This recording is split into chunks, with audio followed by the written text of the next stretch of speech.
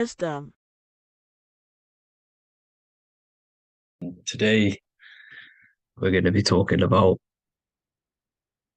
portals, portal symbolism, what portals are, okay, and how they show them to us, because they have to tell you the truth, guys. This is the thing with the universal law. They have to tell you the truth, and they tell you through symbols, they tell you through movies, and different things like that. But let's jump straight into this. So first, I want to talk about the Freemasonry symbols. Okay, so first we got, obviously this is some Freemasonry art, but notice how you've got the ladder with a key. Okay, so this is ladder symbolism with a key. So maybe this is talking about ascending. Okay, because look, because this is ascending into the heavens, because it's a ladder with humans going up it with a key. In order to ascend, you must have the key. Okay, so what else do we have with a key? Well, the Netflix show Lock and Key, which is all about portals and keys. Because what the keys do, they open doors, gateways. Okay. So what's interesting about this is that they've got this key here, which represents the Kundalini energy rising up the spine. Okay. But we'll come back to this. But it's that same portal key symbolism. We've also got the Vatican. The Vatican is in the shape of a key. Okay. So you can see the start of it here and the end. So this is key symbolisms. Keys open doors. And notice how it's got the 8-pointed star. Okay. What is the 8-pointed star? Okay. We'll come back to this. This all ties in, guys. I'll break it all down for you. But then you've also got the god Janus. Janus, okay, is known as the god of the doorways. He's an ancient god of Rome, and they worshipped him. However, he's not a god, he's more like a high level ranked demon. Because he is the god of the doorways. And notice how he's got two faces. Because doorways always have two sides. You're going into somewhere, there's always two sides of a door. And he's always depicted with two sides of a face and a key, because he holds the key to the doorways, to the portals, to other worlds and realms. Okay, as you can see, he's always got two faces and a key. Okay, so how? So now we have the Sumerians, the Anunnaki, and they are always depicted with the two faces. Why do they have the two faces? Because they're symbolizing doorways, and the Anunnaki come to Earth through doorways and portals. So these are what these gods are symbolizing in their artwork. But they always have the 8-pointed star. Okay, what is the 8-pointed star? You see how they always have. Look, let me try to find another one. It's the 8-pointed star. This 8-pointed star is Polaris. Okay, Polaris, just like the Vatican has the 8-pointed star with a key. Polaris is the center star. Polaris is a fixed star, it doesn't move. Okay, so the Anunnaki symbol is also the 8-pointed star. So this is symbolizing the portals and doorways that they come through in in order to get to the earth. But Polaris is that center star which does not move. It's always symbolized with the 8-pointed star. just like a compass. Why is a compass the 8-pointed star? Because at the center of our realm is where the most electromagnetic energy is stored. As you can see, we have an aura field, an electromagnetic aura field. So does the Earth. And in the center, so like our heart, for example, is where the most energy is stored. And like the center of the Earth, this is why all compasses point to the center, because this is where the most electromagnetic energy is stored. It's at the center of our realm. Okay. So like I was saying with the lock and key series, see this here? The Kundalini energy rising up the spine, just like your Kundalini energy rising up the spine. Let me try. I can't zoom in. But you know what I'm trying to say here. Let's go back to Polaris. Because at the center is where pole. Can you see the pole of electromagnetic energy? Polaris, the North Pole. It's symbolized. The truth is in the words. It's like a pole of electromagnetic energy. And this is where the aurora borealis comes from. Notice how it's got the word aura in it, because it's the Earth's aura, electromagnetic field, just like you have an aura, also known as the northern lights, because it's coming out of this center hole in the center of our realm, where the black sun is. And this is where the electromagnetic energy is coming up from. And this is what the aurora borealis is, or the northern lights. It's just electromagnetic energy. And it's symbolized through our symbols, the original O, okay? Because it's like a pole through the middle, Polaris. So this Polaris is the sky vault. It's the portal into this realm, because this is what the Anunnaki are always talking about, always symbolize it with the 8-pointed star. And just like a compass, it's the 8-pointed star pointed to the center, to Polaris. Okay. See here on the Sumerian tablets with the 8-pointed star again. And how we know it's talking about portals with this 8-pointed star is because CERN 666 are opening up portals to the underworld, letting in demonic entities into this realm. How do we know it's a portal? Because their Hydro Collider has 8 points, just like the 8-pointed star. So they are creating synthetic portals to the underworld to let these demonic entities into our realm. But what is the key? Because if we're talking about ascending through Polaris, notice how here on the masonry art, this luminary here, so this is the sun, that's the moon. This is Polaris because it's a luminary with what?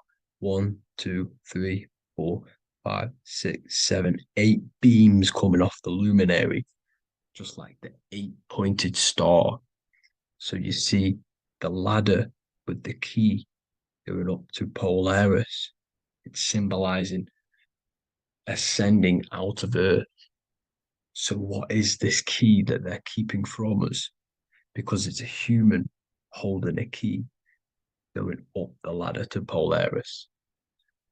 Well, chakras. We have 7 chakras. Okay, so this is what they are telling us in the lock and key symbolism. The Kundalini energy rising up the spine. Okay, just like they have 33 vertebrae on the back of your spine. Okay, this represents the Kundalini energy going up your 33 33 vertebrae, just like in Masonry has 33rd degrees. Okay. So what is the key? Your chakras. Your chakras have to be unlocked. Okay, you have to unlock your chakras. And you can't unlock this one without going through this one. You have to go through them all. It's like a ladder, just like Jacob's ladder. You can't go from the bottom to the top. You have to unlock each one. Okay, just like you have 7 chakras, you have 7 layers of your aura. Okay, you have to unlock your chakras to the highest point in order to reach Christ consciousness. And this is the key that they're talking about. They're symbolizing the organic portal within each and every one of us to ascend out of this realm. Okay, so this is the key that they're talking about, and they're holding back this knowledge to keep us trapped in this 3D realm. Okay, so like I was saying with the 33 vertebrae and the Kundalini energy coming up the spine, 33 vertebrae, you can see this sort of symbolism going up to the light, because it's the light you see here. Your crown chakra turns on and becomes enlightened, just like the Illuminati symbol. Can you see it? But also, Jesus also died at 33. So this is symbolizing, okay? They're symbolizing the death of the ego, the body. So once you open up your chakras and reach Christ consciousness, which is your 33rd vertebrae, once your Kundalini energy goes up your 33rd vertebrae, your body technically, not physically, but spiritually dies, because you then become formless. You reach Christ consciousness. So then you can travel other worlds. Okay. This is what they're talking about with Vatican, 8-pointed star, and the key. Janus with the key.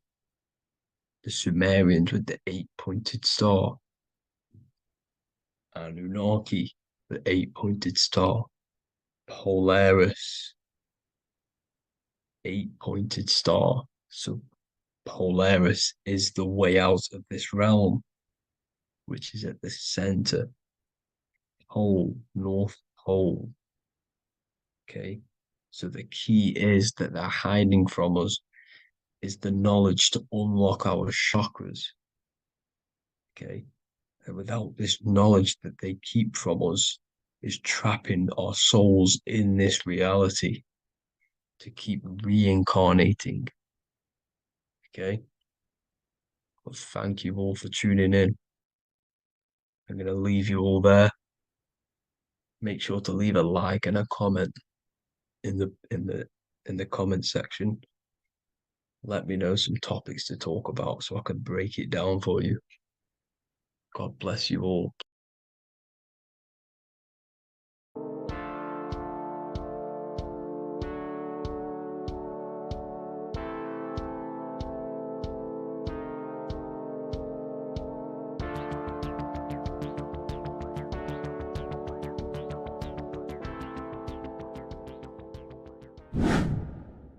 Hello and welcome to another video, people.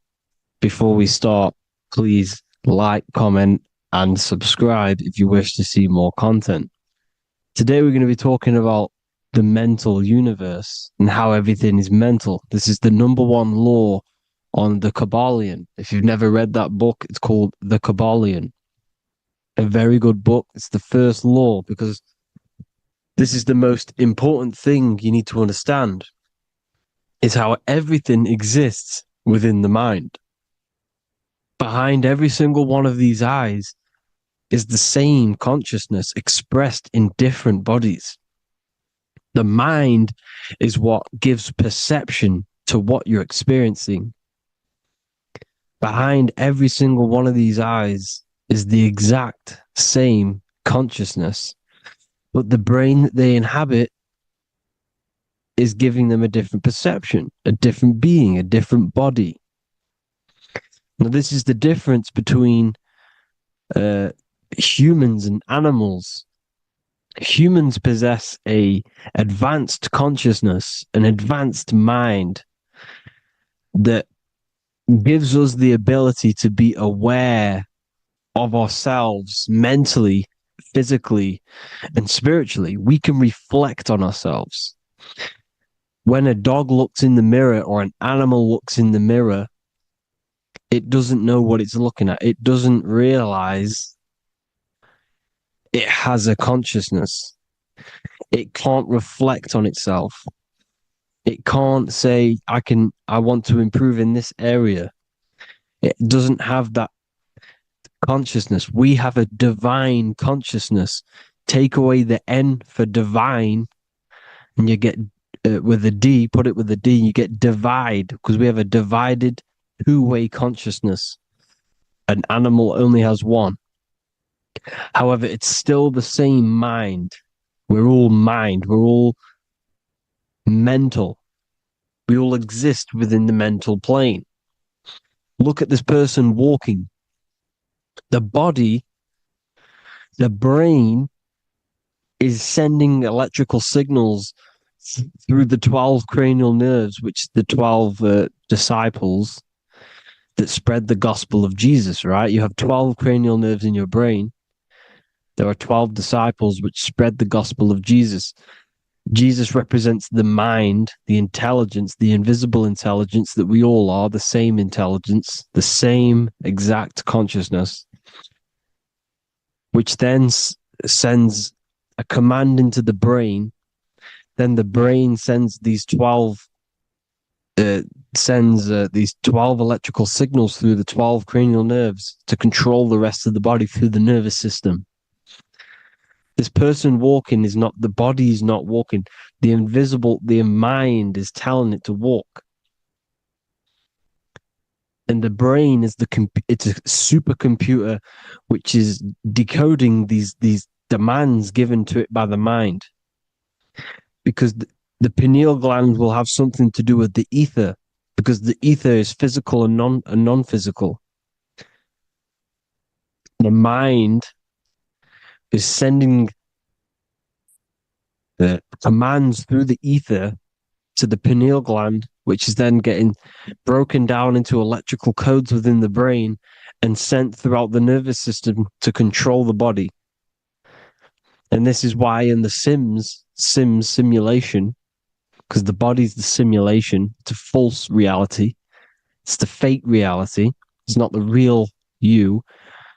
You are formless. There is no form. But the third dimension is a dimension within your mind.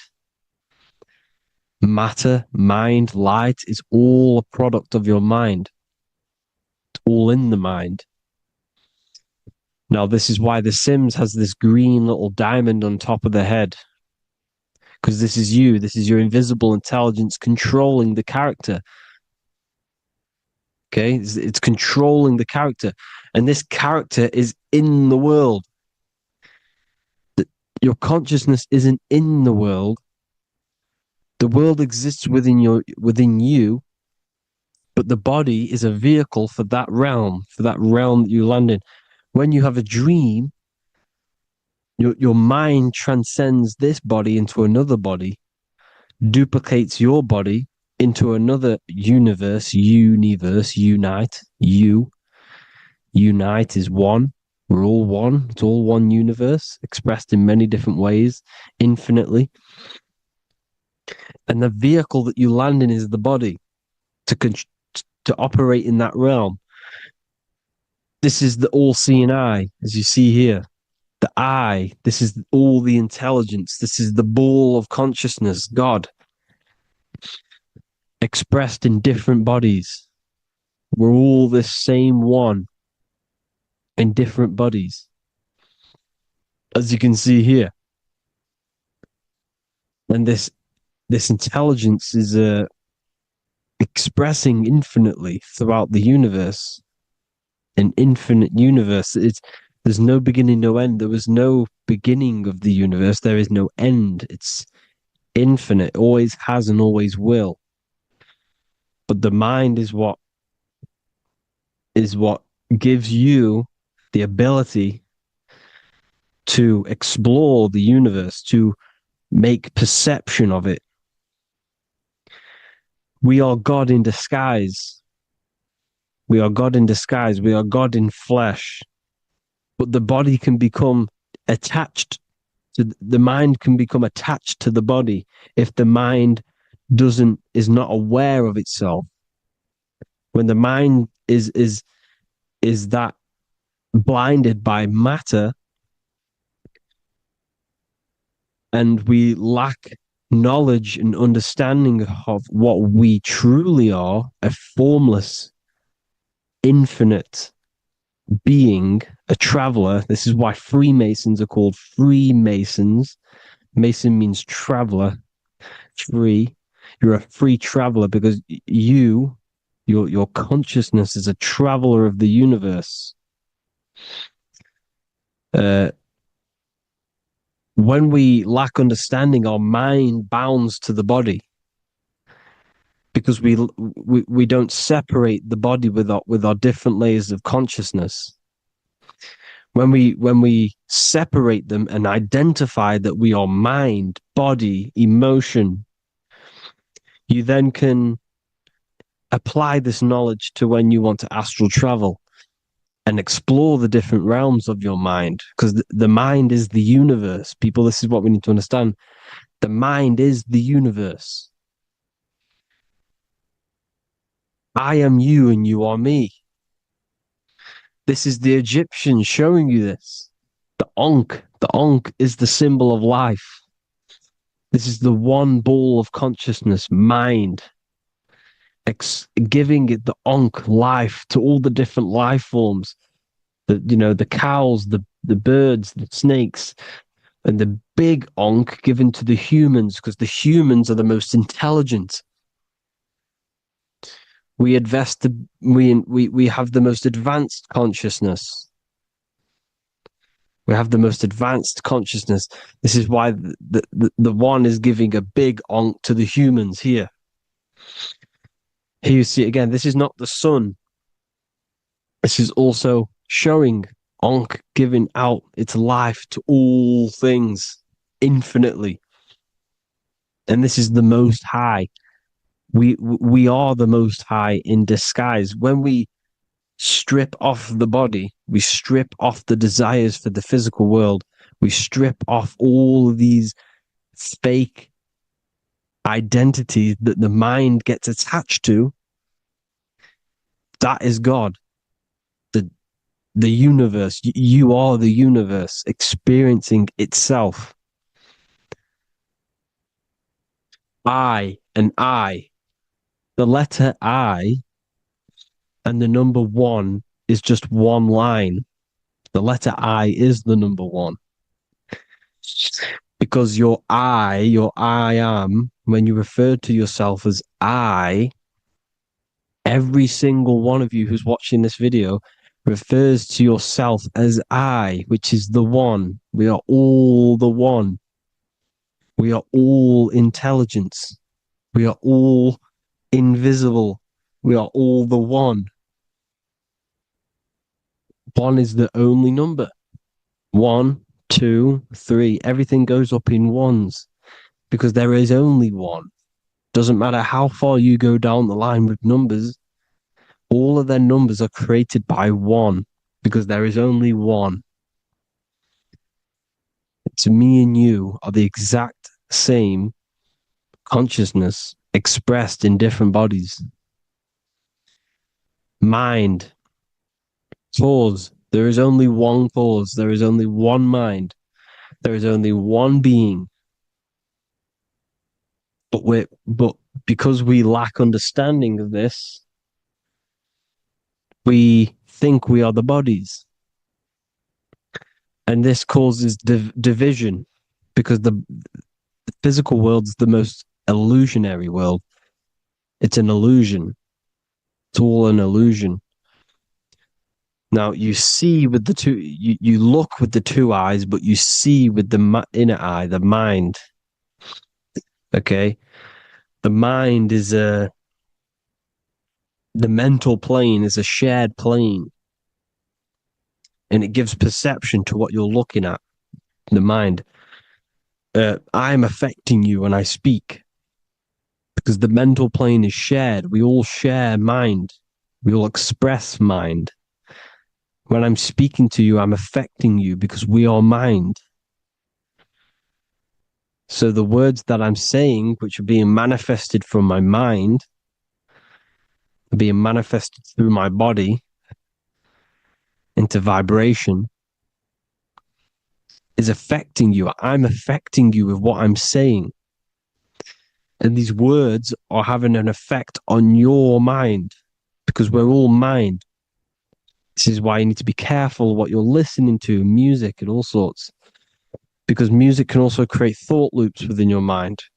Because the chorus, we shouldn't be listening to choruses. Choruses are loops. And what they're saying in the chorus is being looped. And this can create thought loops within your mind. Go and listen to an old song that you used to listen to about 5 years ago, 10 years ago, 20 years ago. Go and listen to an old song, and you guess what? You will get nostalgia. Why will you get nostalgia? Because that song will trigger the thoughts that you were thinking in that time of listening to that song. So songs with choruses create thought loops, and they reprogram your subconscious mind. It's important why music is very powerful. Mind and mind, same word. See, language is the truth, people. This is why I use language in all of my presentations, especially the English language. It's riddled with occult truth. I is my me, I, you and me are I, one. We are not the name, we are I. Every single one of you is I because we are all the one, all mind. Now, the only thing that is truly mine is my mind. When you say something is mine, it's an illusion. It's not yours. The only thing that is mine is mind, my mind. Okay? It's my mind. It's the only thing. It's the same word, mind and mind. Like I said before, everything's one. Hot and cold is different degrees of the same thing, of the one substance, of degrees. The 7 colors are different frequencies of the one white light. Everything is one. There is only one. We are all one. Everything is one. Hot, cold, day, night. It's the same degree of one, which is mind. The mind's perception is what's giving it, labeling it hot or cold. The mind's perception of colors is what is giving it red or purple, hot or cold. There is only mind. The mind gives things perception. There is only one, that is mind. The conscious and the subconscious mind. The male and the female, these are married. The subconscious mind is your hidden part of the mind. Okay, it's hidden. You can access it through different meditations and Reiki teachings. And dreams are manifestations of your subconscious. This is how you know mind and matter are one, because your mind creates matter in dreams. Your subconscious manifests everything in a dream, in the astral realms. The conscious is what you're conscious of, what you're consciously thinking of. So me, I am conscious that I am speaking into this mic and creating this video My subconscious mind is the hidden part of the mind, which is speaking to my heart, telling it to beat. It's telling my food to digest. It's regulating all my blood. It's doing everything in my body without me being conscious of it. Without me being conscious. The subconscious is the feminine. The conscious is the male. The Bible, of course. Proverbs 12:4. Helpful, not helpful, an excellent wife is the crown of her husband, but she who brings shame is like rottenness in his bones. In the same way, husbands should love their wives as their own bodies. He who loves his wife loves himself. You can take that physically, you can take that literally, or you can take it metaphysically. See, the Bible's written in such a way where you can take it as your level of realization. He who loves his wife loves himself. If you love your subconscious, if you love yourself, you speak good about yourself because your subconscious takes everything literally. If you say, I hate you to someone, the subconscious does not know the difference between me and someone else. It only thinks me, me, me. Why? Because mind is the only thing that exists. You are mind, I am mind. If I say I hate you, you're saying that to yourself. Your subconscious picks that up and says, I hate myself. And that's telling your subconscious that's what you want. Because your subconscious manifests 90% of your behavior. The programs within your subconscious. Tying your shoelace is a program. You don't need to be conscious of it. You can just do it because it's a program. It's deeply interwoven in the subconscious. Driving your car, texting on your phone. You don't have to think about what letter. You just do it because you know where the letters are. It's a program. Therefore, if you look after your subconscious, they are a married couple. It's your wife. Your subconscious is your wife. And it manifests 90% of your daily basis thought patterns, actions, behaviors, emotions, all the things that you all the trauma that you've experienced is stored within your subconscious, which is affecting you. So let's say you were in a car crash 10 years ago, and you had a really traumatic event, you really hurt yourself, and you had a very, very, very strong emotion that you felt of pain, that will still affect you today. And why? Because it will manifest into your behavior. How? Well, you'll be cautious of what cars to go in and who. You'll be cautious because of that event that stored within your subconscious, because of that feeling you felt was so painful and so strong. It's still manifesting into your behavior today. For example, you won't go in certain cars, you won't go with certain drivers. The subconscious stores everything, all your memories, the programs, and everything. So if you trick the subconscious, that's how you manifest your life. If you trick the subconscious, you already have something. And therefore, it will manifest into your life, into your behavior, thoughts, and actions. This is why the golden rule is to treat others like you want to be treated. Because I am you and you are me. We are all subconscious. We all have subconscious. Whatever I do to you, I do to me. Because my subconscious picks that up and thinks I'm speaking to me. Mind is very powerful. Whatever I do to you, I do to me. Treat others like you want to be treated. The golden rule. That is the only rule we need in this realm, in the universe.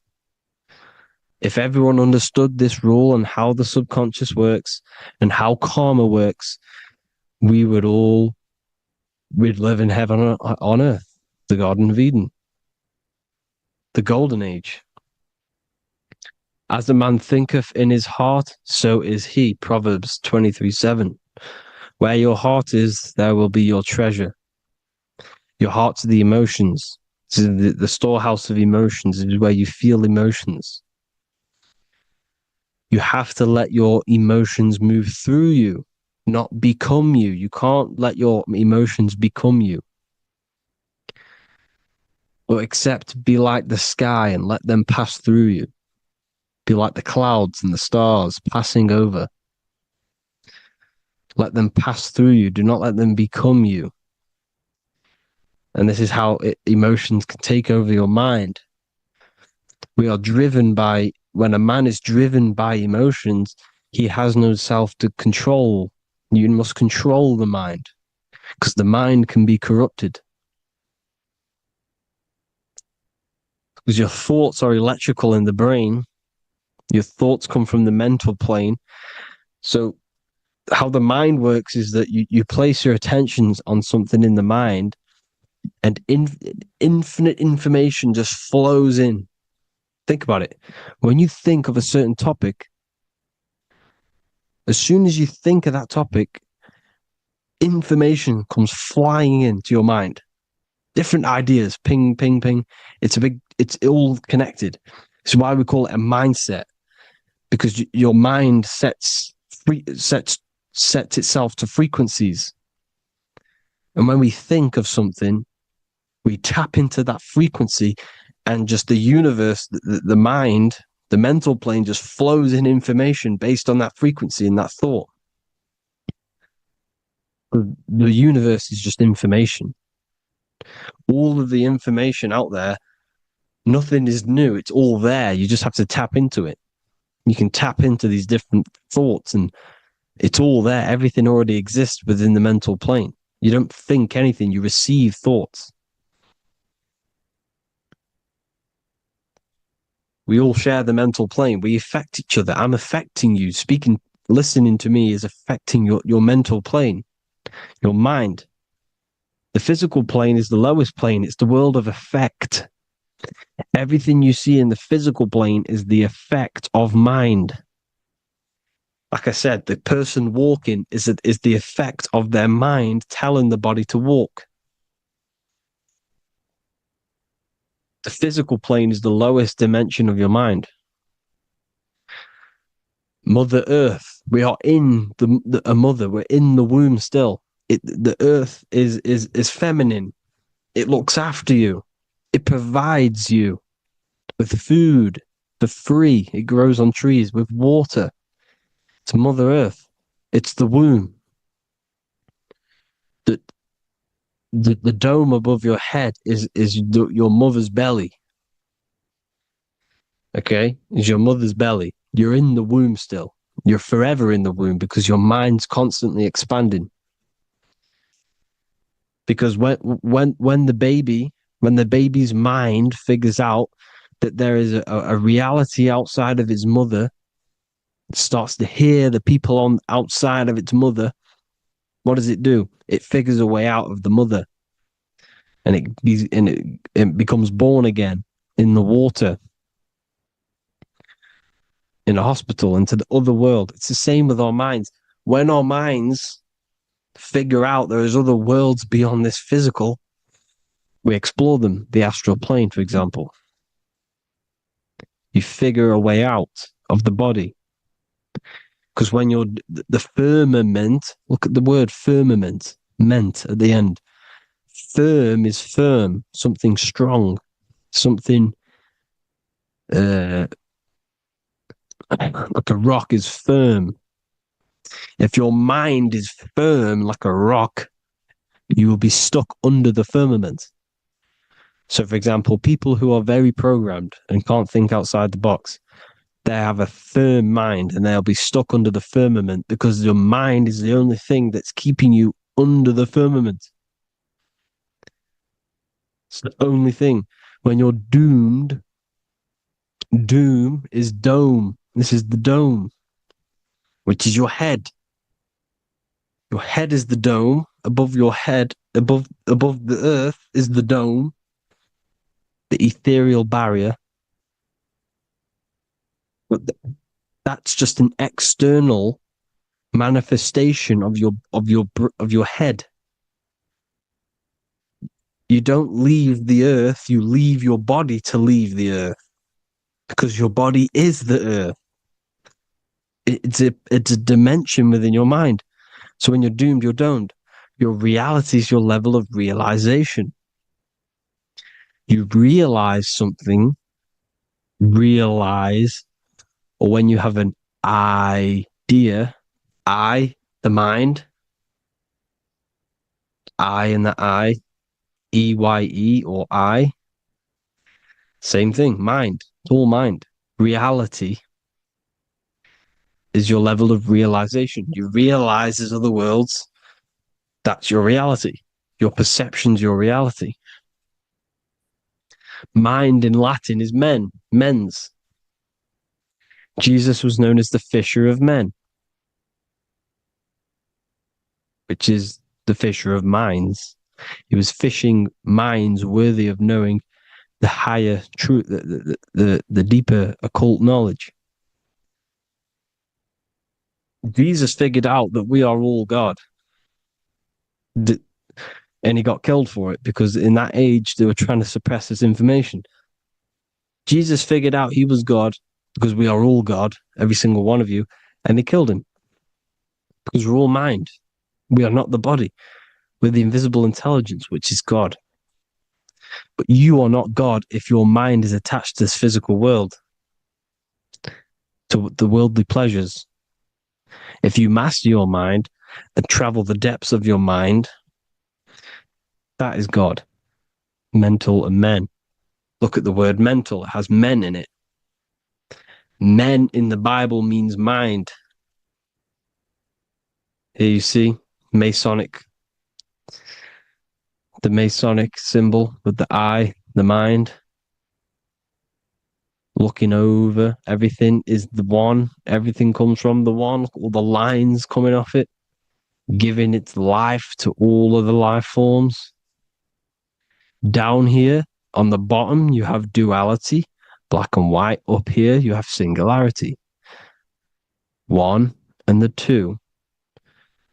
Unification and division. The lower self is divided into the left and the right. So the Bible even says, I forgot what verse it is, but it says, it's better to go through life with one eye than to have two and be cast into the fiery abyss of hell. I'm not sure what verse it is, but you can research it yourself. It's better to go through life with one eye, to be unified consciousness, dimension. No brainer. The language tells you the truth, people. Dimension. The dimensions are in your mind. Entertainment. Entertain the mind. Disappointment. It's all in the mind. Environment. The environment that you are in is a product of your mind. Within, rearranged spells high twin. Within is your mind, and your external world is mirrored from the decisions you make in your mind. Advertisement, commitment, it's all meant, it's all mind. Everything is mind. Everything. So, this is important. The collective thoughts and collective beliefs.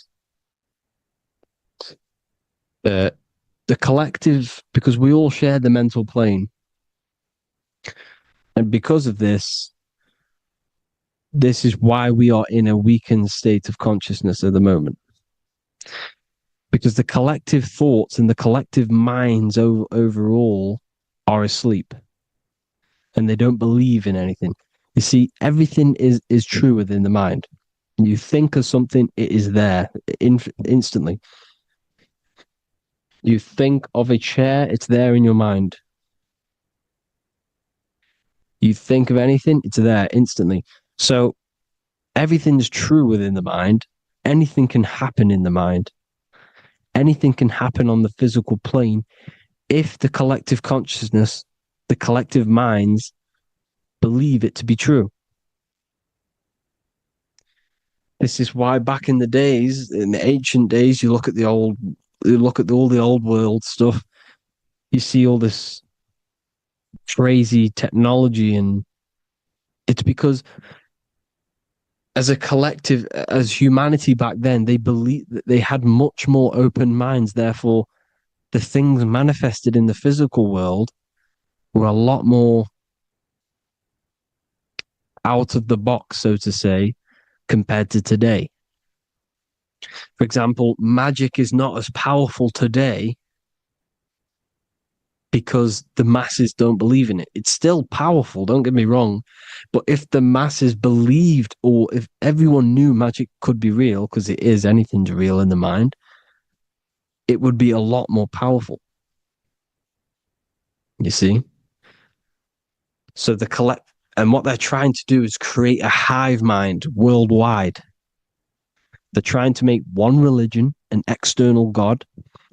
What happens when you worship something external? You give energy to it, because where attention goes, energy flows. Where your mind gives attention to, energy goes there.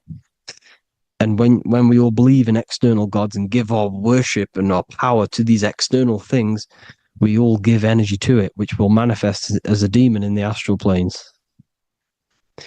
It's a hive mind. They're trying to make a hive mind to summon our energy. Trying to summon our energy. And it through mind, through collective thoughts. The hive mind. They want one religion, one government, one currency, one belief system. And that will create a hive mind, which will limit our consciousness, which will limit what we can do in the physical world.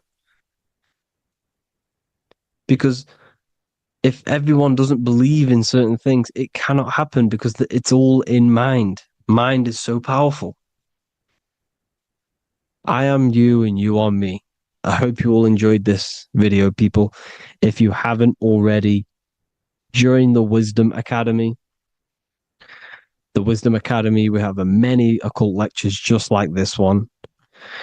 Also, we have just launched Mindwave Hub. If you want genuine frequencies, genuine binaural beats, because the ones on YouTube, the ones on Spotify, Apple Music, they're all tuned to A440 hertz, which shuts down the right hemisphere of the brain.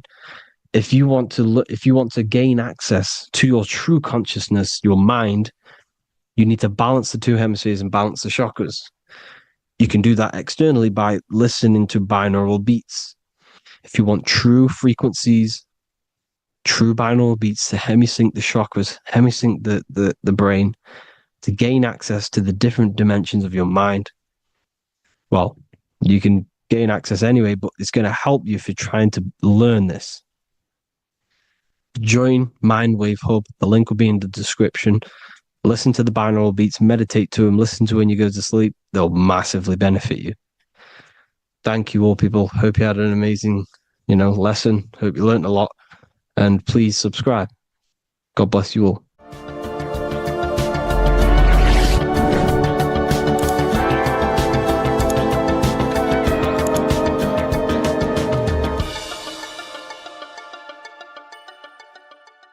Welcome to Revival of Wisdom. Today we're going to be breaking down Saturn worship and how the occult are linked in with Saturn. Okay, so first of all, let's start with the celebrities. All these celebrities are doing 666. Okay, covering the one eye, which also symbolizes the all-seeing eye, which is another occult symbol. But we're focusing on the 666, the 6 with the 3 fingers. Also, we have CERN with the 666 within their logo. Also Disney, okay, as you can see here, 666 within their logo. Pepsi, Coca-Cola, and even Cadbury's. Monster Energy with the 666 in Hebrew numerals. Unleash the beast. So what is 666 to do with Saturn? Because on Saturn, on their north pole of Saturn, there is a 6-sided hexagon, okay? So Saturday is named after Saturn Day, the 6th planet. It is also the 6th day of the week and has a 6-sided polygon on its north pole, 666. Not only that, when you create a star out of the hexagon, you will create a 6-pointed star, okay, with 6 triangles within the star and a 6-sided hexagon, which all adds up to 666. Okay, so this is why all these symbols contain 666. So why do they worship 666? Saturn. Because Saturn is the god of time and death, okay, and order and lessons. Okay, Saturn is a very cold and dry being. That is the 6th planet from the sun. Okay, Saturn represents the winter, which symbolizes death. Okay, because all nature dies within winter because the sun's not there. So it represents darkness and death. It rules the zodiac sign of Capricorn. Okay, so in the celestial cycle, Saturn is always opposite the sun. So it's the opposite of the sun. So they're worshipping this energy which is death-like. Okay, this god which is death and does not bring life. Okay, and also is the god of time. Okay, also in the Roman and in Greek it's called Chronos. Okay, which is just a translation for time. It's also known as the Father Time, aka the Grim Reaper. Okay, the Grim Reaper. Keep that in mind. We'll come back to this. Here are some more logos for Saturn. Okay, NAG, Internet, Wi-Fi. Okay, all these occult logos all worship Saturn. They are a satanic occult. They worship this death god, this evil god. Okay, this is where the cube now comes in. Okay, because what color is associated with Saturn? It's black, because it's the absence of light. It's opposite the sun. So black is the color associated with Saturn. Each planet has its own color associated with it. Okay, so when you make the cube, okay, as you can see here, the cube out of the polygon, it creates what? A black cube. Okay, and the Kabbalah, okay, Kabbalah means cube, Allah means the god, the cube god. These religions are secretly worshipping this cube god, the god of death, Saturn, Satan. It's the same entity behind it all. Okay, so also we have these black cubes in Australia, Denmark, all around the world, these black cubes, because this occult is worldwide. It's Saturn, Satan taking over this realm. Okay, also with this black cube, they walk around it like the rings of Saturn. It's around the black cube of Saturn with the rings, they walk around in circles. What are circles? Cycles. What is a cycle? Time. The time god. This is why it has a ring around it, because it represents time, cycles. Okay, and this is another depiction of Saturn, always depicted with this Reaper staff. Okay, keep in mind this staff, just like we associated it, aka the Grim Reaper. The Grim Reaper also wears a black robe, representing Saturn with the same staff. Can you see it? This is where it comes in. Okay, the same thing, look, the same staff with the black robe, black representing Saturn, the god of death. Okay, the Grim Reaper, Satan. Okay, also when you graduate from university, what do? You wear a cube on your head, a black cube with a black robe. This is Saturn worship. See, this is how Saturn, Satan, has tricked the world into worshipping him, not God, the sun, which represents God. So what is a corona? Because a corona is a crown, a circle, okay? A set of concentric circles of light seen around a luminous body. So Saturn. So this is why they used to worship Saturn by wearing crowns in ancient days, and we still do to this day. The king or queen has a crown, a corona. Also, corona, the drink. Corona adds up to 666, just like Saturn is 666. But like you see in the corona, you see the staff. You see this staff, just like the staff of Saturn, the Saturn god, like the Grim Reaper, with the black robe and the staff, just like the Saturn god. What is the Grim Reaper? It's a killer. It represents death, just like Saturn, the god of death and time. So all these occults and secret societies all worship the 666 god, which is Saturn, Satan. All of our energy is being put into Saturn. Okay, and Saturn, Satan, is harnessing all of this energy. So gradually, this is what the mark of the beast is. Like it says in the Bible, the mark of the beast, or the name of the beast. Here is wisdom. Let him know that you have to understand and count the number of the beast, for it is 6. It is the number 6 of a man, and is 6. 600, 3 score is 6, 666.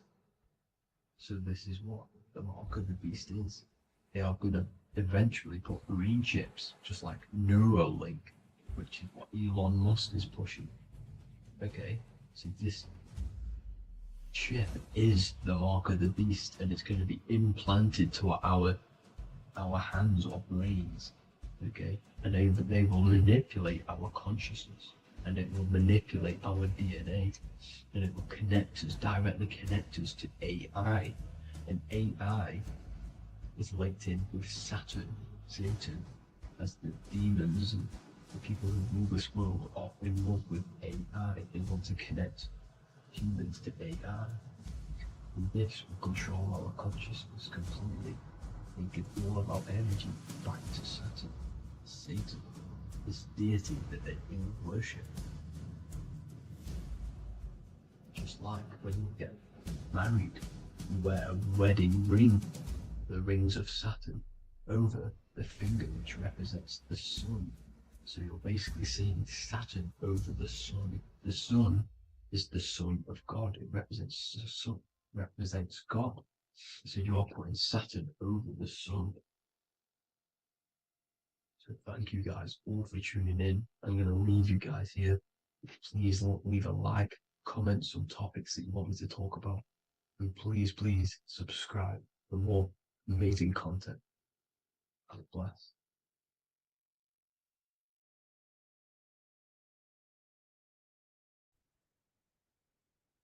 In this video today, we're going to be breaking down some Freemasonic artwork, what we have here on the screen. And particularly, this is called the Freemasonic Royal Arch. Now, this is the archway that we're going to be breaking down. Now, this is what we call complex symbolism. Now, what do I mean by complex symbolism? This consists of many different symbols all together producing one piece of artwork. It's many symbols used together to portray one meaning. Now we have checkered floor, we have pillars, we have an eye, we have an archway. This is all complex symbolism. It's painting a picture, an overall symbol. Now, when we're talking about Freemasonic symbolism, it's all about how to gain enlightenment and more self-awareness. Now, that is the aim of Freemasonry, of the spiritual path that you are walking, consciousness and gaining higher awareness, because this is the eye. The eye is conscious. The eye sees, it perceives. It's about gaining more consciousness, more light, more awareness of yourself, understanding of your power, the power of the mind, the power of yourself, the power of the body. Okay, so this is symbolism and instructions. These symbols are hiding instructions on how to gain higher awareness, which is symbolized as light. Okay. So when we look at this image, the thing that stands out the most is that we have these two pillars. We have a left and right pillar. The left pillar represents masculine forces because normally we have like a sun here and a moon here in their different artwork. But in this one, we don't have a sun and moon. Okay. So everything in the universe has masculine qualities and feminine qualities, including consciousness. Okay, so remember, this is all about gaining more consciousness, gaining more understanding. We have masculine traits of consciousness and feminine forces of consciousness. Okay, so the left masculine force of consciousness would be direct action, the physical world, the physical body moving. That's a masculine force. Okay, and what else? We have action. We have the material world, the material body.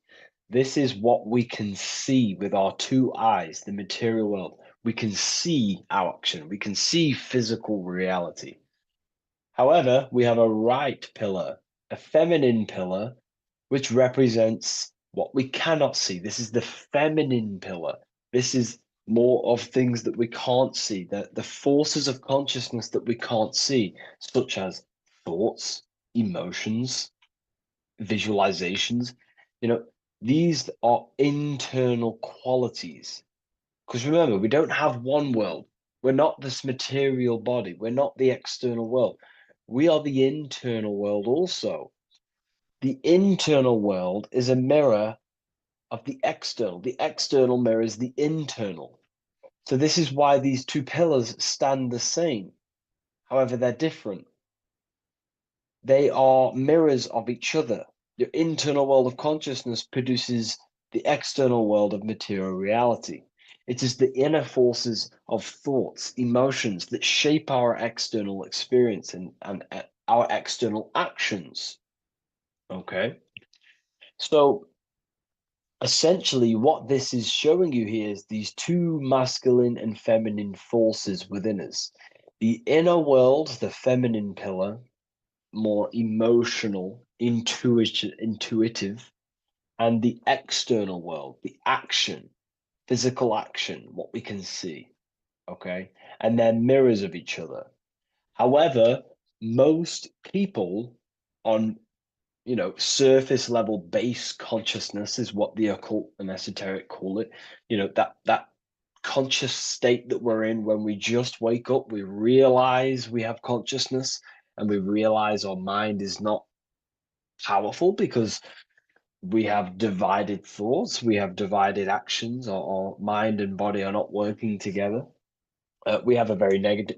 When we become awakened, we realize that we're in an animalistic state, a divided state of consciousness. This is what we're looking at here. This chessboard, the checkered board. It's black and white. It's duality. It's opposing. This symbolizes consciousness. Remember, symbols are symbolic of you, nothing external, but the state of your consciousness. This represents base level consciousness, hence why it's on the ground. The ground represents low. It's at the base, it's the surface, it's the ground upon we rise upon. We have to climb these pillars, remember. We climb these pillars towards the archway, the eye. Now we're going to break that down later. So the black and white checkered board is confusion. It represents base level earth consciousness. It's me versus you thinking. A lot of the world is stuck in this. They think, they're stuck in their ego. It's me versus you, when in fact we are all part of the whole. We're all part of an infinite awareness, an infinite consciousness. We're all actually one. We're all one. But on this chessboard down here, it represents base level thinking, base level consciousness, base level awareness. It's you versus me. We see life through the ego of of selfishness, pretty much. This is the internal division where our inner world is not aligned with our external world, where our mind or internal thoughts are not being acted upon. Now, and that's not to say, oh, you should act on every single thought, because we all have intrusive thoughts. However, if you say you're going to do something in your internal thought and in your mind, the body needs to be a follow-up of that. You need to have honor within you that your body acts out the mind's will, the mind's desire. If you say you're going to start something, you need to start something. You should not have the contradiction between the inner and the outer world, which is this division you're in. If you say you're going to better your life, which is what Freemasonry and the spiritual path is about, bettering your consciousness, mastering your mind, and leveling up your awareness. Okay, you have to do what your internal world is saying. You have to act out left pillar action, your internal world. You need to build a connection between the mind and the body. The mind is the monarch. It is the command center. It is it's above all forces. The mind is the force the body needs to obey. If you want to get out of this division, you have to align your mind's will and desire with your body's actions. You have to act according to rise above this base level consciousness. Okay. So what we're looking at here is how to achieve wholeness, singularity, unity consciousness is what they call it in the occult. Unity consciousness, where there is no external physical body and internal mental body contradiction. There is no contradiction between the feeling of doing good and the action, because we all have a feeling in our soul. Our soul communicates to us the right thing to do at all times. We all know the right thing to do at all times, and that is a feminine force of consciousness. That's the right pillar. We must act on what we know and feel is good at all times in order to climb these pillars towards unity consciousness. Okay? We must, upon the feeling of doing good. When we're in an environment, we feel inside whether we should be here or not. Whether on your phone, you know intuitively whether you should be on your phone or doing something else, studying, reading, whatever it is. Your higher mind tells you what is right and what to do at all times. You know you shouldn't be on your phone wasting time subconsciously and on an emotional, intuitive state, which is a feminine internal quality, a right pillar quality. And the body's not acting out this. It's not acting it out. The body's on TikTok. The intuition is telling you to reach the higher mind. That's the division. That's base level consciousness. Okay. And in order to climb these pillars, we have to act according to our internal intuition to build these bridges between left and right. The inner world and the outer world need to be synced, not divided down here. This is the division. That's base level consciousness. If you want to gain higher awareness, you want to gain personal power, mental power, you have to become a strong force. You have to gain a strong connection between the inner and outer, the intuition and action, the mind, the higher mind, with the physical body.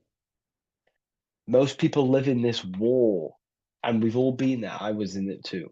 We all begin here in this internal war. It's the same war between Jesus, Satan, Horus, Set, day, night, good, evil. That's the war between the mind, the body, the higher mind and the body, the intuition and the body. There needs to be bridges built between the two so that you align the left pillar with the right pillar to gain higher wisdom, higher awareness, higher powers. Because when the mind is contradicted, when your mind says it wants to do something, and you want to build the business, you want to study the occult, you want to reach your higher mind, the best version of yourself, but you don't act upon that, that is internal contradiction. The mind is not powerful in that state. The mind cannot direct its creative power, its forces, if it can't direct these forces into manifestation to create things in your life. You know, as you are aware, if you've watched my videos, you are a creator, you are a co-creator, a spark of the mind of God, and you are here to create and expand. In order to use the power of your consciousness, the power of your mind, the forces of your mind correctly, and to direct it with force, direct it efficiently, you have to align the inner and outer world, building the bridges to gain higher awareness, to gain higher power, to find out more about yourself and why you are here. Because remember, we're all being guided by our intuition. That is the true spirit guide. I don't like saying spirit guide. Spirit guides are not real. There's no force outside of you guiding you.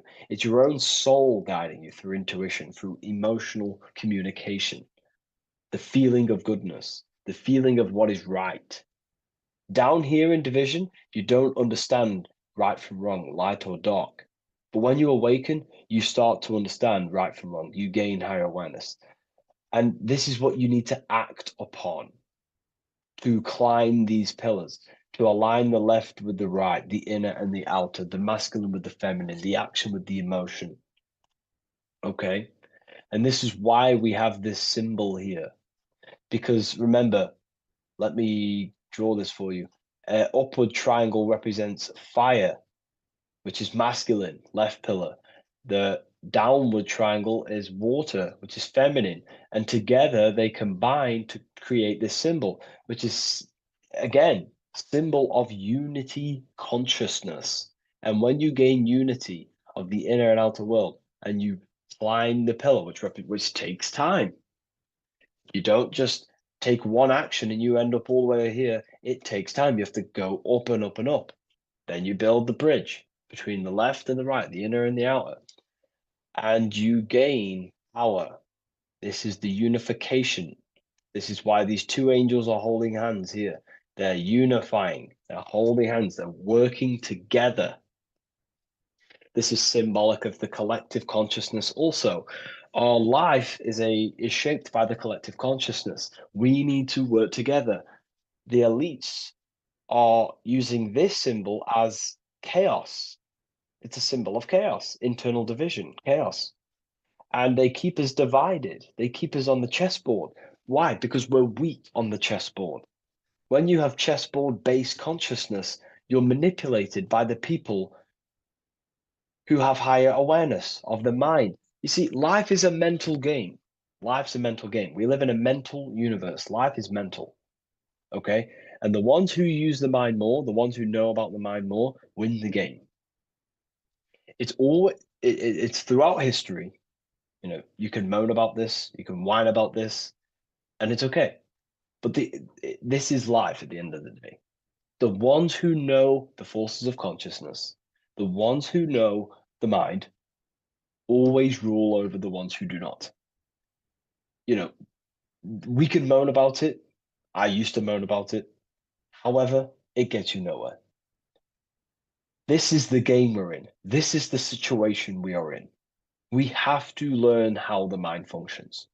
And if we do not, you will be moved by the chess master, by the people with higher awareness, and you will be stuck in division, you versus me, light versus dark, racism, division, all just division tactics for us to be manipulated. Because we're not working together, that's when we're easy to be manipulated. So in this state down here, you're easily manipulated because you don't know how your mind functions. You have a base level awareness. You know, you live to survive. In fact, you're not living. You're just experiencing. Okay. You don't question whether you have consciousness or not. You take consciousness and life for granted. Okay. And you don't realize the power of consciousness and the forces of consciousness and the forces that are shaping your life, such as thoughts and emotions and visualizations. Okay. So I was there too. Everyone begins at this point. It's okay. If you're at this point, that is completely fine. I'm not, saying anything bad. We all start at this base level and we rise up. Okay, and we have to take action. So this is the, a massive misunderstanding in the spiritual community today is that, they just most people just focus on the left pillar, meditating, visualizing, trying to manifest things, or they sit around visualizing all day, hoping something's going to change. Action is just as important as visualizing and meditation. It's just as important. They come hand in hand. Masculine, feminine need to be unified. Okay. This is why we have these tools up here, right? We have the spade and a pickaxe. These are Masonic tools. The spade does what? It digs. It digs down. Because these are tools to lift ourselves out of this base level consciousness. We have to dig ourselves. We have to actively, masculine force, action, dig ourselves out of our lower mind. We have to shovel we have to destroy our old self. We use the pickaxe to destroy action, our old mind, our old thinking habits, our old actions, our old, emotional chaos. We have to actively destroy our old self. Okay. And the spade represents shoveling. Why is the spade on the right side? This is the feminine pillar. This represents our subconscious mind. We have to actively seek into our subconscious mind, dig deep into ourselves, and question, why am I taking certain actions? Why am I posting on social media? Am I seeking validation? Where are these actions coming from? Am I actively seeking a relationship with someone to actually love them? Or am I actually secretly, subconsciously fulfilling a childhood trauma of being alone? We have to actively seek within our subconscious and question and go deep within ourselves with the spade to question, where are these lower actions, these low level actions coming from? What forces are driving our actions that are keeping us stuck in the lower mind, in the division?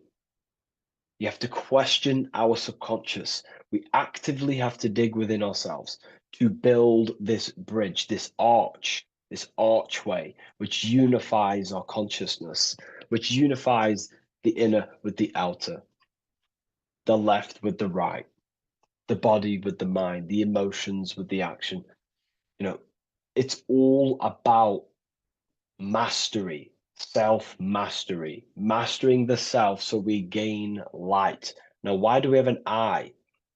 The eye needs light to perceive. Your physical eyes on your brain and your head needs the sun. It needs light to see so you can see into the world. But a single eye represents the mind or consciousness, awareness, right? So it represents light, and the mind needs light. Light is symbolic for information. Okay, light is symbolic for information. The mind needs information to perceive truth. So when we say someone's intelligent, we say they're very bright. So the physical eyes need light to see, and the mind needs information to perceive. Same thing, symbolic. And when we align the left with the right, the masculine with the feminine, we gain higher light of awareness. You gain deeper understanding of your consciousness, who you are, what you are. You gain deeper awareness of the power of your consciousness, the power of the forces of consciousness. You gain more light, more power, personal power. Now, it's up to you how you use that power. Do you use that power to manipulate others because of the others that are not aware of your, forces of consciousness? Or do you use that power to create goodness in life? That's completely up to you.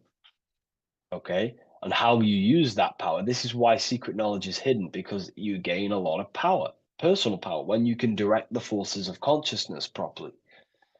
They're very powerful. In fact, it's the most powerful force in the universe, consciousness. It is. It shapes all things. It's created all buildings, all creations. Okay, so I hope this has gained you a better understanding. Please leave a like, comment, and a subscribe to the channel. And I'll see you all in the next one.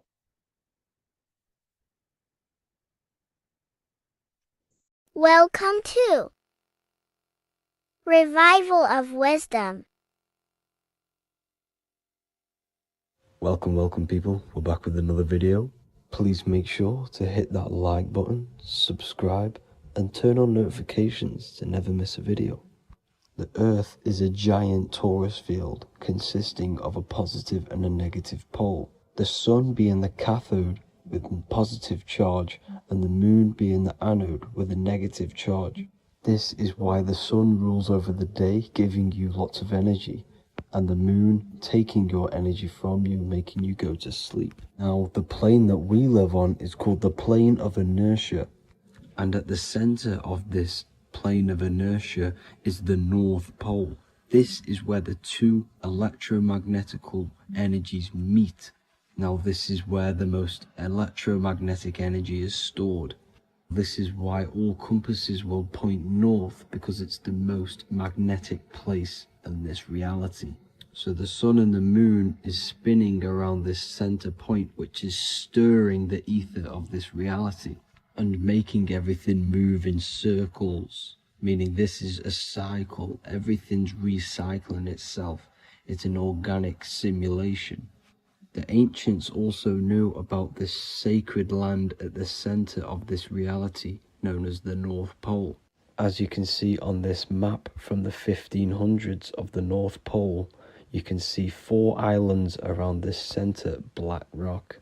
Ancient civilizations like the Mayans, the Buddhists, and ancient Chinese also depict these 4 islands. The endless symbology of these sacred lands at the center has been going on for thousands of years. These sort of secrets are now kept by the elites, but as always they have to show the truth in plain sight, and this is what they are doing with the Windows symbol and also the Wizard of Oz. Now in the Wizard of Oz, as you can see, there's something called Munchkin Land. Munchkins are these unusually short people.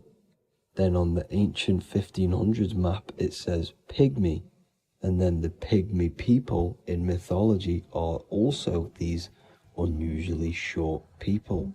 Just like Santa and his elves, they come from the North Pole, and elves are these unusually short people. These stories that we are told about Santa and Munchkins are putting truth in plain sight about this sacred land. This sacred land at the center of the earth is where the aurora borealis comes from and is being emitted from this black hole in the center, also known as the black sun. The aurora borealis is the earth's aura, hence why it has the word aura inside of it. It is the life-giving essence to all life within this realm. As this dualistic reality we live in consists of both physical and spiritual, the black sun is like our sun for the spirit. It's our spiritual umbilical cord, connecting us to the spirit realm. And the rising sun is the opposite. It's our sun for our physical 666 carbon suits, known as our human body, our physical aspect. As it states in the 40,000-year-old emerald tablets, deep in Earth's heart lies the flower, the source of the spirit. The flower of life is as thine own place of spirit, and streams through the earth as thine flows through thy form, giving off life to the earth and its children. So the North Pole is the core of this spiritual reality, and the closer you get to it, the more spiritual and lucid it becomes.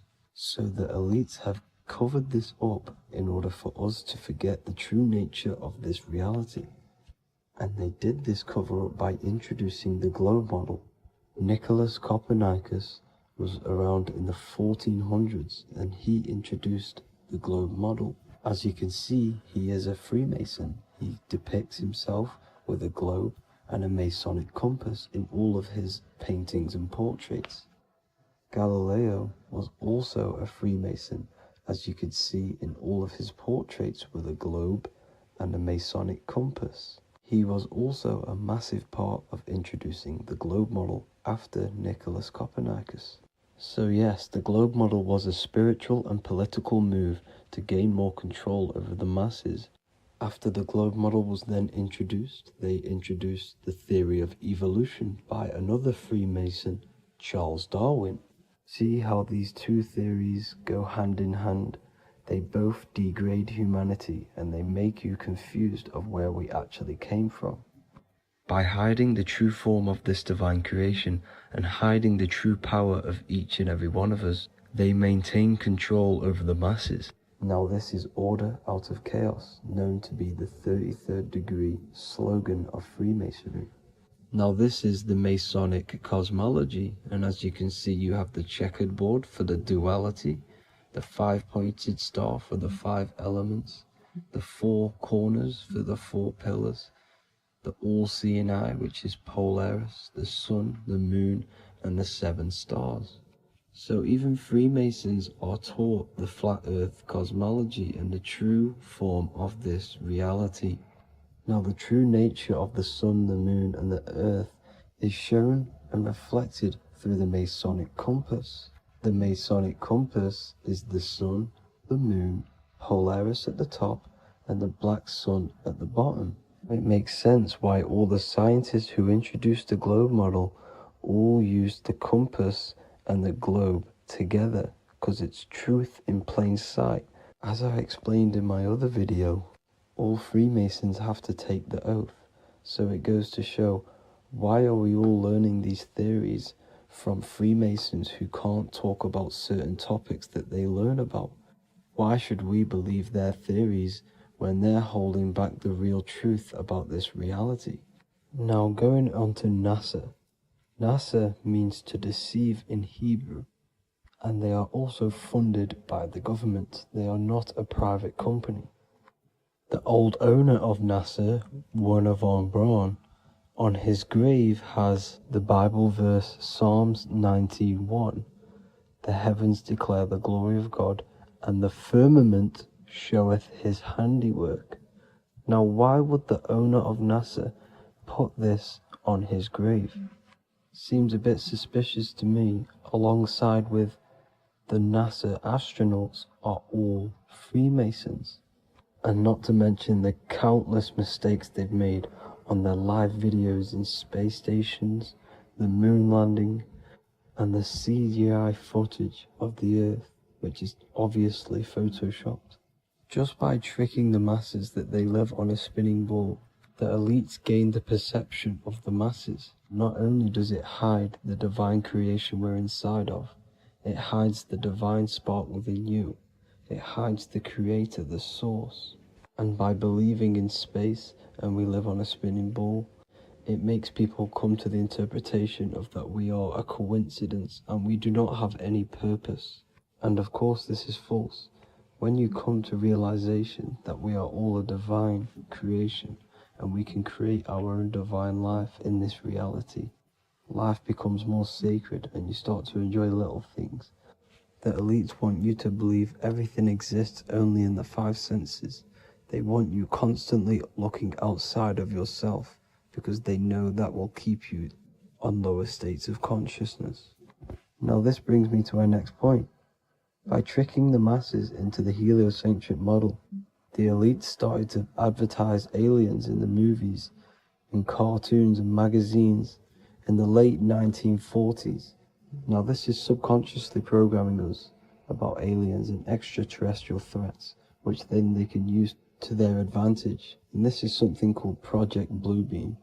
They are more than likely going to fake an alien invasion to push this 2040 agenda, which is for one government and one ruling currency. That's it for this video, guys and girls. Hope you all enjoyed. Please make sure to leave a like and a comment. God bless you all.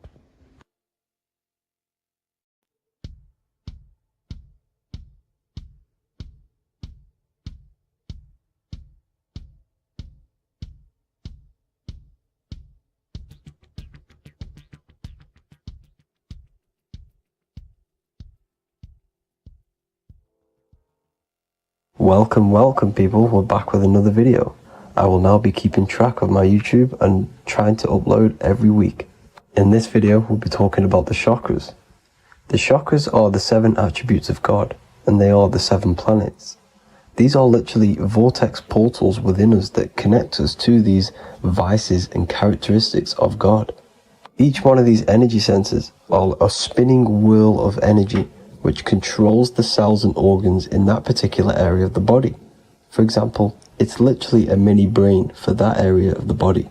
Each chakra has a vice which you need to turn to a virtue in order to climb up through the system. They work like a stairway system. You have to go through each chakra in order to unlock the one above. This process is turning matter into spirit as you descended from spirit to matter. Saturn is Satan, that's why it's the lowest chakra, and that's why the devil is red, because red is the lowest vibrational color. When you are in these lower states of consciousness, you are in your animal nature. This is your physical side of your nature, and you are mainly being driven by your animal instincts or your ego. Moving back to your higher self or your spirit self is not an easy process. It takes a while. However, with discipline, consistency, and motivation, you can achieve this, and this is what the ancients called Christ consciousness. Once you have achieved this, it is basically a state of mastery of the mind. You no longer lust for the lower animal nature things. Now, let's start with the root chakra. This is located at the base of your spine, and you can feel this chakra by tensing your anus. This energy center is in control of your survival needs, your vitality, your stability, and security. Now, if this chakra is unbalanced, you will feel insecure, fear, anxiety, unstable, low self-esteem, anemia, over or underweight, and constipation. In order to balance this chakra, you need to feel grounded, embodied, stable, calm, centered, a sense of safety, and trust in yourself and the world around you. The next chakra is the sacral chakra, which is located around the belly button area. You can feel this chakra just by sucking in your belly. This chakra is to do with relationships, self-worth, creativity, empathy, and most importantly, sexuality. This is the most important one in order to start to raise your vibration overall, is giving up the over-sexualized nature. In order to balance this chakra, you need to come into harmony with all the toxic relationships that you have. Get rid of the fear, the anxiety, the isolation, and 100% get rid of the over-sexualized nature. Lust is one of the most lowest vibrations you could possibly feel. It is literally manifesting hell. In order to work on this chakra, you need to feel self-worth. You need to do creative things, empathy, healthy relationships, and 100% being confident.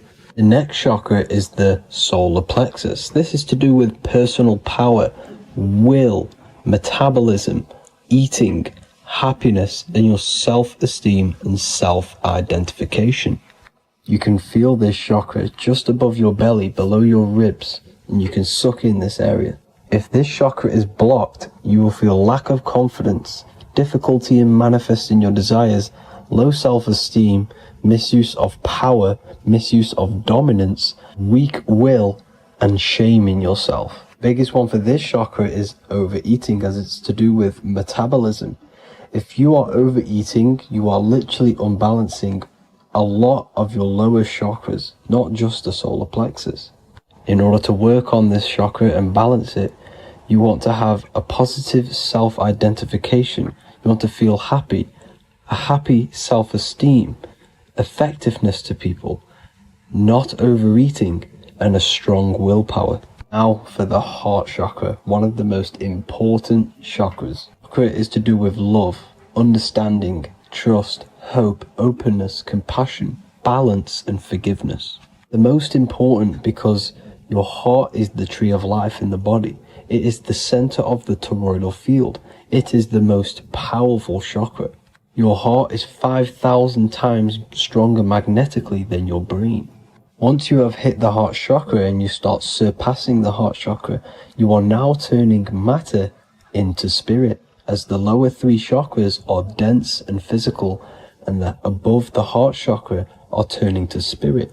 As you can see already, This is a hard and long process of working on yourself physically and internally. The symptoms of a blocked heart chakra would be lack of love or too much love, difficulty to accepting or giving love, lack of compassion, loneliness, and lack of emotional fulfillment. Finally, a lack of connection with a divine or to nature. In order to balance this chakra, the most important thing and the most powerful thing you can do is loving people, accepting and giving lots of love. Second most important thing to balance the heart chakra is balance. You need a balanced life. You need balance in all aspects of your life. Now for the throat chakra. This is a very important chakra as it's to do with communication. A symptom of this being unbalanced is a lack of self-expression and putting on a front all the time, acting with the ego. In order to balance this chakra, you need to constantly self-express yourself. You can't be putting on a front. That voice inside your head, you have to let it come outward. Don't just block it off with a wall. Self-expression will lead to you gaining friends who actually like you for being you and not these fake friends that you have to put on an ego for. In order to balance this chakra, you need to express yourself, express the word that's within you. Don't be lying to people, don't deceive or be deceptive. The next chakra is the third eye chakra. This is starting to get very advanced and you are coming very close to spirit. Just before we head on, I want to announce the PDF is now available, containing all the presentations I've ever made, all into a condensed 38-page PDF. The link will be below this video for you to access. And if you want to learn how to create reality using your mind, how to attract your desires, how to get out of the situation you are in, the link will also be there for the Manifestation Mastery course. Now for the third eye chakra. The third eye chakra controls the pineal gland, which is your first eye. It's to do with your psychic abilities, channeling, telepathy, astral travel, visions, and connection to the higher self. You need all of the chakras aligned to get the full potential out of your third eye or pineal gland chakra. For example, if you're astral traveling and you fear something, you will be instantly shot back to your body. So you need to master all of the chakras before you go on and try and do these higher spiritual activities. Symptoms of the third eye chakra being blocked is lack of imagination, lack of vision, lack of concentration, blocked or clouded intuition, can't see the big picture, and especially overly reliant on logic and intellectual thinking. A good way to work on this chakra is imagining things, vision things. Trust your intuition at all times. Always follow that inner voice. Cut out the tap water which contains fluoride. Fluoride blocks the pineal gland. And cut out all junk food because all of this is affecting your pineal gland. When in meditation, you want to focus your eyes and your attention to the center of your head between the two eyebrows. This is where the pineal gland is located. This will help and awaken the pineal gland over time when you keep doing these meditations. Finally, for the crown chakra, this is to do with universal consciousness, all-knowing, enlightenment, cosmic connections, the God source. This chakra is blocked by being cut off from spirituality, plagued by the senses, being tricked into the five senses and being tricked into thinking you are the body. In order to work on this chakra, you need to feel grounded. You need to know yourself, your real self, the voice within you. Have common sense. Have specific decisions that you're making. Be very direct. Now we've got out of the way all of the chakras, I can now introduce methods and meditations which will help you unblock them spiritually. When meditating, you want to get into the present moment in a nice, comfortable position. Bring yourself to the present moment by saying, I am here right now, nothing else matters. Keep repeating this over and over with your eyes open or closed. After a couple minutes of bringing your attention to the present moment, you can now start to breathe in through the nose deeply and breathe out through the mouth slower than you breathed in. Place your attention on the chakra that you want to balance. Think of a high vibrational emotion like love, and think of this while placing your attention on that chakra. You can do this exercise every day for 10 to 20 to 30 minutes. The longer the better. Another practice you can do is by chanting the Bijis for each chakra. They are here starting from the root chakra all the way to the crown chakra. Or you can chant the 7 vowels. There are not 5, there are actually 7. A, I, A, O, U, M. A,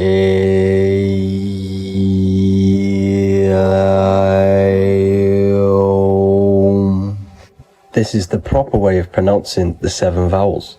These are so powerful because these are the only things that exist. It is literally the sound of God. By pronouncing them right, you can actually create a lot of power within you and align your chakras. That's it for this video, people. I'd appreciate a comment and a like to help the algorithm. I appreciate you all. Love and light.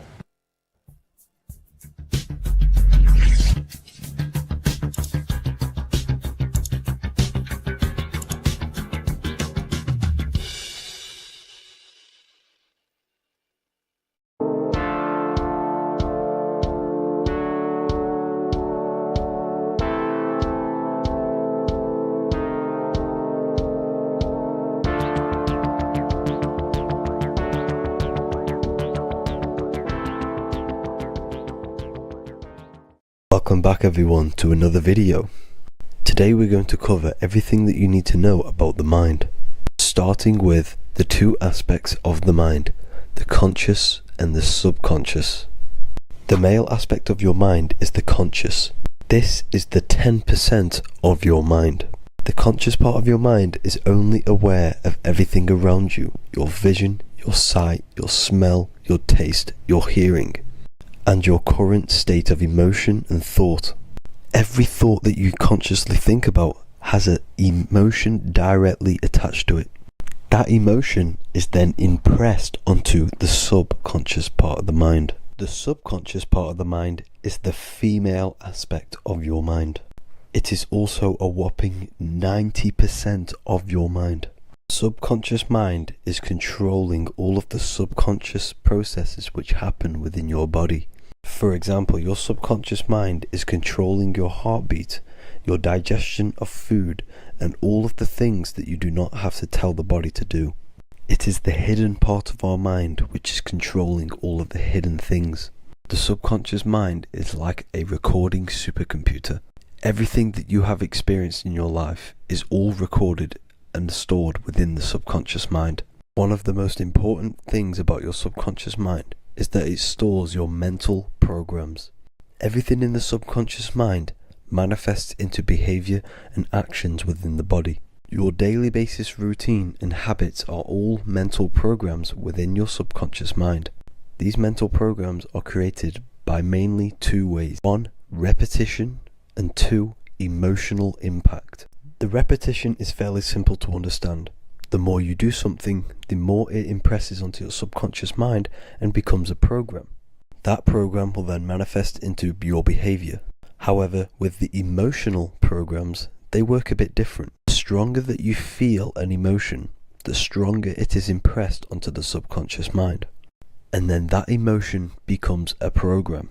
For example, you had a very traumatic moment happen when you were a young child. The emotion that you felt was so strong in that moment that it impressed into your subconscious mind so hard that you can recall that moment like it was yesterday.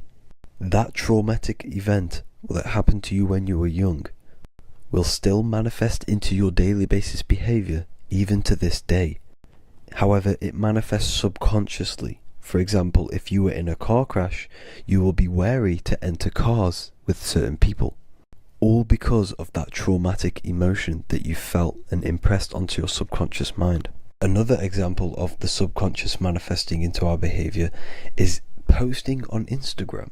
Most of the time, the reason why you post is because your subconscious mind is seeking gratification. So before you actually do something, question yourself and find out the root cause of why you are doing this. Another thing that you need to understand about the subconscious mind is that it takes everything you say in here literally. So for example, if you go and say, "You are an idiot" to someone, your subconscious mind will only pick up the word idiot. It only knows yourself. It doesn't know anyone else. You are casting a spell on yourself just by saying that to someone else. This is why the golden rule is to treat others like you'd like to be treated. Now, you can rewrite these programs which are already in your subconscious mind. However, it does take consistency. You have to change these programs which have been running for years. And by changing these programs, you change your behavior, because these programs manifest into your behavior.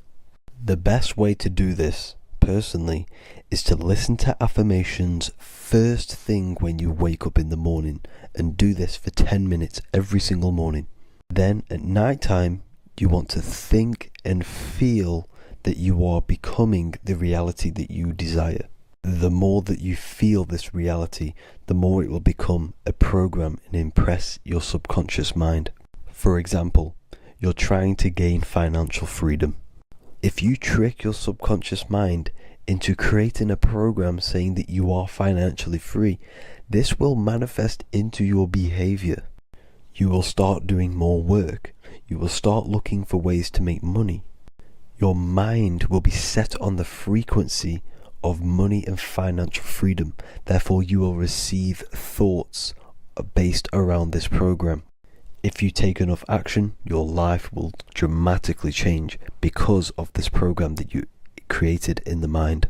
This is why we call it a mindset, because your mind is a frequency tuner which sets its frequency onto different thoughts, because thoughts are frequency. If you fill your mind with a specific frequency, you will gain thoughts and ideas based around that frequency. To create a stable mind, you need to master your emotions. You need to change your mindset. Everything that you experience is neutral. Based upon the mindset that you see it, you either give it a positive or negative charge. By understanding this deeply, you will then control your emotions. I hope you gained some wisdom and enjoyed this video. Please, if you can, leave a comment and a like, and subscribe to the channel if you like this content. Love and light to you all.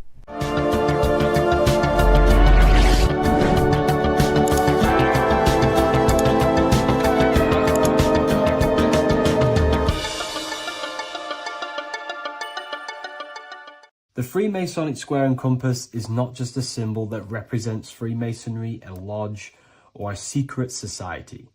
It is a symbol of gaining your own personal power. Now, in this video, I'm going to be breaking down this symbol in the most detail I can possibly go into. Most people live in a state of illusion. They live their life impulsively, acting based on their five senses, tasting.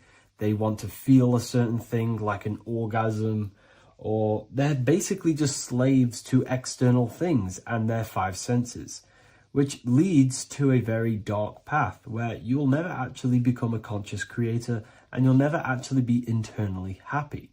The Freemasonic square and compass reveals some deep wisdom about this. Now let me break this down. If you want to gain your personal power, listen up. The Freemasonic square and compass is a compass which is used to create circles. Now, if you notice something about the circle, they have no beginning, no end. You can't tell where it begins and ends. It's eternal, which means this represents consciousness. Now, if you don't know what consciousness is, if you close your eyes, you have an internal world. You have thoughts, emotion, visualization. This is all consciousness, spiritual. Then we have the square. The square creates squares or lines, which represent matter. It has a beginning and an end. You can quite see where the beginning of the end is, right? So we can even link this to Leonardo da Vinci, the Vitruvian Man. We see the man in the square with the circle. The circle is the eternal consciousness, and the man is the square, limited to the physical world. But consciousness is not limited. That's why it's outside the square. This is eternal. The body is mortal. The body will die. Consciousness will never die. If we look even closer at the symbol, we notice in this particular symbol, we have the compass overlapping the square. This is very, very symbolic. This represents spirit over matter, also known as mind over matter, consciousness over matter, the circle over the square. Like I mentioned earlier, most people are slaves to their senses. They go through their day and all they do is chase validation and feelings. They eat all day to feel good, which means they're a slave to their taste. They're slaves to their feeling. They masturbate, which means they're a slave to orgasms and external things. They're literally being governed by the external world controlling their internal world. They're literally living life on autopilot. And don't get me wrong, I was guilty of this too. We're all guilty of this when we join this world because we're not taught this sacred knowledge. Until you actually stop and recognize this, you'll be living life on autopilot, literally not even living. You'll be running off subconscious programs, seeking external validation and being ruled by these five senses. The square underneath the compass represents consciousness on top of matter, which means the internal world is controlling the external world. It is the mind controlling matter and not matter manipulating the mind. In the occult and esoteric world, it's very important that you are conscious of every action that you are taking in your day-to-day life. Never act subconsciously. Always be conscious. What are you thinking? What are you acting? What are you giving your attention?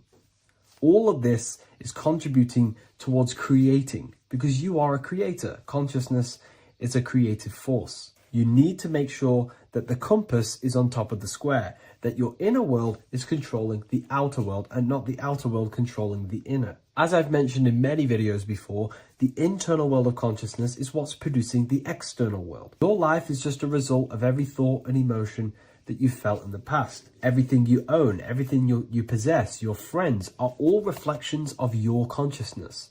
They're all reflections of what you are thinking about.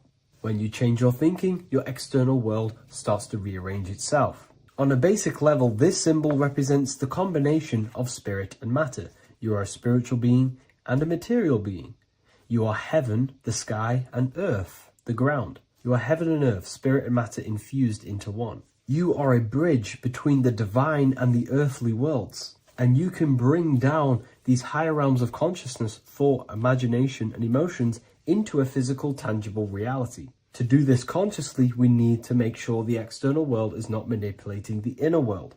Because if your internal world is being controlled by external circumstances, for example, you have a circumstance happen in your reality, an emotion triggers inside of you, and that emotion is a command to create more of that. And the thoughts that you think are creating more of that negativity. So it's a constant cycle of negative manifestation if you let the external world control your internal world of consciousness. So we need to make sure the compass is on top of the square, that the internal world are commands and not reactions to create your external reality. And not only just to create, but to actually enjoy life. If we let the external world bother our internal world, this means that we have some sort of mental or emotional attachment to the external world.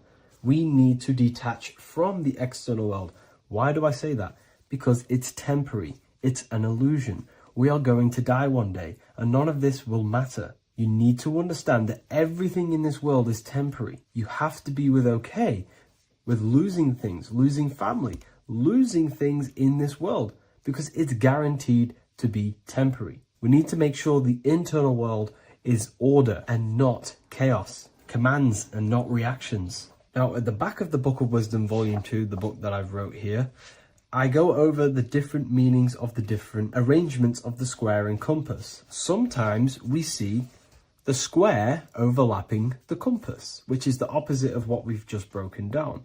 Or sometimes we see one leg of the compass on top of the square and one leg of the square on top of the compass. These are all highly symbolic. When we see the square overlapping the compass, this pretty much represents the beginning of the Freemasons' journey, when their internal world is being controlled by the external. They have a lot of spiritual growth and a lot of learning and inner work to do.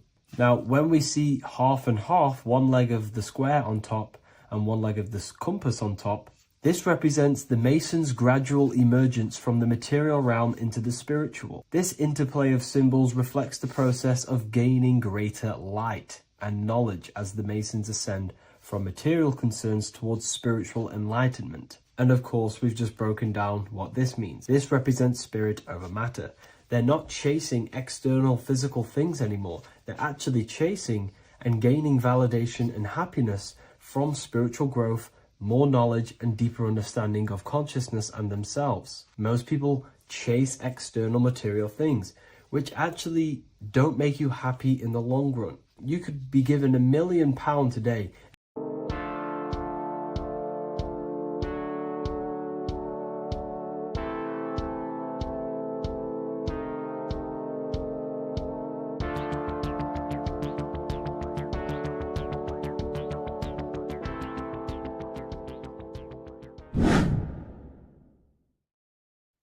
What is up, people? How are we all doing?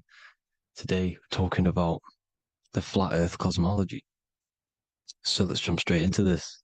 Please drop a follow and leave a like to help the algorithm. So we live in a torus field. Everything's made out of torus fields. And every torus field has motion. It's what it is. It's the motion of energy. And every torus field has a center, which is the black hole. It's a womb of creation. It's counter space.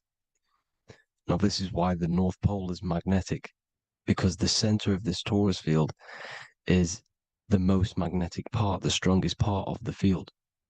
So this is why all compasses will point you to the center. And the Earth's magnetic field is spread across the whole of the Earth. And it's spinning, as you can see here. It's like a tornado at the center. And this tornado is the force which is spinning the sun and the moon around us. You got the sun, the moon, Polaris, just like in the Masonic cosmos here. The sun, the moon, Polaris, the all-seeing eye. Now we'll get into Polaris a bit later, but the sun is the magnetic force. Sorry, is the electric force, because every field is electromagnetic. Now, the sun is electric. It's positively charged. It's gonna give you energy. It's feeding energy. The moon is more magnetic energy, which is taking your energy away from you. And this is why you become sleepy when the moon comes out, because it's taking away your energy. So these two forces is the balance. It's the yin and yang. It's the balance. Everything in this creation is balanced, because the torus field is the Earth is the plane of inertia, the 0 point within the field, because physical matter is a result of two opposing forces equalized on the plane of inertia.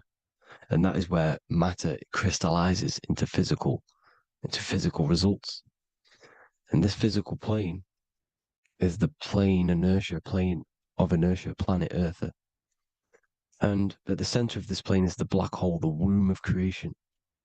And outside of this black hole gives birth to light. So the torus field is constantly rotating, going into counter space, the black hole, and then out of counter space gives birth to the white hole, white light. You see? So it's going around, black hole, birth again, black hole, birth again. And it just keeps going around. It's an infinite cycle of energy. And this is where the infinity sign comes from. This is the motion, this is the force which is creating everything to spin inside of this circle. Okay? And it's making the stars spin. It's making the sun and moon spin around us, around this center point. Now here you see Horus and Set putting their feet inside of this dome. This is the royal arch, the arch of the dome above us, which is like you see in the Masonic cosmos, the royal arch of Freemasonry. This is the dome above us, the firmament that the Bible talks about. You see, they're putting their feet in because Set symbolizes the moon and Horus is the sun. Horizon, Horus. Horus is rising, the sun. So they're both putting their feet around this center magnetic pole, which is the pole, North Pole. And above the North Pole, you have Polaris, the pole of electromagnetic energy. You see? And this is how we get the sun and the seasons. because the sun for us, when it becomes summer, it's on the Tropic of Cancer. Then it spirals outwards, going out and out and out, then goes to the Tropic of Cancer, Capricorn. That's winter for us. Then it comes back in and creates summer again. So it's constantly spiraling around this center magnetic North Pole. You see? So this roof above our heads is the firmament, and this is what they've taken off of us. They haven't physically taken it, but mentally they have taken this away from you. It's a female energy, and this is what the Egyptians called Nut, the sky god Nut. And this is the womb. We are inside God's creation, God's womb, and the woman's womb when she has a baby is a microcosm of this, because everything inside of this creation is macro. It's a reflection of the bigger things, as above, so below. So the dome above our heads is the dome we are in when we are a baby. And you can see the sacred geometry of it is the exact same. It's the dome. And when we are inside of the womb, the woman, the sacred maker, which is the M, the Masonic M, this is the G male symbol. The Masonic M is maker, mason, matter, male. She delivers the male, you see. She delivers the male because it's the maker, the female, the magnetic. The woman is magnetic in nature. The male is electric in nature. So when we are in this womb, the female, we are being fed by the center umbilical cord, by the center of the mother's stomach. We're connected to the center of the woman's stomach, just like we are when we are in the earth.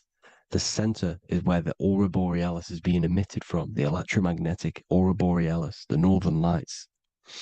This is our spiritual umbilical cord, connecting us to counter space, connecting us to the realms beyond this world. Because at the center of every torus field is counter space. And at the center of the earth is our spiritual umbilical cord. And this is the earth's belly button, as you see. As above, so below. We had a physical umbilical cord. We have a spiritual umbilical cord. And this gets cut when we die, when we're cut away from the physical reality. You see, here's the ancient Egyptian tablet showing this female. You can see the hair, it's a female above us, because the female energy is nurturing, helping, looking after. And that's exactly what the dome is. It's protecting us. It's the Ark of the Covenant, the Ark covering us, you see? And this is what they've taken away from us. By you believing in space, it completely destroys the idea of this being a sacred creation. They've taken the roof off your head, whether if you believe in space, you believe that there's chaos, there's planets, there's asteroids about that could kill us at any moment. But this isn't true. They've made you fear your own creation that you're inside of. They've made you fear what's above you. You see, and it's to hide the power of astrology, the power of the lights in the firmament, which are constantly flowing through the ether. These powers which are above us are sending rays down to the earth, which are influencing our psychology and how we behave. And this is what astrology is. It affects human consciousness. It interacts with our consciousness. And there's a different energy every day because the planets are in different houses, different alignments. And this is, we'll go into this a bit deeper later on. So the world tree, this magnetic North Pole, the pole of electromagnetic energy, was symbolized as a tree, the great tree at the center of the earth. You see? And this tree is symbolized everywhere. You can see here how the center person, this Egyptian person, is holding up the sky. This is the North Pole, the hyperboloid, at the center of every torus field. And this tree was in the Mayan cosmology. This is an ancient depiction. This is the torus field. There's the plane of inertia. Here's the center tree. Here's the tree in the center, the magnetic North Pole, the woman holding the stars. Here's the Hindu with the two birds symbolizing the sun and the moon revolving around this center tree. The Mayan tree, his Horus and Set around the North Pole. They all knew this flat earth cosmology. They knew these secrets. It's so sacred you understand the creation that you're inside of. Because if you don't, you'll be led astray. You don't know where you are. You're lost. You see? And here's the Masonic art with the rays of the stars coming down with the tree in the center. So it was personified as a tree. And we are in Asgard, Midgard, the middle garden, where there's good and evil.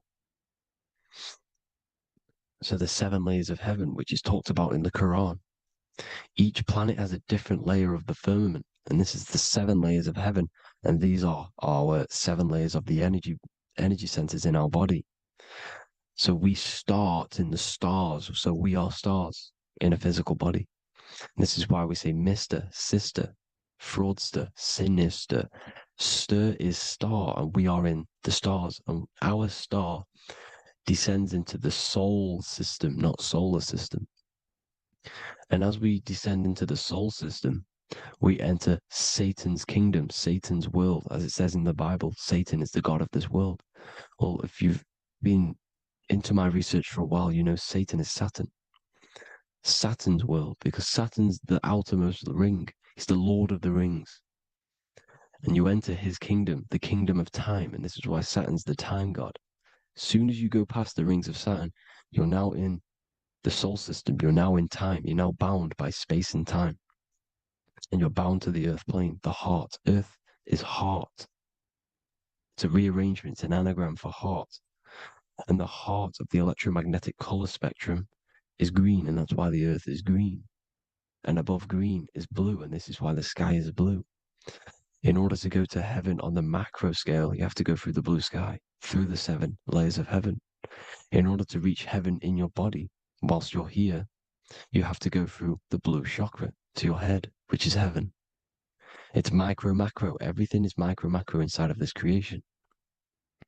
Is an ancient. I think this is a French image, piece of art from the ancient French, with obviously the 7 layers of heaven, which they all depict. And notice how it's like a dome. We'll go into this dome symbolization, the Royal Arch of Masonry, which is next.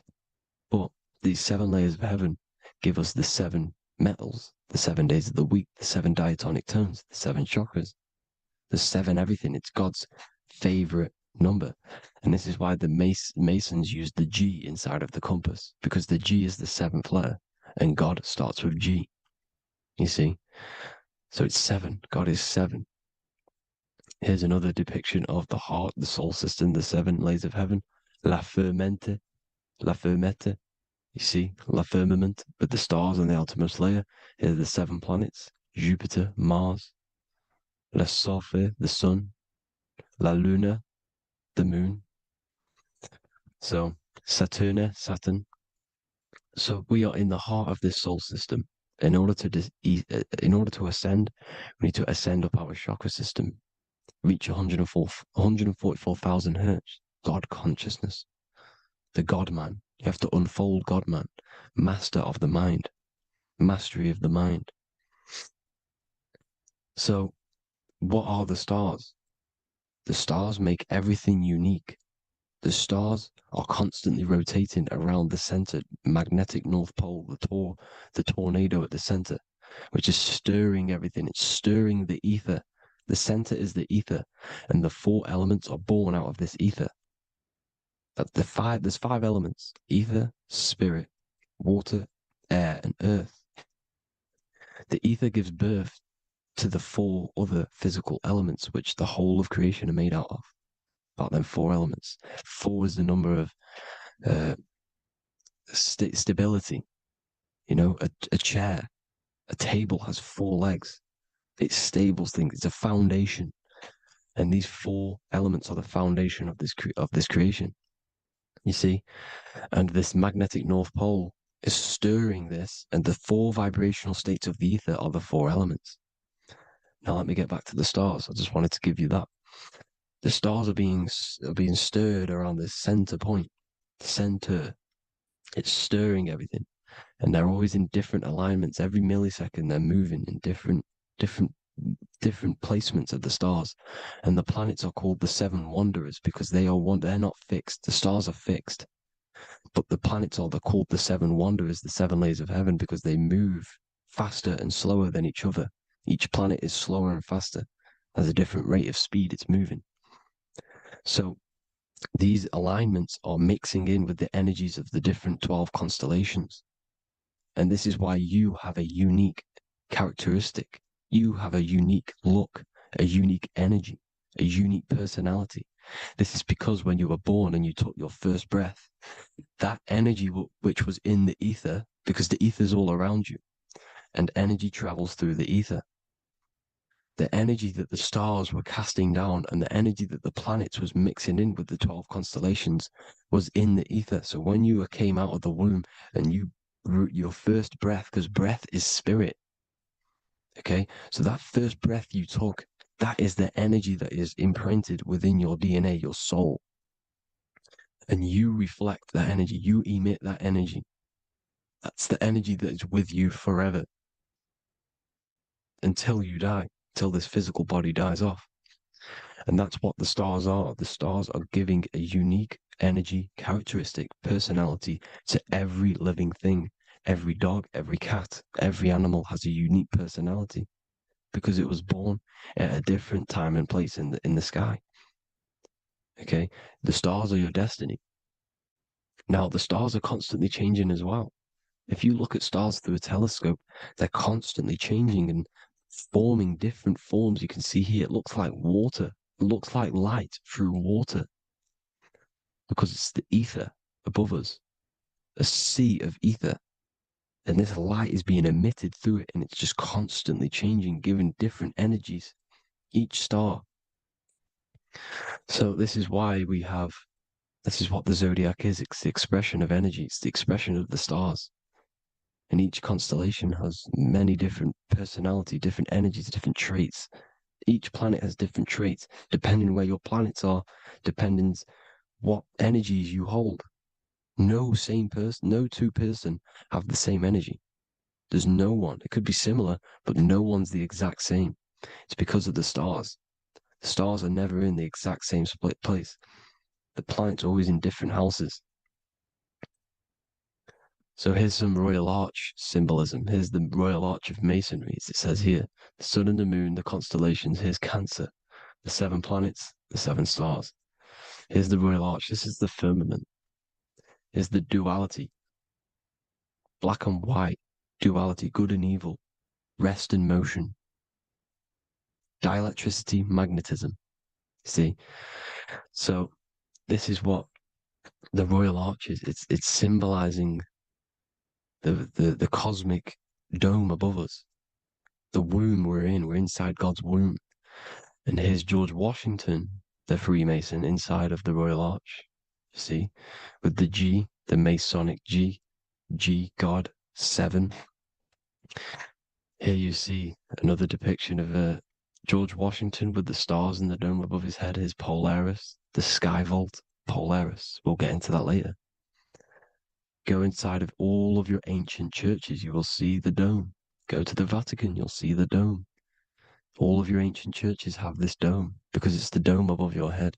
The ancients knew this. This was known. We did not live in space. It was known back then. They all knew. This is Crown Court, which is one of the most important courts in the UK. You can see it's clearly so much Masonic symbolism. You've got the 4 pillars of Masonry. The Royal Arch is like an arrow pointing upwards to Polaris. His Disney World is under a dome. In his Polaris, the sky vault. You see? And also 666 in the symbol. Here's more 7 layers of heaven. Here's an ancient depiction. The firmament. Here's the astral plane outside of the firmament. The Royal Arch. You see? It's everywhere. Here's Polaris, the 8-pointed star. Polaris is in between the sun and the moon. It's at the center of the Taurus field. And Polaris corresponds with the pineal gland as well because it's the all-seeing eye. See? So is Polaris, the 8-pointed star, which is at the very top. It's the very center. It's on top of the North Pole. And it's an 8-pointed star that's always symbolized as an 8-pointed star. Here you see the Vatican. The Vatican is a giant key with an 8-pointed star. See, it's a key. Here's the dome. Here's the space delta, the USA space delta logos. Here you see the Egyptian god looking from the center of the North Pole, looking upward to an 8-pointed star, Polaris. An arrow pointing up to Polaris. Here's another, the bear holding a key with an arrow up to Polaris. 7 holds the key to Polaris. Here's an eagle holding a key above the North Pole to Polaris. Polaris, and here's another one. There's another bird, like a dragon, holding a key to Polaris. Because Polaris is definitely something to do with leaving this creation. Okay, maybe, I can't say for sure, but maybe it's to do with ascension, and this is why the Vatican hold the key to the 8-pointed star. And this is why the space, well, we all know space is a lie, but they're showing Polaris and its sacred symbology. Maybe it's to do with something leaving this creation, going to another. Here's some North Pole symbolism. As above, so below. You see the four seasons of the Big Dipper constellation going around Polaris. This is Polaris, this is the Big Dipper constellation, and this is the swastika. This image gives us the swastika, because all the symbols we use are created in nature. They're created somehow in nature. This is how we get them.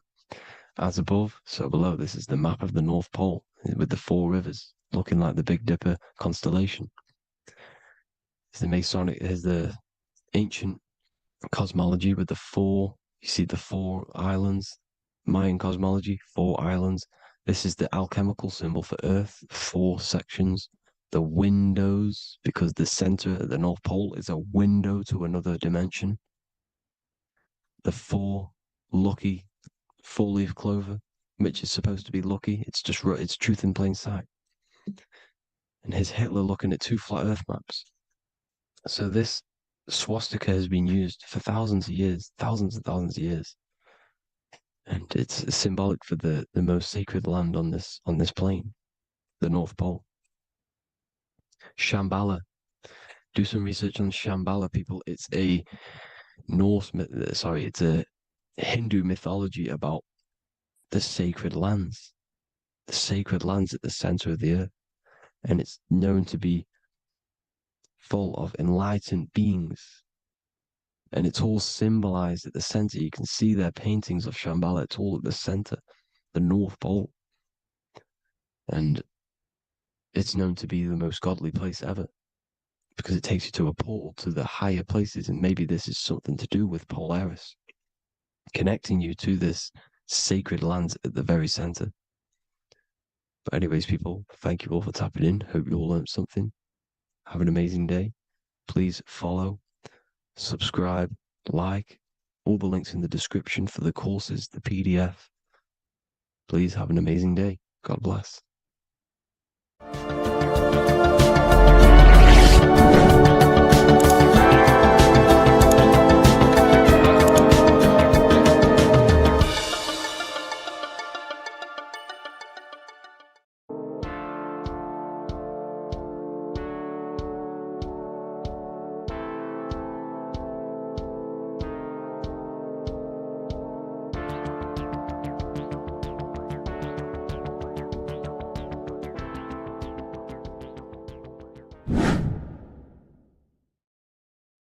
How are we all doing today, people? It's Revival of Wisdom, and today we're going to get real deep.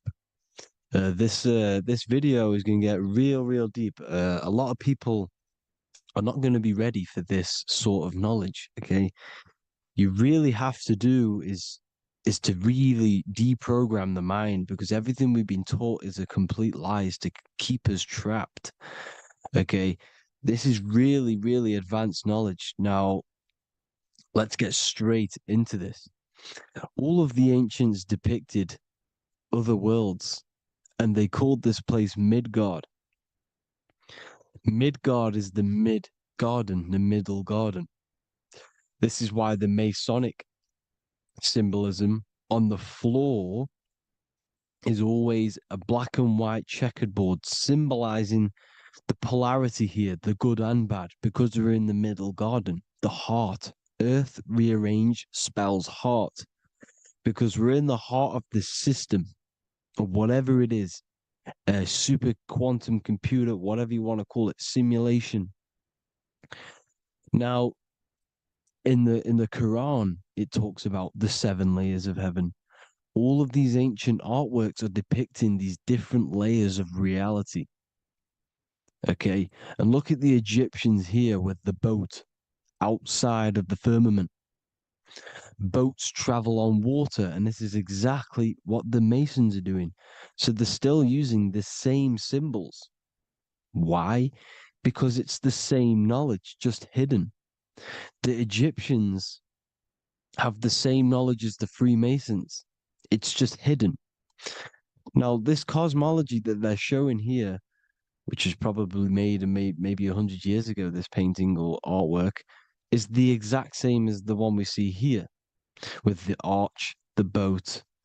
You know, it's similar because the boat is symbolizing traveling these other worlds, because the ether is also symbolized as water. Because if you look up at the stars through a telescope, it looks like it's water. It's shining through water, because this ether, whatever this substance is outside of this world, was symbolized as water. Okay, and look at all these ancient depictions showing these different layers of reality. Now, we are being trapped within this 3D dimensional world, which is the cube, the Saturn cube, because there are 6 sides to everything in this world: front, back, left, right, up and down. 6, which is the cube, because we're in the Saturn, Saturn's world. Okay, now, always been depicted as a tree of life, the tree of the universe has always been depicted as this tree. Because let's get a bit deeper. Now, the cosmology of this reality is the sun, the moon, and Polaris, always in the Masonic art. The sun, the moon, and Polaris, the all-seeing eye. If you go inside of the temples of the Masonic temples, they always have this star in the middle, shining light beams. Okay, look here. The light beams coming from the big star in the middle, which is Polaris.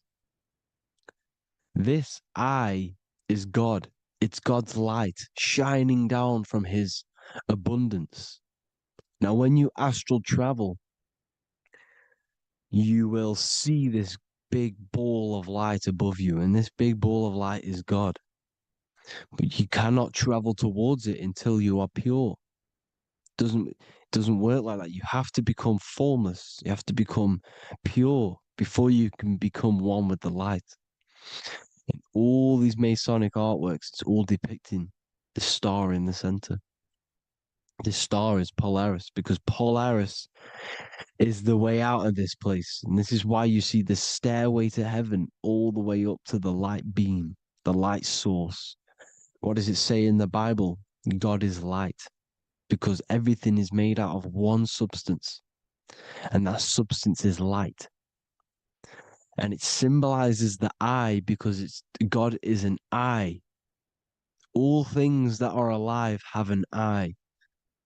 And we all say, I am. We all see these realities through eyes. God is an eye. He's the all-seeing eye. He sees all things at all times. And he is projecting this light. And this light comes down to create all the different levels of the worlds. And this is what the 2 pillars symbolize the number 11. 11, the number 1, is just a vertical line. It's the 1. It's a 1 point. 11 symbolizes the mirror nature of reality. Everything's mirrored, as above, so below. Now, the 11 also symbolizes openings, doorways. And as you can see here, an opening to the all-seeing eye. And you see here again, an opening to the stairway all the way up to the light. This light is the light of God in the astral worlds, beyond this world. Now, Polaris has also been symbolized as the UFO. They put the truth in plain sight. So, you know, in the films, how the UFOs suck people up. That's what Polaris is doing. If you ascend beyond this world, if you do not ascend beyond this world, you will be reincarnated in this world. The whole thing is to outgrow this consciousness to the plane above. And I'm not just making this up. I'm going to be bringing in scriptures after this.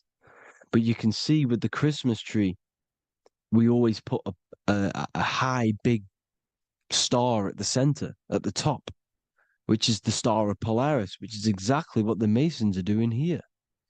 The star at the top. And it's on top of our Christmas trees. And all of these symbolize the other stars, because Polaris is the most high star. And all the other stars are wrapped around the firmament lower than Polaris. And that's exactly what the Christmas tree is. And it's a triangle. It's a triangle, just like light beams travel from one point in the triangle, just like the all-seeing eye. It's a triangle. The light is coming from one point and sending its rays downward. You see, it's kind of like you see here with the water. And the lower you go, the darker it gets, the more evil it becomes. And this is what the ancients would call hell. Now, this all-seeing eye is Polaris. And below Polaris is Mount Meru, the North Pole, the magnetic North Pole. The Tower of Babel, which is in the Bible. The etymology of the word Babel, Ba meaning spirit, which gives the ability to move the soul through the worlds, which is that's the ancient Egyptian description of the word Ba, meaning of the word Ba. You have the Ka, the Ba, the Ak, but the Ba is the one that gives the ability for the soul to move through the worlds. Your soul can't speak into a world without incarnating into it. Now, the Tower of Babel symbolizes Mount Meru because it's the word Ba is the spirit which gives the ability for the soul to move through the worlds. The Tower of Babel is the magnetic North Pole, Mount Meru, which gives the ability to move through these different worlds. And you can see the ancient Tibetans always showing this depiction of these different worlds coming from the center. Because we have to ascend our consciousness. It's not about how good you are to reach heaven. It's about how you expand your consciousness, you expand your mind. So they teach now that you have to be good in order to reach to heaven. It's about expanding the mind, expanding your consciousness to these different planes, these different realms. So that's what it's about. And Jesus was known as the fisher of man. Now, Jesus is a massive part of this. He was known as the fisher of man because he was fishing. He could have been fishing. He could have been one of these deities that had come down from these different higher realities and pull people up. So they would so they called Jesus the fisher of man. And he says unto them, follow me and I will make you fishers of men. So these deities that we see in the past, like Buddha, Krishna, Hermes, Thoth, Jesus, could all be these entities who were coming down to pick up the minds that were worthy enough to see the higher planes of reality. And this is why they called him the fisher of man. Now, when Jesus walks on water, there is a parable with Paul. And he says, but Jesus immediately said unto them, take courage, it is I, don't be afraid. He's talking about astral travel here. He's talking about leaving the body. Because when you leave the body in astral travel to see these alternative realities, you can't be afraid because fear is a bondage, which is what the Emerald Tablets talks about. Lord, if it's you, Peter replied, tell me to come to you on the water. The water. Come, he said. And Peter got down from the boat, walked on the water, and came towards Jesus. But when he saw the wind, he was afraid and began to sink. When you become afraid in astral travel, you sink back into your body. Lord, save me. So this is talking about Jesus pulling people up into different realities. And you can see the fish is the symbol of Jesus. Is another symbol of Jesus, a fish. Because fish symbolize deep occult knowledge. Because fish travel the depths of the ocean. And they symbolize us because we are fish underneath the ethers. And Jesus was pulling people up. You see, so the Bible is a people today believe the Bible is a book telling you how to reach to heaven, how to become godly and reach heaven. But you've got to become the Jesus Christ to see these alternative realities. Now look at the Emerald Tablets is a massive part, and it speaks so much about these different realities. Look what it says here. This is in Emerald Tablet 3. Then in my heart grew a great longing to conquer the pathway that led to the stars, which is exactly what the Masons depict in all of their art. Look, the ladder to the stars. And then he goes on to say, years after years, I sought after wisdom, seeking new knowledge, following the way, until at last my soul, in great travail, broke from its bondage and bounded away, broke from the bondage of the body. Free was I from the bondage of earth men. Free from the body, I flashed through the night. The stars. The stars are a massive part in the astral world. Each star is a different reality. And the true astrology is the star that you came from. You came through a star to reach this, to reach here. There is a reason why you are here. There's a reason why you have the personality traits, because your soul came from a specific star. This is why we call them star gates, because they are gates in and out of this reality. And Polaris is the way out to the higher worlds. Now look, far into space, my soul traveled freely into the infinite circles of light. Beyond knowledge were some planets and great gigantic beyond dreams of men. Then he goes to say, lift up your flame from out of the darkness, fly from the night and ye shall be free. Lift up your flame. Your flame is your soul, because it has to be lifted up out of the darkness. This is the darkness, this world, this body is the darkness. Because it's a bondage. You need to break free. You need to learn how to astral travel, people. You have to learn this. If you want to get out of this world, you have to learn how to astral travel and see the other realities. Traveled I through space-time, knowing my soul at last was set free, knowing that now I must pursue wisdom until at last I pass to a plane hidden from knowledge, known not to wisdom, extension beyond all that we know. So he's talking about he went to a place where we cannot even comprehend here, a place that is not even known to earth men. He's telling you he's ascended out of this world to the planes that are beyond. And it says here in the Emerald Tablets, man is in process of changing to forms that are not of this world. Grows he in time to the formless, a plane on the cycle above.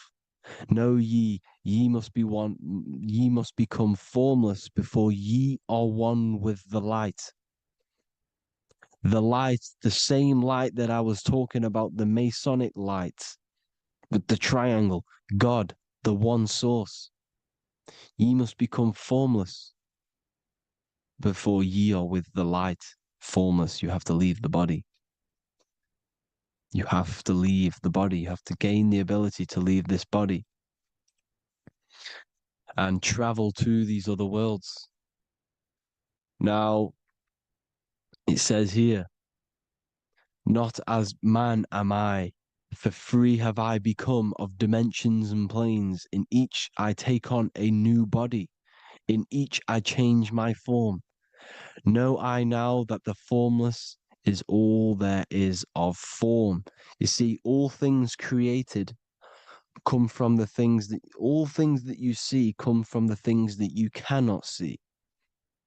All of us have the same spark of consciousness, the same I am. Every dog, every animal, every human has this same I, this same thing which sees through the eye. It's formless. It takes this formless entity is the same entity of us. We are all the same entity in different bodies. And this entity it was represented as the flame, the cosmic flame, which is inside of all of us. And this is why the Masons depicted your spine as a candle or the Holy Grail. You would either see this or a candle with a flame on the top, because the Holy Grail is your consciousness, which is on top of your spine, which is the candle. Now, Jesus, Thoth, Buddha were all these deities which were coming down to lift people up because they were fishermen of men. And he would lift you up to the higher worlds, out of this world, to the ones above. Now, Thoth, you can see him here, he's leading the way. He's holding someone and he's leading the way with knowledge and power. He was leading the way to other worlds, out of this world. There's no point trying to change this world. This world will stay the same. It will stay the same. You have to get out of this world. And that's what they're telling you. That's what they're keeping you from. They're keeping you stuck within this thin layer of reality. So what the Masons are doing, they have the ability to astral travel. They're living not stuck and bound to one reality, but living within the different layers of reality. And this is what Morpheus was doing in the Matrix. Morpheus was going into the Matrix to go and get Neo, which is exactly what Jesus was doing, pulling up people out of this world to the ones higher. And that's exactly what Morpheus is doing in the Matrix. If you haven't watched the Matrix, go and watch it. It will blow your mind. Everything I'm saying in this video, you will see it. Except that you don't need to use a machine to enter the Matrix. You just use your body. Well, you use your consciousness to leave this body. You see, Neo was also uploading himself into the simulation to pull people out of the simulation. And this is exactly what all of these gods were doing. The fisher of man. Look, he was pulling people up out of this reality with the knowledge. Now, Jesus was always depicted with the mushrooms. Look at all this mushroom art. Mushrooms were literally the origin of Christianity. You can see it everywhere. There's mushrooms in all of the ancient art. Every single one of these paintings you see here, there's mushrooms on them. Mushrooms have the ability to see alternative states of consciousness.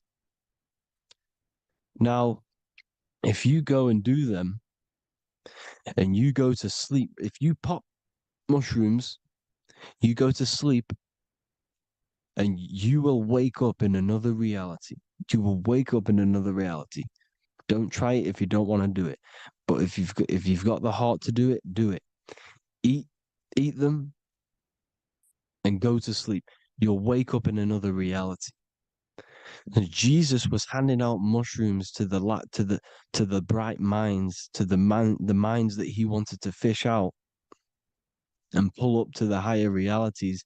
He was giving them mushrooms to see themselves in an alternative state, in an alternative reality. This is why there was so much mushroom art, and it's not just ancient Christians. It's Sumerians, it's the Mayans, the Celtics, the Egyptians. All used mushrooms. All of them. Look at all this art. It's on stones. It's everywhere because mushrooms. See, everything in nature is a micro macro. Look at the form of a mushroom. It's literally your spine and brain because they alter your consciousness. Your body is just a radio receiver. Everything that you're experiencing is a program being ran by the central nervous system, and your consciousness is experiencing this program, these electrical impulses of the nervous system, because it's all feeding back to one point, which is the pineal gland. And this is the candle with the light on it. Type in Masonic candle and you'll see it. It's your spine with your spark of consciousness on top of the spine. And it's a mushroom because this sends you to alternative states of consciousness, alternative realities. Now, they were all doing this, the Egyptians, the Mayans. Now, there's more symbolism which goes into this. Look at the Christmas trees we use. The Christmas tree with the presents underneath them. Magic mushrooms grow under trees. And these are the presents under the trees that we symbolize today with Christmas. Santa's red and yellow for the red and yellow mushrooms. The same mushrooms Mario has to collect. And when he gets enough mushrooms, he levels up. And then what does he do when he go past the world? When you win that world in Mario, you go to another reality. You go inside of another world. It's truth in plain sight. And it's using mushrooms. It's using mushrooms. Everything, all of the characters in Mario, well, a lot of them are mushrooms. Look at this one. The presents, black, yellow, and red and white. Red and white mushrooms. And the bow on the top is the mushroom head. That's a bit of a reach, but you know, the symbolism never lies. Is what you need to understand. And it's as above, so below. Now look at the Sumerians. The Sumerians were also multi-dimensional beings. Okay, look at how they have the double faces. They had 1 foot in this reality and 1 foot in another reality. And look at this one, a double-headed god inside of like a portal. You see? Because and look at these with the wings, the astral travel. Birds, ancient birds symbolize the soul. Because the soul is a bird, it flies to different worlds. It flies around the cosmos. And mushrooms gave you the ability to see these alternative states of consciousness, these alternate realities. Because you exist in infinite realities. You exist in infinite realities. Now look at the 33rd degree Ordo Ab Chao badge. You get this badge when you become a 33rd degree Freemason. And it's a double-headed eagle. A double-headed eagle. And you can see this in Sumeria first. Sumeria have the same symbol, a double-headed, well, bird. You can see it here as well. And the Masons are still using this symbol today.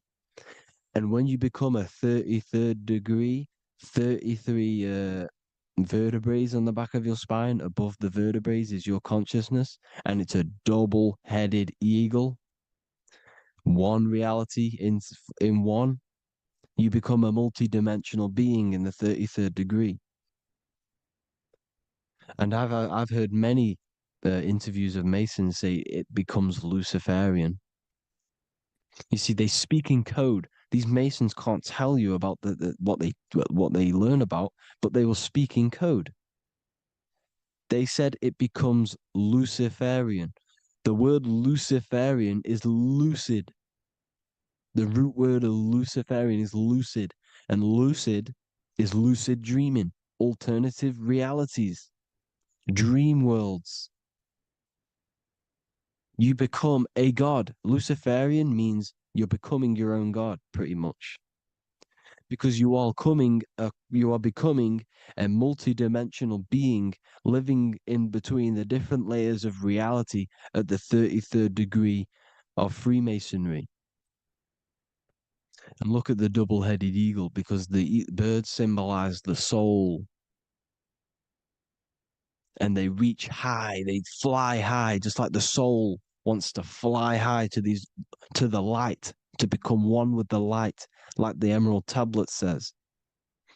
Now look at Janus. Janus was another god, and he's known as the god of doorways. Janus always depicted with a double head. Janus is why we say janitor or January. And January is entering a new year. Janus is known as the god of doorways with keys, always got a key, because keys open doors. That's why the janitor holds all the keys. And Janus always has double heads, because he had one foot in this reality, one foot in another. He was a multi-dimensional being, a Luciferian, living between the different layers of reality, except from instead of being stuck in one like we are. Well, a lot of people. And that's the whole point. You see, all of this stuff is about like changing the world and stuff like that. This world will probably never ever change. It's probably been like this forever. Well, forever, for a long time. But it's about moving out of this reality to the higher states. And the Masons always depict the ladder to the luminaries, the stars, with a key, the same key of Janus. The Vatican is a key, and it's in charge of all the religions. Why is it a key? Because they're holding back the key. They're keeping you stuck within this reality, keeping you stuck as identifying yourself with the body, identifying yourself with this world. You are not in the world is within you. This is a program being ran by your central nervous system, and your consciousness is experiencing this reality. Now, this is going to be a mind-blowing video for some people. You have to have an open mind. You have to let go of all the programs. I'm repeating what the ancients are talking about and the ancient symbolism. Look at Janus with the double-headed god. He was just another god coming down, giving keys to people who had the worthy mind to be pulled up out of this reality, to be pulled up to heaven, just like Jesus was teaching how to reach heaven. But really, it's an encoded scripture. But anyways, hope you all gained some insight on this video. Have an amazing day. Please like, share, comment. All the links are in the bio for the PDF for the Manifestation Mastery course and all the other amazing stuff. And if you want to support the channel, I'd greatly appreciate if you became a Patreon member. Hope you'll have an amazing day, people. God bless.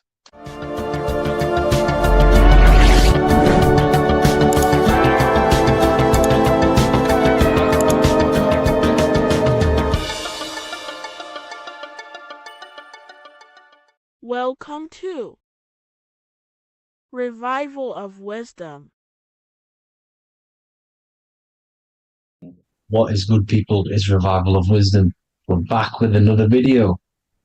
Today we're going to be talking about the importance of Saturn and the occult. Let's jump straight into this. So Saturn is the god of the earth, right?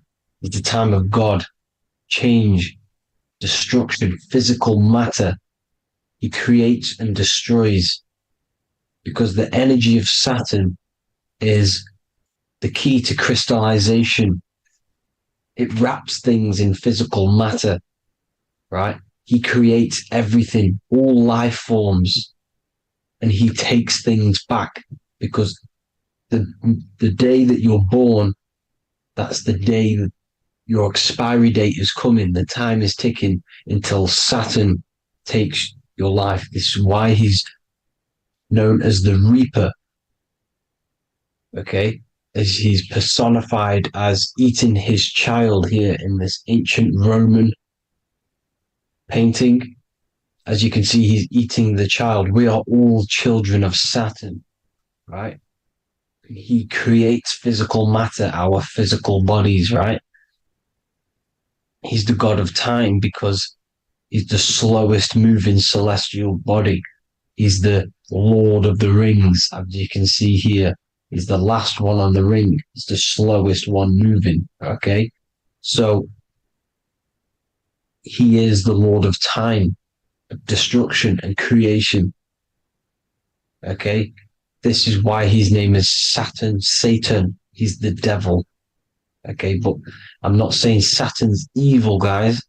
It's a part of life. Everything lives and dies, right? He's the key to crystallization.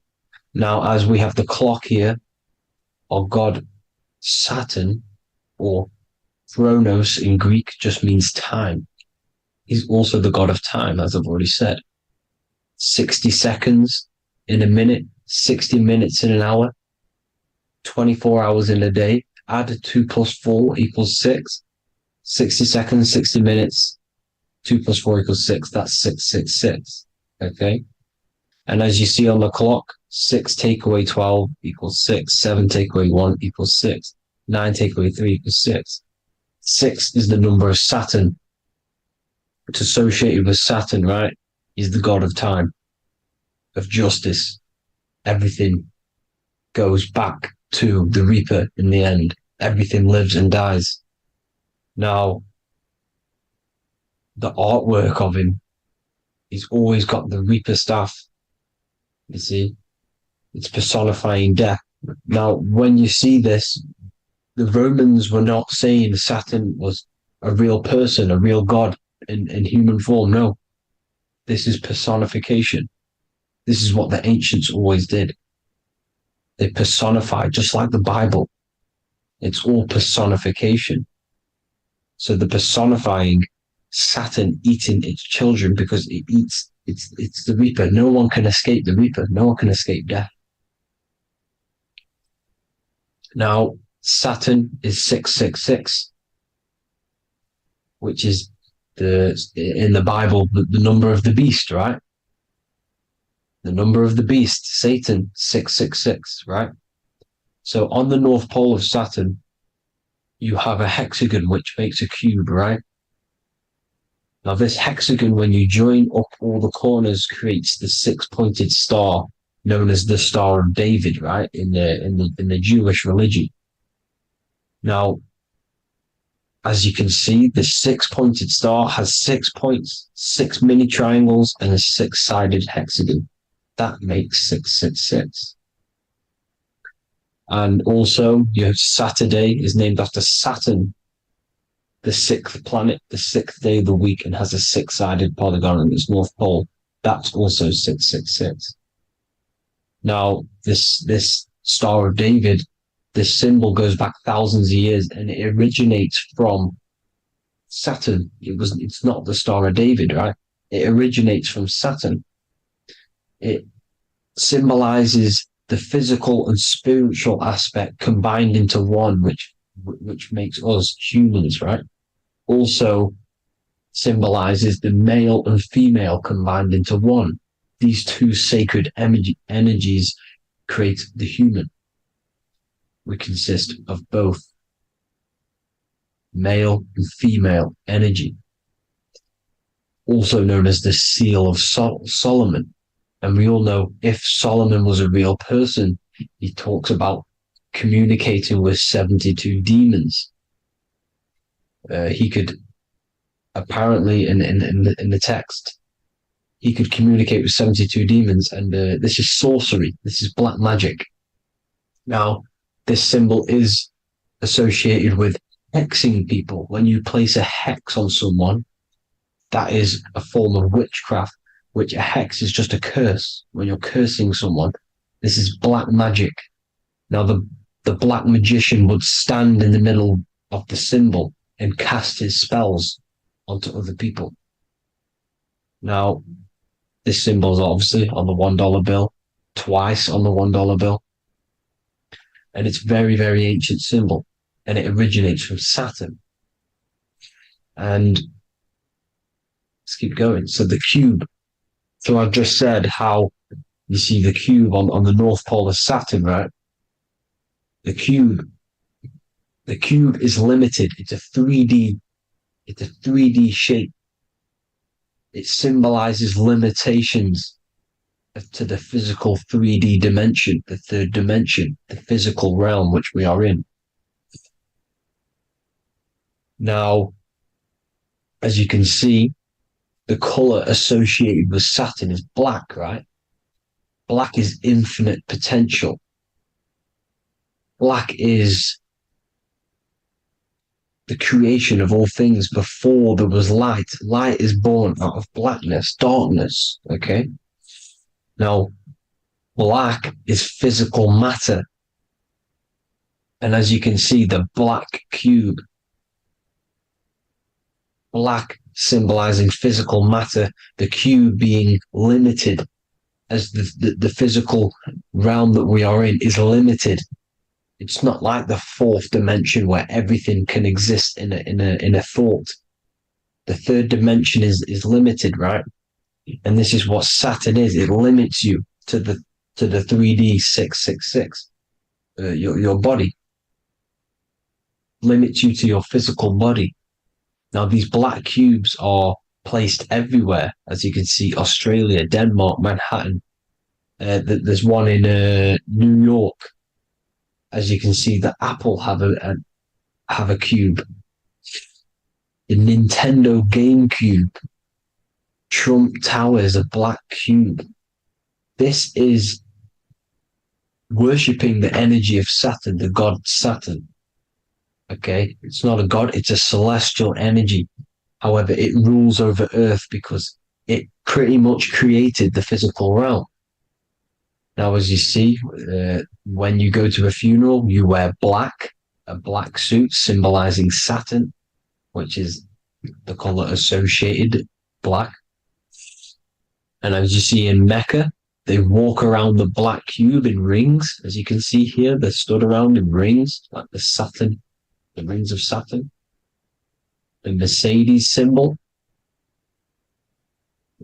You probably wouldn't notice that, but yes, it's Saturn. And when you graduate from university, you wear a black cube on your head. This is all symbolizing Saturn. Okay. Now, as you can see, the Jews here have a black cube on their third eye whilst they pray. Notice how he's shutting his eyes into blackness, darkness, and he's wrapped around a black strap around his arm. This is symbolizing the wrapping of physical matter, of how physical matter wraps things into existence. And as we all know, the Star of David is a Jewish symbol. So he has the black cube and the Star of David, right? So all of these religions are secretly worshipping Saturn. Okay, this is all Saturn worship, Kronos, the god of time and destruction, the physical reality. Now, as you can see, it's symbolized everywhere in all major corporations. Pepsi, internet, that's obvious. NASA, of course, NASA. NASA means to deceive in Hebrew. Universal, Walkers, that one's so obvious. Nike, Toyota. So many different ways they symbolize it. You either see the rings of Saturn or the black cube, as I just showed you here, the Nintendo and the Mercedes, right? It's absolutely everywhere. Now, they also use 666 to symbolize it, as I've just broken it down to you. 666, the World Economic Forum. We all know how they're trying to enslave us into this new world agenda. Google Chrome, CERN, Disney, Coca-Cola, Cadbury's, all of these have 666. Now, every UPS barcode has 666. And even www. Is Hebrew for 666, as you can see here. Monster. It's the same Hebrew letter that means 666. Drake, 6 God. That's his God, Saturn. Why? Because they love physical realm. They love the physical dimension, the third dimension. Because they can rule here through riches. They can build an empire here. It's not like the fourth dimension. They don't want to ascend. They want to stay down here in the physical realm. Okay? Now, this is why they're cloning. They can move their consciousness into other clones to live forever. This technology exists. This is why they love the third dimension. As you can see, all of these sellouts here, Drake, Leonardo DiCaprio, you know, all of these people doing 666 because this is their God. This is their God. They love the physical realm. They sold their souls for wealth and fame in this physical realm. So why would they leave? You see? Now, this isn't all just evil, okay? So you have 7 chakras, right? You have 7 days of the week, 7 solfeggio scale notes. These are frequencies, the solfeggio scale. Now, it's called the Saturn moon matrix because the moon symbolizes your mind, because you're created out of the Holy Trinity, which is body, mind, and spirit, right? That's the triangle, the equal triangle, body, mind, and spirit. Now, the 3 main celestial bodies are Earth, Moon, and Sun. The Earth being your physical body, the Moon being your mind, and the Sun is your soul, hence why it's called solar. It's a solar soul. Now, these symbols are alchemical symbols. So when you're doing alchemy, you use these symbols to obviously symbolize what we're talking about.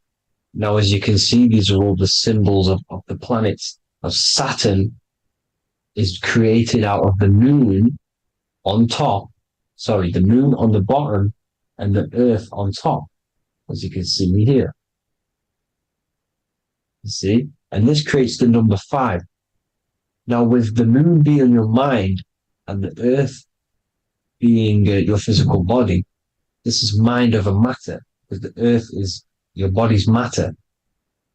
This is a matter over mind. You don't want to be matter over mind. This is low states of consciousness. You won't be mind over matter. You see, to manipulate matter, to create your own reality. Now, obviously, we all know Saturn is associated with the lowest chakra, which is the root chakra. This is to deal with your animal instincts. When you're down here, you identify as the physical body. You don't know anything spiritual. you're you have a pure physical mind. You don't believe in anything spiritual. This is survival mode, consumption. They want you trapped down here, which is matter over mind. They don't want you to create your own reality, which is mind over matter. You see? Now, that's what Jupiter is. Saturn is the moon on the bottom and the earth on top. But Jupiter is the moon on top with the earth on the bottom. That's mind over matter, you see? So, these chakras are an ascension process from matter, physical matter to spiritual. This is the ascension. This is the stairway to heaven. This is Jacob's ladder. You see? Now, the number 5, which is obviously associated with Saturn as well, which create the symbol for Saturn, created the number 5. You have 5 senses, 5 elements, 5 physical elements. As we all know, Saturn crystallizes everything into physical matter out of the 4 elements. 5 fingers and toes, 5 points of man. Okay, the number 5 is the number of justice. Saturn holds things back. He restrains things from you, makes you learn the lesson.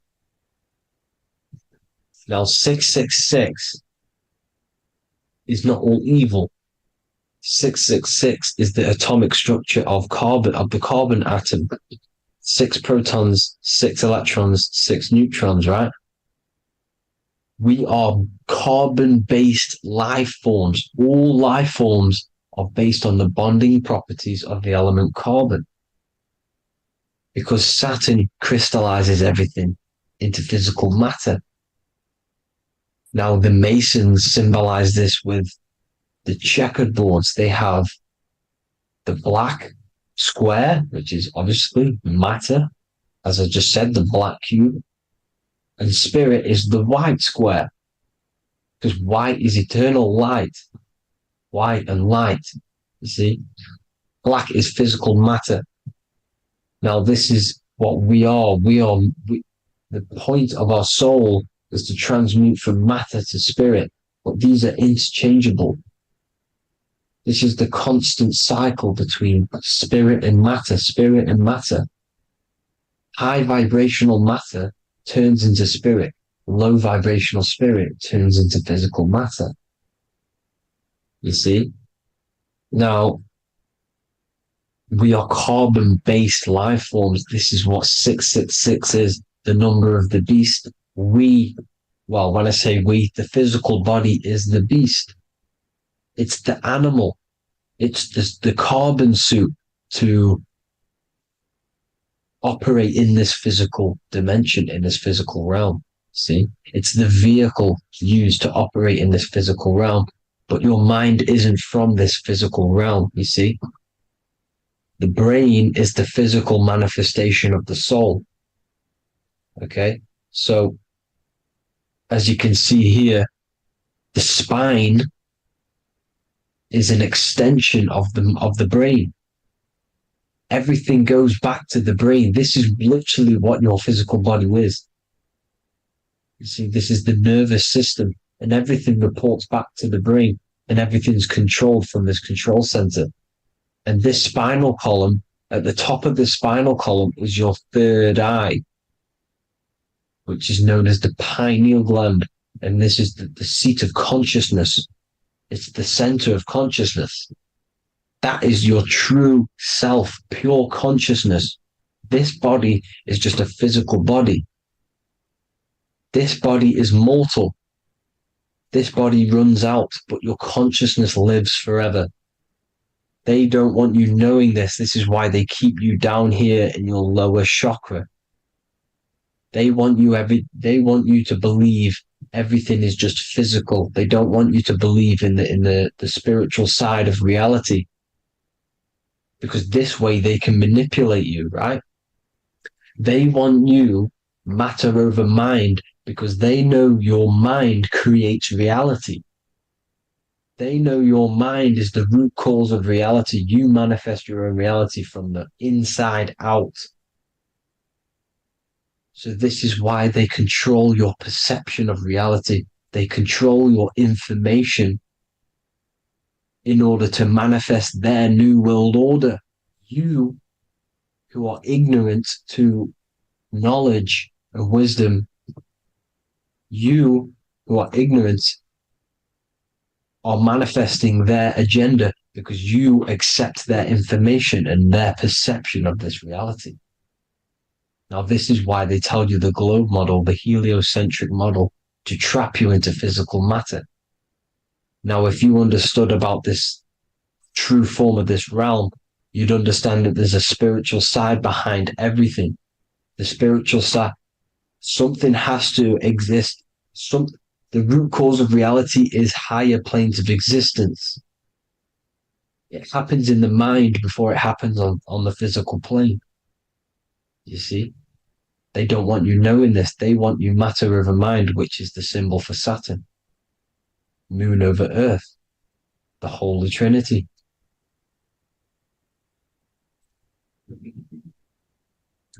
Now, as you can see, the cube also makes IXXI. This is Roman numerals. This is Roman numerals, and when it's translated from 9/11. Yes, 9/11. This is the secret code of the one world order. The two twin towers, when the two become one. Okay, when the two become one, this is how you reach the higher states of consciousness, the physical and spiritual. Now, as you can see, the 9/11 memorial are two black cubes. It's two black cubes. This is all Saturn worship.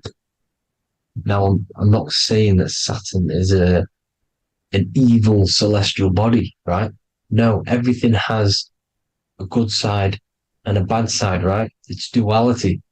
The spirits of Saturn on the dark side are the most evil demonic spirits. Now, these are the spirits that these are invoking through these rituals, right?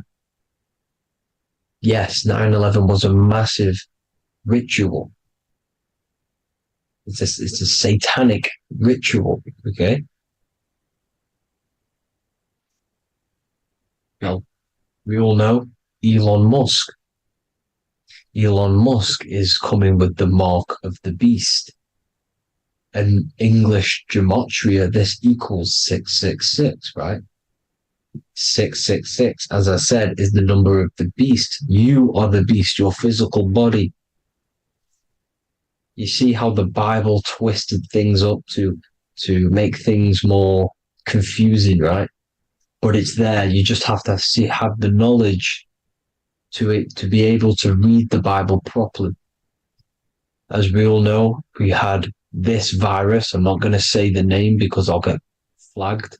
This virus adds up to 666 because this is all part of the New World Order. It's all part of keeping you in this physical dimension. Okay? Now, as you can see here, Novus Ordo Secularum on the back of his shirt, on Elon Musk's shirt, this is also on the $1 bill, Novus Ordo Secularum. This means New World Order. Yes, New World Order. This is on the back of Elon Musk's shirt. And as you can see here, he owns Neuralink, which is the brain chip, which they're going to be putting into implanting this onto your brain. This is the New World Order to connect you and merge your consciousness with AI. Neuralink and Meta, he owns Meta as well, which is the metaverse. These are going to be linked in, hence why they have the same symbol, but just in a different format. It's the infinity symbol. And the infinity symbol comes from the Taurus field, as you can see here, your electromagnetic field from around your body. Now, the end goal is for this New World Order is to trap your consciousness inside of an alternative reality being projected from the metaverse, because the metaverse will be the reality. Neuralink will be the brain chip inside of your brain, projecting your consciousness into an alternative reality while they harness your energy of your physical 666 body. Now, this stuff gets real deep, people. Now, this is the end goal of the New World Order, is to connect you with AI. This is why they're trapping you and keeping you in these lower states of consciousness in the Saturn associated root chakra. So you don't find out about the spiritual side of reality, because if you knew the truth of this reality, you wouldn't connect to AI. You see, you have the power within you to travel to other worlds, the astral plane, for example. You travel to different worlds when you are sleeping. Okay? They want you to know it's just a dream. However, their end goal is to trap your consciousness and feed off your energy, spiritually and physically. Okay? I don't know why these people are just pure evil. As I said, evil love bondage. They love the physical dimension. They don't want to ascend to other realms. These evil love the third dimension. This is why evil spirits will inhabit bodies, exorcisms, because they miss being in the physical realm. They miss it. Evil love bondage. So this is why they're cloning and putting their consciousness in clones to stay in this third dimension, to stay as further away from the source as possible. Okay? This is why they're doing it. And this is how it's all linked in. So I hope you all enjoyed this video. Hope you gained some wisdom. Please feel free to join the Telegram. And please leave a like and a subscribe. Thank you all, people. God bless.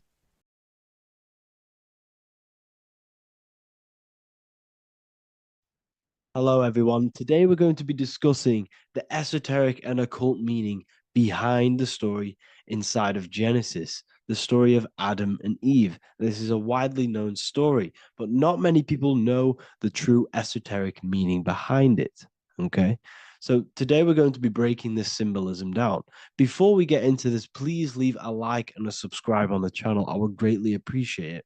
And please comment below any lectures or anything you wish to know, and I could maybe make it in the future. The first thing we must understand about the Bible is that it is an esoteric and occult book. It is written in allegory. It is written in such a way that we understand the book compared to our level of perception. Now, what do I mean? If a child read the Bible, they would gain a standard meaning and story behind it. They would gain a normal interpretation of the book, of being good, praise God, and be a good person. However, me, who have studied the occult and esoteric and symbolism for a very long time, when I read the Bible, I see a deeper meaning. I can read between the lines of the allegories, which means the Bible is written in such a genius way that it speaks to your level of intelligence. Depending on how advanced you are mentally and with knowledge, will depend on how you decipher this book and how the parables inside the book can speak to you in your personal life. Okay, so the Bible is the greatest psychological book ever written in history. This is why it's known as the greatest story ever told. It's a story. What we must understand with the Bible is that the Bible creates on the surface a logical way of thinking, which is what we call religion. We read the Bible and if we think logically and we take that book literally, then we gain a religion. But if we look beyond the surface, this is what we call esoteric, metaphorical, symbolic. You can read between the lines using our right hemisphere of the brain in deciphering this book and what it truly means to us and the evolution of our mind, body, and soul. What this book actually reveals between the lines is instructions and stories which teach you how to level up your consciousness, how you can sync the mind, body, and spirit and the soul all together so you can live like a god. This is what the esoteric is. It's the purification of consciousness. Now, when it comes to Adam and Eve, okay, what we must understand is that this is the beginning of creation. This represents the beginning of your life in an esoteric way. This is symbolic for the beginning of your incarnation into this physical world. Okay. And we have Adam, masculine, Eve representing feminine. These are the two masculine and feminine energies which create the whole material universe. Okay. And as we are born with a pure consciousness. We are born with pure consciousness. Well, now, what do I mean? As a baby, we have no knowledge. We are pure essence of the soul.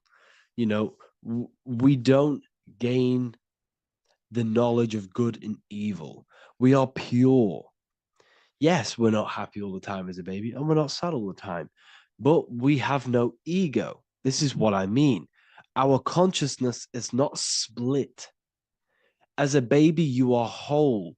You have a whole consciousness. You are yourself. You have no false identifications, no limiting belief systems, nothing. You are pure awareness and the pure soul and the pure mind. Now, this is what Genesis is representing. As we grow older, the more experiences we gain, the more thoughts we start to think, the more knowledge we gain of this world, the more impure our mind, our heart, our soul, our spirit becomes, the more impure our body becomes. As we grow older, we're infected with negative beliefs, negative thoughts, and society norms. This is a big one. As we grow older, we are molded by society. We shut off areas of ourself and we push them away so that we fit in with society. We all know this. We all did this in school. We pushed away parts of ourselves to act cool or to fit in, whatever it may be. Whatever type of person you were in school, we all went through this because society and culture is programmed. So as we grow older, our consciousness splits. We gain a persona, an ego, and we gain a shadow self, the subconscious, and we gain an ego. Now, the ego is what you show to people. It's that character that you show, that you put on to your culture, to your family, to your friends. This is a false identification. And we also gain a shadow self. The shadow self is gained through experience. This is the subconscious. Our ego is created through experience. And so is the subconscious and the shadow self. Okay. So as we gain age in this material body, we fall from the Garden of Eden. We gain the knowledge of good and evil. This is what the symbolism represents of us leaving the garden, us eating from the fruit. Now, the fruit represents the knowledge, it represents the insight, the experience, which splits our pure consciousness. Our soul splits. Okay? We lose connection with the divine. We lose connection with our pure self through material experiences. We may lose ourselves in material experiences. We may lose ourselves in lust and material gain, wealth, and all of these lovely things that the material world offers. We lose ourselves in this. Okay. And not only that, there's another symbolic thing that we're missing with being a child. There's another symbolic meaning behind this tree in this story of Adam and Eve. And this is sexual energy. Okay. As we are a baby, we have no ability to create another human life. We have no sexual urges. We have no desire for the material things as a baby. Nothing. As we grow older, our sexual energy cultivates around the age of, it's like 10, maybe earlier for some people or later for some people. This is what we call puberty, when our sexual energy activates. This is when the masculine and feminine energies are present within the body. And we are now given the ability to create human life. We're now given the ability to bring in a soul into the material world. Now, this is what we believe and know in the esoteric world. That is what sex is. You're bringing a soul from the astral into the physical. Okay. So as you grow older, you gain this ability to use the power of creation. You gain this force within you that allows you to open a portal in the astral and bring in a soul to the material. Now, this power can be misused. This power is very powerful and should not be misused. In occult and esoteric teachings, we teach and learn sexual transmutation, how we transmute sexual energy into different areas of our life so we can grow and create. Because sexual energy is creative energy. It creates a whole new human being. So if we retain it, we can transmute it into creativity. So this energy is kind of corrupting us as well. And now I'm not saying growing up is evil, all this thing is evil. This is a natural cycle that we must go through. The soul of us must go through this cycle so that we learn, so that we overcome it, so that we gain mastery over ourselves, so that we expand ourselves. I recommend you watch the Evolution of Consciousness lecture that I did on my YouTube. An amazing lecture. Talks about the evolution of consciousness and how we're on a never-ending cycle of life and death and expansion. So leaving the Garden of Eden is symbolic. You see, Eve represents emotion. She's feminine. Adam represents action. That's why he bit the apple. You see, Eve takes the apple and tempts Adam because she's the emotion. She's the sexual desire. And Adam eats it. He releases. He misuses the power of his creation. He misuses his consciousness because of material illusions and material desires. This is natural. Okay. As we grow older in this life, our soul has to experience sin. We have to experience negativity. We have to experience evil. Okay. And we have to misuse this power within us to learn about it so we can overcome it and gain control over it. Now, this is why the Bible says in Genesis 3:6, "For God doth know that in the day ye eat thereof, then your eyes shall be opened. Ye shall be as gods, knowing good and evil." This is very, very, very symbolic. We come into this world to experience a dualistic way of reality. We come into this world to challenge ourselves so the soul can grow, because the soul comes from pure love from God. But we come into this world so the soul may know what it's like to be evil. You see, we are like a seed. Our soul's like a seed. And when that seed grows, okay, and it's planted, them roots must grow to hell in order for the top of the tree and the roots to grow to heaven.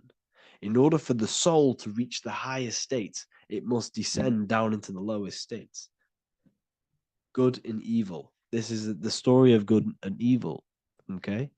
And this is the story, a psychological story of how the human mind has functioned in this life This is what this story is representing of how our soul and mind is functioning, how our consciousness is splitting and growing up and evoluting.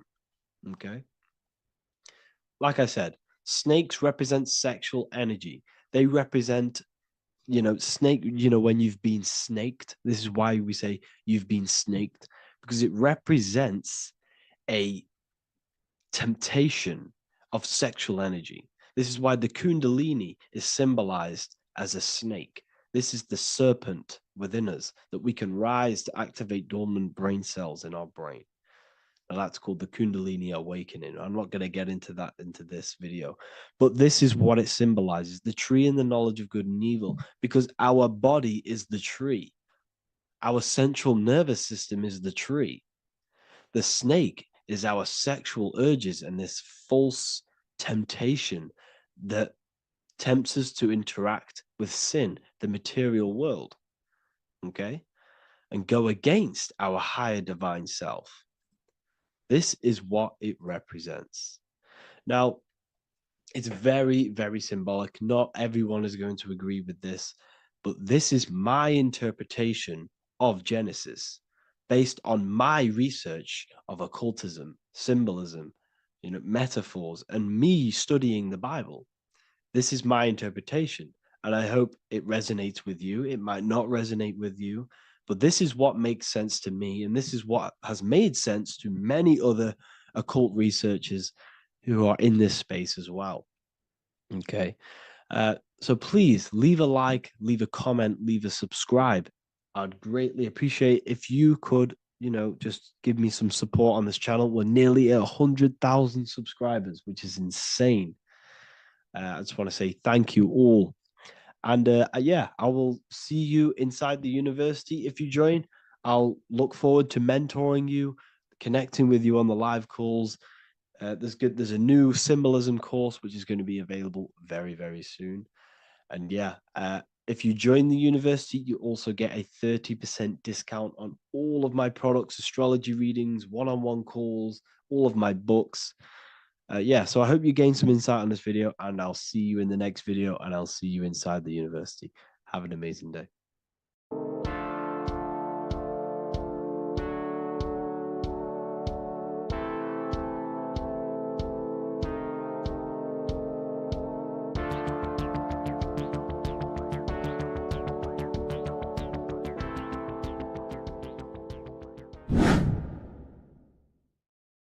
How are we doing, people? It's Revival of Wisdom.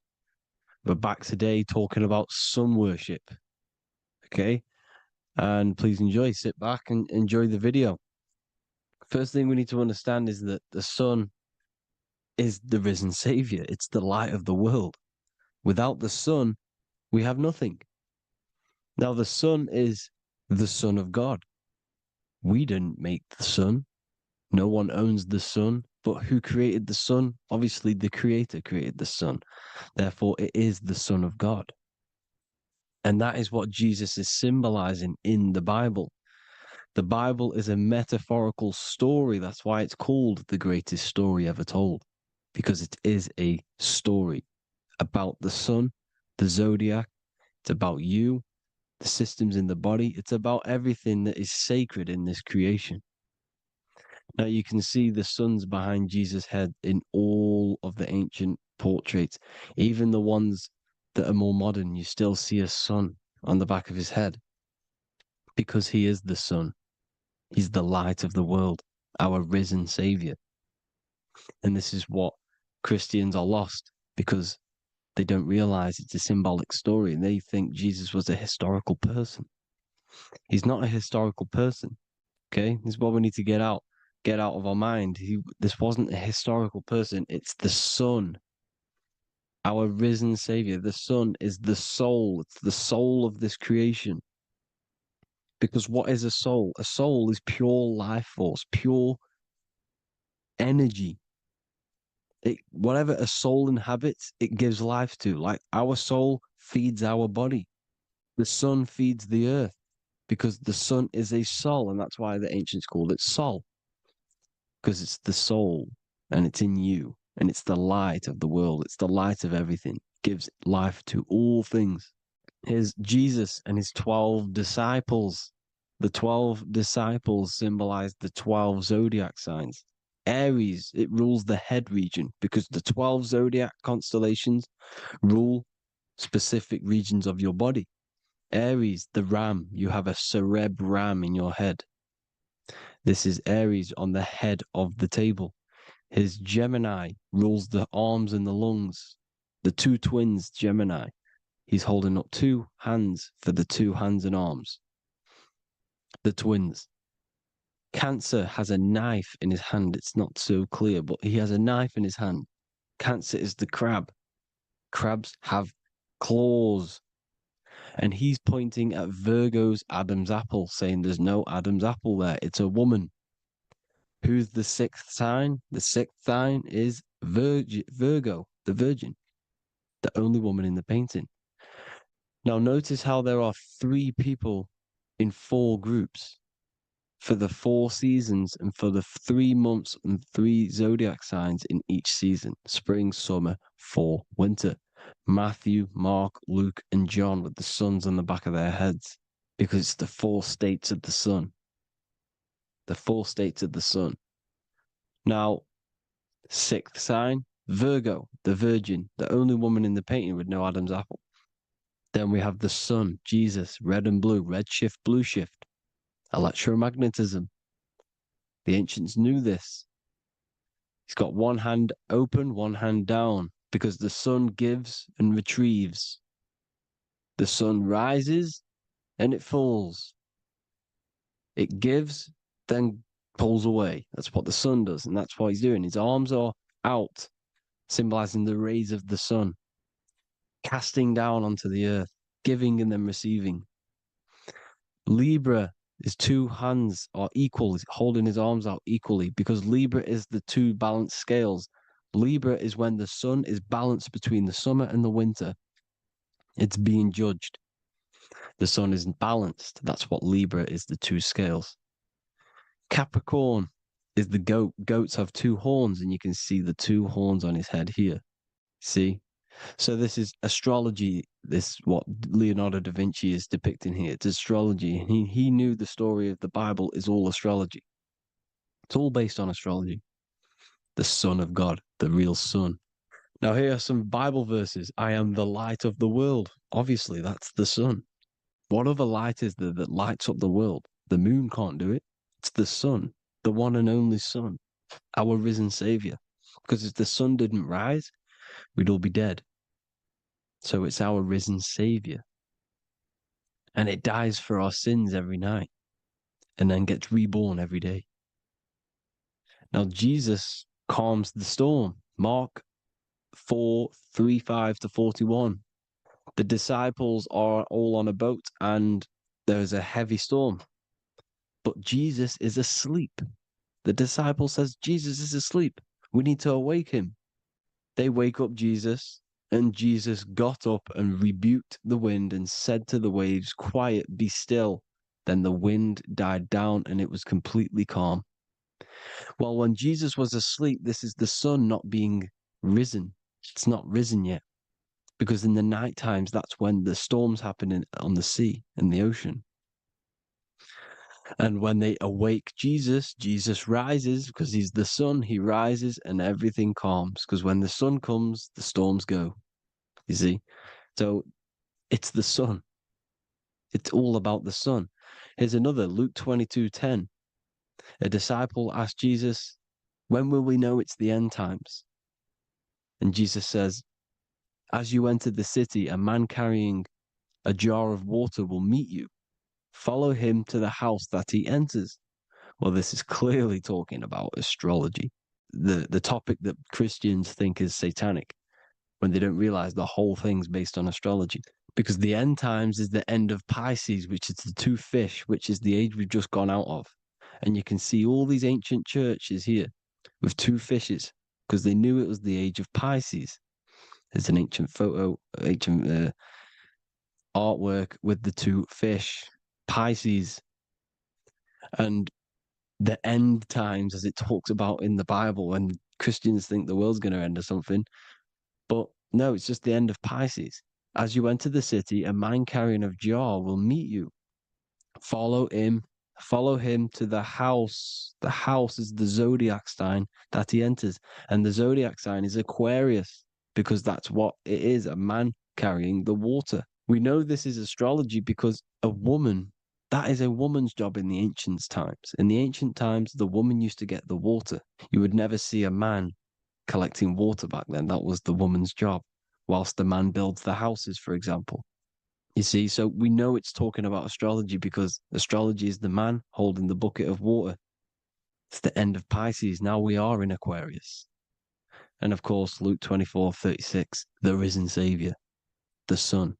Now, the Son is also born on the 25th of December, a virgin, just like Horus, Mithra, Buddha, Krishna, Hermes, and thousands of other gods, all born on the 25th of December. Well, it's because the sun moves 1 degree northward on the 25th of December.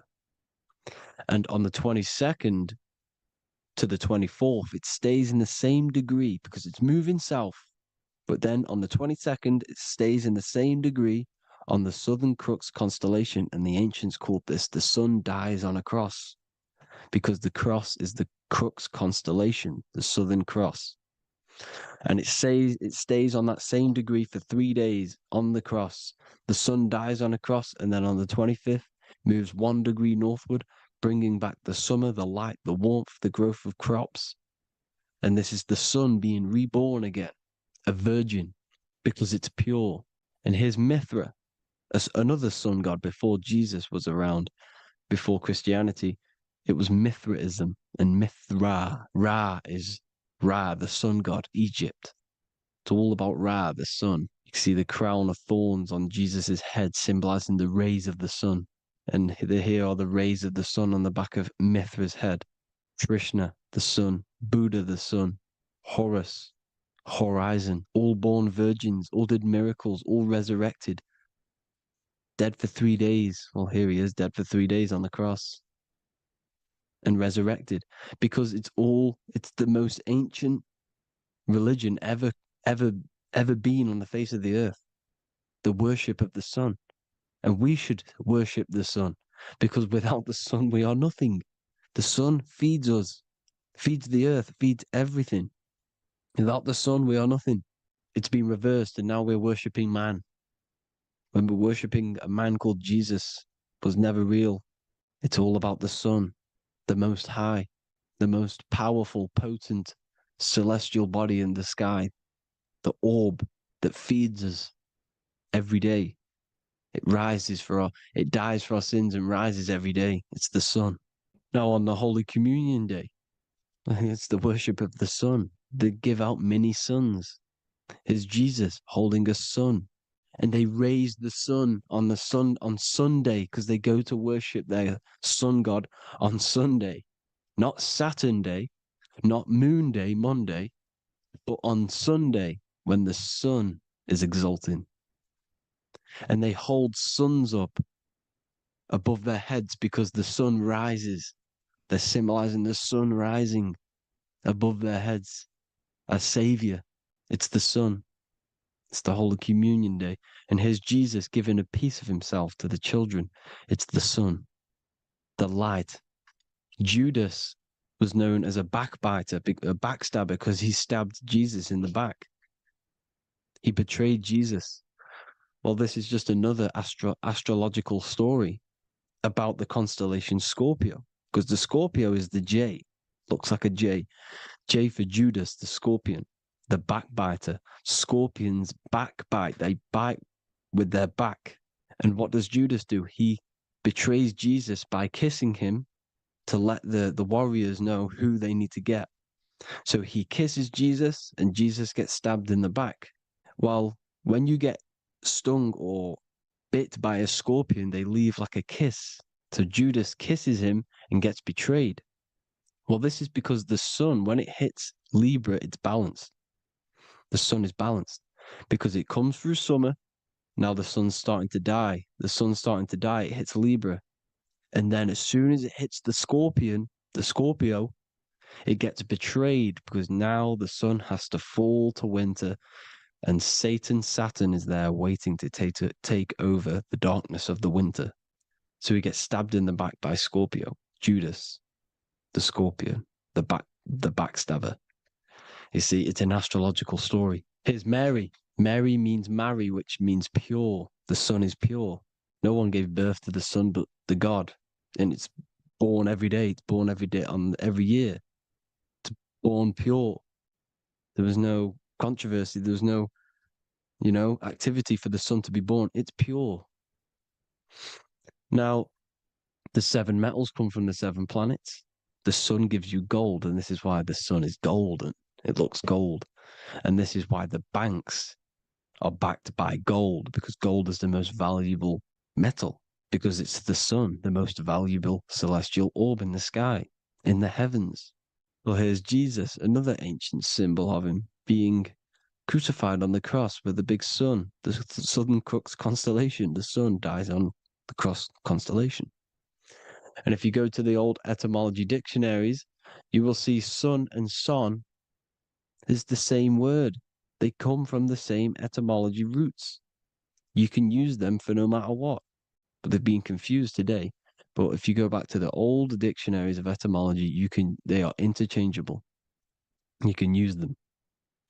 Son, sun, sol, it's all the same thing. The 12 disciples, 12 brothers of Joseph, 12 tribes of Israel, 12 breastplates on the stones, because it's all the 12 astrological signs. They could have used any other number, but there's 12. Because 12 is the mind, which is God. 7 is the number of matter, which is man. 7 energy centers in the body. 12 cranial nerves in the brain, because it's the mind. 12 is the 12ness. The zodiac is literally the mind of God, the signs of God. Now here we see here, Job 38, 31 to 33. Can you lead forth a constellation in the season? He's asking you, can you read the sky? Can you read the heavens? Canst thou bring forth the Mazzaroth in its season? Mazzaroth means 12 signs, the zodiac. Why did they translated every single Hebrew word in the Bible into English, but they decided to leave out Mazzaroth? Why? It's because if that said zodiac, Christians would have a different view on the Bible, but they leave that out. But Mazzaroth actually means the 12 signs, the zodiac, and the stars means sign. The word stars means sign because the stars are signs, things to come, which is off in Hebrew, which means sign, things to come. You see a sign on the road, it's something coming. But God is saying, no, what does he say? To qualify as a director, a judge of man's life on earth, one must be able to govern the heavenly bodies that rule the earth. It's telling you to read the heavens. We need to read the heavens. Astrology, the 12 zodiac signs, the mind of God. It's telling you, read the Mazzaroth, read the zodiac, because they are things to come in your life. They are signs. It's not satanic, it's made by God. God said, let there be lights in the firmament of the heavens to divide the day from the night, and let them be for signs. Signs are things to come. The 12 zodiac signs. It's all about astrology. Here's Mary holding the sun. His son, her son. It's the sun in the sky. The one and only, the most high. The soul, the solo because it's on its own. The most powerful, Ra, radiance. Here's the Pope holding the sun. All 3 popes holding the sun because they're sun worshippers and they know the true meaning and origins behind Christianity. Sun worship. Here's the Vatican is a sundial. Yes, this is literally a clock. Your watch is a sundial. It's got 12 sections on it for the 12 zodiac signs. 12 hours, 12 Horuses. Now here you see Jesus walking on water. Well, it's the sun, and here's the beard of the sun. Here's the pyramid of the sun, the illuminated one, the all-seeing eye, the sun. Here's the Ankh. The sun creates these symbols. The ancients knew this. Now, when you see these headdresses, these are actually the days of precession of the sun. Aries, Cancer, Libra.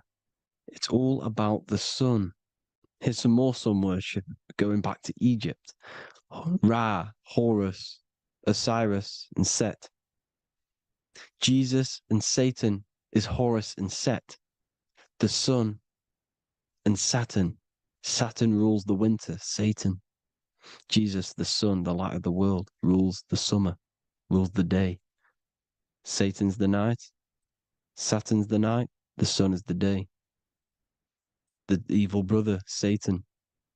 Well, Horus comes, well, this is where we get the word hours from. There are 12 Horuses. The sun moves in 12 Horuses, 12 hours. Where's Horus? What hour is it? Where's Horus? His Ra, 12 noon, Ra, radiates, powerful, the most high sun. That's why he has a sun on the top of his head. These are the 4 states of the sun.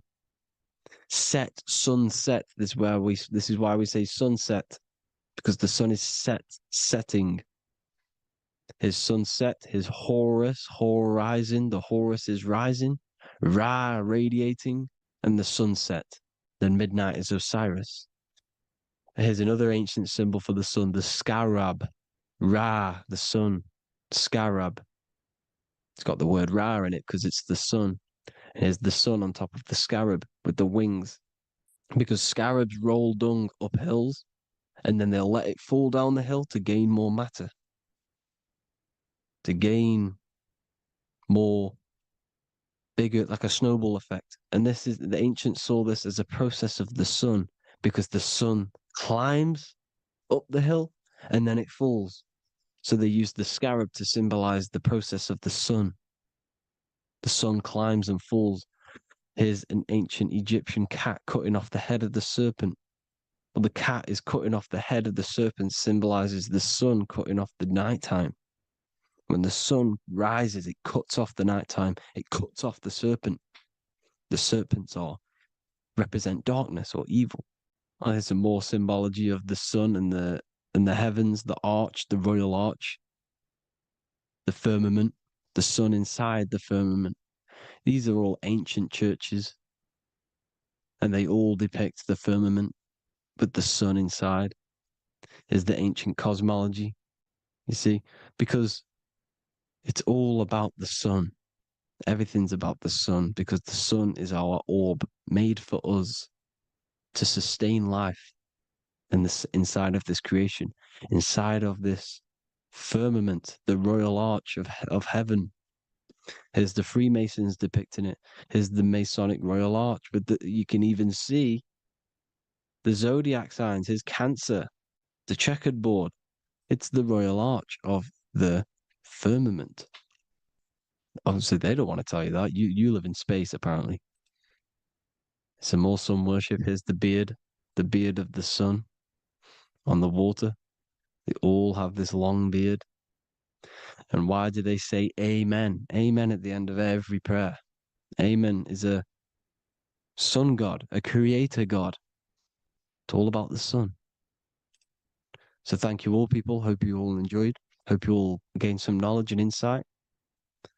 Please give me a follow, drop a comment, drop a like.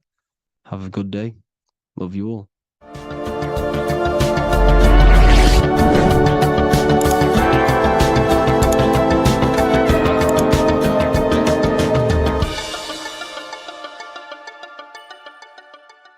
There is a secret meaning behind the number 666. 666 is 3 sixes. The number 3 in occult and esoteric numerology represents the 3 aspects of human consciousness. We see this symbolism in the all-seeing eye with the light and the triangle. The triangle is the number 3. The eye represents consciousness, observation, and the light represents the light of consciousness, because consciousness is pure light. The 3 aspects of our consciousness is thoughts, emotions, and actions. Every thought creates a feeling, and the feeling creates the action. All physical manifestation is driven from these 3 aspects of our consciousness. All physical manifestation comes from thought. Every object you see around you, this screen, the phone you're on, the laptop you're using, or the iPad, was a thought in the invisible realms of consciousness. Then it was brought into physicality through feeling and action. This is because man is made in the image and likeness of God. We are all mini creators. We are all extensions of God's creative consciousness. Therefore, the number 666 represents 3 sixes. 3 is thoughts, emotions, actions. The number 6 represents the cube, because cubes have 6 sides. This material world that we experience, everything has 6 sides. Everything's created by cubes. We can move forward, we can move backwards, we can move left, right, up and down. This is the cube that we are stuck in. Therefore, 666 represents our 3 aspects of our consciousness, thoughts, emotions, actions, all contributing towards our physical self, material world, material pleasures, completely cutting ourselves off from our spiritual, true, divine self, which means 666 is representing a state of consciousness. A state of consciousness where we only operate from a place of material needs and survival things.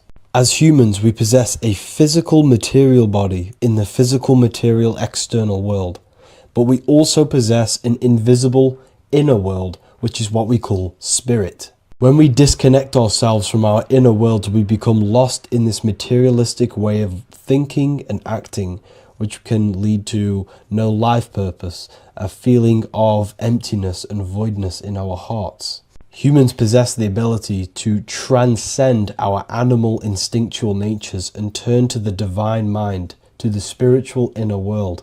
It is our inner world that is projecting our outer world. The outer world is just an effect of our inner state of consciousness. It's important as we go through this human life to not lose ourselves and look for our validations outside of ourselves. The external world is simply just a mirror, mirroring with mathematical precision what happens inside our consciousness. When we change our inner world, we produce effect in the outer world. To get back on track about this number, this represents when we are lost in our material self and we are completely cut off from our true divine self. The devil is always having goat horns, which represents a ground animal. This is the lower animal self of man. He's always red. The frequency of red is the lowest vibrational color, and it also represents the root chakra. This is all to do with survival mode and our physical needs and physical self. Red represents chaotic and intense emotions like hatred and anger. This is why the devil is always red, because it represents anger and an uncontrolled state of emotion and consciousness. You see, we've been taught in the church and all through religion indoctrinations that the devil is an external deity which influences humans. And in fact, this is nothing but a metaphorical story.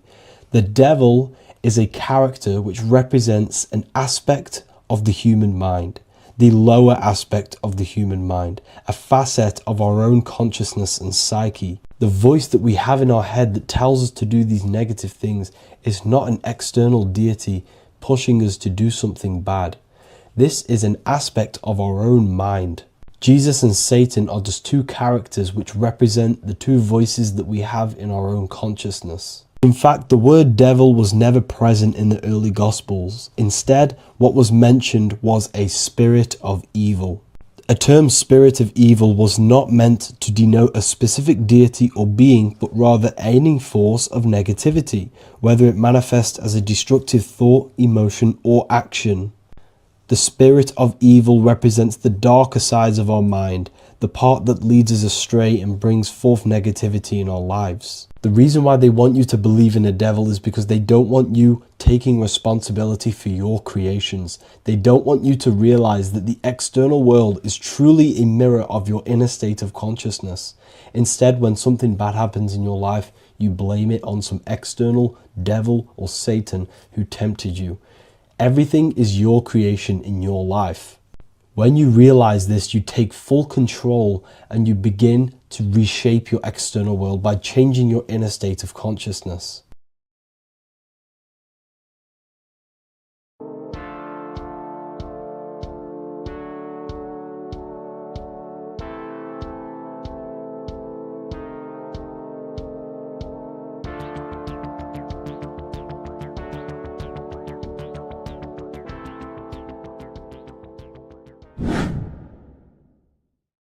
What is good, people? It's Revival of Wisdom. Today we're going to be talking about Saturn. I've done this video in the past. However, this video is going to contain a lot more in-depth explanation of Saturn. So the 33rd degree Mason, Manly P. Hall, said, Saturn is the key to crystallization, physical matter. Light is matter, matter is light. They are interchangeable. Low vibrating light turns into matter, high vibrating matter turns into light. And Saturn is the god of this world, this physical world. He crystallizes light into matter. This is symbolized as the Masonic checkerboard, matter and spirit, matter and light, light and matter. He's also the god of time, destruction, justice. He creates and destroys, because all things in time die. He creates and destroys you. So, because we live in this physical world, which is the electric world, this is why we say electricity, because it comes from the root word of El, Saturn. They used to call Saturn El, E-L. This is why we used to say Elohim is God. The real God of this world is Saturn, but it's being hid. This is being hid. Jesus is Saturn. All of this is Saturn. It's all Saturn worship. It's the real God of this world, So, physical matter is a result of two opposing forces equalized on the plane of inertia, because everything is created out of electromagnetic toroidal fields. And these two poles equalize on the plane of inertia, which gives you planet Earth, plane of inertia. The plane of inertia is what Saturn is. It's the ring around the center of the plane of inertia. Thank you to Walter Russell saying, physical matter is a result of two opposing forces on the plane of inertia. This is what Walter Russell says, so please check out his work. He's got many books, many books on light and electromagnetism and stuff like that. So I advise you to check him out. So the torus field gives you the binary code 0 and 1, the female vagina and the male phallus. This is the code for this world. Saturn crystallizes physical matter. Now Saturn is the most outermost layer of the 7 layers of heaven, where it says in the Quran, it says, Allah, it is he who created the 7 layers of heaven. Saturn is the outermost layer. He's the top. He's the most high. So when we say the most high, we're referring to Saturn. He's the most high before the firmament, before the stars. So Saturn is the god of this world. He's the Lord of the Rings. He wears the crown. The crown is the rings. Crown, Kronos. So the planets are luminaries. They are lights. They are beings. They are energy, conscious energy. And we're in the heart of the solar system. Saturn is the outermost layer. He is the one of this world. He's the god of this world. Now, on the North Pole of Saturn, you have the hexagon. Add up all the sides. It creates the 6-pointed star. Or it can be created as a cube. The cube is very important. The 6-pointed star is very important. 6 points, 6 triangles, 6 side, 6, 6, 6. Black cube adds up to 6 in gematria. Now, what did I say in the beginning? Saturn crystallizes the physical world. He creates physical things out of light. You are a light being. This is why we say human. Hue means the light spectrum. Hue, man, we are light manifested into physical forms. Human. And we are incarnated through Saturn. Satan, same thing. The number of the beast is 666, and the 666 comes from the 6.6 triangle, 6 sides of Saturn, 666. We are all known as carbon-based life forms. Carbon, the atomic structure of carbon, is 666, 6 protons, 6 electrons, 6 neutrons. We are materialized into our physical bodies through Saturn, through the number of the beast. These bodies are the beast, it's the animal. The divine, the Christ, is the consciousness within, because you are a physical, spiritual being combined into one, hexed into one. Hexagram. This is a hexagram. You're hexed into physical matter, spirit and matter, light and dark, combined into one. Now you contain of the mark of the beast, the mark of your body. Your body's the beast. It says in the Bible, Satan, who is the god of this world. This world. There are many different worlds, but this world is run by Saturn, and it says that in the Bible. Saturn is Satan. It's the same thing. And look at the crown of thorns are wrapped around the heart. The soul is in the heart. The mind is in the brain. The soul is wrapped around the rings of Saturn. You're wrapped in physical matter. This is what it's showing you. This is symbolizing the rings of Saturn wrapping you. And the cross on top is the cross of the cube. The cube, the black cube of Saturn, unfolds into a cross.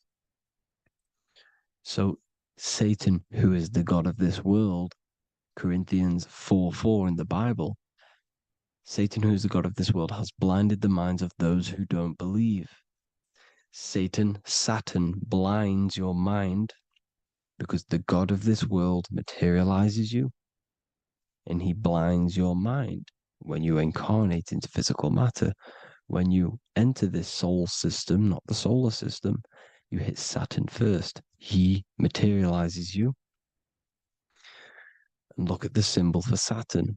This is the symbol for Saturn. All of the planet symbols are created out of the Holy Trinity. The Earth, Moon, and Sun. Body, mind, and soul.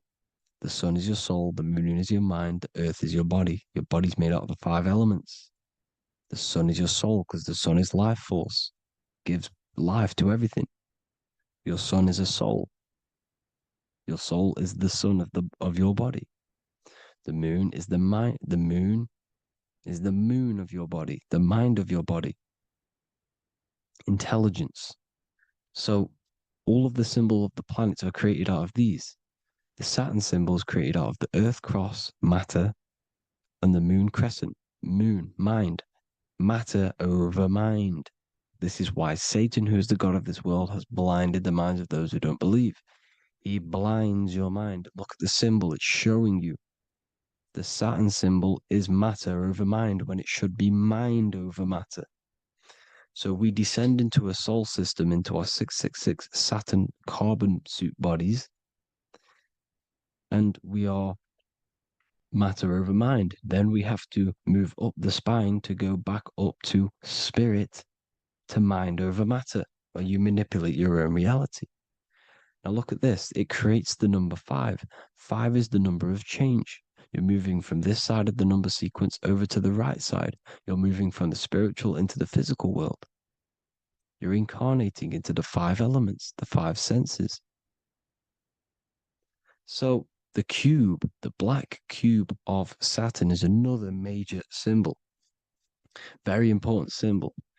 Here you see the cube, and the color black is associated with Saturn because Saturn's associated with death. He creates and destroys. Light and dark.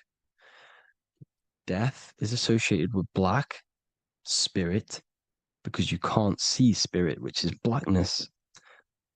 So the black cube is black because Saturn rules the nighttime, which is dark, blackness, and he rules the winter, which is death, blackness.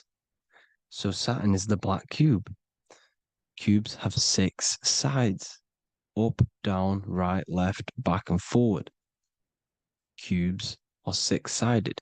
Everything is 6-sided inside of this creation because you're incarnating, you're materializing, crystallizing into the cube, the world of the cube. Everything's a cube. Everything's got 6 sides. Here's Leonardo da Vinci showing you that you're in the cube. Leonardo da Vinci did this famous painting. You're in the cube, you're hexed into physical matter. We're incarnated into the third dimension, the three-dimensional world, which is a cube, 3D. And black cube adds up to six sides of the black cube. The Kabbalah means cube god in Arabic. And look at what they do. They worship the cube, the black cube, and they stand in rings like the rings of Saturn. Australia, Denmark, Manhattan, Santana all have these black cubes. You go to New York, you will see the black cube there as well. These black cubes are everywhere because it is the real God of this world, So look at the cross. The cross unfolds into the cube. Xbox, Nintendo GameCube, Sega Saturn, anything to do with a simulated gaming reality, they put Saturn in it because we're in the simulation of Saturn. This is a simulation. And this is why they reflect this through the Xbox, GameCube, Sega Saturn, anything to do with gaming, simulations, is all Saturn. Because we're in the cube of Saturn, the black cube. We're in the GameCube, the Xbox, the Sega Saturn. As above, so below. So they reflect it through the simulations that they create inside of this simulation. Cubes have 8 points for the 8 points of time and space. 8 is the number of time. Everything's cycling, infinity. So look at the cube. The cube is symbolized as in Judaism. The Judays have the black cube. They wrap themselves in a black band and they cover their eyes into blackness. The black cube, for the black cube of Saturn, they use the star of Saturn and they worship their god on Saturn Day because it's all Saturn worship. And look how the Saturn god is wrapped around with these thorns or leaves, just like Jesus is wrapped around his heart. And Jesus on the cross is us on the cross. We are in the cross. We are in the cube. The cross is the cube. And the cross is even in the Saturn symbol. This is another symbol for Saturn. There's two symbols. You got this one, the one I've just broke down. And there's this one. This is the cross of Saturn, the cube god, the simulation, the game cube. Now, Chronos is another word for Saturn. Chronos means time. When you clock into work, you go to the Chronos machine. Well, I did anyway. And I tap my card on the Chronos because Chronos is time. Anything to do with time is Saturn. He creates and destroys. Look at the artwork of Saturn with the sand, the time. Look at this, how he's cutting off the baby's wings. He's crystallizing the spirit into matter. He's cutting off your wings. Satan, in the Bible, he falls from heaven into earth and he loses his wings. He becomes a serpent. You see, it's all symbolic for us. We are the fallen angels, fallen angles of light. We're fallen angles of light. We are light beings. Now we're fallen into physical matter. Saturn's chopped off our wings. He's chopped off our spirit wings because when you astral project, you can fly. You will fly around. He's got the Reaper staff here, always depicted with the Reaper staff. Now look at the clock. Saturn Day is the 6th day. The number of the beast, 666. Look at the clock. 6 take away 12. 12 take away 6 equals 6. 7 take away 1 equals 6. 8 take away 2 equals 6. 60 seconds in a minute, 60 minutes in an hour, 24 hours in a day, 2 plus 4 equals 6. That's 666. Everything's 666 because it's time. Saturn. All goes to Saturn. He's the god of time. We're in time now.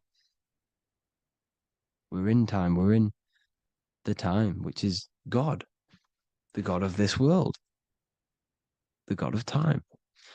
Now look at this. The Reaper is also depicted as the Reaper with the staff, the black cloak, black symbolizing death, spirit, Judges wear black because Saturn is the law. He's the god of this world. He's the law. This is why they wear black cloaks. When you graduate from university, you wear a black cloak and a black cube on your head. You've been hexed.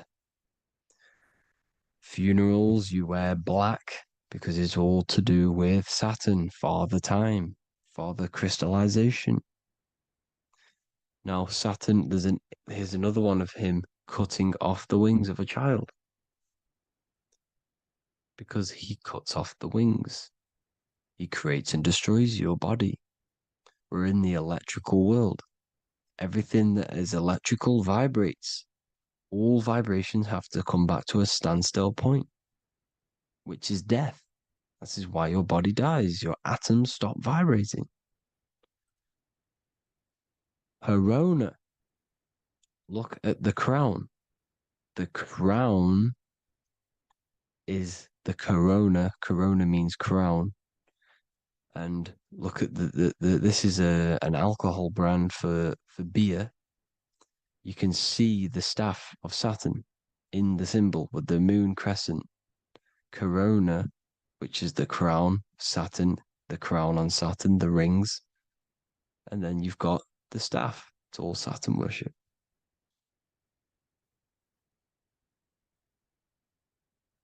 Is the black cubes of 9/11.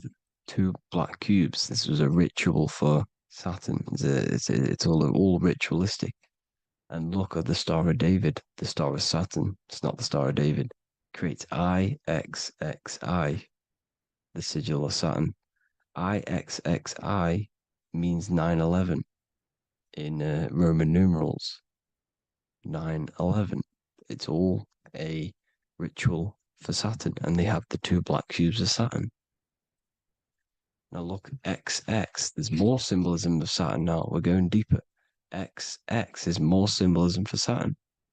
The sigil of Saturn is XX, as above, so below. Same with the Star of David. You split it in the middle, as above, so below, as above, so below. XX, this is a Knights Templar Cross of Lorraine. XX, Knights Templar, High Order of Masonry. They all worship Saturn. Well, Saturn's the real god of this world. X Eon with the XX, XXL magazines, which is all to do with famous rappers and stuff like that. When you die, you put XX on the eyes because it's Saturn. He's the Reaper. Is Jesus with the XX crown with the thorns around his heart, around his soul, with the cube on the top, the cross cube. Lucifer with the XX Cross of Lorraine. Jay-Z with his alcohol brand, XX Cross of Lorraine. The X Factor with the rings of Saturn. All Saturn worship. The seal of Melchizedek is also Saturn. This is the cube. This symbolizes the cube with the 8 points for the 8 points of space and time. And this is the cube. It's another ancient symbol for Saturn. Here you see the star of Saturn with the Melchizedek symbol around it, which is all to do with Saturn. Here you see an altar, the Holy Grail, the Melchizedek symbol on it, and they're worshipping it. This is why we wear rings, wedding rings for the rings of Saturn. It all goes back to Saturn. Earrings. The 8-pointed star of the ancient Sumerians is all Saturn. It's all Saturn.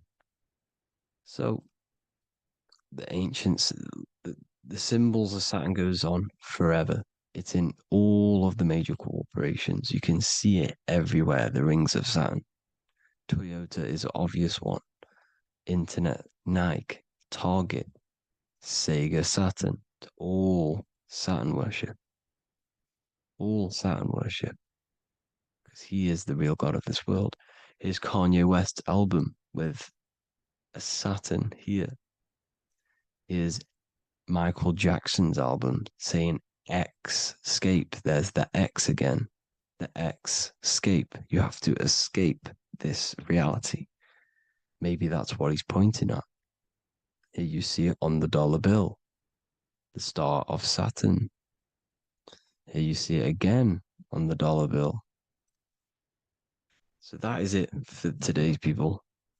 I hope you all gain some insight on Saturn. Please like, comment, and share if you can. Subscribe if you like the channel.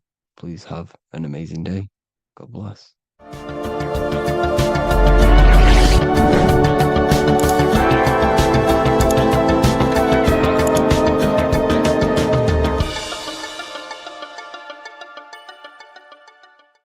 In this video, we're going to be talking about the evolution of consciousness.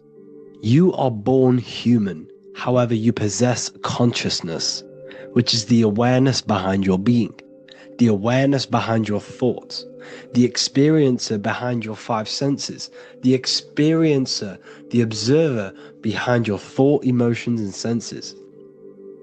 You are an eye, an invisible consciousness looking through a lens, which is your body. Your body produces this physical world that you experience. Your brain produces this world. Your brain and body is a technological computer. However, you are an infinite, ever-expanding consciousness behind this physical body. And there is an evolution of consciousness, a cosmic journey of expansion. And this is why we see so much pyramid symbolism in the occult and esoteric world, and especially within Freemasonry. Because the pyramid represents climbing, an evolution, a raising state of consciousness, a journey. Steps symbolize a journey upwards. This is the raising and the evolution of consciousness, our inner world. The transmutation of our inner selves, of our souls and consciousness and our minds.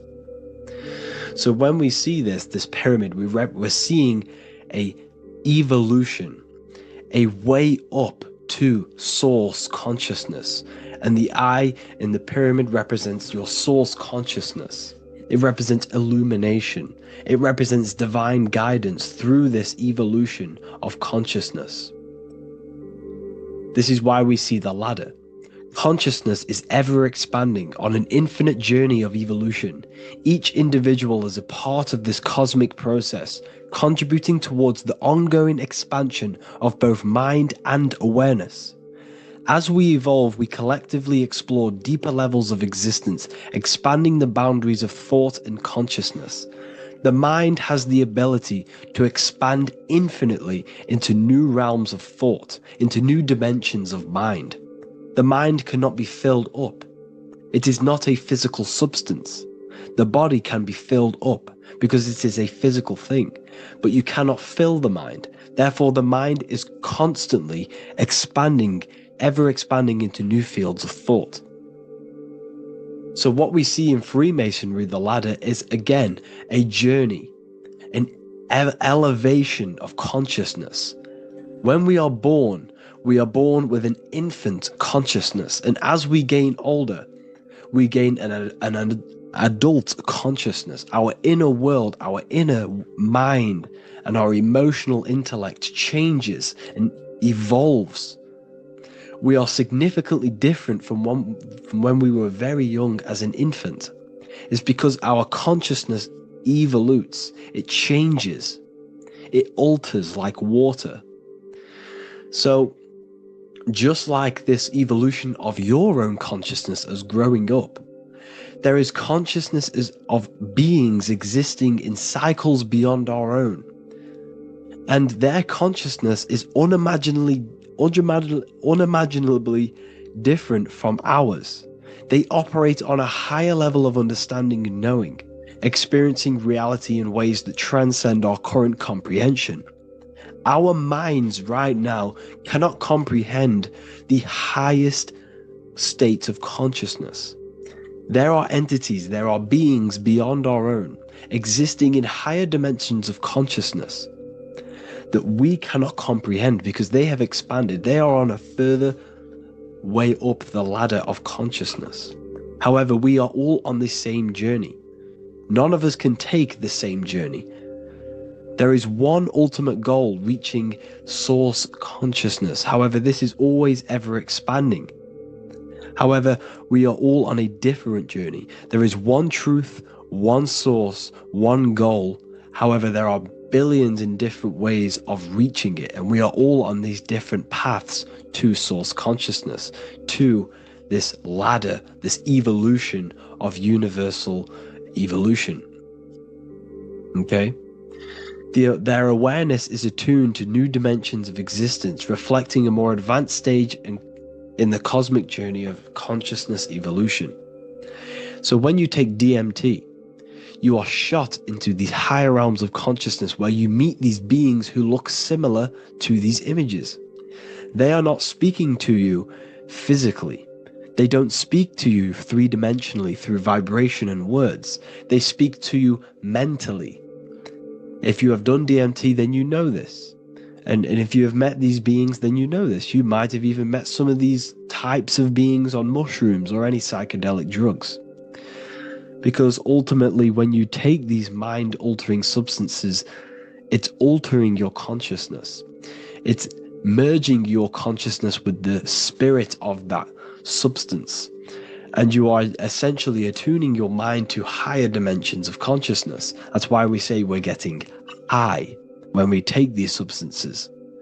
Therefore, when you meet these beings on DMT, you are essentially meeting beings who are attuned to higher dimensions of consciousness, and they speak to you mentally. They speak to you telepathically through thought, because the universe is mental. Everything exists within the mind. The way you are now, your physical existence, is a state of mind. Mind, thought creates matter. Spirit and matter are two opposing ways of thinking. If we have a very spiritual mind, we have an expanded mind, we are a spiritual person through the mind. However, if we have a very low state of consciousness where we think about food, sex, lust, and all physical things, then we have a physical consciousness. Matter and spirit are two opposing forces, two ways of thinking. The mind attunes itself to different levels of understanding in different dimensions. So, essentially, this is what we're looking at. The body is a vessel for the fluidic, formless consciousness, a temple that houses the essence of our awareness. While the five senses are limited to perceiving only the physical plane, the mind transcends these limitations, capable of perceiving the full scope of reality. It is through the mind that we access deeper truths beyond the material, tapping into boundless nature of existence. Physical existence is a thin band, a thin layer of reality. It's like 0.001% of reality. And your five senses are only tuned into this layer of reality. But the five senses are, by design, only allowed to perceive physicality. But the mind has the power to expand beyond this physical five-sense state.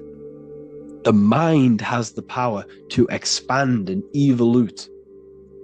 It is a conscious decision whether you want to take this path or not. You can stay in a three-dimensional way of thinking, or you can expand your consciousness from within. It's not an external journey. There is no God going to save you. You must save yourself. Therefore, behind every single one of these eyes is the same source consciousness. However, we are all different cells in a different journey. The organs in your body, the cells in your body are all alive. They all possess same consciousness, universal consciousness. However, we are all on a different journey of evolution. As above, so below. As the baby is in the mother's womb, when the baby becomes conscious, there is a world outside of its mother. What does it do? It presses and seeks a way out to be born in the other world outside of its mother.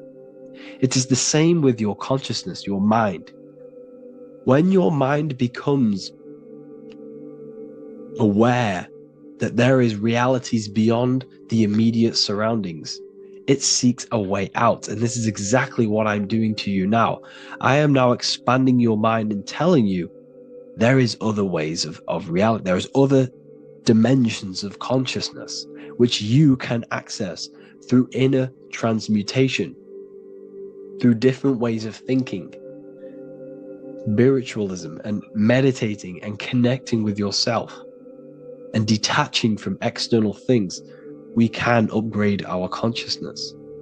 Your body is a womb. Why Jesus says you must be born again to see the kingdom of God, because you are born physically and then you must be born again spiritually, awakening your inner consciousness. So like I said, as the baby is in the womb, it's the same principle, as above, so below. You were a baby, you were in your mother's womb, and you figured out there is a world outside of your mother, so you seek to weigh out your mother to be born in another world. It's the same now. You must do this now. This is your spiritual evolution. This is the evolution of consciousness. It's ever expanding. When you die, this is a transition. You must learn to not fear death. This is another part of your spiritual journey. You must master death. Therefore, like I said before, the mind has limitless capacity to expand into new realms of thought, continuously exploring uncharted ideas and concepts without boundaries. The mind can ever expand. It can never be filled. It can never ever know everything. There is infinite fields of knowledge, infinite fields of thought. Your current state is just one stage on an infinite pathway. You won't remain human forever. The human experience is a crucial phase where we learn to balance polarities, master the fundamental laws of the cosmos.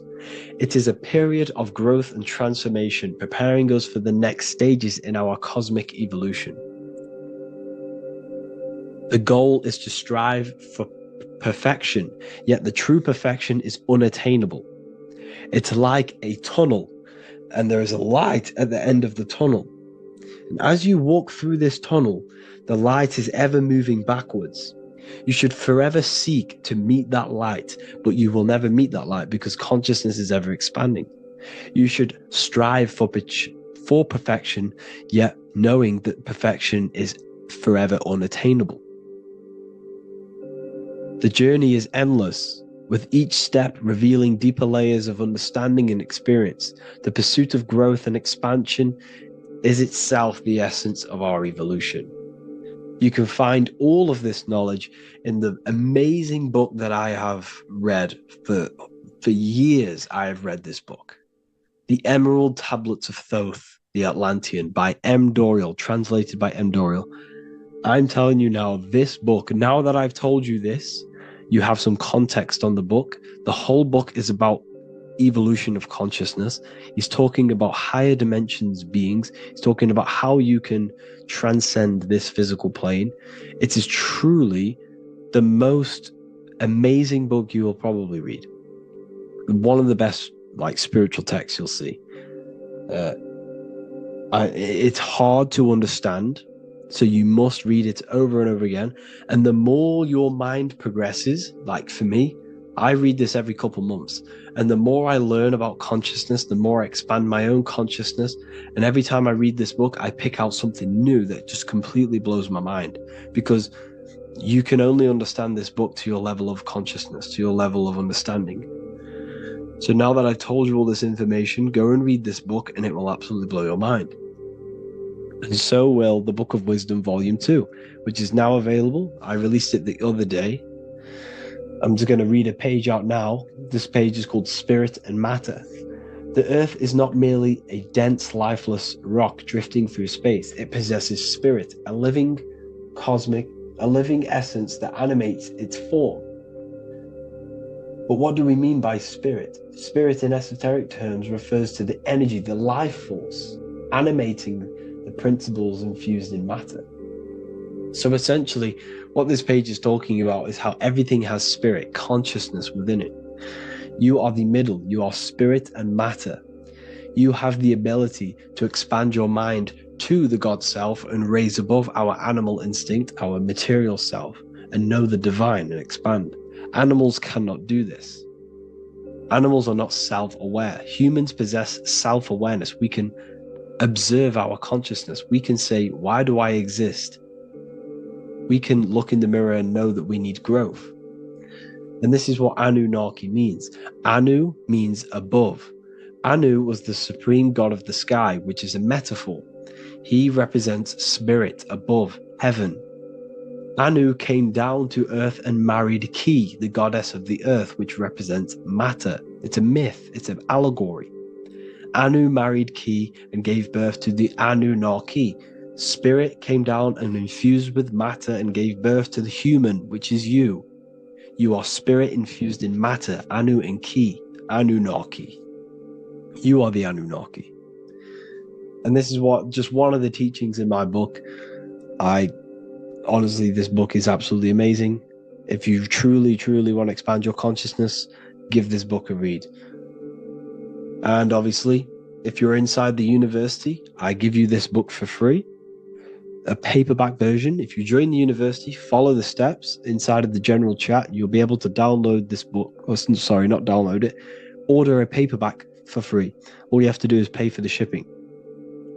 You'll also gain amazing knowledge inside of my library, where your mind will just be overblown with the amount of esoteric books. There's over 45 rare occult books, plus you get a PDF of the Volume 1 and Human Health Guide. You get reoccurring updates where I expand on symbolism, occultism, where you will just feel absolutely amazing once you understand esotericism in yourself.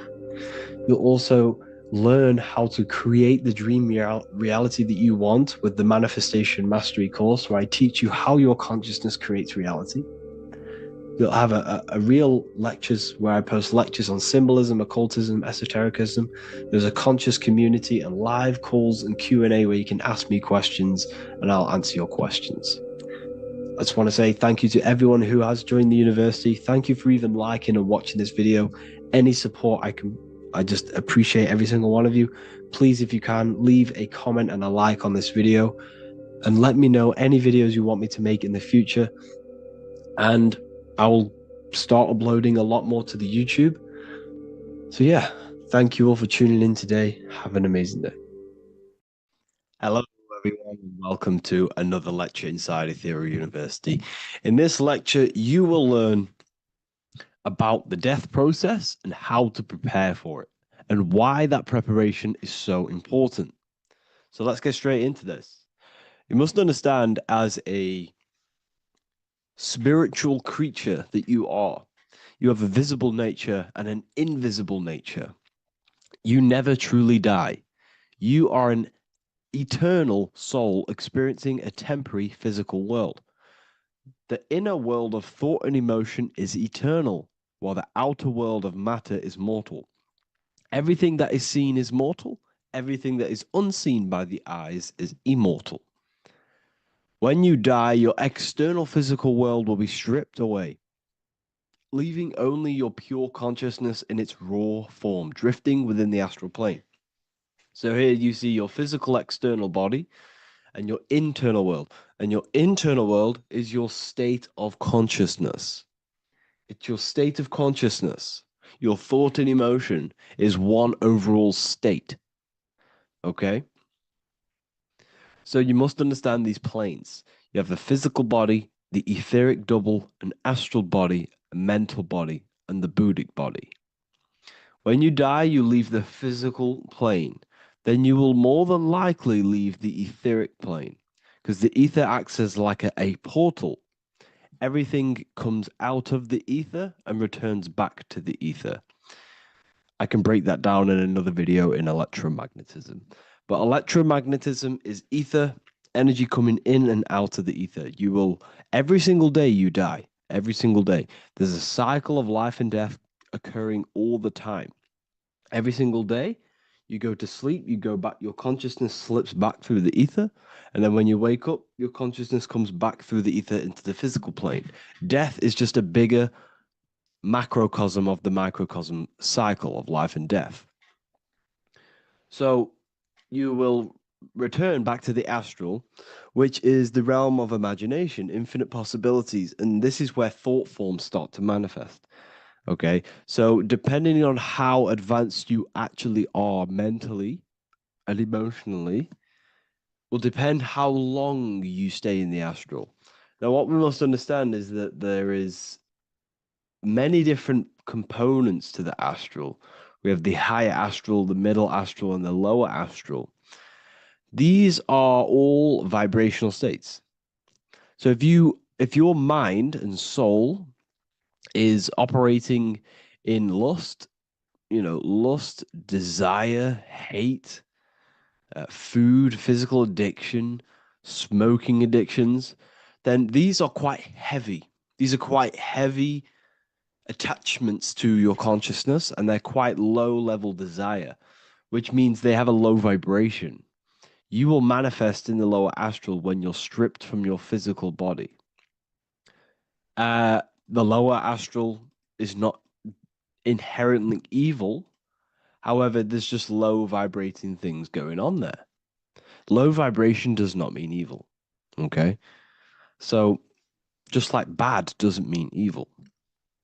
Okay. In the lower astral, you are going to see lower astral beings. You're going to see spirits, souls with low level desire. Okay. People who are attached to the physical plane, people that lust, people that do these things. Technically, this is hell, but you can escape it by escaping yourself. Now we're going to break all this down. I'll break all this down properly once you understand the full context. So depending on your level of desire, you will manifest in a corresponding layer of the astral plane. If your mind is still attached to the low physical desires, you will find yourself in the lower astral realms. But if you have few desires and have detached from the worldly attachments while you are encased in a body, then you will rise into a higher or middle astral plane, mainly the middle. Okay.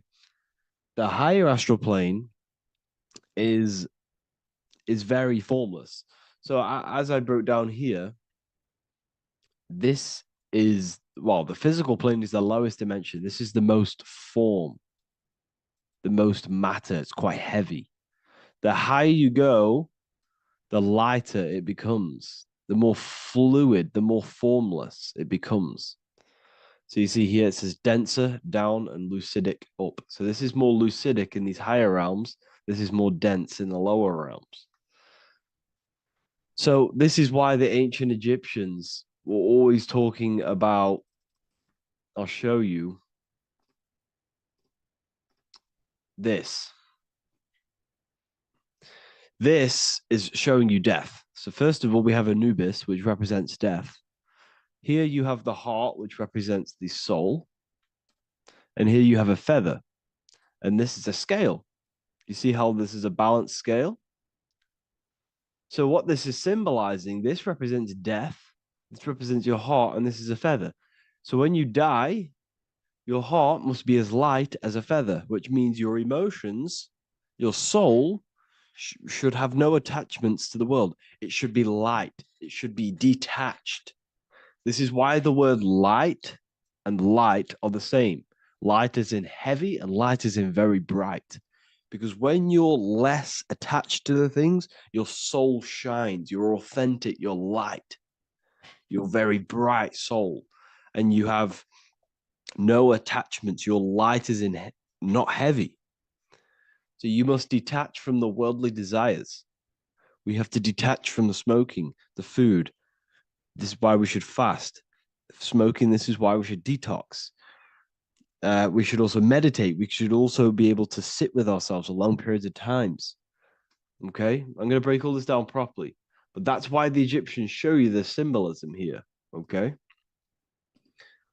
So you're stripped of your material body. So that state of consciousness you're in right now, your inside world, if you shut your eyes, that state you're in, that is what you're going to experience when you die. Okay? And you're going to be manifested into the astral. In the physical plane, you can mask or hide almost anything. But in the spiritual realm, you cannot. The astral body, your thoughts and emotions directly shape your spiritual body, your astral body, revealing your true inner state.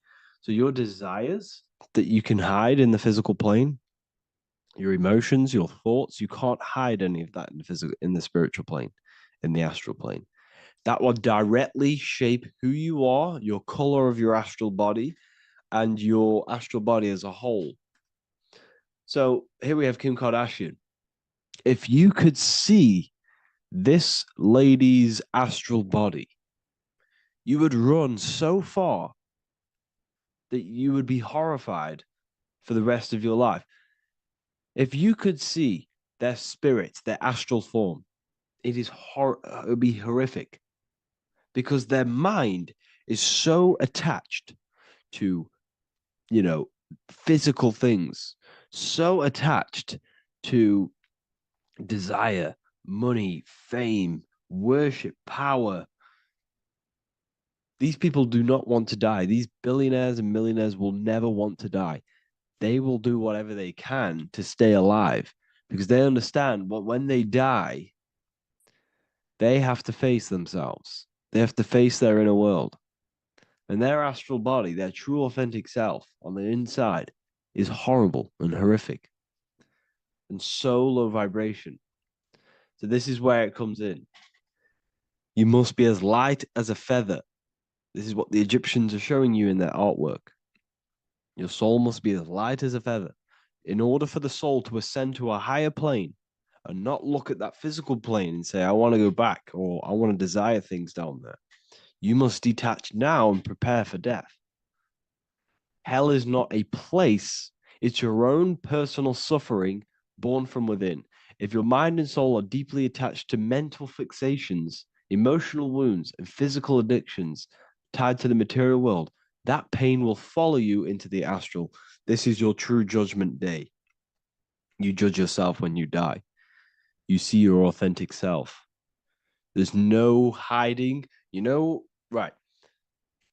Imagine right now that you that everything you cling to was stripped away. No matrix, no electricity, no food, no TikTok, no phone, no possessions, no distractions, no one else. Could you sit alone with yourself for just 1 hour? Could you sit alone with your thought and emotion? That moment of truth is what you must begin to prepare for. Could you sit alone with yourself? Can you sit alone for long periods of time and just think? And if you cannot, then you're running from your internal world. You're running from your thoughts. You're distracting yourself from your thoughts. This is what we must address. Now, don't feel bad if this is you. We've all have problems. We all have internal problems. But this is what we have to face directly in order to prepare for life after death. We must meditate for long periods of time. Not even meditation. We should be able to sit with ourselves with no distractions and just think. This is what the people of the past used to do when we had no technology. People would sit and think for hours. This is what we need. Because if you cannot sit with yourself, imagine sitting with yourself with no physical body. That's the level that's going to happen. And we need to prepare for that.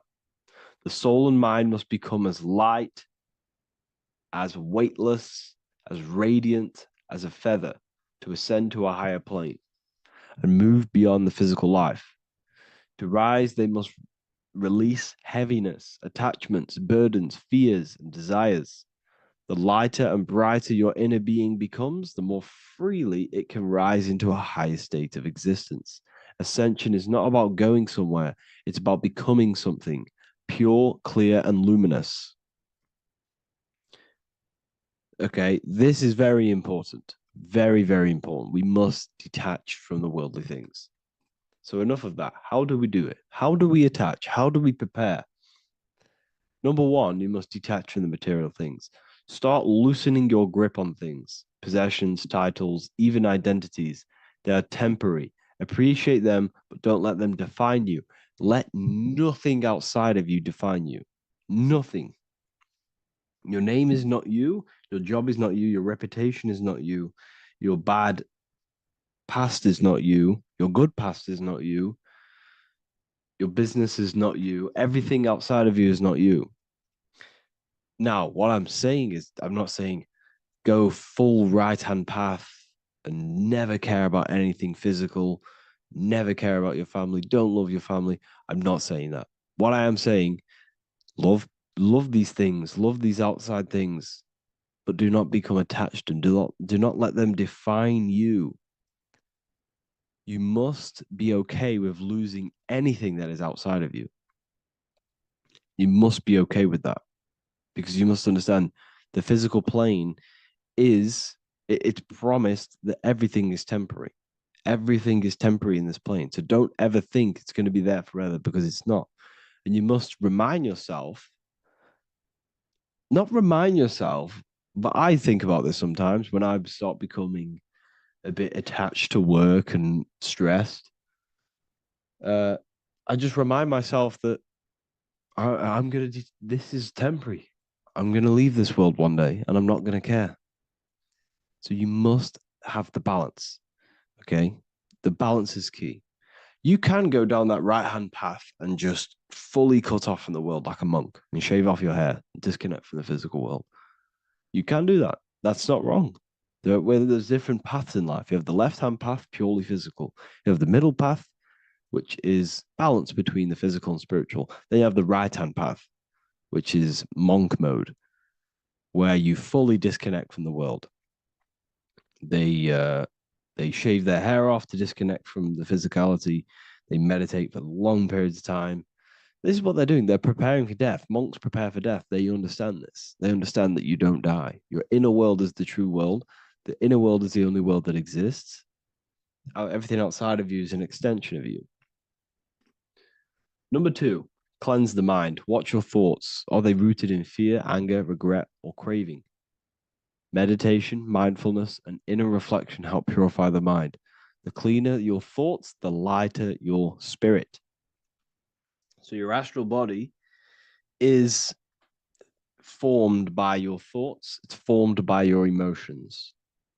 If you sit around thinking about eating all day, you're going to have a very heavy astral body. It's going to manifest in the lower planes. But if your mind is thinking about good things with good intentions, love, knowledge, expansion, you're going to manifest even the middle or the higher. And there are ways to even ascend out of your astral body. Yes, you can ascend out of your astral body and out of the mental body, but that's all very advanced, and I'm not going to teach that yet. I'll make another video on that, but you can ascend from them bodies. The astral plane is not the end. You can keep ascending as a soul until you're left with just the pure essence of the soul. But we're going to, anyways, cleanse the mind, reprogram the limiting belief systems, let go of mental attachments. And the way you do this is by getting a piece of paper and writing down every single attachment that you have. And you're going to realize, dude, there's more than you think. Okay. We have to detach from these. We have to. 4, practice presence. Can you sit in silence with yourself? The more at ease you are with your own inner being, the less you'll fear death. The afterlife is just an extension of your inner world. It's so important. This is so, so important. Can you sit with yourself? If you cannot sit with yourself, you have some inner work to do. You have some thoughts to address, some beliefs to address, and some feelings to address. Okay, so practice sitting in the present, meditation, or just literally sit there and try and be okay with yourself. And if you can't be okay with yourself, then there's something you need to address, whether it's a belief system, whether it's an emotional trauma, or something. This is what we must reshape, refine, and let go of. Live truthfully. Speak and act from your soul, not from fear or ego. The more authentic you are, the more aligned you become with your true self, which carries beyond this life.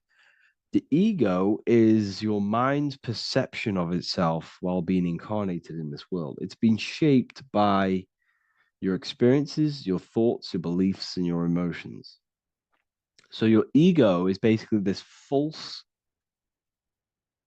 thought form that you've created. It's a false layer of yourself that sits on top of your true authentic self. It's basically your physical character. When you were young, you had no ego.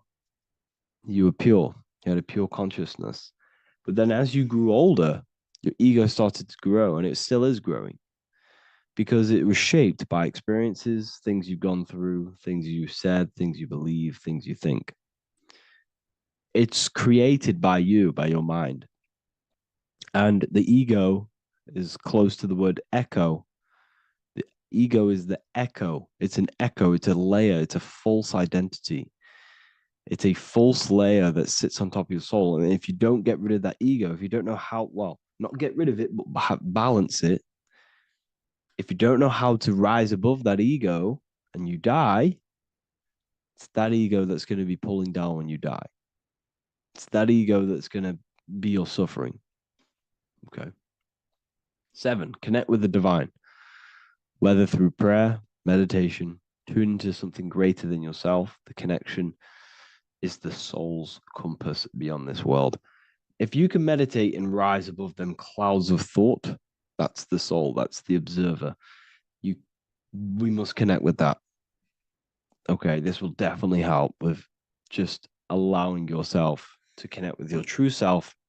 Meditation's great because you can just fully detach from the world. And the more you meditate, the more you can prepare for death.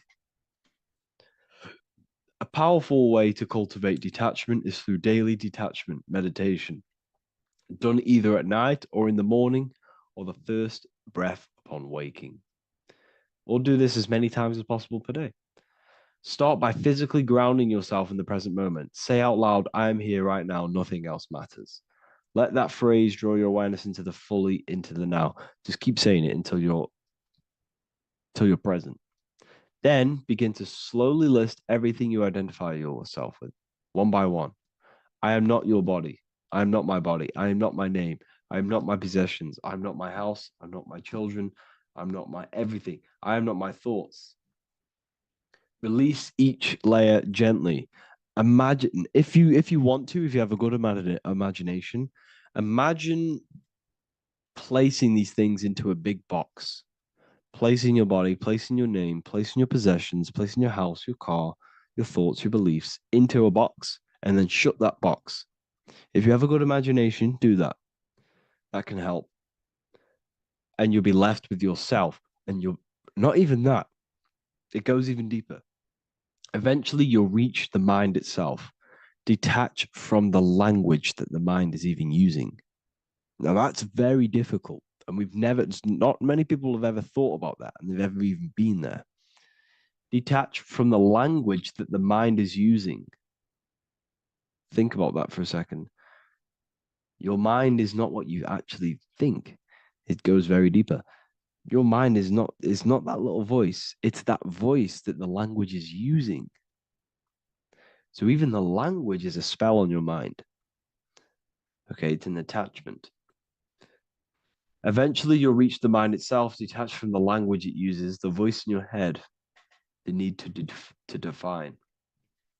What remains is something beyond thought and beyond words. I can't even describe what's left, because words, once the language is gone, it's purely metaphysical.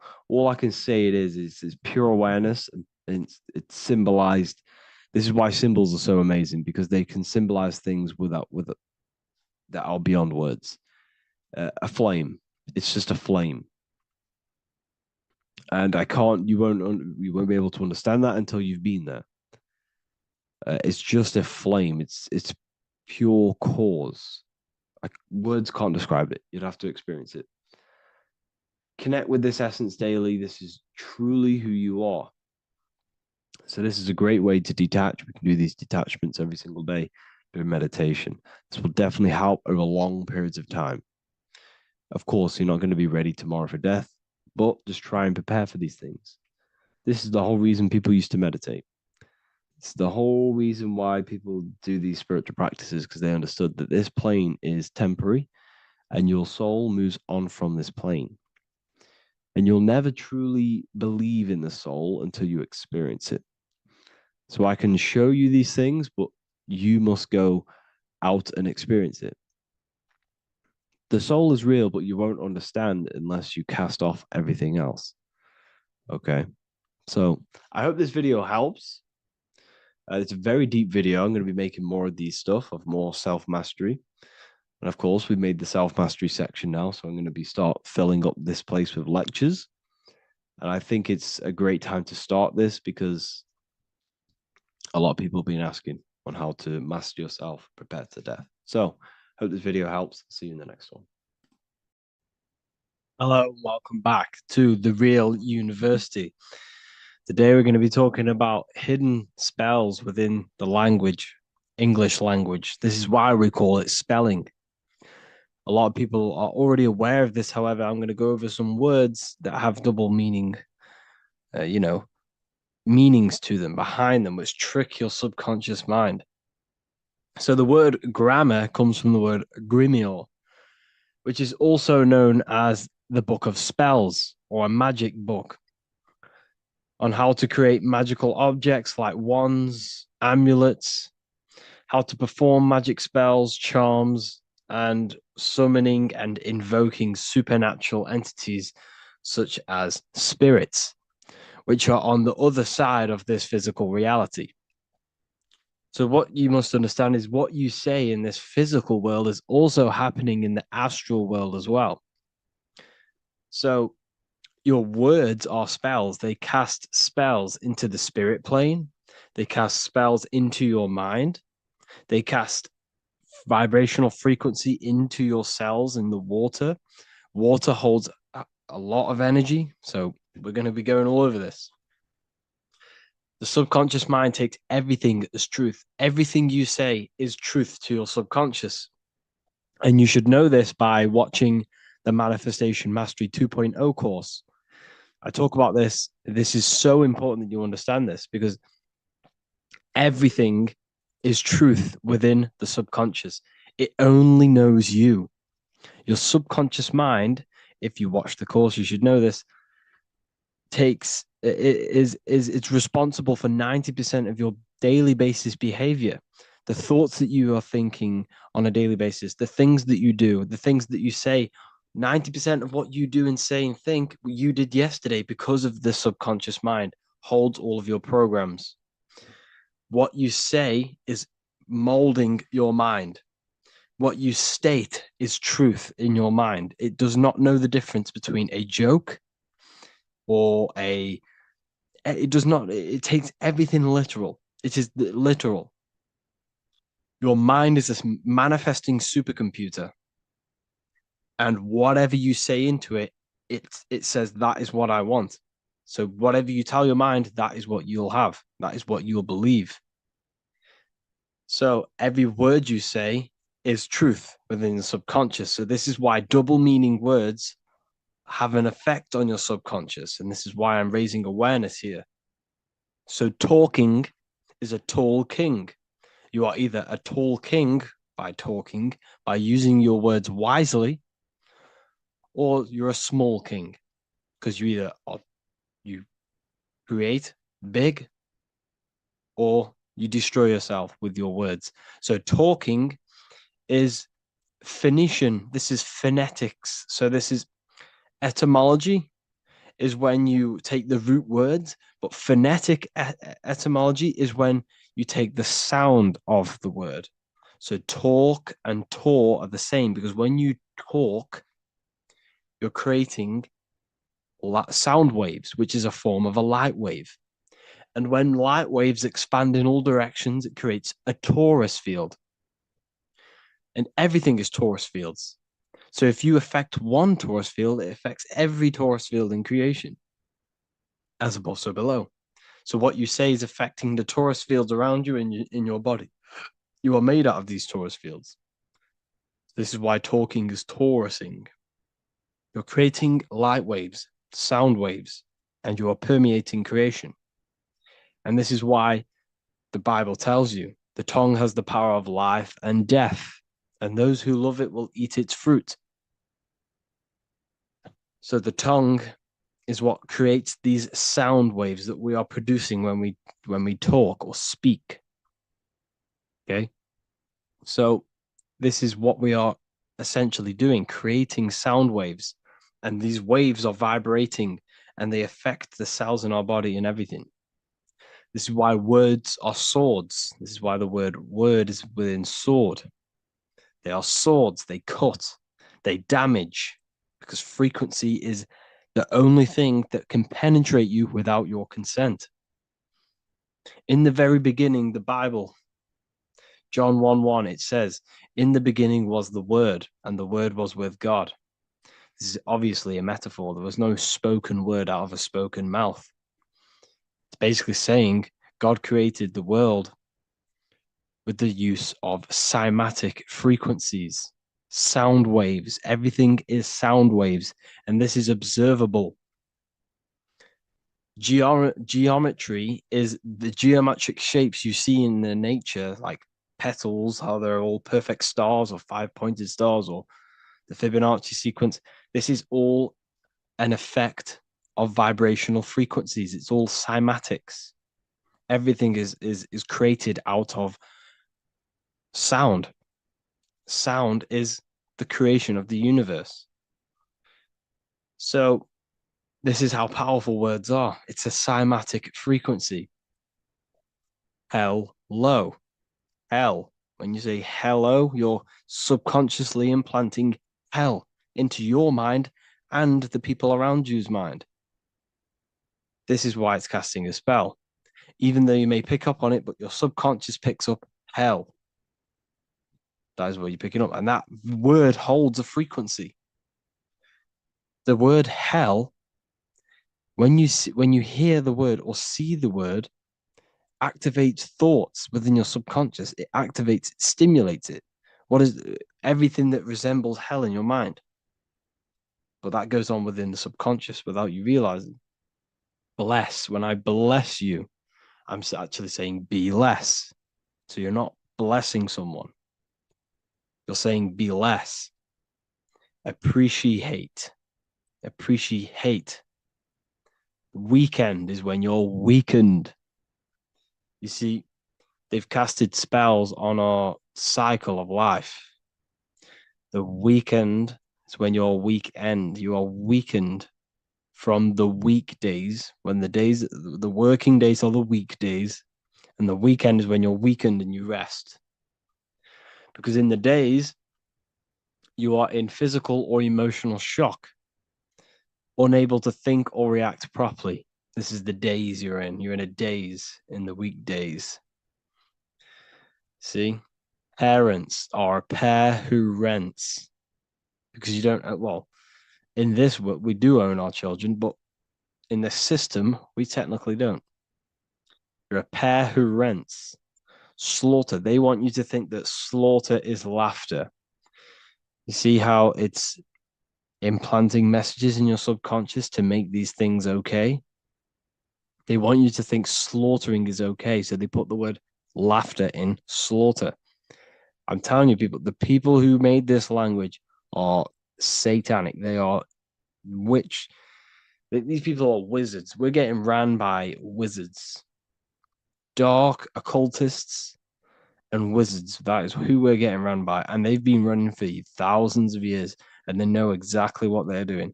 They've covered all aspects. They've covered the language, the frequencies, the music, the food, the water. They control everything. In every aspect of your life, they have some part in it. And it's all occult knowledge through magic. It's all magic. It's all a form of magic. Awake. Awake is an event where the family and friends of a deceased gather before the funeral. That's awake. Why are we talking? Why is the word funeral? Why is death associated with being awake? See how they are planting subconscious messages in you. They want you to feel death. They want you to be the low vibration. And it's the same with mourning.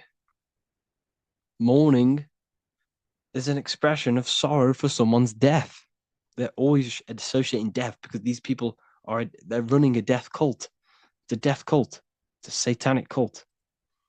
A job. is Hebrew for prosecution.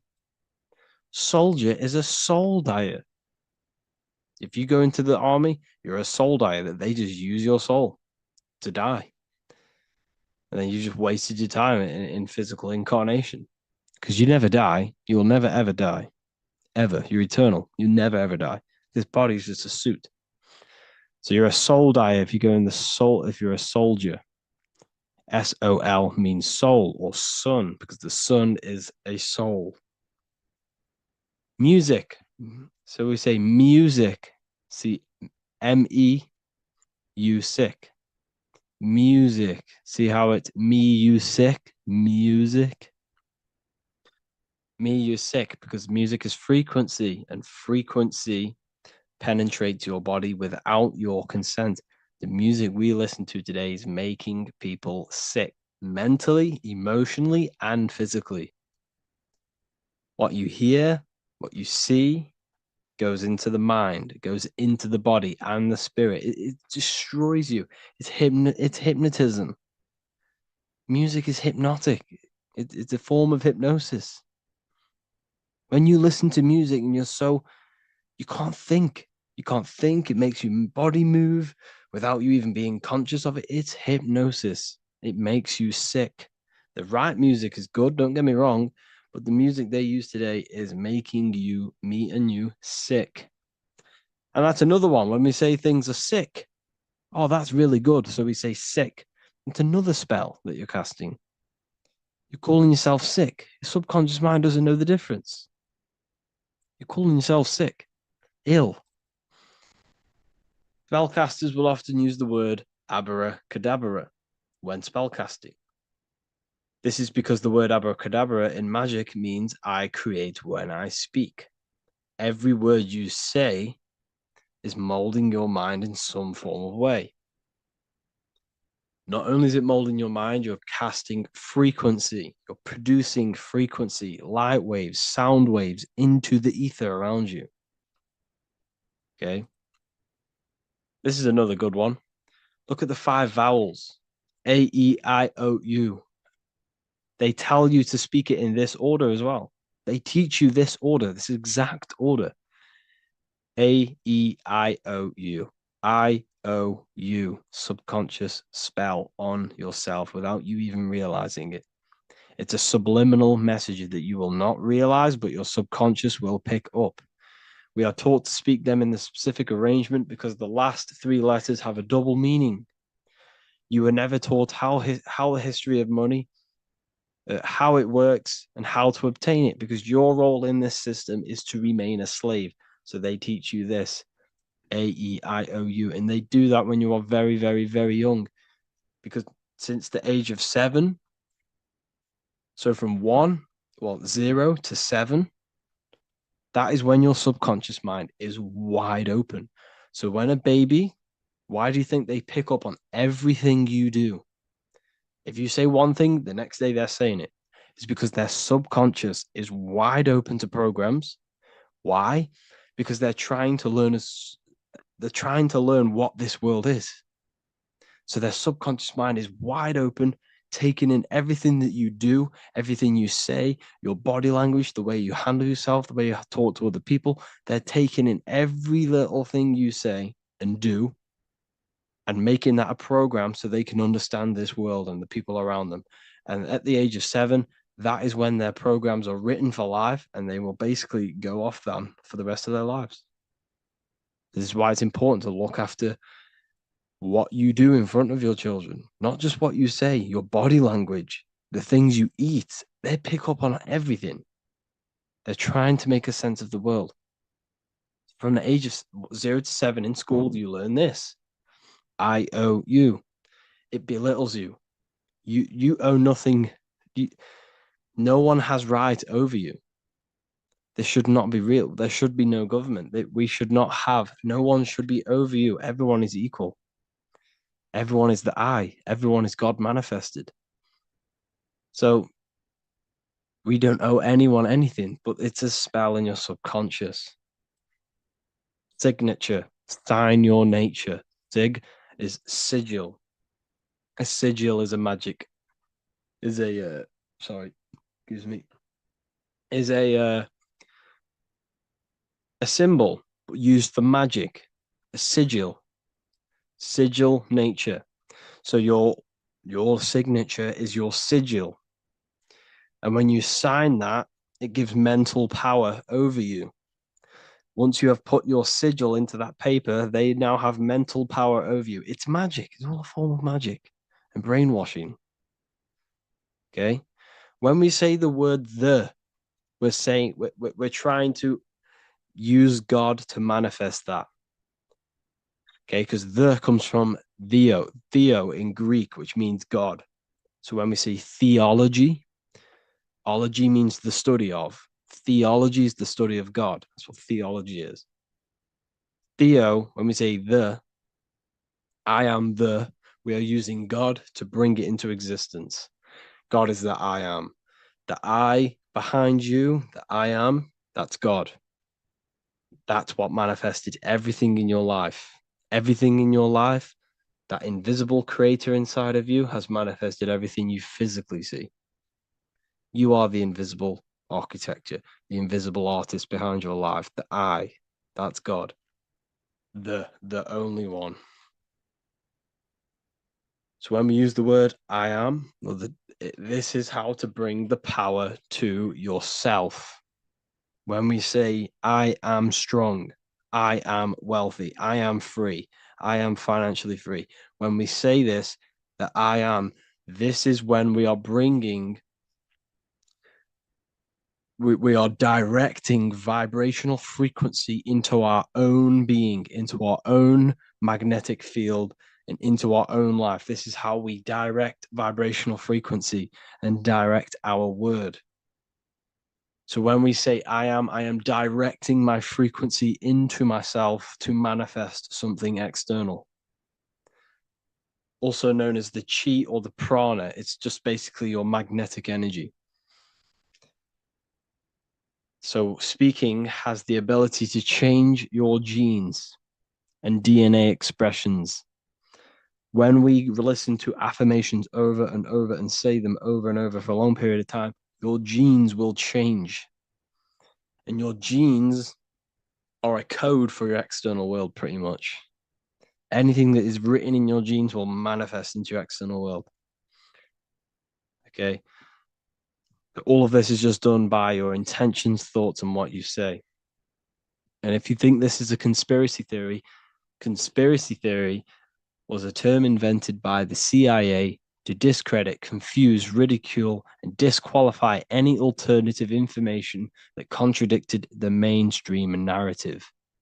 That's what a conspiracy theory was. It was created by the CIA for any belief that went against their mainstream narrative. Hollywood, the biggest spell casting scheme cult in the world. Hollywood. I'm going to make a whole lecture on this. Hollywood is Holywood, which comes from a holly tree, which the ancient Phoenicians and magicians used to take the Hollywood, the holy wood. It was called Holywood because it was the best wood to make wands out of and cast spells. That's why they get their name. And what is the films?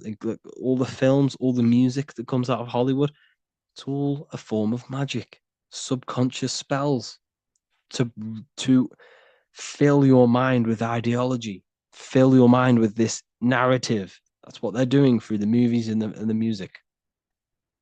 Anyways, I hope you like this lecture. Thank you all for joining the Real University. I hope you're all learning a lot here, and looking forward to making some more awareness for you and more knowledge. Have an amazing day, people.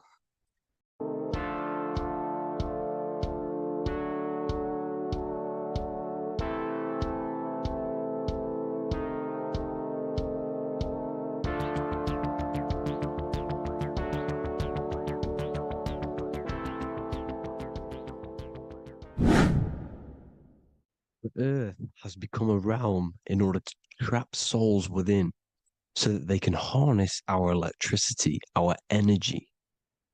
Even the Bible is talking about how this realm is controlled by the wicked one in John 5:19. We know that we are the children of God and that the whole world is under the control of the evil one. Ephesians 6:12. For our struggle is not against flesh and blood, but against the rulers, against the authorities, against the powers of this dark world, and against the spiritual forces of evil in the heavenly realms. So the Bible is telling us that this is not the only world. There are other worlds, there are other realms that we can go to, considered as heaven. Heaven being a higher realm where there is no evil, no darkness. This is a midpoint realm where there is good and evil. Now, we're going to explain how the soul trap is how it's working and how your soul is being harnessed for its energy and how you are tricked to come back to this realm after death. What you need to understand is first is that you are the invisible intelligence behind the physical body. You are the mind and soul. The soul is the true you, the good you. It is pure love, pure bliss, eternal, never dies. The mind can be corrupted though. The mind is the intelligence of the soul. It is invisible. It has no true form. The intelligence inhabits the brain. The brain is the computer to control the electrical machine called the nervous system, which is choice, program, and action. You are the invisible intelligence behind the body, and this will prove it even more. You do not even see into the external world. You are seeing an image produced by the brain because the light is being sucked through the retinas of the eyes. The image is produced in the visual cortex at the back of the brain. What does this mean? This means that we are the consciousness in the center of the brain, in the pineal gland, that is experiencing the program being ran by the central nervous system in the brain. This is the sigil of Lucifer. Lucifer in Latin is Lucy. Lucy is light in Latin. Lucifer is known as the light bearer. This is how the eyes work, people. It's not a demon or a devil. The sigil for Lucifer is how the eyes work and how the left eye is controlled by the right brain. The right eye is controlled by the left brain. There is a crossover. It's the same with the body. The left side of the body is controlled by the right brain. The right side of the body is controlled by the left brain. There's a crossover with our hemispheres in the brain. Now, this empty chamber in the center of the brain is where this universal cosmic intelligence is held, known as the most holy place in the Bible, the throne of God. Okay? This is above the 33 vertebrae on the spine. As you can see here, you are the being in the center of this point. All of the nerves are being sent back to this one particular point, which is the seat of our invisible intelligence. You can see it's an empty chamber. Our consciousness, our intelligence is not a physical thing. This intelligence is the true voice inside of your head. This is why your head is heaven, your heart is earth, your heel is hell. Your head is heaven because this is the seat, the throne of God. God is in heaven because the consciousness, this divine intelligence that's controlling the body, is sat in the center of the brain. The brain is taking commands of this invisible intelligence. When you close your eyes, you can feel your awareness, your consciousness, your intelligence is all in the brain. Your awareness is not in the feet, the heart, the legs, the arms. It's all in the center of the brain. Now, if you meditate deeply, you will find that You are beyond the mind. You are the being observing the thoughts. You are the soul observing the thoughts. Now, with this being said, you are the consciousness experiencing the program being ran by the central nervous system in the brain, because you're not seeing into the external world. It's an image, it's a simulated image produced by the brain and the central nervous system. You do not experience the external world. You do not feel the external world. You feel electrical impulses on your nervous system. Your nervous system is decoding what you are feeling. So the only thing that you truly feel is the electrical impulses on your nervous system. This is why the nervous system is the tree of knowledge of good and evil, because it gives your invisible intelligence, your mind, the knowledge of good and evil. It can detect good things, it can detect bad things. If it's hot, if it's warm, if I need to go, the nervous system is doing this. It is the tree of knowledge of good and evil. Okay?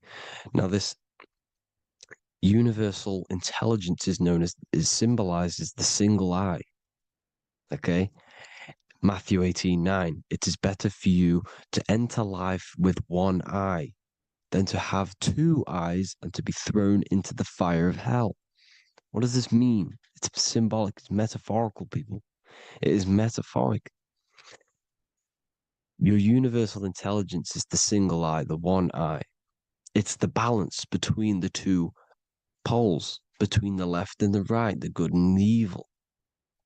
It knows the right thing to do all the time. This is our inner guide. The inner self is the inner guide.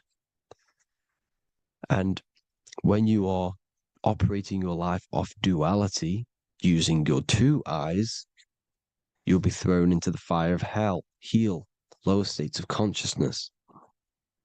Because you're split. You need to live in oneness, even, balance. Matthew 6:22, the light of the body is the eye. The light of the whole body is the eye. You are a light being. Human. Hue means an attribute of a color. Man is the word manifested. We are light manifested into physical form. Depending on your vibration is depending on what color that you are vibrating on, which is a hue, a human. If therefore thine eye be single, thy whole body should be full of light. Again, it's talking about the single eye, oneness, completeness. When you balance the hemispheres of the brain, we'll go over that later. But anyways, the body is the earth. This is what we need to understand, people. The body is running the simulation, the program that our consciousness is experiencing. So when we leave the body during death and astral projection, we leave the earth. This is how it works. The body is the vehicle for the earth, for this realm. Everything exists within our mind. You have the soul, mind, and body.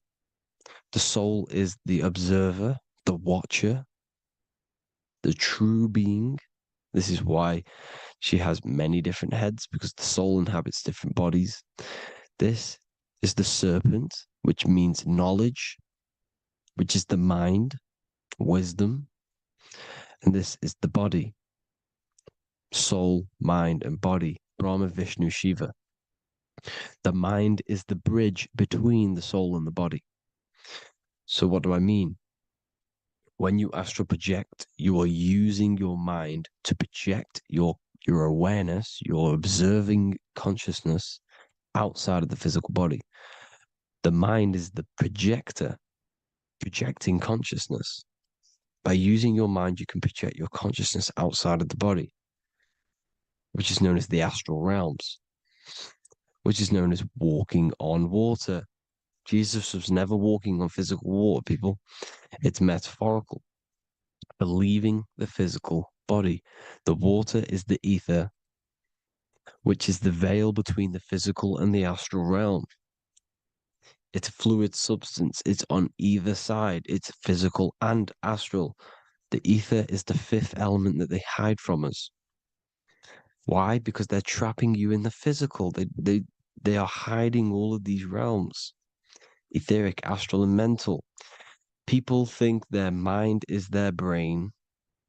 It's two separate dimensions. These are completely different dimensions. The mind is way more intelligent. The mind is formless. There is no form to the mind. You can think anything you want. You can manifest anything you want within your mind. It is not a physical object.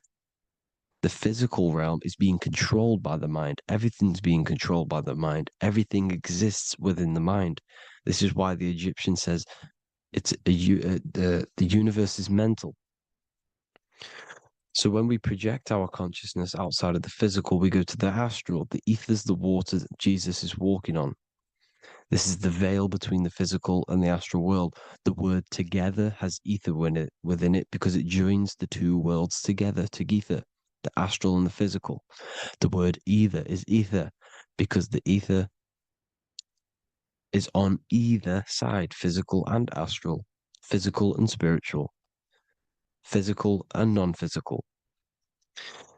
In the astral realm, the mind can manifest anything we want. We incarnate to restrict our minds. This is why Saturn, if you go and watch my video on Saturn, how Saturn is this simulation, okay? Our minds can manifest anything we want in the astral plane in the click of a finger. However, when we incarnate in matter, we now have to labor for our manifestations. This is why Saturn's known as the great teacher in astrology, because he teaches you a lesson. When your mind incarnates into matter, it's teaching your mind a lesson, the knowledge of good and evil. This is why the Bible says, you shall be gods and know the knowledge of good and evil. When you incarnate here, you have to know the knowledge, you need to know the knowledge of good and evil to become a god. Okay? Now, the square is the physical plane, the triangle's the ethereal plane, the circle's the eternal plane. The circle has no beginning, no end, it's eternal. The physical plane is the square, it's limited. The square is limited.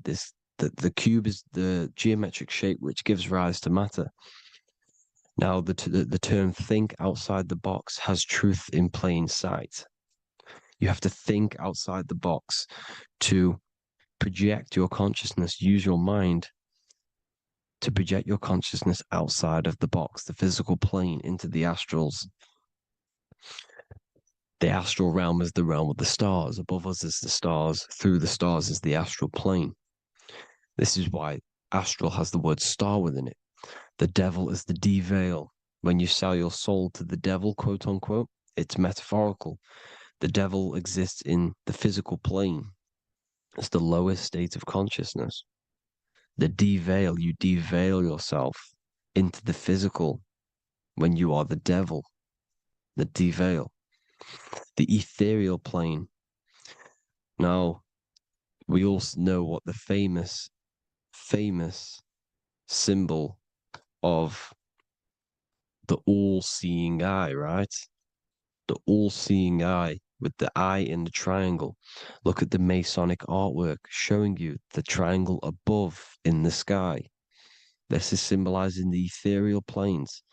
The eye in the triangle symbolizes your invisible intelligence, your mind, which has the ability to see on either side. Because the triangle is the ethereal plane. The eye is your consciousness, your intelligence. And this intelligence has the ability to see in the physical plane and to see in the ethereal planes, in the astral planes. This is why it's above the earth. It's above the ground. Because it can see here, it can see in the heavenly realms. Now, the stars are, well, this is known as heaven, the realms of the astral planes. This is some quotes from the Emerald Tablets of Thoth. Out of the darkness ye must rise upwards, one with the light and one with the stars. Man is in process of changing to forms that are not of this world. Grows he in time to the formless. a plane on the cycle above. So there's other worlds. The Bible's telling you there's other worlds, there's other realms. Know ye, ye must become formless before ye are one with the light, the astral light above, which shining through the stars. Not of the earth are ye, earthy, but a child of the infinite cosmic light. You are the invisible intelligence controlling the physical body. The body's not you. It's the vehicle that your soul lands in when your mind projects your consciousness into that realm. Free from the body, I flashed through the night. Unlocked at last for me was the star space. Wow, that's powerful. The star space, the astral planes. This is what he's talking about. We are all a star. We descended from the astrals, which is the star. We are all a star. Look at the ancient paintings of Jesus' birth. It's the star beaming his consciousness down into the physical plane. Here's another one. Here's some Freemasonic artwork showing you, again, the ether, that invisible intelligence, the I, manifesting itself inside of here, in the physical realm, where the people are. You see? It's the same here. This is Jesus. Here's the bird symbolizes the Holy Spirit, your invisible intelligence, descending into the waters, the ether, the ethereal, everything. The ether's the base of all physical matter. Here's Truth in Plain Sight. Mr. Bean, the famous TV program in England, in the UK. He begins the program like we all begin the program from falling from the stars. He falls down with a beam of light. And this is truth in plain sight. This is false.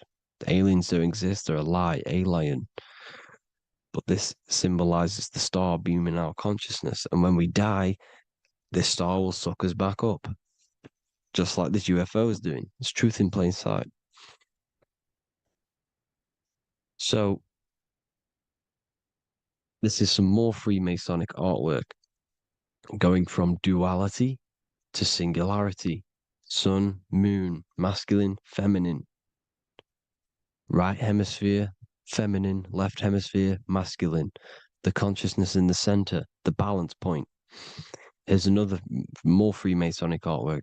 The two pillars, left and right hemispheres, and the invisible intelligence between the left and right hemispheres, the light of the body. This is why light's coming off it.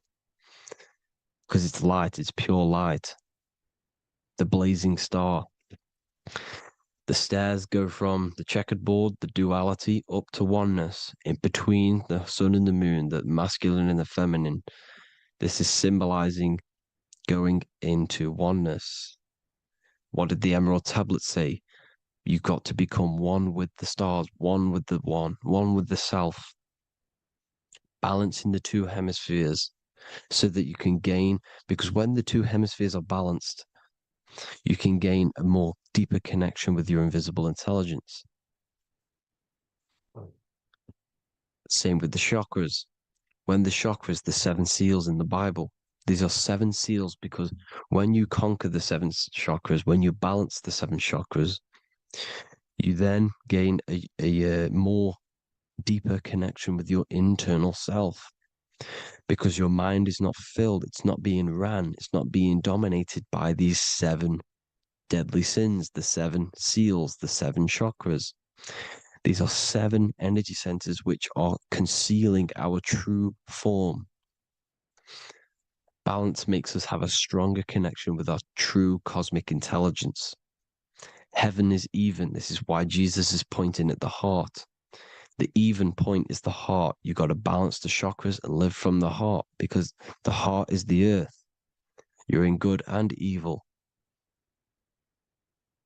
The body manifests the lower and the higher self. The higher self is in the higher parts of the body. Wisdom, intuition, expression. The lower self is in the lower parts of the body. Sex, food, and power.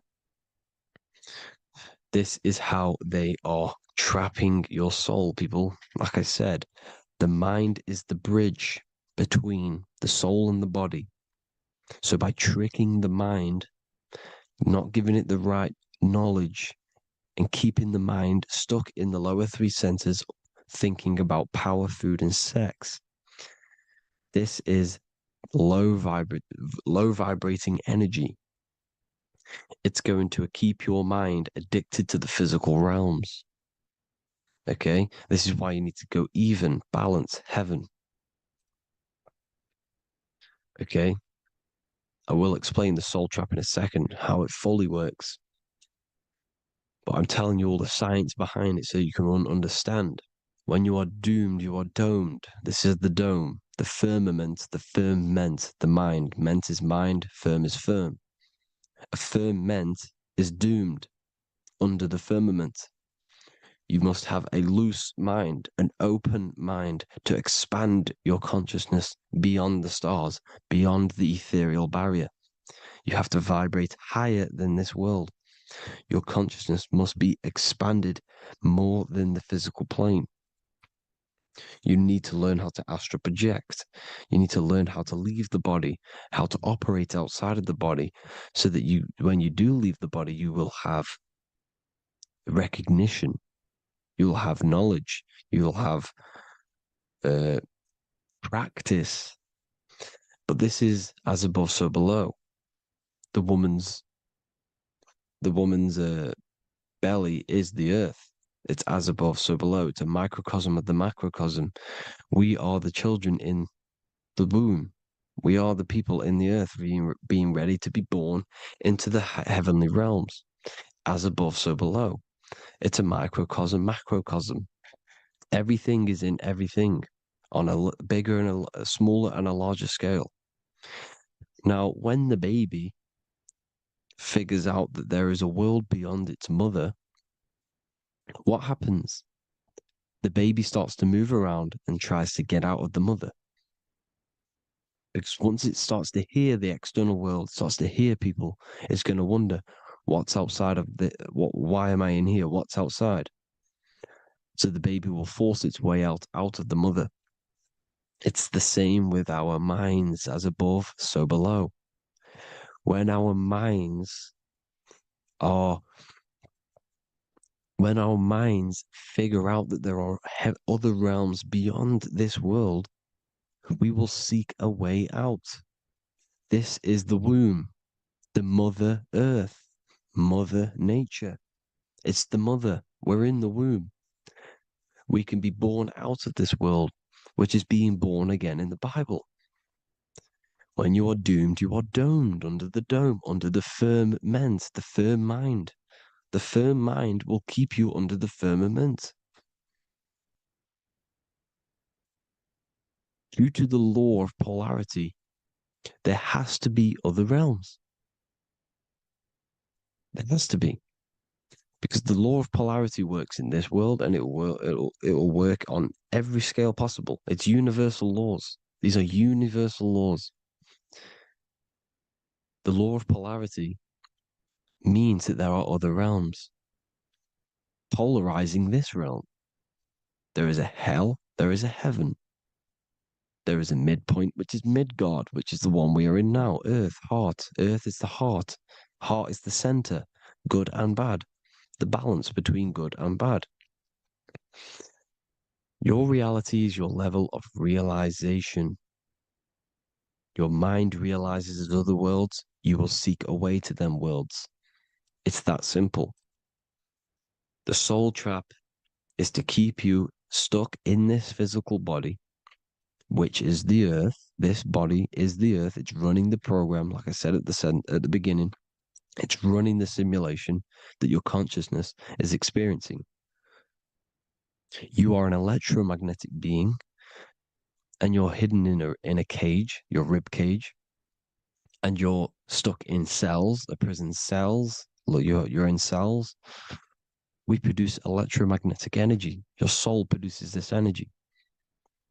And by trapping your consciousness inside of this physical realm, they harness this energy within the astral realms. They're using you to manifest demons, because your mind creates demons through emotions and mental thought energy, which is a whole nother video. I can make a video on that. you're manifesting everything for them because they're trying to create a hive mind. This is why they want everyone to believe in one belief system, one government, one belief system, one religion, because they're creating a hive mind. This hive mind will manifest and be summoned within the astral planes because the mind manifests the astral plane. The astral plane is the realm of imagination. The mental plane is the realm of just thought alone. The etheric plane is the energy. The physical plane is the matter. So all of our minds together are manifesting these demons within these subconscious realms, the astral. Now,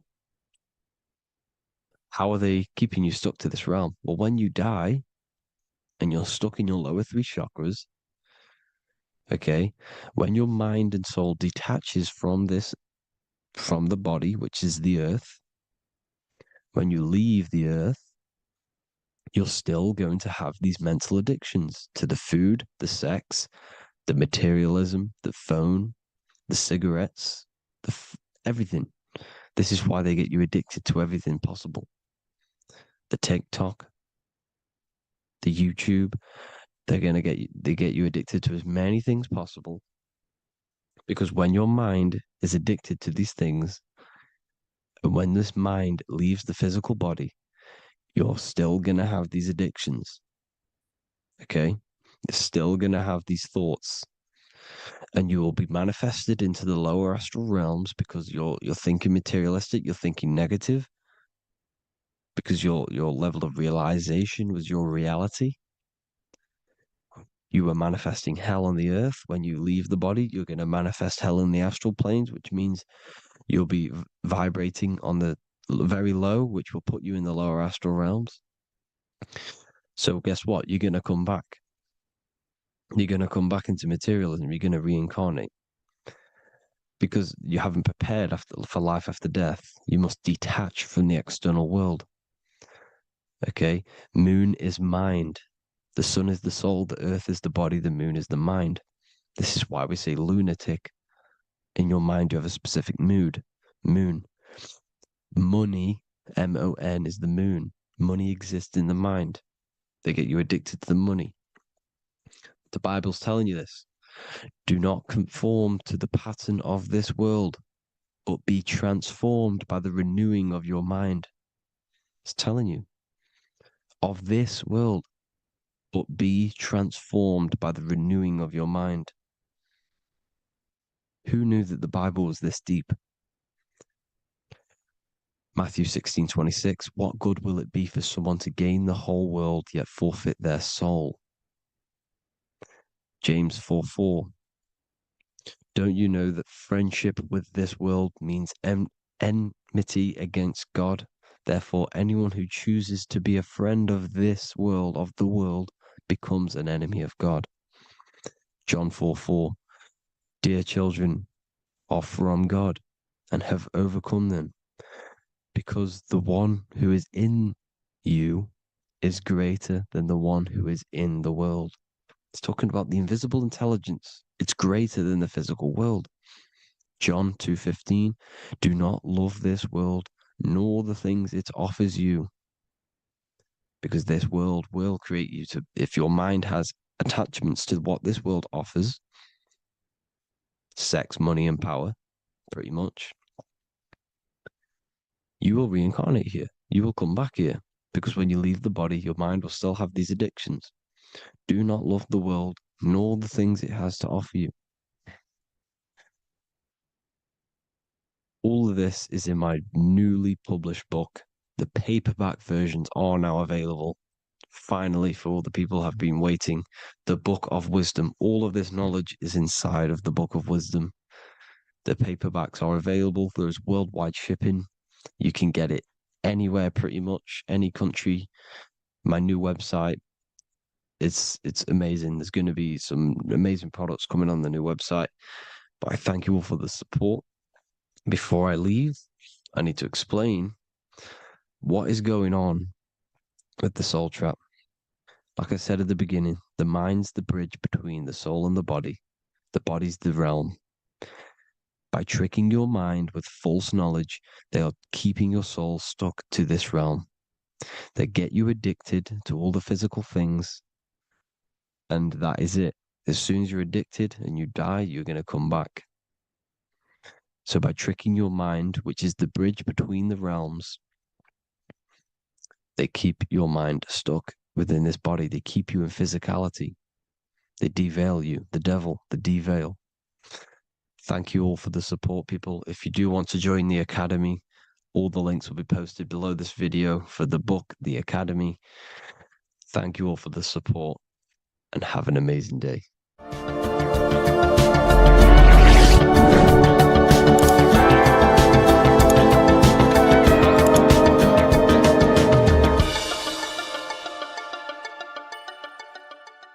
Welcome to Revival of Wisdom. Welcome people, we're back with another video. In this video we're talking about how Jesus Christ and Christianity is all sun worship. The Holy Bible of Christianity is not meant to be taken literal for history. It is a story and has lots of metaphors. Starting with the symbol of the cross of Jesus. This cross originates from this ancient cross of the sun. This symbol has been used for thousands of years, way before Jesus was a thing, in Europe, America, Asia, and all around the world. In fact, this symbol is still being used by Christians today, not knowing it represents the sun. This is a 4,500-year-old artifact, a golden plate with an equal-armed cross found in England. The gold to symbolize the sun, and the equal-armed cross for the 4 equal seasons of the year. So this is why in the Bible you have Matthew, Mark, Luke, and John, symbolizing the yearly cycle of the sun and the 4 equal seasons. Also in the Bible, Jesus is referred to as the light of the world. So yes, Jesus represents the sun. He is a metaphor for the sun. Hence why in all of these pictures and images and paintings of Jesus, there's always a sun behind his head, and some even with the sun cross behind his head. Jesus also has 12 disciples, which represent the 12 zodiac signs and the 12 months of the year. This is the Last Supper by Leonardo da Vinci. As you can see, the sun, being Jesus, is in the center, because the sun is in the center of the zodiac signs. There are 4 groups which symbolize the 4 equal seasons. Each group contains 3 people symbolizing the 3 months and the 3 zodiac signs in that season. There is only 1 female in the painting, which is Virgin Mary, who symbolizes Virgo, the astrological sign. So yes, Jesus symbolizes the sun with his 12 zodiac signs and 4 gospels for the 4 seasons of the year. However, there is another phenomenon. The 25th of December is known as the birth of Jesus Christ, which is known as Christmas today. So Jesus symbolizing the sun and is born on December 25th. This is the day the sun moves 1 degree northward, bringing back the warmth, the growth of crops, the life and light back to the northern hemisphere. Everything is springing back to life, as we call it, spring. So it is said that the sun is born again on the 25th of December, and Jesus is known as the risen Saviour, because the sun is our risen Saviour, because it gives life to the whole of this realm, the warmth, the crops, and without the sun rising in the morning, we'd all die in about 2 weeks. And we all know how Jesus died on a cross. The sun also dies on a cross in the southern hemisphere. It dies on the Southern Crux constellation. And on December the 22nd, 23rd, and 24th, the sun remains in the same position. So the sun dies for 3 days and it is born again on December 25th, when it moves 1 degree northward. And this is when the sun is born again, or resurrected, just like Jesus. Constellation Virgo is prominent in the spring sky in the northern hemisphere. So therefore, the sun is born a virgin, Virgo. And as you see in this image, you see Virgin Mary holding the sun. Us as humans do not own the sun, so therefore God owns the sun. So yes, the sun is the Son of God, and this is what Jesus is symbolizing. And just how Jesus sacrifices himself for humanity, that's what the sun does. The sun gives out all of its energy so we can live. There are many other Bible verses which represent Jesus as the sun. Now in Matthew 8:23-27, his disciples are in a boat and there is a massive storm. Jesus is asleep, meaning the sun has not arose. And the disciples say, "Save us, Lord, we are perishing." Quote, "Then he rose and rebuked the winds and the sea, and there was a great calm." End quote. Now this is a metaphor for the sun rising and calming the storm, because in the ocean, when the sun is down, that's when there are great storms. The worship of celestial bodies go back thousands of years, and it's called astrotheology, and it can pretty much be traced back to all ancient civilizations. Now going back to the ancient Egyptians, the god Horus, the god of war, and he symbolized the sun in the morning. Ancients used to say that he walked over the sky in 12 steps. Yes, this could symbolize the 12 zodiac signs. It also symbolizes the 12 hours of daylight.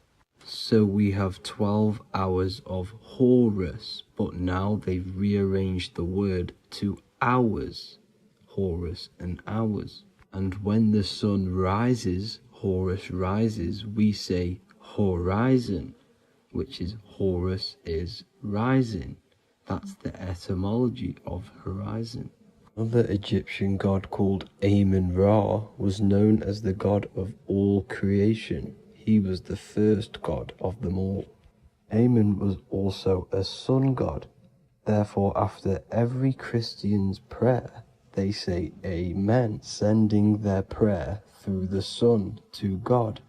So this all goes back to the worshipping of the sun.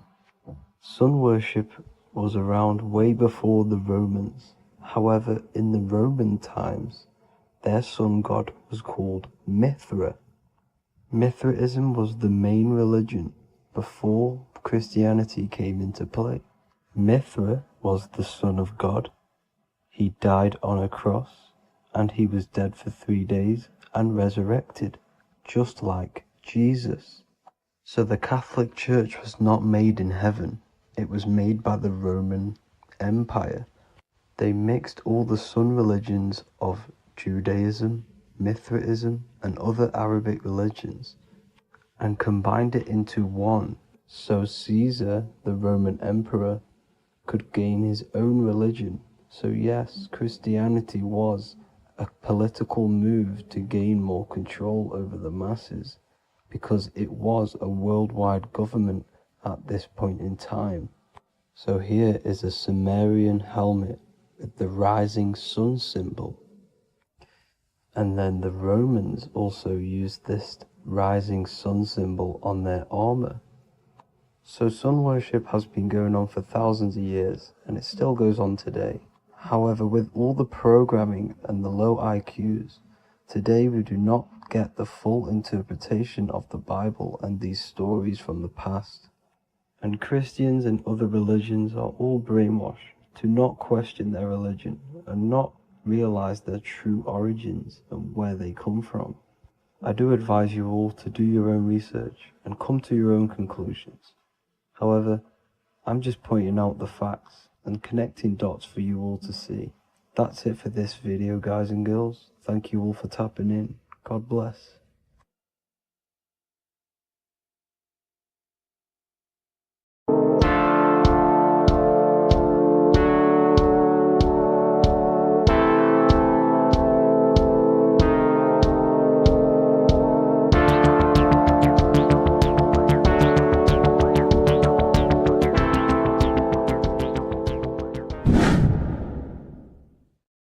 What is good, people? We're back with another video, and today we're talking about the chakras.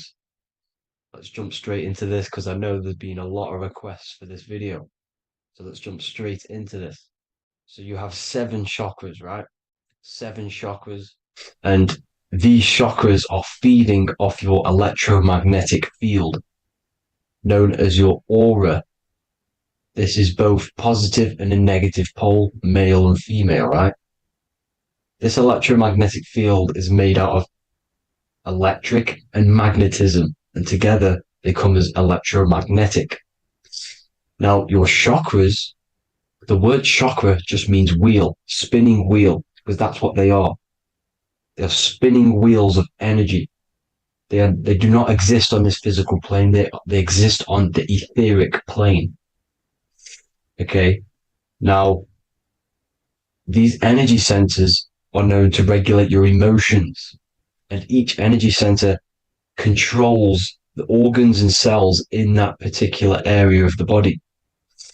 So, for example, your sacral chakra will control the cells and organs of your sexual reproduction area. Okay, the navel chakra or solar plexus will control the digestion in your body. Same with the heart, same with the throat, right? So they are like mini brains for each center of your body. They run along up the spine, but notice the crown chakra exists outside the body. It's just above the head. Now, this process of the chakras is obviously the 7 colors of the rainbow, starting from red, which is the lowest vibrational color, all the way to violet, which is the highest vibrational color. This, like I said, these energy centers are feeding off your electromagnetic field. So if these chakras are unbalanced, they are taking too much energy from your electromagnetic field, making it weaker. Now, this is the North Pole. As you all know, the Earth is flat, and we live inside of a giant torus field, and the North Pole is the Earth's heart chakra.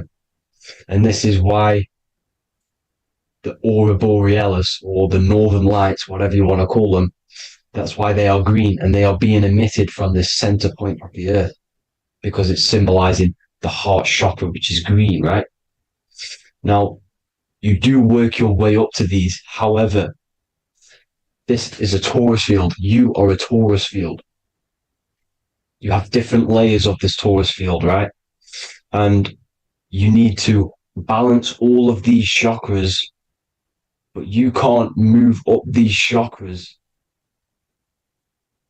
until you open the one below it. So it's like a stairway. You can't go to your solar plexus without going through your sacral. You see? So you have to work up these. However, you have to work up these and then live from the heart, because the heart is the center of the torus field. It's the balance between male and female poles, positive and negative poles. So you have to balance all of these chakras and then bring them all into one, which is the heart chakra. Now, they exist on the etheric plane. They exist on the etheric plane, and the etheric plane is a layer of the material plane. It's the one higher than the material plane. And then after the etheric plane, it melts into the astral plane. So they exist just between the physical and the astral aspect. Now, this is the yin and yang matter, which is the lowest root chakra, physical matter, and then to spirit, because high vibrational matter turns into spirit, low vibrational spirit turns into matter. So they're interchangeable. This is the yin and yang. Now, when you see ancient paintings with the halos, you see this is like a toroidal field coming out the top of his head, you see, with a halo. This was symbolizing in the old days, in the ancient days, that they've aligned their chakra, they've reached Christ consciousness, which is God consciousness, right? Now, this electromagnetic field is the apple that we bit out of in the Bible, because you see that apple is a torus field. So they were metaphorically or personifying the torus field. That's what the Bible is. It's a massive personification. It's all metaphors. You have to read it properly. It's got a greater meaning behind it. Now, when we bit from the apple, we ate from the tree of knowledge, which is good and evil. Our lower mind took over, so we materialized to feed our physical bodies. We materialized through Saturn. That's what Saturn does. Now, if you don't understand that, go and watch the video previous to this one called Occult Secrets of Saturn. And that will show you how Saturn is the materializer. Now, this is one of the secrets behind the Masonic compass, electric and magnetic, male and female, duality, positive and negative. Now, like I said, they teach you about the torus field, about a magnet in school, but they don't teach you about your electromagnetic field. Everything alive has a torus field. It is the building block of this creation. Absolutely everything has a torus field. There's not one thing without it. And as you can see here at the center of the apple, that's where the seed is. That's where the life is. The reproduction of that organism. As you see, this is where the most electromagnetic energy is stored, in the center, because this is where the two duality, this is where the field meets, at the very center. This is why the seed is at the very center. Now, your spine is a elongation of the brain. The brain is heaven, and the bottom of the spine is hell. So this is Saturn, which is the root chakra. The 7 planets are associated with each chakra. Moon equals mind. Okay. Now Saturn is physical matter, as I've just explained. This is the lowest vibrational color. And they want you trapped down here, which is your hell state, your animal nature, your physical nature. They want you to identify as the physical body. They don't want you to reach these higher states of consciousness. Okay? Now, in the brain, you have 12 convolutions. Now, this is what they were symbolizing in the Bible with the 12 disciples. And obviously in the Bible, it says the upper room where Jesus met with his disciples. This is heaven, the brain, the higher states of consciousness. Now, this is your North Pole. This is Jacob's ladder. Okay. This is why you have 33 levels of Freemasonry, because it's symbolizing the 33 vertebrae, which are these little things here on the back of your spine. Because once the Kundalini energy from the bottom of your spine rises to the top, this is when you get enlightenment and opens your third eye. Spiritual enlightenment. As you can see here, this is Jacob's ladder. This is the Kundalini symbol, right? And they're even showing you this in the medical symbol. They're putting it in your face. The serpents are wrapped around the spine. Now, the serpents symbolize how the energy moves around the spine, because it's a torus field, you see? At the center of the torus field, it wraps around the center pole. It wraps around it, and this is how the energy moves up. So they're symbolizing it with the serpents. Okay? Now, every religion has a sacred river. For the Egyptians, it's the River Nile. For Christianity, it's the Jordan River, right? This river is the canal, the energy canal at the center of your spine, all the way leading to heaven, to the Holy Land. This is this is the chamber which the energy rises up, right? Now, they used to say the gods descended from heaven to man. This is just heaven. This is the mind state. And they said the gods were connected by a rainbow bridge. That's the chakra system, the rainbow bridge. Okay. Now, the ancients called this place Midgard, Earth, where both evil and good live, right? Midgard. But you can go to heaven, which is a pure mind state, because once you're in heaven, nothing negative can ever bother you. That's completeness, pure Christ consciousness. Now, this is why Jesus dies at 33. He didn't actually die, but it's symbolizing the death of the physical body. Not the death of the physical body, but his consciousness rising above the physical body to, as I said here, matter to spirit. Matter died off and he came spirit consciousness. This is symbolized by the 33 vertebrae, which is obviously the 33 levels of Freemasonry. And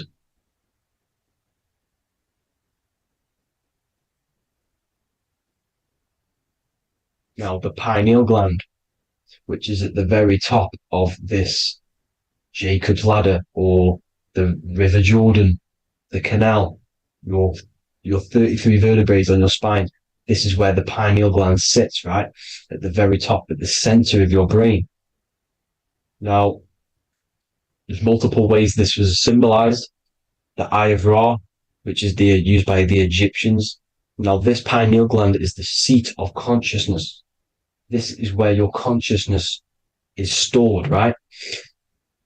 And the ancient Sumerians used the pine cone, hence why it's got the word pineal gland, the seat of the soul consciousness. It produces DMT, dimethyltryptamine, which is known as the spirit molecule. And the pineal gland is wrapped in microcrystals. And we all know crystals transfer frequency and energy. Now, radios use crystals. A radio is a frequency transmitter turning a frequency into a frequency that we can hear with our ears, right? Because all the radios are actually playing right now in your ears. However, our ears can't pick it up, so the radio transmits it into a frequency that we can hear using crystals. So this is the power of crystals, and this is what our third eye is wrapped in, crystals. Now, this third eye is not actually your third eye, it's your first eye. When you're being materialized in your mother's womb, this is the first gland that is produced, and everything's built around it, because it is the consciousness. It is your consciousness. Your consciousness never dies, ever. It's an eternal essence. It lives forever. You never actually die. Only the mortal body dies. Now that's what we call life. Life is abided by time, and time is change. And change is what we call life, because everything's constantly moving and transforming into different things, right? Now let's not get off track. The pine cone is obviously, this is in the Vatican here.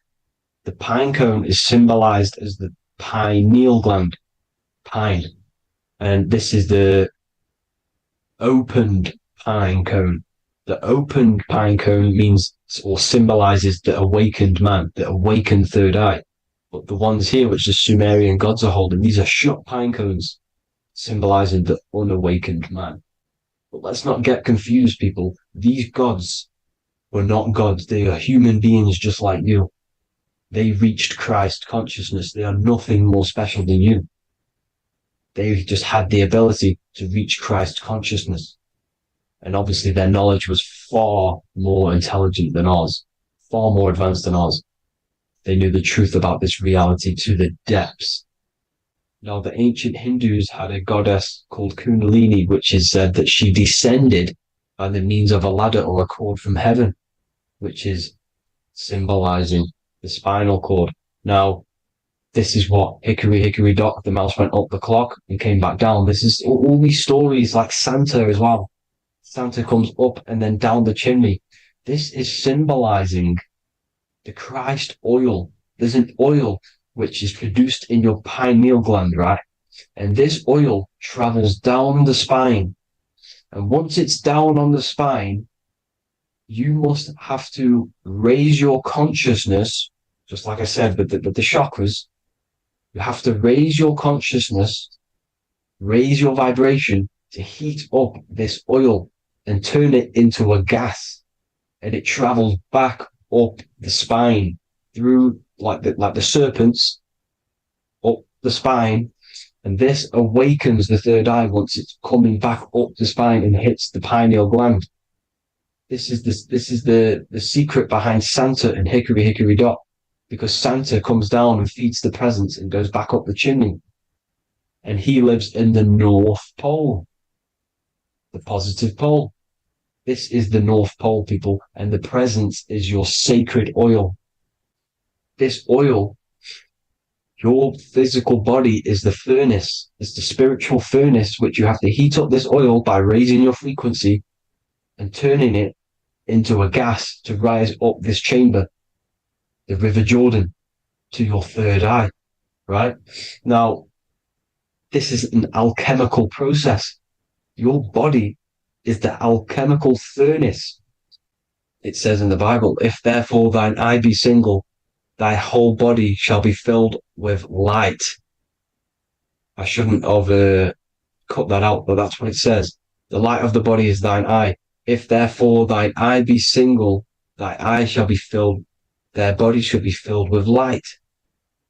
This is symbolizing the pineal gland, enlightening the body, the spiritual body, filled with light. Now, as I said, they want you kept down here, which is the root chakra, which is your animal nature, which is obviously mind, matter over mind. This is the symbol of Saturn, right? As you say, we're built of body, mind, and spirit, the Holy Trinity. That is the sun, moon, and earth. The sun's your soul, solar. Moon is your mind. Earth, which is the cross, which is your physical body, the 5 elements, right? So body, mind, and spirit. So the Saturn symbol is actually made out of the cross on top, which is the earth, and the moon on the bottom, which is symbolizing matter over mind, because earth is physical matter. You don't want to be matter over mind. You need to be mind over matter. See, they want you identifying as your physical body. They don't want you to realize you're an eternal consciousness. You're an eternal essence of consciousness which never dies. They want you trapped in your animal nature. And this is why the Baphomet has a goat head, because it's symbolizing your animal nature, which is evil. Not evil, but you're more likely to do evil things, right? Which brings bad karma. That's your animal side. This is why the Baphomet has an animal goat head. As you can see here, he's got the Kundalini energy here. So when you see the inverted cross, the cross is your body, as you can see here. The inverted cross means your chakras downwards, down here. Your head's down here. Your mind is down here. But your mind needs to be up here, which is the upwards cross, which is Christ consciousness. And as we all know, 7 colors of the rainbow, 7 planets, 7 chakras. Red light is low frequency and long range. This is why Saturn is the slowest moving celestial body. And it's the lowest chakra, because it's low frequency, long range. The moon being the crown chakra, which is high frequency. This is why the moon moves around the quickest. The moon is your crown chakra, which moon in mind. See, so there are multiple ways of your chakras becoming blocked. Now, each chakra has a specific intelligence. It has a specific thing that it's doing for the body, right? Now, this can be overused. It can be abused. For example, masturbation. That keeps you down here in your sacral chakra, because you're abusing that energy center. You're abusing your sexual energy, which is then becoming unbalanced. So this is how energy, this is why these centers are pulling more energy out your electromagnetic field, because these centers are wheels. The chakras just mean spinning wheel of energy. So when you're abusing these certain centers, you're pulling energy out of your electromagnetic field, which is making your field weaker, which is making your frequency lower, which makes you prone to diseases, prone to lower negative energy, right? So you need to align these chakras. You need to unbalance them. And as you can see here, you can screenshot these to see how they're blocked. I'm not going to go over each one because it'll take me forever, but have a little read yourself. This is why they're blocked. Now, the ancients used to say Aum when they meditated. Now, these are the 7 vowels. There's not 5 vowels, there's actually 7. Now, when they say Aum, they're aligning all their chakras by saying this when meditated. This is where the Aum originated from. Now, emotion is energy in motion. So if you're feeling a certain way, that's the energy you've put in motion. It's a reflection. We live in a mirror reality. Everything's mirrored. Everything's mirrored. As within, so without, as above, so below. Everything's a reflection of some sort. So whatever you're feeling, you're doing something wrong. It's telling you you're doing something wrong from the root cause. Because your energies are the effect. You're feeling the effect of something you've caused. The law of cause and effect. Nothing escapes it. Now, the Jehovah's Witness believe that exactly 144,000 faithful Christians go to heaven or be resurrected, right? This is not true. This is symbolic. 144,000 go to heaven. Now, the petals on the chakras, this is the root chakra, this is the crown chakra. Now, if you add up the first 5 chakras, the petals, add up the petals on the first 5 chakras, you get 48. And then you get to the third eye, which has 2 petals. 48 times 2 equals 96. 96 plus 48, which you got from here, equals 144. The last chakra has 1,000 petals. Times 144 times 1,000, you get 144,000. This is a frequency. This frequency is the frequency of the ascension up your chakras. This frequency is a high frequency, which turns that oil into gas, which rises up the spine, activating your third eye. Right? So this is all the religions are all symbolic for this sacred secret of Christ consciousness.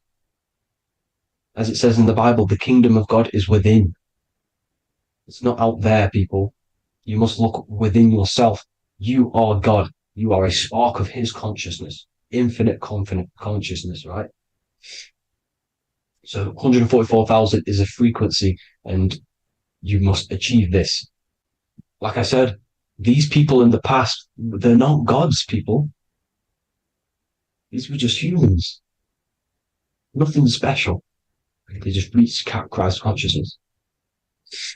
Now, they keep you in these lower vibrational states with the food, right? And as you can see here, all of these fast food restaurants are mainly are red and yellow, which are these lower states, these lower 2 chakras, lower vibrational colors, because they want you trapped down here in matter. And these foods are so low vibrational, they will keep you down here, because your gut produces, I think it's like 80% of melatonin. Melatonin is your feel-good hormone. These foods will not make you feel good. This is very low vibrational. Meat. It's not meat, it's raw flesh. These animals are stripped from their family, put on a conveyor belt, watch their friends be tortured, and then get slaughtered in a slaughterhouse. Think of all the fear that's running through their blood, all the hormones, all the fear, and you're going to go and eat that very low vibrational energy. As you can see here, this is the light photons within fruit. You can see the life force in this fruit. You must think, feel, and do positive to raise your vibration. As you can see, earth equals heart. If you rearrange it, everything in nature is green, right? The aurora borealis is green. You must align all these chakras and then live from the heart, because the heart's the center of the Taurus field. You must become the consciousness in the center. So that's it for this video, people. Thank you all. God bless.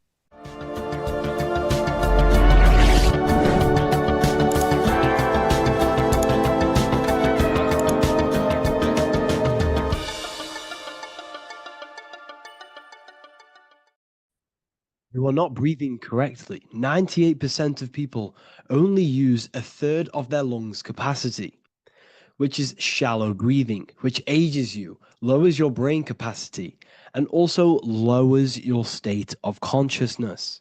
So it's essential that you breathe consciously on a day-to-day basis, because this is what truly elevates your consciousness. I am going to give you the key for you to raise your consciousness just through breathing alone. Such a simple thing, but yet the most effective way for raising your state of consciousness and becoming more spiritually and mentally advanced.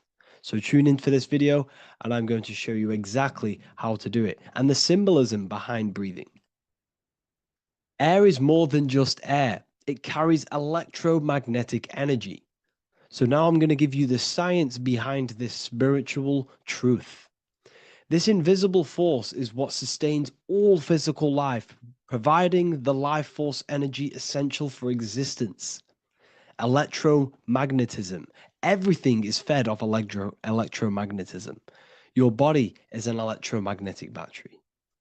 Now, we can prove that air carries electromagnetism just by doing a simple test, a simple scientific experiment, by getting liquid oxygen and pouring it between a north and south magnetic pole, two polar opposite magnets. We see that the liquid does not fall straight through it.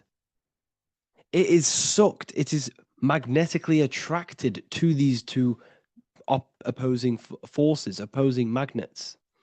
This is proof that air, liquid oxygen carries electromagnetism. When you are breathing electromagnetism, the essential life force behind all living beings. This is known as energy or prana, chi, ether, or spirit. This is all the same thing. Air is not just empty space. It is energy. It is prana. It is life force. It is spirit. It is ether, chi, prana. You are an electromagnetic being. Your consciousness is in direct correlation with your electromagnetic aura or biofield around your body. Your state of consciousness is mirrored within this field around your body. Now, your breath, when you breathe in, you're breathing electromagnetism or life force. Breath is the vital link between the physical and the spiritual, bridging the body with the soul.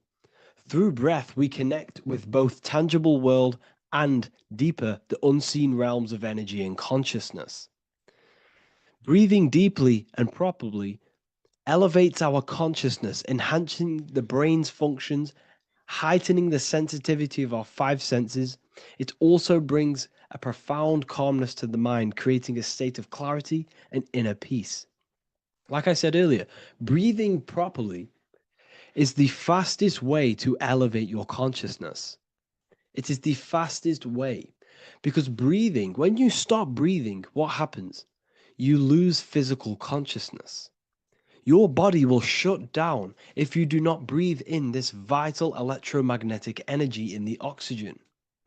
If your body does not get this for 5 minutes or however you can last without breathing, this makes you lose physical consciousness. Your body will not survive without this essential life force energy.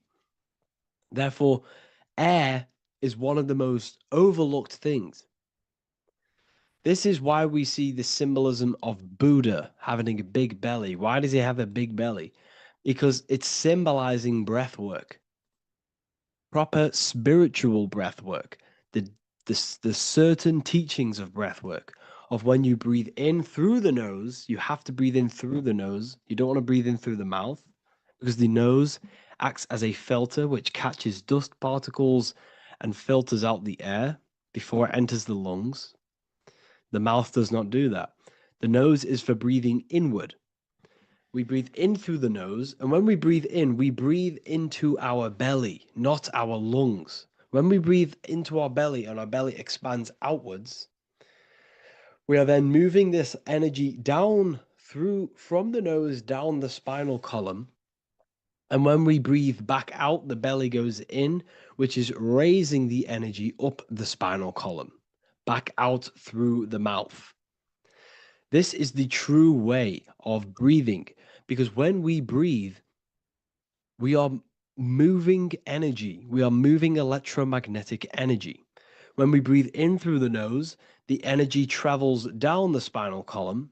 And when we breathe out, we are raising this energy back up the spine, some of it going out the mouth, and some of it reaching the brain, activating dormant brain cells in the brain. But when we breathe, we need to make sure we are using 100% of our lungs' capacity, because the lungs is what transforms this special energy into consciousness, physical consciousness. So this is why Buddha has a big belly. It's not because he was fat.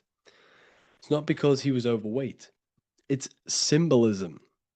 It's symbolism of breath work. So try this. Do this for 2 minutes while you watch this video. Breathe in through the mouth as hard as you can until you no longer can fill any more air into your lungs and belly. Breathe it into your belly, not your lungs. And breathe out through the mouth. Do this for 5 minutes or 2 minutes, however long. I promise you, breath affects your consciousness. You will notice the difference. If you do it quicker, the quicker it'll affect your consciousness, and you might go lightheaded. But that lightheaded is you activating your spirit, your energy body.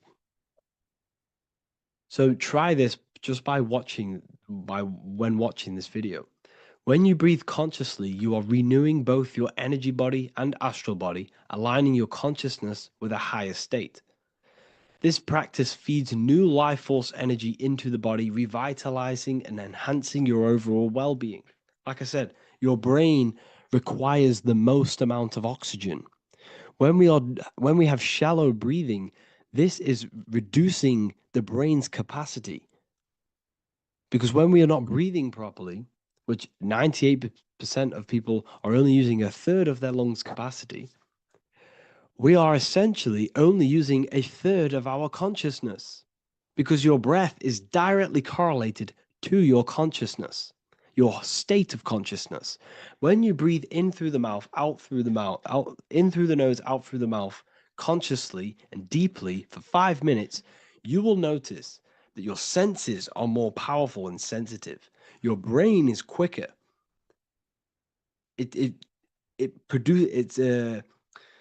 What's the word? It processes information quicker. You become quicker. You become a superhuman, and you feel more spiritual because it activates your spirit, your astral and energy body. So when we meditate, it's definitely important to breathe in through the nose and out through the mouth as deeply as possible to align with a higher state of consciousness. And this is the easiest way to separate your consciousness from the body. When you breathe in deeply for long periods of time, while meditating, while taking no thought, when no thought is present and you gain a rhythm of deep breathing, this is the gateway. This is the gateway to opening your consciousness. Because when you stop thinking, other aspects of your consciousness can open up. All of our lives we've been thinking, which has blocked off the higher states of consciousness. So breathing is very, very important. It affects our overall well-being. And this is Yahweh, the in and the out of breathing. When we breathe in, this is Yah.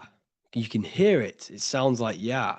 And when we breathe out, that is Way. This is the name of God, apparently. But God is within you. You can connect with God. You can connect with source consciousness within you by breathing, by raising your state of consciousness through breathing and meditation.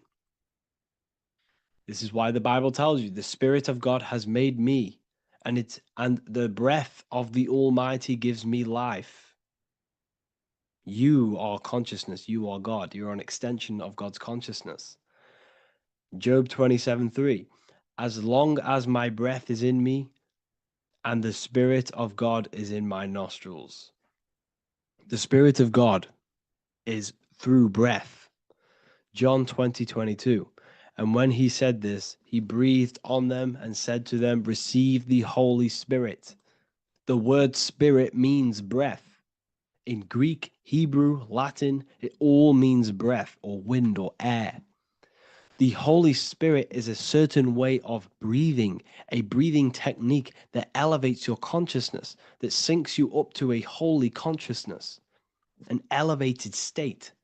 That is the Holy Spirit. That's why it tells you in the Bible, when he said this, he breathed onto them. He breathed onto them and said, receive the Holy Spirit. You must breathe to receive the Holy Spirit. When you breathe, you are renewing the body's energy. You're taking in new life force, which is regenerating your cells, regenerating your brain, nervous system, and also connecting with consciousness, pure consciousness. This is not something that we should be doing during meditation. Yes, it is.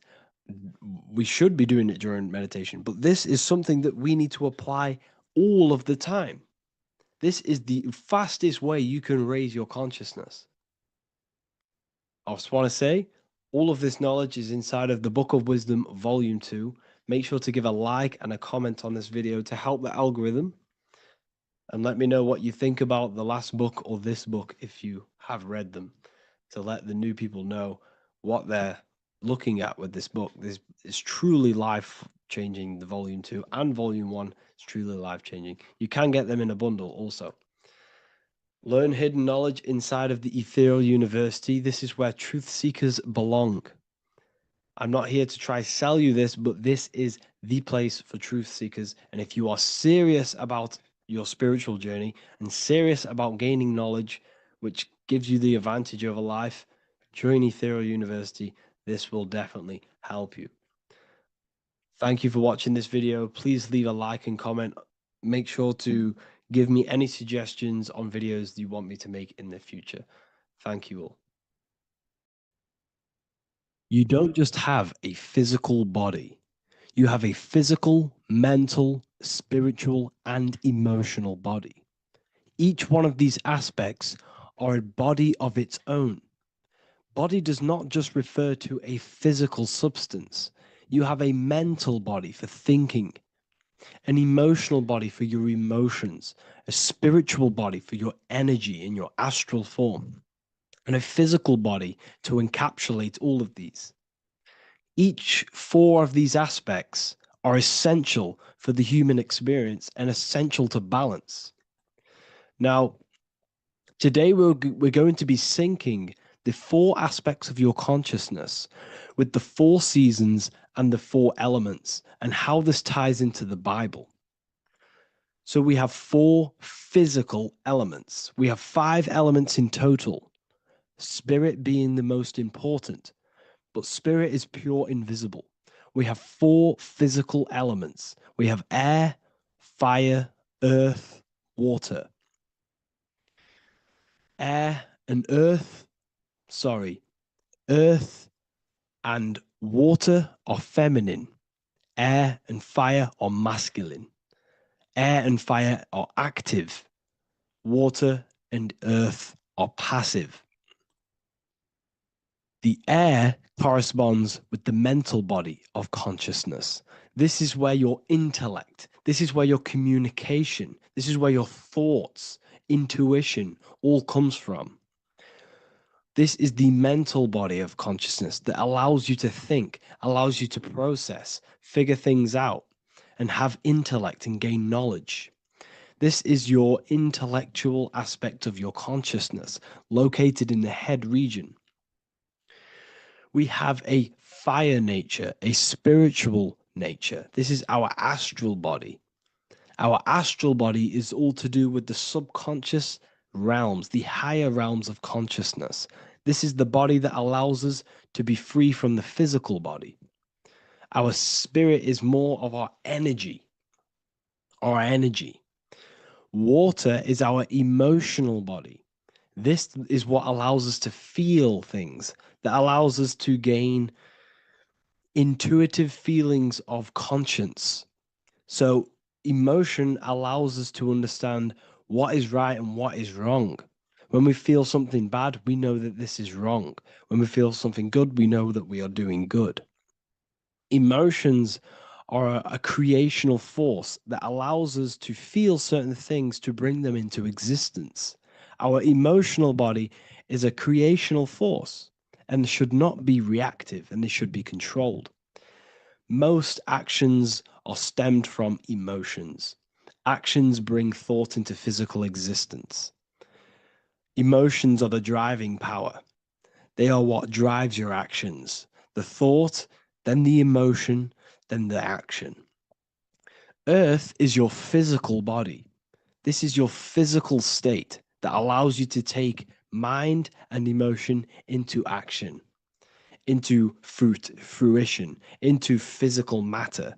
This is what your physical body allows your consciousness, your soul, to interact with the physical world and bring things into physical existence. The physical body, the physical world, is an outcome and an effect of the thinking mind. All physical substance comes from the thinking mind. The pen, the phone you're holding, the microphone I'm speaking into, all began as a thought in the thinking mind, then it was brought into physical reality. Earth is the most dense. So it goes in this order: body, emotions, spirit, mind. The higher you go up, the more lucid and fluidic it becomes. The lower you go down, the more dense and dull it becomes. Air is the mind, fire is the spirit, water is the emotion, earth is the physical body. So this is why you are a microcosm. You have these four things within you. You contain of these four elements, which correspond to the four bodies of your consciousness, the four bodies of the soul. You are the soul. You are the spirit. So this is why in Theologians 4:17 it says, "Caught up together with them in the clouds to meet the Lord in the air." You don't meet God or the Lord in the physical air, in the clouds. This is clearly a parable. A human being cannot go up to the clouds and meet a mystical man in the clouds. This is obviously a parable, a metaphor. The air is your mind. You must raise your consciousness beyond the body, beyond the emotions, beyond the spirit, and enter in the mind during meditation, turning the mind inward to connect with the Lord. The Lord is the highest aspect of your consciousness, the one that exists beyond the physical body, beyond your emotions, beyond the thought. So you meet the Lord in the air, in the mind. The mind represents the air. This is why in America there's a saying called an airhead. You're an airhead. This means that you are stupid, or you don't think, or you have nothing in your mind. You have nothing in your head. When someone's very stupid, you call them an airhead, because air represents the mind. The air is elevated. The air is invisible. The mind is totally invisible to the human eyes. It is a metaphysical substance. In fact, it's not a substance at all. It's so fluidic. It's everywhere. The mind can be everywhere at all times. It can be anything. Nothing is impossible within the mind. Now, this is synced with the four seasons. The four seasons represent the four aspects of human consciousness, the four bodies of your consciousness, the four bodies of your soul. The sun is your soul, okay? And the sun travels around four seasons. Summer, when the sun is the most hottest point. Autumn, when the sun starts to move away from the hottest point. Things start to die. Then it goes to winter. This is when everything dies. This is when things enter in within itself. This is when darkness occurs. Then spring. This is the reignition of the sun. This is when the sun starts to bring back the warmth back to the summer. You have four seasons which correspond to the four bodies of consciousness. Fire is the spirit. This is when you are passionate. This is when you are taking action. This is when you are fiery. The sun is blazing. You're taking action. You're very passionate. You're very spirit. You're in the spirit. Autumn is water, emotion. This is when you start to become very reflecting. This is when you start to feel emotional. Because in autumn, there's lots of water. This represents the emotional body of consciousness. Winter is the mind. This is air. Winter, what happens in winter? Everything enters within itself. The leaves die, the trees die, everything dies and goes within. This is the mind. The mind is the darkness, remember. You close your eyes to enter within the mind. The winter represents meditation. In the winter, what do people do? They stay inside of their house. They research more. They read more books. They become more intellectual. They think more in the winter because we are so we're stuck inside. So we're more reflective. We're thinking more. We're more communicative. We're more intellectual. In the spring, this represents the earth, the body. This is when we start to come out of the mind and we awaken to the body, and things start to grow again. The plants start to grow. The earth is growing again and reborn again. This is the body. This is when you become more active in the spring. And then the summer, back to the summer, we then take action on these thoughts and these thoughts that we gained over the winter. Essentially, this is just a massive cycle. And this is a daily cycle also. The nighttime is the winter. The morning is the spring. The midday is the summer. And the evening time is the autumn. This is a microcosm. We have 4 bodies of consciousness. You are the sun, you are the soul, and the soul has 4 bodies: summer, autumn, winter, spring. Emotion, air, body, spirit. Sorry, emotion, mind, body, spirit. So you are the soul. You are the pure essence of consciousness. The sun is your soul in the heart. And the seasons are inside of you because you are a microcosm. Okay? You are a microcosm. The word sun is son. The Latin word for sun is sol, which is soul or solo, because the sun is solo. It's on its own. You are the soul, and the soul has the 4 different bodies of consciousness. So before we move on any further, if I've blown your mind, please, if you can, leave a like, a comment, a share, and a subscribe. Let me know what videos you want me to make in the future. Please drop a like. It definitely will help me. You are a microcosm of the macrocosm. Man is a miniature universe that goes through its own cycles. The seasons of the summer, winter, spring, and autumn do not occur merely outside of him, but within him as well. The summer is within you. You feel different in the summer. You feel different in the winter. You feel, depending on the body of consciousness, it's your soul's interacting with. So the sun in the sky is your soul inside, and the sun goes through these cycles, which is affecting your bodies of consciousness, because the cycles represent your bodies of consciousness. Now, this ties in with the Bible. This is why we have 4 Gospels. This is why Matthew, Mark, Luke, and John are always seen with the 4 different zodiac sign animals or symbols. So you always see each one of the Gospels. If you just type in on Google Matthew, Mark, Luke, and John, type in ancient pictures, paintings or pictures of them, and you will find these 4 zodiac signs are always standing with each one. Taurus, the bull; Leo, the lion; Scorpio, the eagle. An old symbol for Scorpio was the eagle, and a man for Aquarius. Here you see very, very ancient paintings and artwork. Here we see Matthew, the man, Aquarius. Here we see John, the Scorpio. The same here. We also see it on the tarot cards, on the world card. We see the 4 fixed zodiac signs. Here we see it as well. These are called the 4 fixed zodiac signs. Now, when we look at the zodiac, we're no longer looking at the sky. Because what you must understand is as above, so below.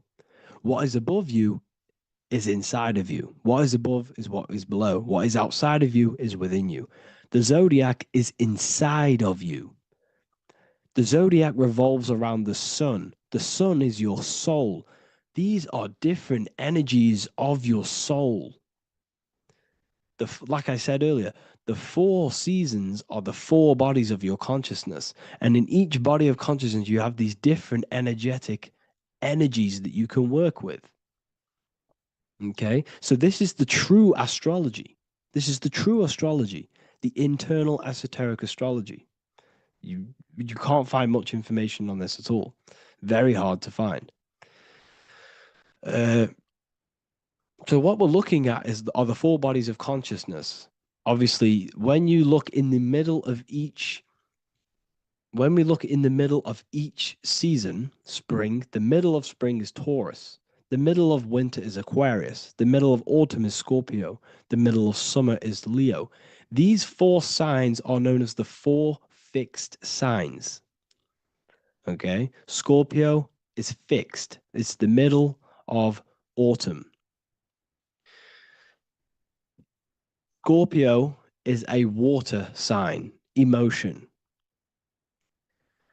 Aquarius is the air sign, the mind. Taurus is an earth sign, the body. Leo is a fire sign, the spirit. This is why we see Matthew, Mark, Luke, and John with the 4 fixed signs of the zodiac, which represent the 4 bodies of consciousness. Leo, the spirit, fire. Luke, Taurus, earth, body. Matthew, Aquarius, air, mind. John, Scorpio, water, emotion. Each gospel is depicting Jesus and showing Jesus in each gospel. Each one of these gospels is showing and depicting Jesus according to the different body of consciousness. In John, this is when Jesus starts to turn water into wine. Water is emotion. Wine is transmuted emotion. This is when he does miracles with his emotions, water into wine. Aquarius, which is Matthew, air, the mind. Inside of the Gospel of Matthew, this depicts Jesus as an intellectual person, a person who's communicating and using his mind, his mental body a lot inside of the Gospel of Matthew. Go and read it, and you will see this. Luke, Taurus, earth, the body. Luke shows and depicts Jesus according to the body of consciousness, the physical body. He shows Jesus as a human, being a human being, helping people physically and helping people's physical needs, like giving away food and doing all sorts of good things for other people. Leo, Mark, inside of the Gospel of Mark, this shows Jesus as a spiritual teacher, a passionate person who is taking action. Each gospel is showing Jesus according to the different body of consciousness. And Jesus represents you, the sun. That's why it's called the Son of God, the light of the world. Jesus represents your soul, and your soul has these 4 gospels, the 4 bodies of consciousness, the 4 fixed signs, the 4 elements and the 4 seasons. These things all correspond to your consciousness. So this is Leonardo da Vinci showing you the exact same thing. Jesus is the I am, the sun, the soul, in the middle, on his own. Luke, spring, earth, body. There are 3 people in each group. There are 4 groups, and there are 3 people in each group. 1, 2, 3. 1, 2, 3, 1, 2, 3, 1, 2, 3. Fall, winter, summer, spring. These are according to the 4 bodies of consciousness. Here we see Aries, which rules the head region. He's on the head of the table. Gemini, he's holding up the 2 hands because Gemini rules the 2 hands, the 2 arms. Gemini is the 2 twins, which is the 2 arms and 2 hands, and the 2 lungs. Here we see the beginning of summer, which is Cancer. You see the big knife here? Cancer, him here, this grey-haired guy, holding a knife for the crab. Cancer, they pinch. You have a knife, symbolizing the crab. Leo, the middle of summer, showing dominance. The sun is very dominant. He's got his elbow on the table, showing dominance. Virgo has no Adam's apple. Cancer here is pointing at this woman's neck, saying there's no Adam's apple. This is Virgo, the virgin, the only woman. Jesus, the sun. This is Libra, the balancing. He's holding his arms out, balanced, showing the balancing of the sun. Because when the sun enters Libra, the sun is balanced between winter and summer. So it's balanced. This is all astrology, but this is internal.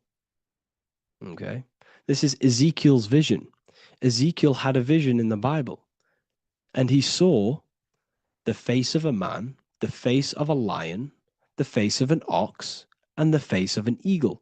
The eagle, Scorpio, the ox is Taurus, the lion is Leo, and the man is Aquarius. He saw the throne of God, and he saw the different bodies of consciousness. This is all symbolic for the different bodies of your soul. So when we look at the zodiac, we are actually looking at a map and the energies of our soul, and the energies of our bodies, and the energies of our consciousness. This is what we are looking at. Each zodiac is an aspect of our consciousness and an energy that we can work with and that we must purify. Balance and purification is essential. Imagine playing a brand new video game. Let's say a brand new video game came out and you had to play it. What happens when you play that game? You don't know the controls. You cause chaos in that game. You can't really run properly. You can't do anything properly. You're getting destroyed by other people who are playing that game. It's the same with your physical body. When you are born, you must learn how to play the game. You must learn how to balance the mind, learn how to balance the spirit, the emotions, and the physical body. We must balance and purify each body of our consciousness, which we must look after our physical body with our physical health by eating physical, electrical food like fruits and veg. We must look after our minds by being conscious of what enters our eyes, enters our ears, enters everything. Whatever enters our five senses is affecting our mind, our mental health, our environment, mental. We need to look after our thoughts. Control our thoughts by purifying our thoughts, only positive thoughts. Then we must purify our emotions, feeling only gratitude and love and not feeling these negative, dull emotions. Then we must look after our spiritual body through meditation and looking after our spirit. But remember, when we look after our mind, it all begins in the mind. Each body of consciousness is interlocked with the other. If you have an unhealthy body, you have an unhealthy mind, spirit, and emotions. If you have an unhealthy mind, you have an unhealthy body, spirit, and emotions. If you have an unhealthy emotions, you have an unhealthy spirit, mind, and physical body. They're all interlocked. You must balance each one of them. Look after your physical body. Look after your thoughts. Look after your emotions. Look after your spirit. But remember, the mind is the most powerful one. It's mind over matter.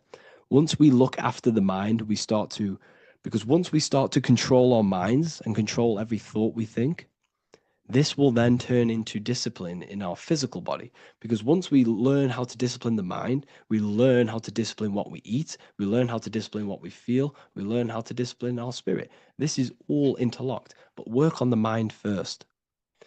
Work on the mind first. All of this knowledge is inside of the brand new Book of Wisdom, Volume 2. This is a revolution of human consciousness. If you've read it, please leave a review down below. If you've read Volume 1, leave a review down below. This is the next revolution. I don't see this information anywhere. This is the next revolution of human consciousness.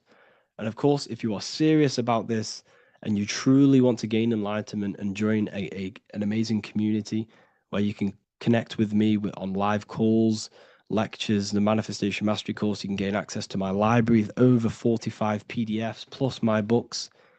And if you do join the university, you can order a Volume 2 free of charge. All you have to do is to pay for shipping. If you truly take your knowledge serious and you want to take advantage of life, join the university. This is where truth seekers belong. Just want to say thank you all. Please leave a comment. Please leave a like. It's going to help me a lot spread this knowledge to the world. And yeah, share this with a friend and subscribe. Thank you all.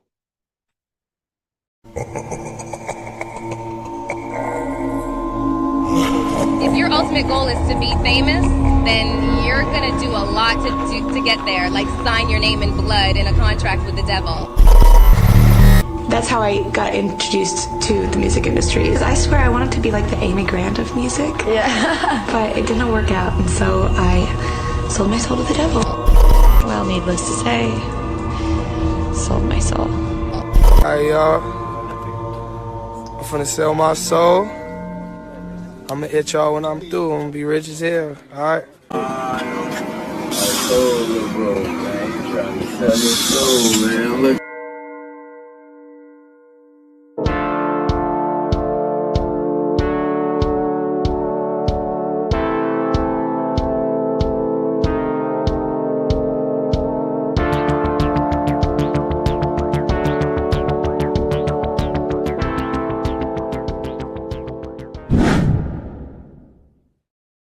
So what exactly is selling your soul? In order to understand this to its full potential, you have to understand the spirit world and the occult world which our eyes cannot visibly see. The physical world we see is nothing but an illusion and a product of the higher planes of existence. For example, you can see someone's physical body, but you can't see the complex structure of the consciousness and the thinking behind that being. With that being said, there are forces and entities not attached to physical bodies, which they exist on the astral and etheric plane behind the physical plane. Now there are numerous videos and music with artists talking about this. For example, I sold my soul to the devil and the price was cheap. Why do you still do it? Why are you still out here? Well, it goes back to the destiny thing. I made a bargain with it, a long time ago, and I'm holding up my hand. What was your bargain? To get where I am now. Should I ask who you made the bargain with? with the chief commander. On this earth? And this earth, and then in a world we can't see. so selling your soul is cutting a deal with an astral plane entity in exchange for wealth and fame on this physical plane. This is classed as black magic because you are bending reality against your intuition. Now, making deals with entities beyond the physical plane, you always have to give something in exchange. When it comes with demonic entities, it always involves some sort of sacrifice, bloodshed, or humiliation. Now, there are countless of rappers who someone close to them have died just before their career takes off to the next level.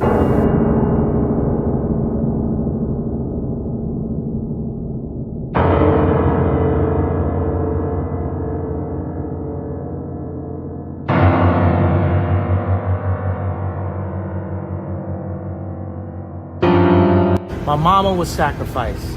Me too. You understand? Yeah, I'm Christian. Michael Jordan, what about him? His daddy, right? Bill Cosby, his son, right? Dr. Dre, his son. Out in Hollywood, a lot of people come up missing. So these rappers and celebrities do have to do sacrifice rituals in order to take their career to the next level. Top flight, I've been going up, it's a ritual. So the occult side of this reality is heavily connected with the music industry and the elites. This is why they are all connected to Freemasonry.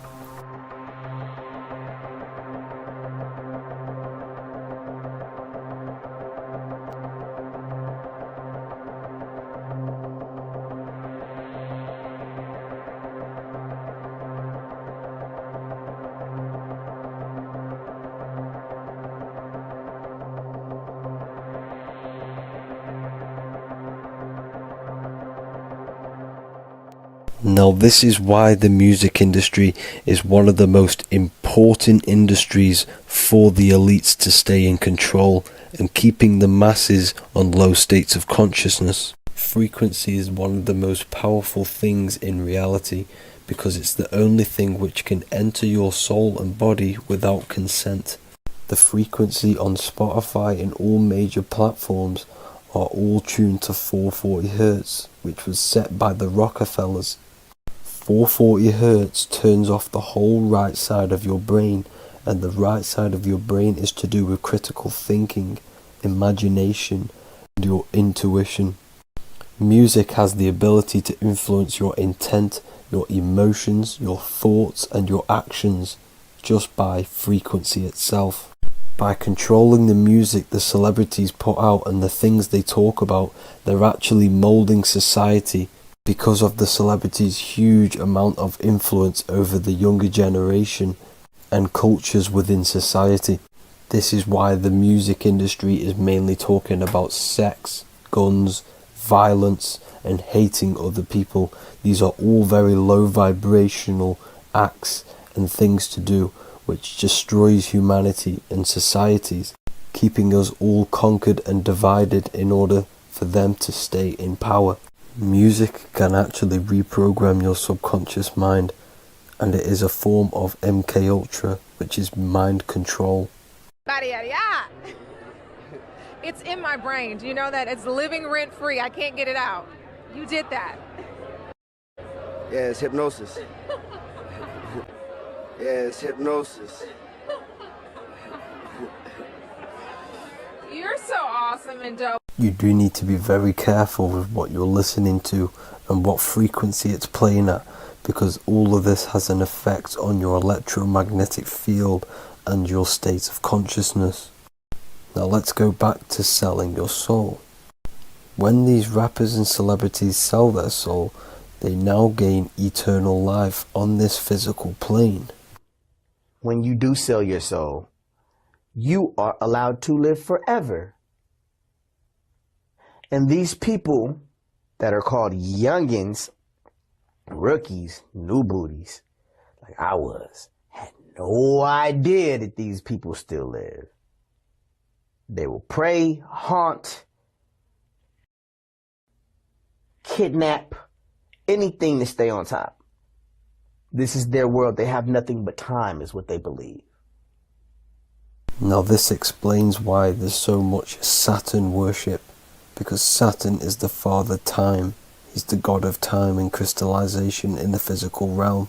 If you want more information on that, go to my previous video. Now here is A$AP Rocky standing inside of a pentagram, but notice the way he's standing, it's an inverted pentagram. The pentagram is associated with magic, however, the upright pentagram is the 5 elements with spirit on the top. It's either called spirit or ether. It's at the top because it rules the other 4 elements, because it's the baseline of reality, which is spirit and matter. Spirit is behind the physical reality. However, when it comes to black magic, they invert the pentagram, so spirit is at the bottom because they worship the physical world. This is why the Baphomet is the inverted pentagram. These people are operating off their animal instincts. They do not want anything to do with spirit. These are antichrist. All of these celebrities know full well the effect that what they're doing on the rest of the world. They have sold themselves out, and the elites use them as puppets to push this new world order and mold society in the way they want it. This is why all the celebrities are linked to Freemasonry, because in Freemasonry you have to take the oath of silence, where you can't speak on anything that they learn inside of Freemasonry. This is the symbol of silence.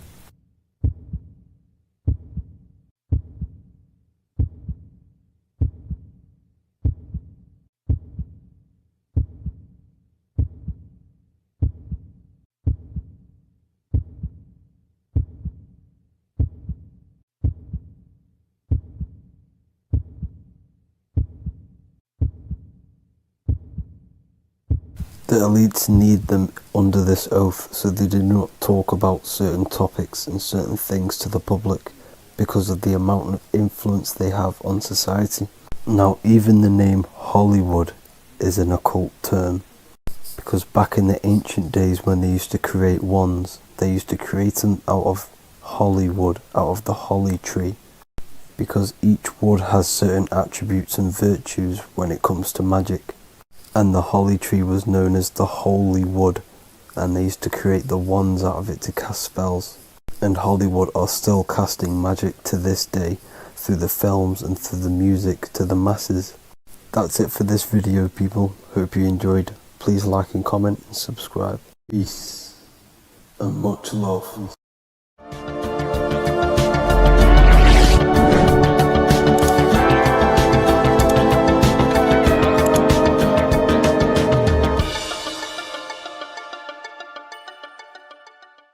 Hey everybody, welcome back to Living Life with Miss Faye.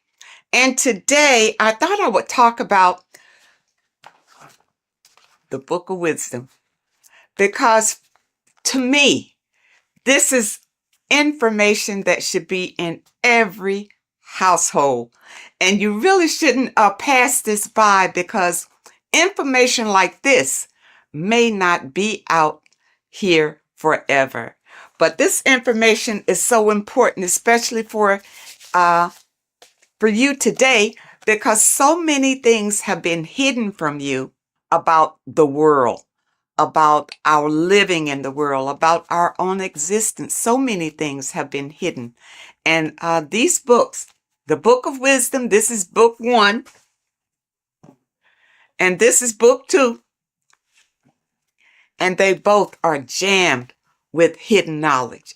Now, I realize, I have been promoting this material for some time, because I wholeheartedly recommend that this material should be in everybody's home. Your children should be exposed to this material, because when they go to school, they're taught one thing. They're taught to be, not to be free thinkers. They're taught to be followers in school. And this information goes into why that happens and why the system keeps you in the dark. All right. And also your religion has a lot to do with it.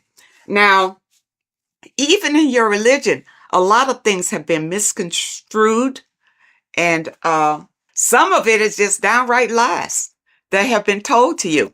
But in this material, it tells you exactly what's going on. It really does. And it tells you the meanings behind a lot of the artwork that we've seen, and the beautiful figures and the way that the chapels are painted. There's a meaning behind all of that we are not privy to. But this information reveals it. These people have really dug deep into finding the truth. And I am a truth seeker. So I am all about finding out the truth. Now, in book 1, it's an overall summary, and it really opens your eyes about a lot of things. Look at this. Know thyself. Do you really know who you are? Do you really know who you came from? Do you really know how powerful you are? The powers that be don't want you to know that you have power. They want you to live your life in fear, number 1, because when you're fearful of everything, then it's easier to control you, easier to manipulate you. And people look at it. When you go to school, what are you taught in school? You're taught to follow instruction. You're taught a skill to work for someone else. You're not taught to work for yourself. You're not taught to think for yourself. You're taught to obey orders. People, you're bigger than that. You're more intelligent than that. And this Book of Wisdom will help to open your eyes. You're not stuck in a life that you have no control over. In book 1, it talks about man is God made flesh, and it tells you why that is. We're all a part of the God source. That's how we were made, being a part of it. And a lot of us don't know that. We just think we're just out here flapping in the wind, and that's not true. It talks about the influence that the moon has over our lives. You know, in a full moon, you realize that there's a lot of activity that goes on during the full moon because it energizes people. You know, it energizes, and a lot of times there's a lot of crime that goes on because people are energized. They don't know what to do with that energy, but they're being affected by the moon. And it tells about Saturn and what Saturn has to do with your religion and what Saturn has to do with our existence. Okay? This book goes into all of it. And what it does, like I said, book 1 is more of an eye-opening summary of it all. And it says here, this discerning wisdom doesn't merely offer easily assimilated insights. It serves as a guide, illuminating the intricate threads weaving between our essence and the cosmic expanse. It provides an abundance of information to facilitate the evolution of your mind, your body, and your soul. This is genuine awakening. The author is Harry B. Joseph, and I know a lot of you, if you're on social media a lot or whatever, you've probably seen where he'll tell you some inserts from these books. And volume 2 is a more in-depth look at it. So if you want to go really deep, then you want volume 2. Now, one thing in volume 2 that I thought was interesting, of course, everything in here is eye-opening. But I wanted to bring this one to you because it's about the significance of sex. It says sex is a sacred ritual that transcends the physical realm and also takes place in the astral plane. So, you know that saying, as above, so below? Everything that happens here on this plane happens in the astral plane. So when you have sex with someone, you have bonded with them in the astral plane. And that's why you can't just walk away from a sexual experience and not have the energies from that person, because you have shared energies during this sexual ritual.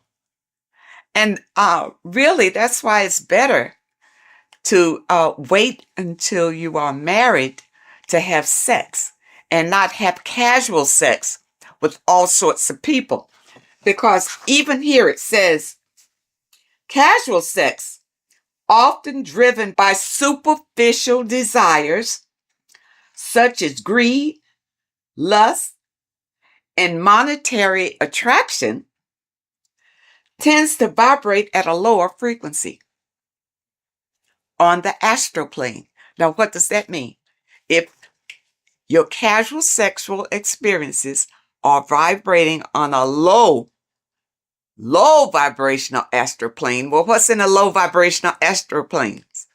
Demons, low entities that will attach to you, because that's where you are. They will attach to you and make your life miserable. You see, that's one way how we get these entities attached to us like parasites, because of casual sex. You got to be careful of that. And the only way that you can break the tie from a casual sex is through a spiritual awakening. See, when you have casual sex, these entities feed off of that energy. That's why they attach to you so easily. This is what you need to be aware of. And a lot of you don't understand why your lives are in the toilet. It's because of the things that you are doing and the people that you are interacting with. And if you had this material beforehand, then you would be aware and able to guard yourself from a lot of heartbreak and disappointments in your life. Because once these entities attach themselves to you, they're not bringing you any good. They're going to bring you harm. Okay? And devastation. You don't want that. When sexual activity is engaged from a place of love, deep passion, and high vibrational energy, it fosters a protective and positive atmosphere. Protective and positive. When you engage in a sexual experience and you both love each other, it's genuine love. Okay? That's what you get. Not when somebody's fooling you and tricking you and making you think that it's love. And as soon as you've had sex with them, now they disappear. Now they have nothing to say to you. Now they'll tell you that they didn't want to get involved. You know, they're not looking for a relationship, that sort of thing. Well, no, that's still low vibrational because you didn't wait until you got to know the person. Just had sex with them. Don't do it. And when you have a love-based connection, elevates the energy, creating a shield against negative influences and ensuring that the experience aligns with higher spiritual principles. Okay, and that's what you want to see. This book goes into everything, and it goes into the foods that you should be eating, the foods that you shouldn't be eating. And it goes in a lot of Masonic symbolism because the Masons have been ruling for a long, long time. And we're not aware of it. It just passes us by, you know, because we are in survival mode. And the powers that be have put us in survival mode. We hardly have time to just enjoy our lives because we have to work for the elites. Work hard for the elites, you see. But if you have knowledge and understanding about how they maneuver and how they manipulate and control you, it will help you to improve your own life.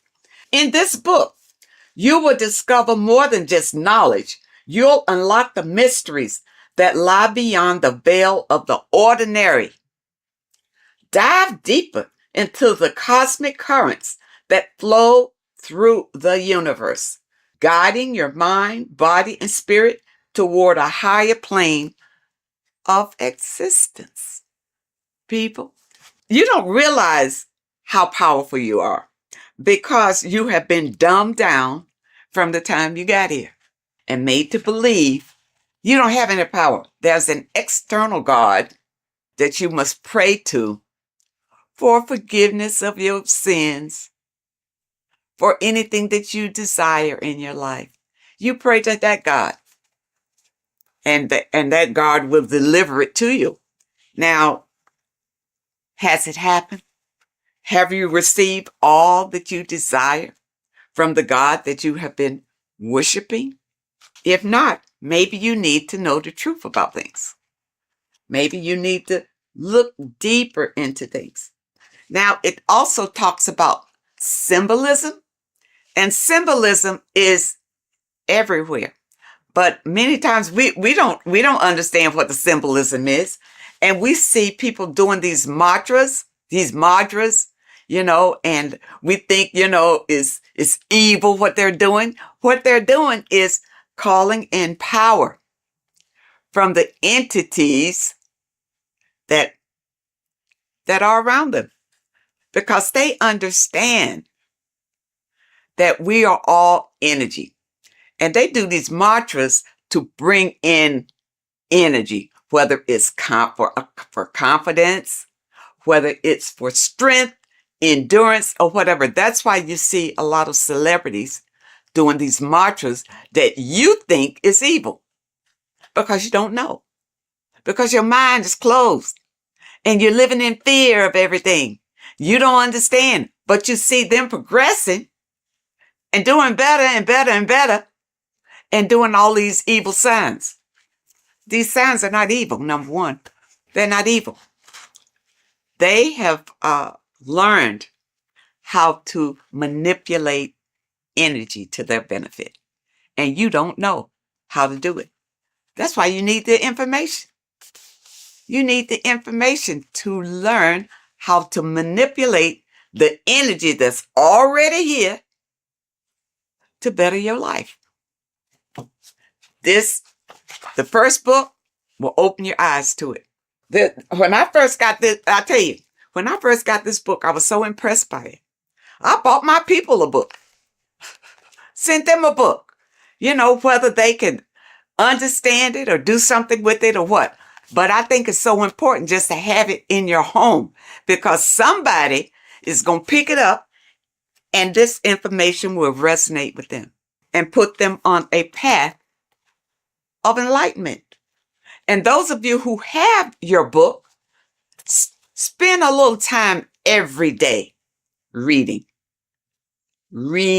and understanding because there's so much information, even in the first book, that it will take you a while to go through, where you can understand what it's saying in every page. The advertisement on social media talks about this book. He goes through some key points, but don't think that he's covering all of this information. It's too much information to cover in a 1 or 2 minute stint, but it's information that can change your life. This is the thing, people. It's worth every penny, even if you don't have much. If you don't have much, you need to save enough to get these books. Get both of them. You see, I got both of them. Start with this one. If you never dug into this kind of information before, start with this one. This tells about the black cube. These things are in the world today that you don't know what it means. You don't know anything other than what your leaders have told you about it. Well, who's to say they're telling you the truth about what it is? Okay? It's all here. Okay? All here. It talks about the scam. It talks about scams in here. And what this one is, you see NASA right there? You remember the moon landing? All of this is to deceive you. And this information brings out the truth, the absolute truth.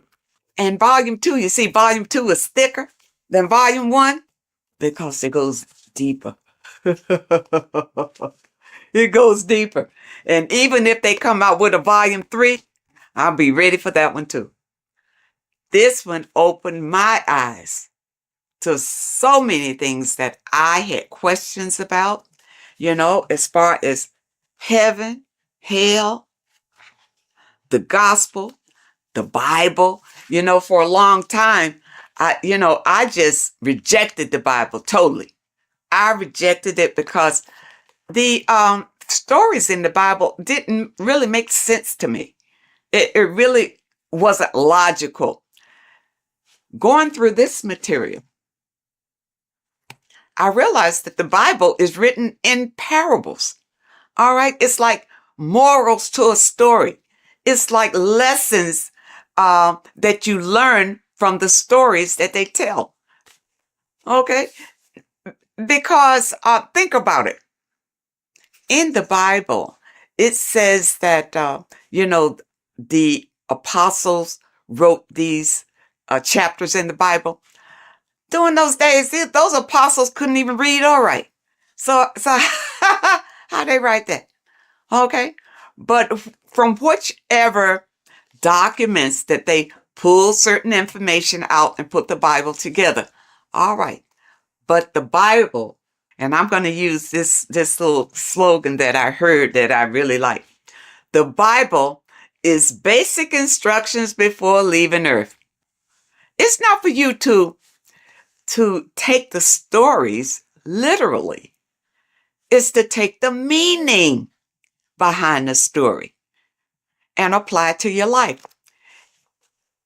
And because many of us have not read the Bible, and many of us have. The Bible is written in a way to it's hard really to understand. That's why you go to Bible study, so somebody can tell you the meaning of it or what. And most of the times when you go to Bible study, they don't know any more than you do. They haven't ventured out into research to know exactly what those scriptures mean. In this information, it goes through it. It goes through your scriptures and tell you what it really means. Okay? And it leaves no stone unturned, really. And it opened my eyes so much to the Bible until now I can embrace it. I can embrace the Bible because I understand that these are stories for you to learn from.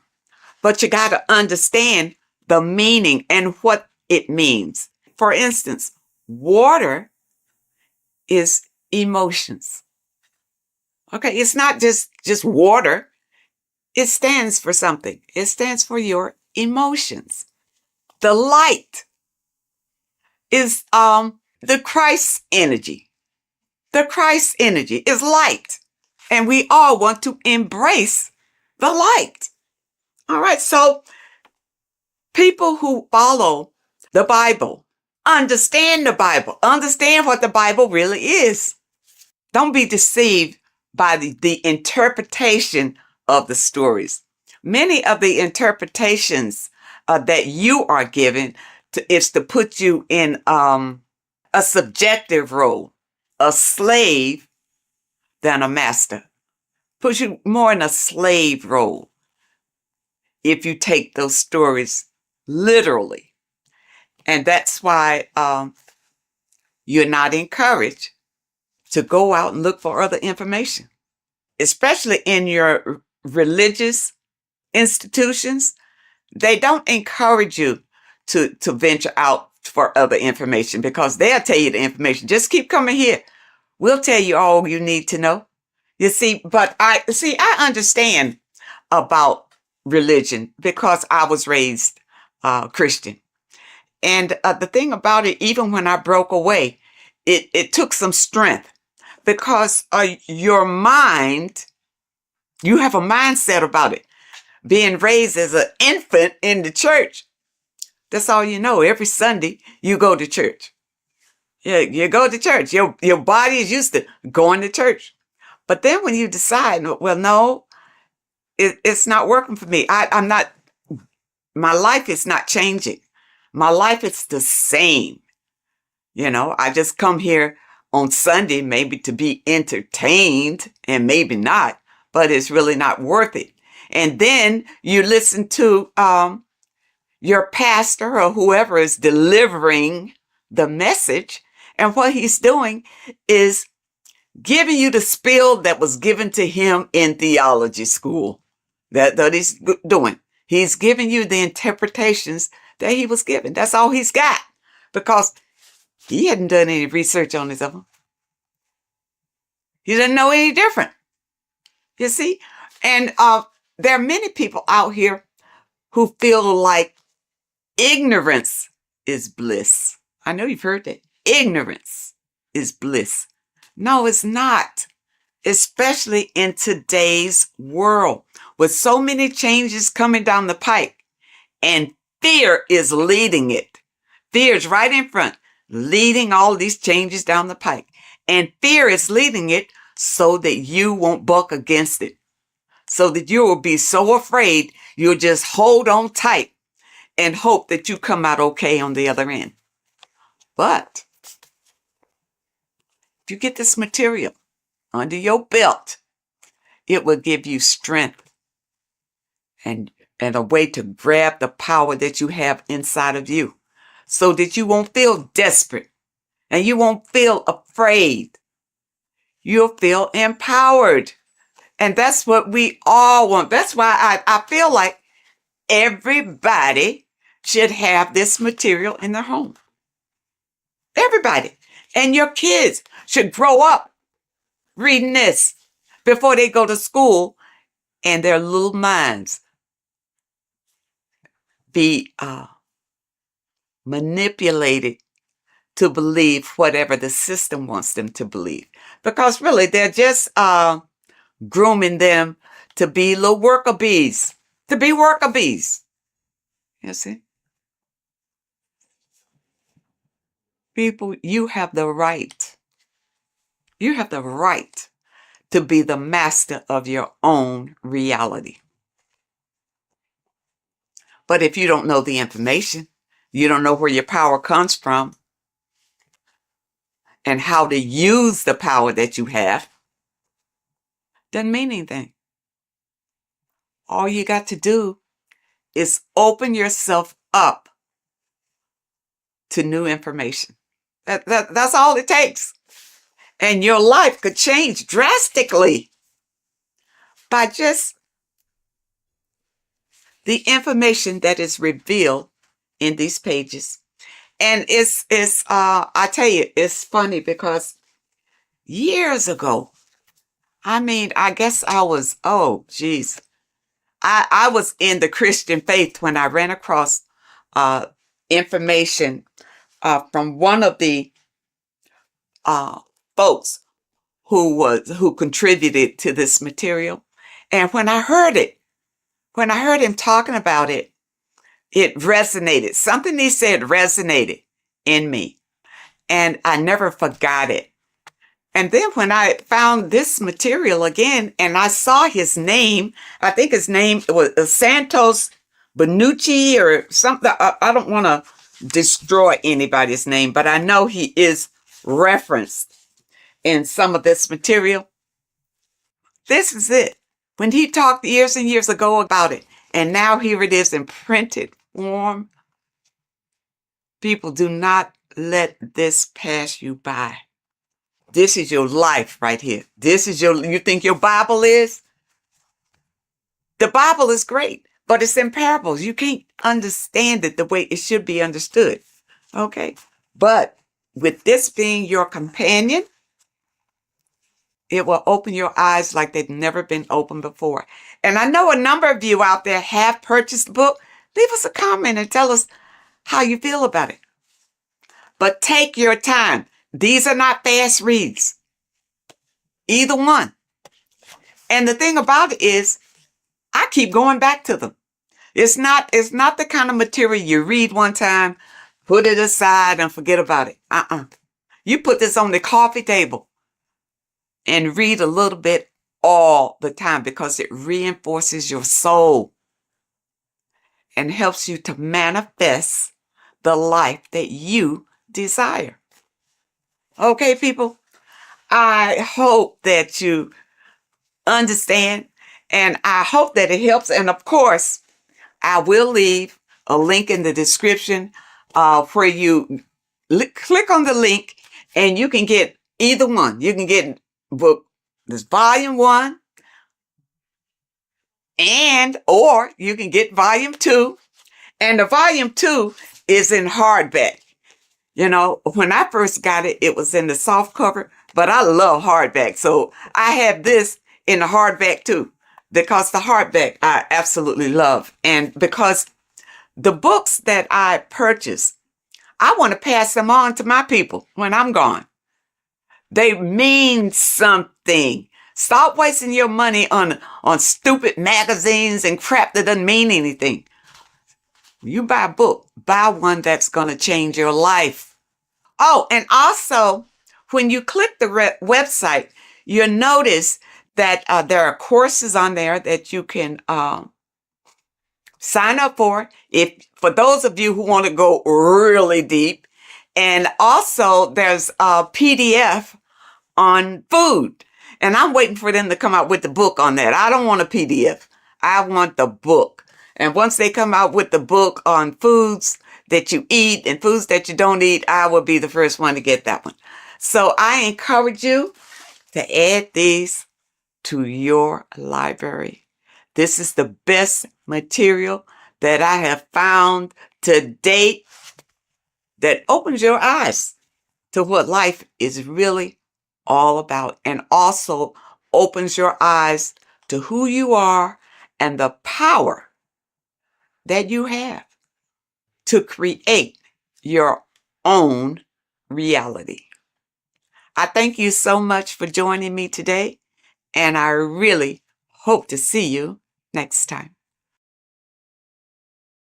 Mentalism, conscious and subconscious mind. You need to understand that the mind is the root and the cause of all reality. I am mind, you are mind. Every single living creature in this physical plane expresses and manifests mind. We are all the invisible substance of mind. We are all the source, which is God. We are all consciousness, which is mind. Before we manifest something physically, we manifest it within the realm of thought, which is the mind. Thought then manifests into astral imagination. This then gives energy within the etheric plane. Then we manifest it physically within the material effect world. Everything begins in the mind, and this is why the government are called government. The word men comes from the Latin word mans, which is an English translation for mind. We see this word in entertainment, government, mentality. It means mind. Govern means control. They are controlling the mind through information. Information creates perception within our minds, and so do the words that we use and the language that we speak. It all creates perception within the mind. It is our perception that creates reality, and our reality is a level of realization. Your reality is realization. Everything begins in the mind. This is why they are controlling your mind through many different things. Okay? So essentially, they understand how the mind works. So this is why they manifest all things through mentally and not physically. Okay? You have a conscious and a subconscious mind. The conscious mind is what you are consciously aware of. It is the 10% of your mind. It is the mind that keeps you alert. A part of your conscious mind is for survival. A part of it is your visual field. A part of it is your just five senses. It is basically what you are consciously aware of right now. Your subconscious mind is the 90% of your mind. The subconscious mind is what holds all of your memories, your programs, and all things that you have ever experienced is all stored within the subconscious mind. It is this part of you where you draw memories from, where you draw your words from. I am consciously speaking, but the words that are coming out of my mouth are not thought about consciously. They are coming straight from the subconscious mind, where all programs and memories are stored. It is essentially this part of the mind which is manifesting our daily basis behavior, because the subconscious mind stores the programs which we are operating our life off. For example, if you tie your laces, you do no longer have to consciously do them. Your hands literally just know exactly what to do because you've done it that many times. So essentially, you create these programs within your subconscious mind through repetition and emotion. These are the two main ways your subconscious mind is programmed and installs things that you do on autopilot. The subconscious mind, like I said before, manifests 90% of your daily basis actions and 90% of your daily basis thought patterns. For example, if you were in a car crash 10 years ago and you had a very traumatic event, that car crash and that emotion that you felt in that time impressed your subconscious mind with a program. And even to this day, 10 years later, you are still wary about entering cars because of that program. Even though you may be not thinking about the car crash, you are still wary about entering cars because of that program, because of that emotion impressed upon the subconscious mind. You see, everything you say, everything you think, and everything you feel is telling your subconscious mind, that is what I want. The subconscious mind takes everything literally. Even if you are talking about someone else, your subconscious mind only knows you, and it only knows yes, and it only knows the now, the present moment. So this is why the golden rule back in the ancient days was treat others like you want to be treated. Because the way you treat others is telling your subconscious mind that is how you want to be treated. And this will create subconscious programs within you, affecting you.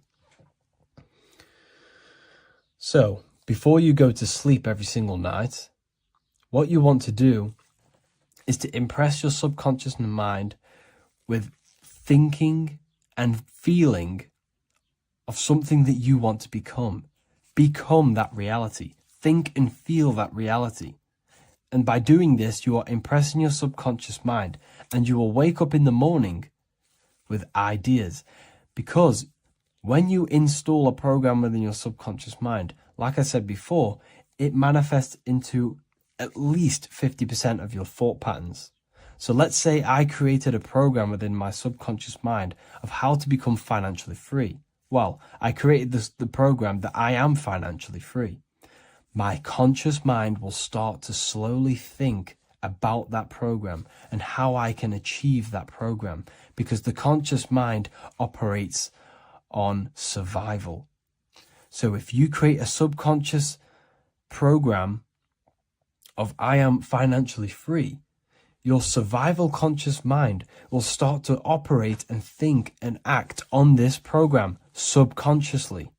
You won't even know that you are doing it, but you are. And this is the power of the subconscious mind.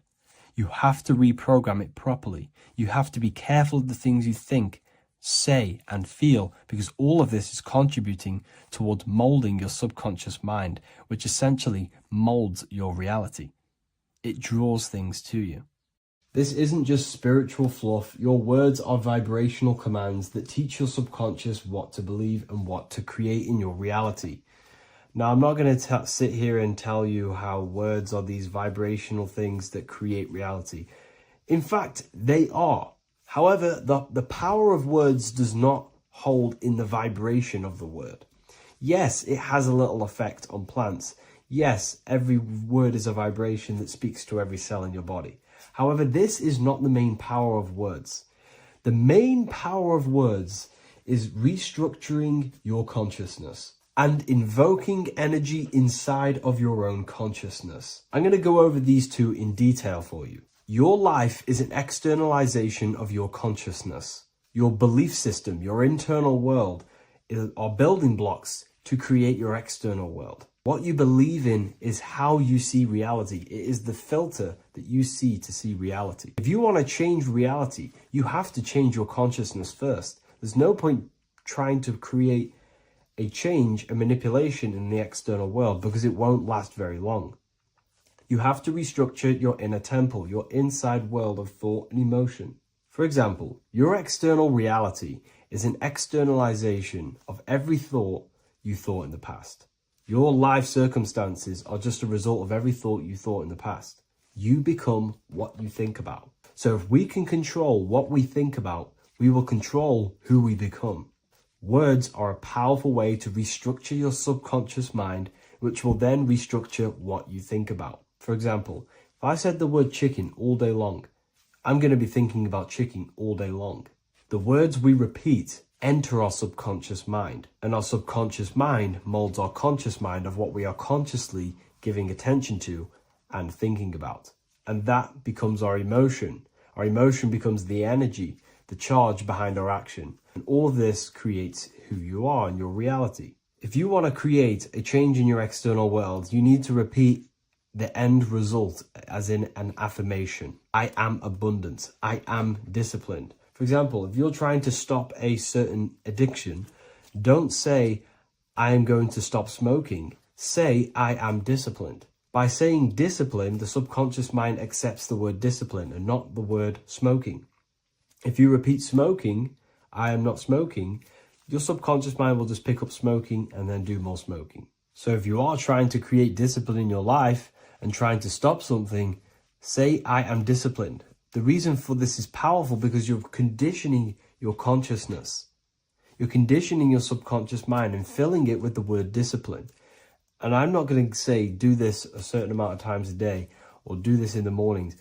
I want you to do this as much as possible. I did this as much as possible. Whenever I had free time, whenever I had a free minute, I would say these words either physically or mentally, just to condition your consciousness. Words are the most powerful way to restructure your belief system and restructure your inner world, which will then mirror in your outer world. Words are also a powerful way to invoke energy. This is why when you see these magic occult rituals, you see people chanting and doing these things. It's because if you slowly chant a word, you can actually invoke the emotion. There are 3 aspects of creation: thought, emotion, action. Emotion is energy in motion. By repeating a word over and over again, you can actually begin to invoke that energy, that emotion inside your heart. And you can start to feel the reality as if you are already living it. And this is just another powerful way to condition your consciousness to become a certain thing before you have it. This is what magic is. Magic is all to do with reprogramming the subconscious mind, aligning the subconscious with a certain belief or reality, which will then produce an effect in our thoughts, our emotions, and our actions, which will then create that reality. So if you want to create something in your life, literally just repeat, I am something. I am is referring to your consciousness. I am is the highest aspect of you. It is the true self. Whatever you condition your consciousness will be mirrored in your external reality. I am abundant will condition your consciousness to feel and believe you are abundant, which will then seep into your thinking. And then you will start to act more on this because you are thinking about it, which will then change your external reality. Words are vibration, and vibration is powerful. However, if you truly want to change your reality, you have to change your inner world of consciousness. And words are the best way to invoke feelings to become the reality you want. And words are the best way to condition your consciousness to a certain belief or a thought. And by doing this, you're actually creating a root cause. The cause is your consciousness, your mind, and you have to restructure the mind to create that reality. Words are a great way to restructure your consciousness and create reality. If you are struggling with the internal chaos, if you are struggling with emotional chaos, if you are struggling mastering your mind, or if you are isolated from your high intelligence, because intelligent people are not welcomed in our population today. I have created an amazing space, Ethereal University. Check it out. I'll leave all the links below. And I'll see you inside where you can learn everything you could possibly imagine about occultism, esotericism. I'll see you inside. What if I told you that reincarnation is real and that there is a metaphysical, spiritual science behind this? Most people leave this world just as lost when they entered it. That they carry their fears, attachments, and addictions with them, only to be born again, trapped in the same cycle, repeating the patterns of lifetime after lifetime. This lecture is not just about preparing for death. It's about mastering yourself before death, so you don't take them burdens with you. Because the truth is, whatever addictions, fears, and unresolved emotions you cling to in this life, you carry with you into the next. Unless you break free now. You must master yourself before death. Death is not the end. It is the great passage. But how we transition depends on our mastery of the self.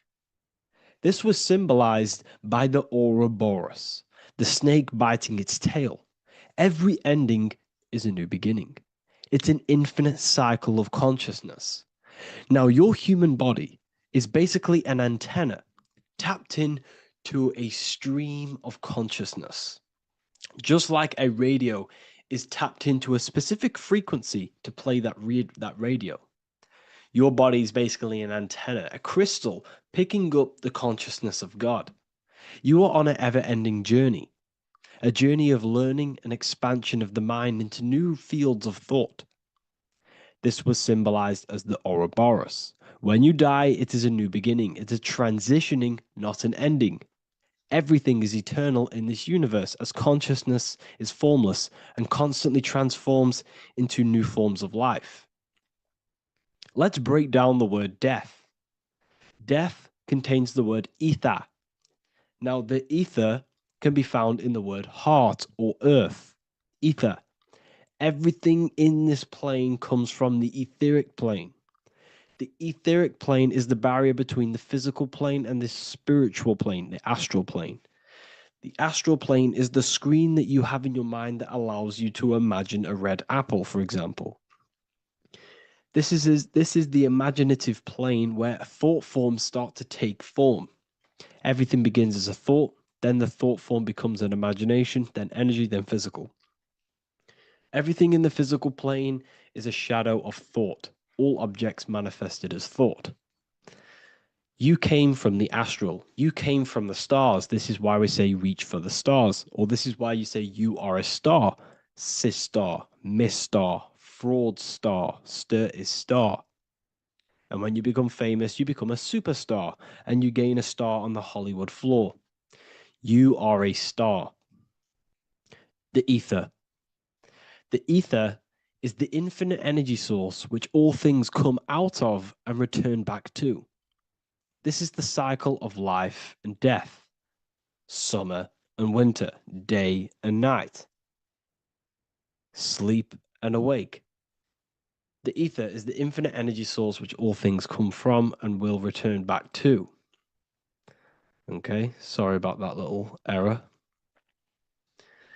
The ether is the boundless source of energy from which all things emerge, to which all things return to. We can see this in the cycle of the sun. The sun does this wave of creation. It rises and it falls. We have the day and the night. The daytime represents our conscious mind when we are alert. The nighttime represents our subconscious mind when we are inside the spiritual realms. The nighttime is spirit, the daytime is matter, spirit and matter. Awake and asleep, conscious and subconscious. We see this in the yearly cycle. Summer is life, winter is death. Spring is the morning, summer is midday, autumn is evening, winter is the night. Everything is a macro and a micro cycle of being born out of the ether and returning back from life and death. Life and death is manifested within the cycles of the sun and everything outside of you, as within, so without. This is why we say sleep is the cousin of death. The macrocosm is death, the microcosm is sleep. Every time you go to sleep, you are essentially it's a miniature death. You're entering into spirit and then returning back into matter in the morning when the sun rises. Everything is a reflection of the macrocosm cycles. Preparation for death. The first thing we must do in order to prepare for death, for life after death, in order to stop being reincarnated in this cycle of materialism, in order to progress as a soul, because remember, you are a soul in a body. Just like the sun gives power and life to the earth, your soul gives power and life to your body. When you say I, you're referring to the soul. And your soul can be stuck underneath layers of false identifications. Who you believe yourself to be is merely a collection of subconscious programs running within your mind. Now that's very deep. That is very, very deep. Who you think you are is a part of your thinking mind. Your name, your job, your reputation, your family, your friends. These things are not you. They're all aspects of the thinking mind. What happens if you meditate and you turn off the mind? Then all these things do not exist. You're left with the pure soul, the pure awareness, the pure observation. If you turn off the thinking mind, you're no longer your body. You're no longer your reputation. You're no longer your friends. You're no longer your job and your labels. You are the soul. That's the true you, the observation of the mind, not the thinking mind. The ego is the echo. It's an echo of your true self. The ego is your mind's perception of itself, shaped by experiences, trauma, emotions, and beliefs. It is merely an echo of your true soul self. The ego is not you. Your mind is not you. You are the soul. And this is the true self that we must express within our life and we must connect with before we die. Because when we die under the echo, under these false layers of the emotions, the traumas, the experiences, the addictions, the emotional attachments, when we die underneath all of this, when we don't know our true self, the soul is still hidden. The true you is hidden underneath these layers of false identification. We must remove these layers of false identifications. We must remove them. We must destroy the echo. Remember, the ego, you never had an ego when you were a child. When you were a child, you were pure. You didn't, you didn't show off things. When you were a child, you were pure. You expressed yourself freely with you didn't hide anything. You didn't hide any aspect of yourself. You didn't suppress any aspect of yourself to fit in as a child, as a baby. Because the ego was not here when you came here. The ego grows with experience. The ego is a false perception of yourself while being incarnated in this material world. It's your mind's perception of itself and it's created through your experience. Remember, you are unconditioned consciousness, and your experiences, thoughts, traumas, emotions, and beliefs have conditioned your consciousness into believing you're only a physical body, but you are the soul. We have to remove these layers. How do we remove these layers? Like I said, the best thing, meditation. Meditation. There is a great meditation that you can do every single morning and every single nighttime. You can sit there and repeat over and over before you meditate. You can repeat that you are not this, you are not that, you are not this. You can label them one by one. Start with, I am not my body, I am not my job, I am not my name. And then detach from absolutely everything until you are left with nothingness. And when you start to meditate, detach from everything. Nothing matters. I am here right now. And what will be left? The only thing that will be left is the language that your mind is using. Now, this is very deep. Not many people will tell you this, but I've lingered in meditation many times. And I can tell you from experience that the only thing left once you detach from everything is the language that your mind is attached to. So whether that's English, Italian, French. Once you detach the language of the mind that that little voice in your head's using, you're left with the soul. Once the mind is switched off, you're left with the soul, and you have detached from all of these external things. You're left with the soul. That's you. That's the power. That's the source of all creation, where everything you've ever done has come from. Every thought, every idea has come from your soul. Number two. That's meant to say number two. Sorry about that. Mental addictions and emotional addictions. Okay. These two are very important. Mental addictions, this could be thought patterns. This could be the labels that we've just been talking about. Then you have emotional attachments, which is maybe you're too attached to an external thing. Maybe you're too attached to your phone. Maybe you're too attached to family. Maybe you're too attached to loved ones. Yes, I'm not saying don't love them, but what I'm saying is do not rely on anything in this world to make you happy, to fulfill your emotional needs. Everything is found within you.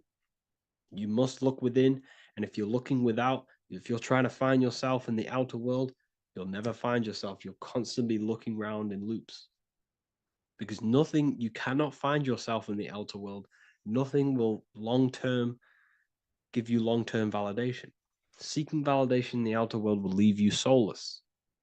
leave you feeling empty inside and sad and depressed. You have to find yourself within. You have to detach from everything you are relying on to give you emotional stableness. You have to detach from all. Yes, love your children. Yes, love these people, but do not rely on them. Because everything in this world is temporary. Do not conform to this world. The Bible tells you this. Everything in modern society nurtures the body, but neglects the soul. They keep you addicted to as many things as possible. Smoking, you have to detach. Drugs, you have to detach. Alcohol, detach.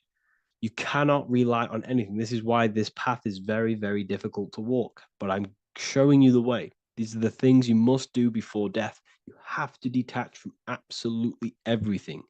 If you die and your mind and soul is still addicted to these worldly things, then guess what? You're going to reincarnate.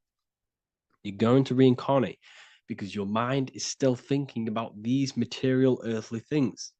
And if you are operating in that vibration, you're going to project that vibration and come back here. You have to detach. You have to master the soul and master the mind. Like I said, the matrix is designed to keep you addicted to as many things as possible. Your phone, food, smoking, drugs, alcohol, clubbing, all of these things. Everything in society is made to trap your soul and reincarnate in this world. That's why it's very, very, very difficult to walk this path.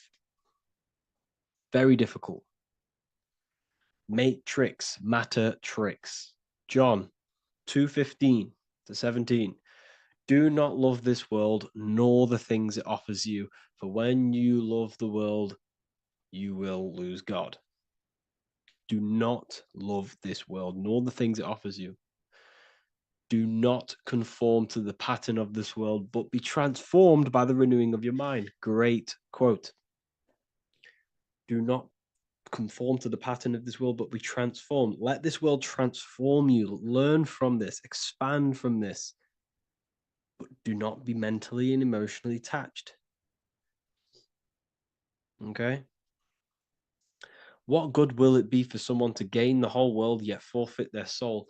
Like I said, everything in the Bible is telling you the truth. You just got to read it correctly. This is spirituality.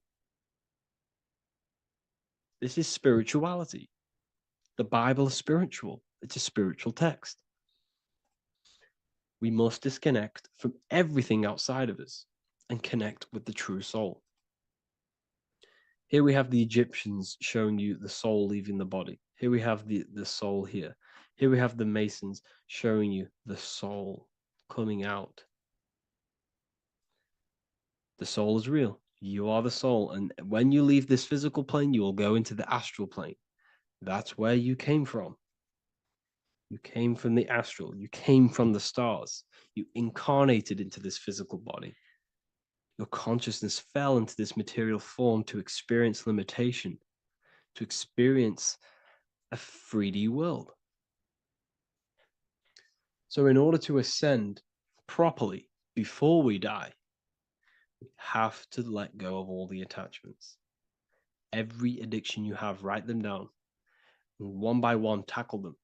Before you die, you have to, or else you will reincarnate. This is the teachings of Egyptians. This is the teachings of Masonry. All of these addictions contribute towards life after death. Everything must be controlled. And we must be attached to the soul. I'm not saying I'm perfect. I'm not saying I'm perfect, people. We're all not perfect. We're all under psychological operation by the government. We're all in a very difficult situation with this awakening. I'm simply pointing out what I know from my journey and what I've been learning through occultism and research and reading lots of books and many different things. I'm on this journey just as you are. Maybe I'm further. Maybe you're ahead of me. We don't know. But this is what I'm sharing with the world. This is what I'm sharing with my research. And this is what makes sense. It's common sense. Look at everything around you. Everything's made to feed the body, not the soul. So, my beautiful watchers and fans and supporters, I appreciate every single one of you, and I hope this video has supported your journey. If you're feeling lost in life, if you're searching for deeper answers, whether you're seeking clarity, looking to expand your studies, or ready for personalized mentoring, this is your chance to connect with me live and receive insights tailored just for you. Start your path to self-mastery and enlightenment inside the world's best esoteric school. Your journey starts now. Tap the link in the description if you want to join Ethereal University, or feel free to check out my books. I thank you all, and I really appreciate for 100,000 subscribers on YouTube. I love every single one of you. Make sure to drop a like, a comment, and subscribe to the channel if you're new. Let me know some ideas for, lectures, anything that you want to know. I can make lectures on them. Just drop it in the comments. I appreciate every single one of you. Take care.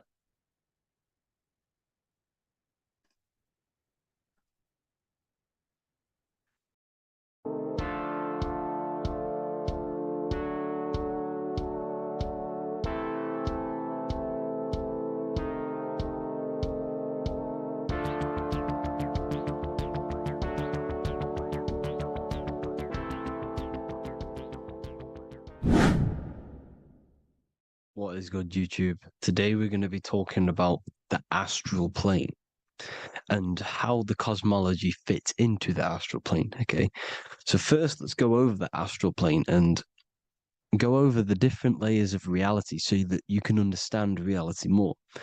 You are a multi-dimensional being. You are not in these, you are in all of these realities at the same time. They all interweave into one big reality. But there are different planes. They are different vibrational dimensions. There are different dimensions of reality. The mind is the root cause of reality. We're living in the mind of God. Everything is being thought into existence from the root cause, from the universal mind. This is why the ancient Egyptians said, all is mind. We're living in the mind of God. And we are a microcosm of this mind. This is why we all have the same mind. This mind is the world of thoughts. Now, this world of thoughts is just the thought alone. For example, it is the thought of a chair. But then when you start to imagine this chair and you start to mentally see the chair, you're now manifesting the thought, the singular thought, into some sort of form. So now you're imagining the chair. You're imagining the form of this chair, which is then manifesting into the astral plane. The astral plane is the world of thought forms manifesting. So when you are imagining something, you are seeing into the astral plane. Okay? Your third eye, it is an eye because it sees the astral plane. It is seeing the other side through imagination, through dreaming. Well, we'll go over dreaming later. So the thought of a chair is a singular thought. The imagination of the chair is the manifestation of the chair. And in the astral plane, it's basically the world of all the chairs that could ever exist. So you're thinking of the chair as a singular thought, which is the mental plane. The astral plane is the imagination of that chair, is the thought, the manifestation of it. Depending on the vibrational state of the thought will depend what level of the astral plane it will go to. For example, if you're thinking about a chair to torture someone on it, it's going to go on the lower astral plane. Or if you're thinking and imagining happy things, it's going to go to the higher astral plane. So wherever your mindset is, that we call it a mindset because your mind is setting frequencies to certain things. Thoughts are frequencies. And a mindset is setting your frequency, setting your mind to a certain frequency. So when you set your mind to a certain frequency and you imagine something in that frequency, you're going to match everything in the astral plane that are on that similar frequency, just like you would in the physical world. Because we're all in these worlds right now as we speak, but we can't see them with the two physical eyes. We can feel it though. When you're around someone and you've just met a new person, for example, you can feel their vibration, and if you're not on a similar vibrational match, you will not get along with that person, or you just won't not get along, but you won't connect with that person because you're on two opposing frequencies, not matching. And this is something that you can't see, you can only feel, because it's the astral plane. It exists within the astral plane. Everything in the astral plane is made out of vibrations. So if you do astral project, and if you already know how to astral project, you will see beings and people and things that are on the same frequency as you. This is why before you astral project, you need to sort your vibration out before you astral project, because you are projecting your consciousness into this. It's the mind. The mind is the bridge. It can move between realities. You are a observer. You are a observing soul which observes different realities. And the mind is the bridge between all of these different realities. The mind can choose.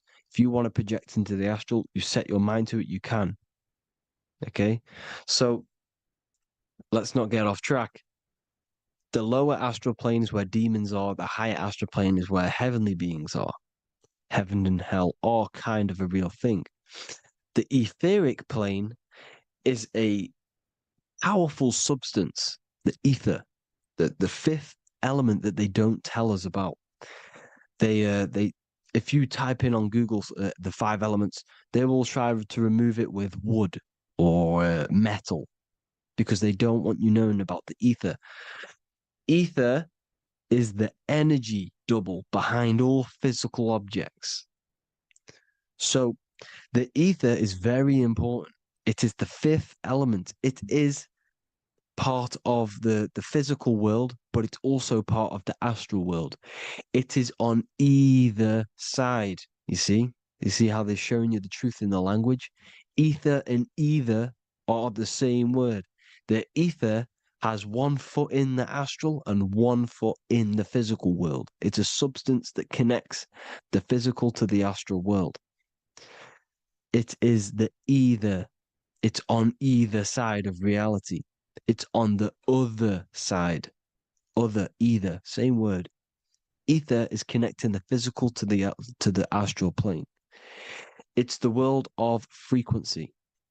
Frequencies, EMFs, torus fields are in the etheric plane. It is the energy plane. It's where energy moves through the ether. Okay? So then you have the physical world, the world of effect. Everything you see in the physical world is the effect of the higher planes. Each plane is a product of the plane above. So, and it melts into each plane. The physical plane is the lowest plane, it's the most densest, and the highest is the most fluid. This is the most fluid, this is the most dense. This is where we get the saying, as above, so below from. As above, so below comes from the different planes of reality. And magicians understand this. This is why magicians always say as above, so below. Because they understand if you manipulate the higher planes of reality, you manipulate the lower planes. Because the astral plane is a direct copy of the physical world, but in the astral plane. It is mirrored. The physical world is mirrored in the astral plane. They are both the same world, but just different vibrational states of the world. Kind of. It's hard to put this in words, people. So just try and understand. The astral plane is the double. It is whatever happens in the astral plane happens in the physical plane. This is why magic works. This is why demons work. This is why spirit communication works, because if you manipulate the higher planes, you manipulate the lower planes. As above in the astral, so below. Leonardo da Vinci showing you to look up, pointing up. You got to look up. He's telling you to change the mind, you change the physical world. You change your emotions, you're on the astral plane, you change the physical world. You change your reality by changing the higher planes. This is the Masonic 11, the two pillars. This is the 11, also symbolizing the two hemispheres of the brain here. But the 11 symbolizes the two mirrors. 11, 9, 11. 9, 11 adds to 11. 9 plus 1 plus 1 equals 11. The Twin Towers were an 11. Flight 11 was hijacked because it's a mass ritual within the astral plane. Now, we're going to go deep into that later, and I'll show you these rituals they do in order to manipulate the astral plane. So, this is what the 11 is. It's the mirroring of reality. If you contact spirits and conjure spirits, you can either summon or attract demons and spirits. Summoning is creating a spirit. You create demons. Okay? Like I said here, the mind is the root cause of reality. If you think of if you think of a traumatic event that happened in your life over and over and over and over again for years and years and years, where attention goes, energy flows. The mind is the director of energy. If you are directing energy into the specific emotion, the specific thing that is torturing you in your mind, that will manifest as some sort of being in the astral plane, which is called an elemental. And this elemental being that you have created through your thought forms and emotions will latch onto you and feed off this energy. So it's important that you get your mind right, okay? It's important that you sort that you file the mind and you discipline the mind. Make sure it's only entertaining positive things, because you are quite literally creating your own demons. The word demon has the word mon in it. And if you've watched my videos to know, mon means moon. The moon is your mind, the sun is your soul, the earth is your physical body. Demon is mon means mind, moon is mind.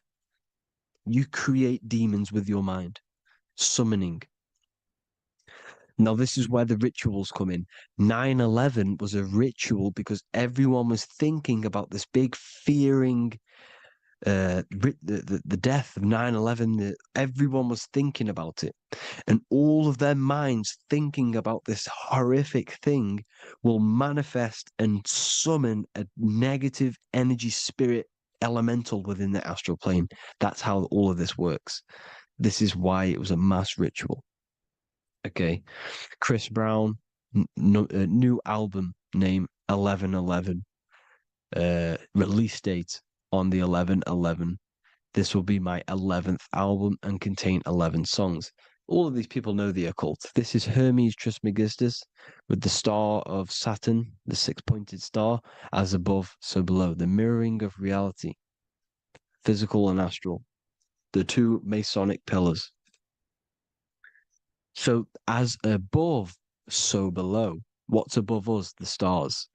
The stars are connected to the astral plane. This is why we call them stargates. When we dream, we are experiencing these different realities. And what are stars? They tell in the Bible, it says Genesis 1:14. And God said, "Let there be lights in the firmament of the heaven to divide the day from the night, and let them be for signs." Signs translates to things to come. Why things to come? The stars tell the future. Why? And why do we say as above, so below? As above us is the astral plane and the etheric plane. As above, so below. Whatever happens in the stars happens on Earth. The stars are connected to the astral plane. Above us is the astral plane. We are a star in a physical body. This is why we say Mr., sister, stir equals star. The E and the A are interchangeable. We are stars, and the stars are the start of our incarnation. We start in the stars, same root word, and we descend through the 7 energies, which are our 7 chakras. Then we enter the heart of the soul system. The heart rearranged spells earth. And this is the true cosmology. Here's the Masonic cosmology. This is Masonic now. Here's the firmament. Let there be a firmament in the midst of the waters to divide the waters from above, from the waters that below. Genesis 1:6. The firmament, firmament comes from the word firma, Latin, I'm pretty sure, which means firm. When something is firm, meaning it's stable, it does not move, it is firm. The firmament is firm. So, is the firmament Genesis 1:6. What does he say? Genesis 1:3, sorry. Let there be light. This is before the sun and the moon was created. Let there be light. Before the sun and the moon was created, light was appeared. So what's that tell you? This is a holographic projection from some sort of light being, some sort of projector. And that projector is the all-seeing eye you see in the Masonic cosmology. This is the all-seeing eye projecting the light beams. Let there be light. Everything is made out of light. The universe is created out of light waves. The torus field is one unit of light. The light projecting this reality is Polaris. Okay, the famous all-seeing eye. Now, what else? Then we have after let there be light in Genesis 1:16, and God made the 2 great lights. This is the sun and the moon, electric, magnetic, male and female. Then we have the Masonic checkerboard, the black and white symbolizing dualities within the dualistic reality we're in, spirit and matter, light and matter, rest and motion, positive and negative, good and evil. Everything's dualistic here. Okay? And it's a dance. The universe is a dance between flickering of white and black light, which is the torus field. We're not going to go over that, but this is all connected to the astral plane. This is the true cosmology. The astral plane cannot work on a spinning monkey ball in the middle of space. Does not work. Cannot work. It's impossible. Okay? Impossible. So, even in the Quran, it says, Allah has made the earth for you as a carpet, flat. Quran 15:19. And the earth we have spread out like a carpet, set there on mountains, firm and immovable. It is immovable. In the Quran, it also says 65:12, it is Allah who has created the 7 heavens of the earth. The 7 heavens, meaning the 7 layers of heaven, the 7 planets. And Psalms 104:5, he set the earth on its foundations and it can never be moved. Never. So here you see in Isaiah 40:22, he sits enthroned above the circle of the earth and its people are like grasshoppers. He stretches out the heavens like a canopy and spreads them out like a tent to live in. We live in a tent. This is the tent. The projection of light. Here you see an ancient picture here. Here you see the ethereal barrier, meaning the firmament, the etheric barrier. And here you see his head popping out. Why is his head popping out? Because your head is heaven. Your heel is hell. Your head has access to the astral plane. This is why your head is heaven. The pineal gland, when stimulated, has access to project itself, project consciousness into the astral plane. Here you see another ancient picture here with the Masonic Royal Arch with the zodiac here, the zodiac on the top. arching because there's a firmament above us. Here's God in the brain. Consciousness is God. Here you see the Masonic Royal Arch, symbolizing the firmament. George Washington above the Masonic Royal Arch. These are the stars. This is Polaris projecting reality. Here's ancient churches with the dome. Polaris projecting reality with Jesus. Disney World is under the dome. The seven layers of heaven, ancient paintings, all depict the if you go and look at the ancient paintings, they'll all depict the firmament, the arch above us. This is where we get interesting. The Masonic Royal Arch has the 6-9, which is Cancer. The constellation Cancer, which is 6-9 is associated with portals because CERN is the 6-9. Okay, CERN is opening portals. They're trying to create a portal to the other side. Cancer has the word CERN within it, so there is a link between Cancer and the opening, the firmament opening above us to ascension. Here you see the Masonic art with the Royal Arch and the light and the opening. Here you see the light and the opening. This is the opening of the firmament. Here's the Hebrew cosmology with Sheol, the underworld, and the opening. So Cancer is definitely some sort of portal in and out of this reality. I'm just connecting dots here. Now, we're going to go change a bit now. These celebrities that you are seeing they have not sold their soul to Satan, okay? They have not sold their soul to Satan. Satan is a demonic, low vibrational energy that has been summoned over the thousands and thousands and thousands of years of evil occult arts. So since Babylon was summoning this demonic energy, and this demonic energy in the astral plane will grow and grow and grow. It has no form. It has no physical form. Okay?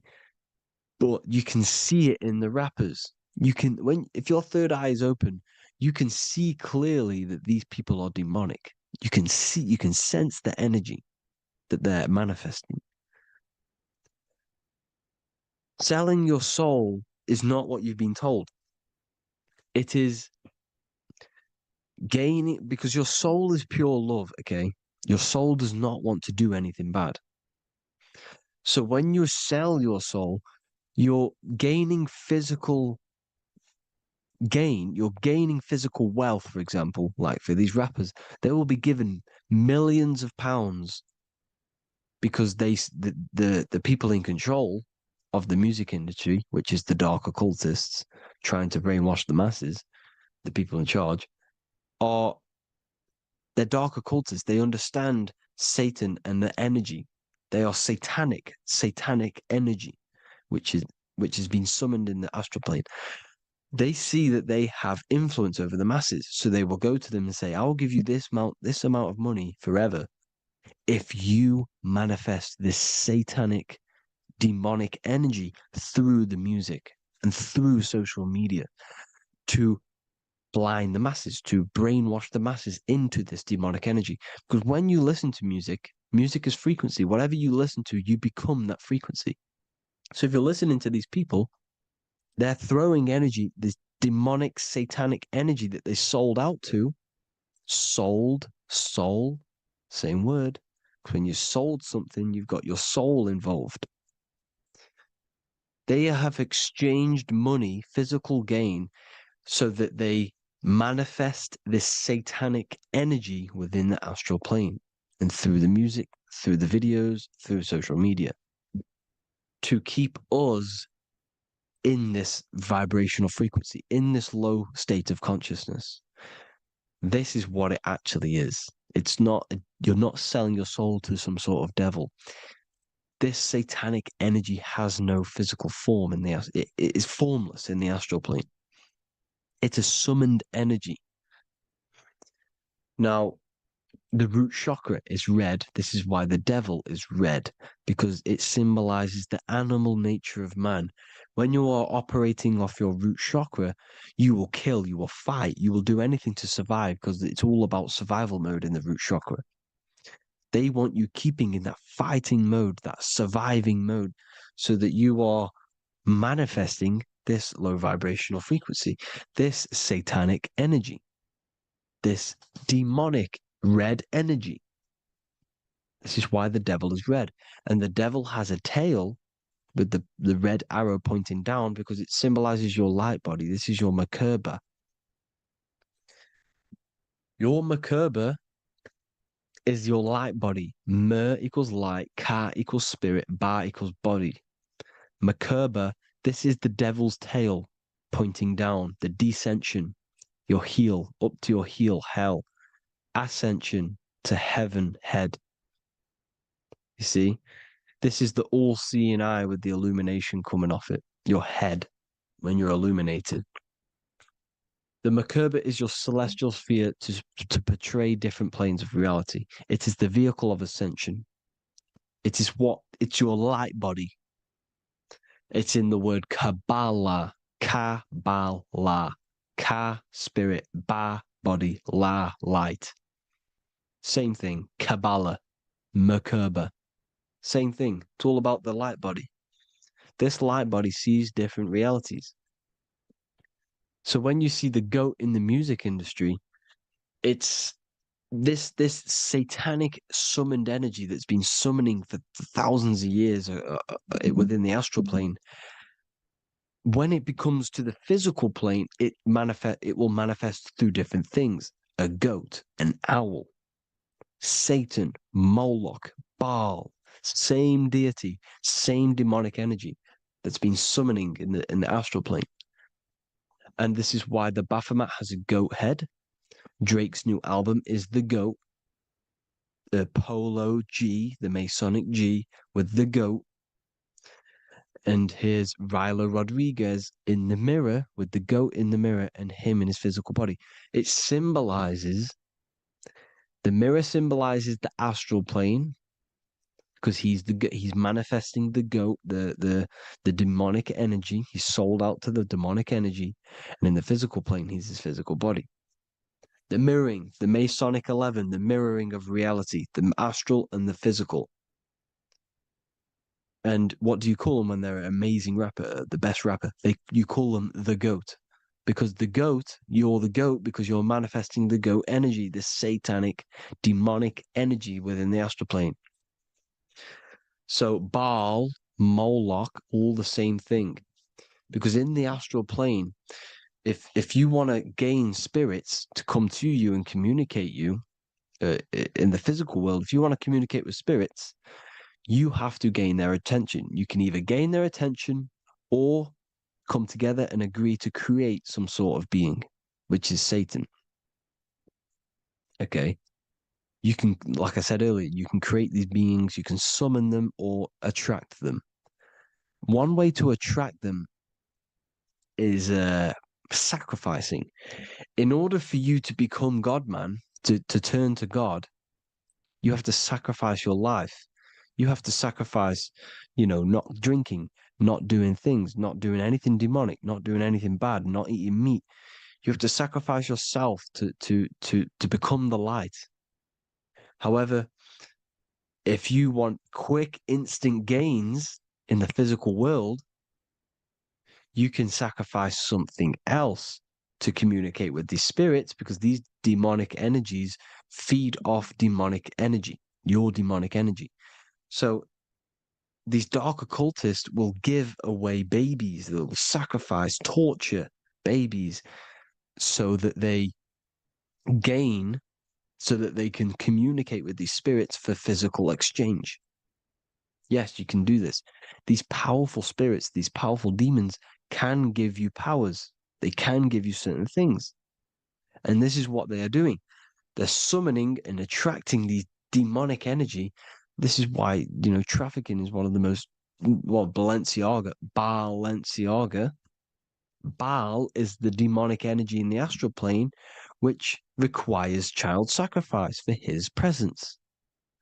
Balenciaga, and they were trafficking children. They were trafficking, killing them, and offering them to the spirits.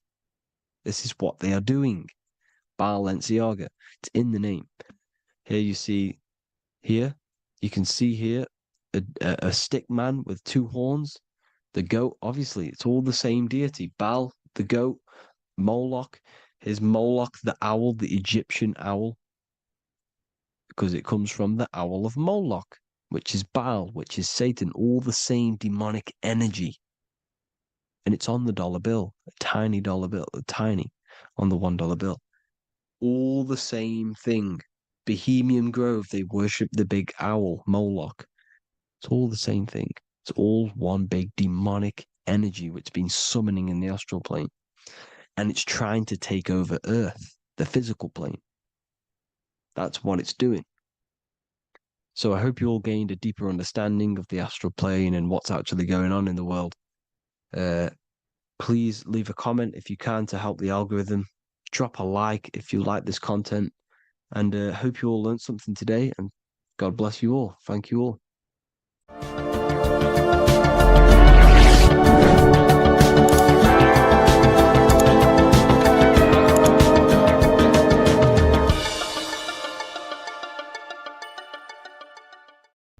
There's an ancient symbol hidden in plain sight, one that holds the key to transformation, power, and unlocking your true potential. It's been used for centuries by mystics, rulers, and even modern science, but almost no one understands its true meaning. Once you do, it will change the way you see yourself and the world forever. Stay with me, because this could be the key to your own awakening. The symbol of the snake or the serpent is a very powerful symbol that refers to something within you, that we all are on this journey. So first of all, we see this symbol in ancient Egypt on the top of the pharaoh's head. We also see this with Buddha, with the snake on top of the Buddha's head and below. We also see this in Rome, with the Roman god Mercury holding the staff with the snake. We see this in Adam and Eve story with the snake tempting Eve. We even see this today on the medical facility. What does this mean? Why is this symbol being used for thousands and thousands and thousands of years? It has a very deep esoteric meaning. We see this in the caduceus staff, and we even see the snake representing the Kundalini. What does the snake actually mean? A lot of people think it represents the Kundalini, which it does. However, there's a deeper interpretation of this symbol, and it goes very far beneath the surface of what the snake actually represents. Okay? So first of all, when looking at symbols, we need to observe what the snake does in nature. The serpent sheds its skin. The serpent shedding its skin is a sacred symbol of an inner transformation. It transforms from its old self to a new self. It sheds layers of itself. As the snake discards its old exterior, it mirrors our own journey of realizing outdated beliefs and patterns, paving the way for a renewed, authentic self on the esoteric path of awakening. Essentially, it represents transformation, but not transformation of our physical bodies, transformation of our inner world. Now, this is where things get a little bit tricky and you may become a little bit confused, but I'm going to make this very clear for you. The snake symbol or any symbol can be used for different context. For example, the Kundalini. We see the snake representing the Kundalini. We all know that energy can't be destroyed, only transferred. Like I said, this is a transferring of energy. It's a changing, a transforming, shedding its skin. It represents transformation. Sexual energy is energy, and we can transform the sexual energy into a Kundalini awakening to activate dormant brain cells in our brain and to activate the human light body, which is the spirit. We can cultivate, save, and retain our sexual energy, transmute it up the spine to activate the brain. This is a symbol of transformation, of energy in this context. However, when we go to the emergency services, this does not mean the same thing as the Kundalini. The snake in this context represents transformation of health. When we are picked up by the emergency services, we are looking for a transformation. We are unwell and now we need to transform to well-being. This is why they use this symbol. It represents transformation, especially with the pole and the snake climbing. It's climbing, it's transforming from the bottom to the top, shedding its skin, shedding old layers, transformation. We see this in the Bible with the snake tempting Eve to eat the apple of the tree of knowledge of good and evil. Well, what does this mean? Where's the transformation in this? Well, this is a very hidden one. The transformation takes place in Adam and Eve's consciousness and their mind. They go from a pure, whole state of consciousness, from being tempted by the snake, and they eat it and they transform into knowing the good and evil, into the dualistic ways of thinking and the dualistic meaning of this world. Let me rephrase that. They understand the dualism of this world, and they now understand the two good and bad ways of thinking. They know the knowledge of good and evil, of duality. They shifted from a whole state of consciousness into their consciousness being split into good and evil. This represents the journey of every single soul that incarnates into this world, including yourself. When you were a child, you were whole. You had no understanding of good and evil. But as you grew older, you eaten the fruit. You grew to understand the knowledge of good and evil. Your consciousness split from a whole into a separate and divided way of thinking and divided understanding of the world. We suppressed aspects of ourselves to fit in with society norms. And we just limited ourselves with limiting belief systems. We knew the knowledge of good and evil. Our consciousness split from a whole state. This is what Adam and Eve is symbolic of. We see this with the Roman god Mercury, with the snake. Mercury represents intellect, communication. He's always flying in the air, which represents the air, the mind, the intellect. He's holding the snake to represent transformation of the mind. This is what we call mental alchemy, turning base metals into gold, turning the unenlightened aspects of our mind into enlightened ones, turning our negativity into power and control. We see this with Buddha, and Buddha is all to do with transformation of the inner world, transformation of the mind and the soul and the emotions. And it also represents the Kundalini. We see this in ancient Egypt. We always see the snake on the head, representing the place where the third eye is, representing the intellect or the mind, the mind's eye, the third eye, whatever you want to call it. This is the place of the invisible intelligence within us. This is our mind or intellect. And this is the transmutation of the mind. This is why the snake is on the head, representing the transformation of the mind, going from the unenlightened into the enlightened, going from the uncontrolled to the controlled mind, so that we can control the very fabric of reality. I've kind of just given that away. Why is this important? Humans are creators. We're the architects of creation, endowed with the divine power to channel the fourth dimension, which is the imagination, into reality. Each thought and intention is a seed. When nurtured with focus and clarity, transforms the unseen into the tangible experience. This creative process bridges the gap between the ethereal and the material. Humans are creators. It's impossible for you not to create. Whether you're doing this consciously or subconsciously, you've been creating your whole life, turning non-physical thought into physical reality.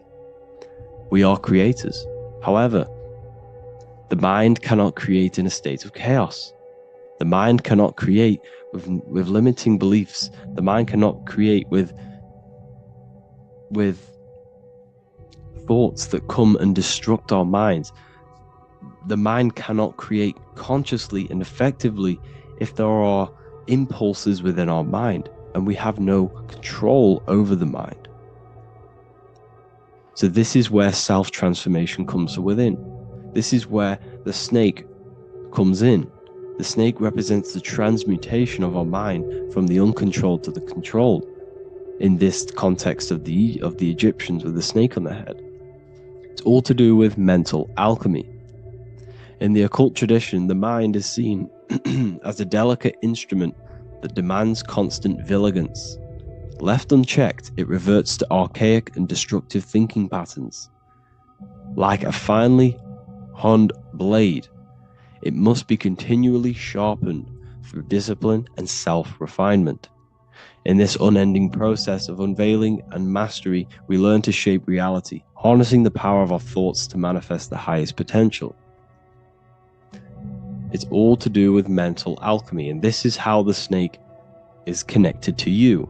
And what the snake represents to you, it represents the transmutation, the changing of ourselves, of our consciousness, so we can gain control in this 3D world.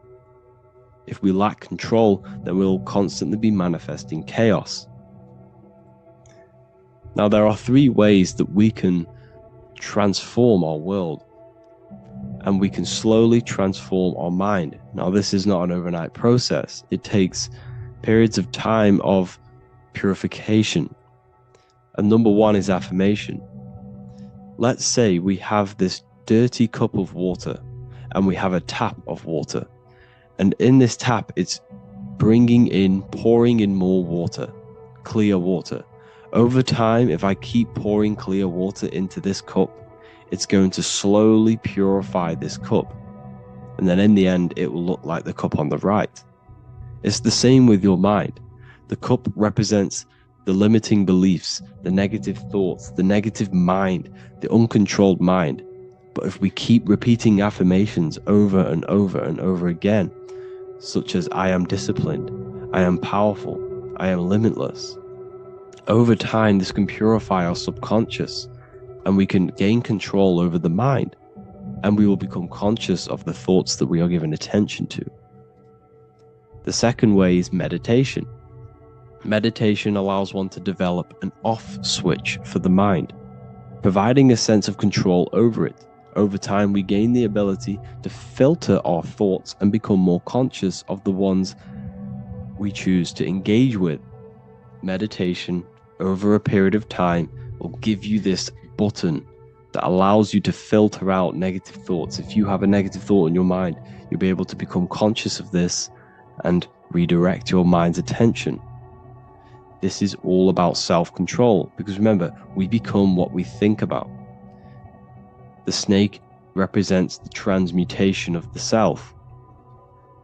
And another way is visualization. Visualization allows your subconscious mind to experience the reality you desire, accepting it as truth. As the subconscious becomes more immersed in this imagined reality, it works to manifest it into your conscious experience. Your visual eye, visual eye. You're using the mind's eye to see and mold your future. That's what imagination is for, to create in your future. You can become your future now in your imagination. And this can slowly purify your consciousness, slowly purify your mind, which will then, if you do all 3 of these over periods of time, you will see great transformation from the inside out. And your outer world will start to mirror your inner transformation, because it's as within, so without. You change your inner world of consciousness, of thought and emotion, you'll change your external reality and your circumstances. So I hope this lesson has gave you a great understanding of what the snake actually represents. And now that you see it, you will see this everywhere. Every time you see a snake, you know it represents the transformation. So please, if you can, leave a like, comment, and subscribe, and turn on the alerts to make sure you never miss a video. And if you have any video suggestions, feel free to make a comment and I can make a lecture on it. I appreciate you all watching this video today, and I'll see you all inside my university if you're inside, and I'll see you all in my Telegram if you join. and I'll see you in the next video, of course. Thank you and take care.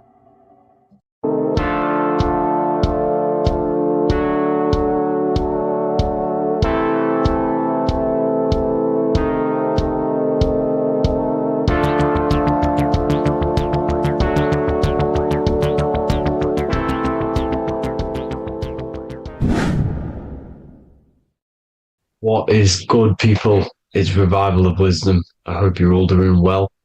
Now, this video is how to raise your holy oil or your kundalini. Let's get straight into this.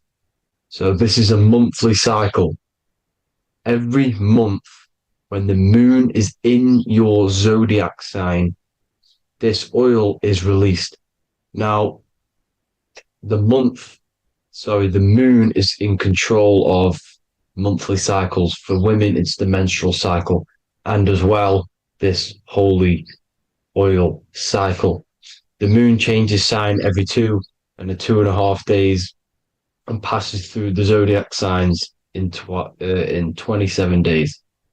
So the moon tells the day, the sun tells the time, the stars tell the month. This reality is a massive clock, if you like to say. It's a cycle. Okay, the moon controls the night, emotions, water, fluids, and the mind. Okay, so this oil is produced in the claustrum. It's produced in the claustrum, which is here, right? This is where you get Santa Claus from. Now, the claustrum is at the center of the brain, and it is next to the pineal gland and the pituitary gland. Once it starts in the claustrum, this is the holy present. This is the present that Santa gives to us, Santa Claus. And it goes to the pituitary gland and the pineal gland. And what's connected to the pituitary gland and the pineal gland is the Ida and the Pingala. The Pingala is the pineal gland's nerve, which is the honey, which is the positive charge, electric. And the pituitary is the Ida nerve, which is the magnetic charge. This is the milk, the land flowing with milk and honey. This is the brain, the heaven, okay? And it travels down the spine using these two nerves, these electromagnetic charge. And this is what the ancients symbolized with the two serpents wrapped around the spinal cord, the Ida and the Pingala. And this travels down to the sacrum or the solar plexus. Okay. So once it's here, okay, the spine is an elongation of the brain. So the spine is pretty much the brain. It's an extension of it. And it's kind of a microcosm of how we descended from heaven to physical reality, to physical matter, which is our consciousness has done. Our consciousness has descended from heaven into physical matter. And this is a microcosm of it. Okay. So once we're in the sacrum bone, this holy oil, like I've just explained, this holy oil starts in the Santa Claustrum, goes down the chimney to the sacrum. This is the sacrum, the solar plexus, and drops the present off at the sacrum.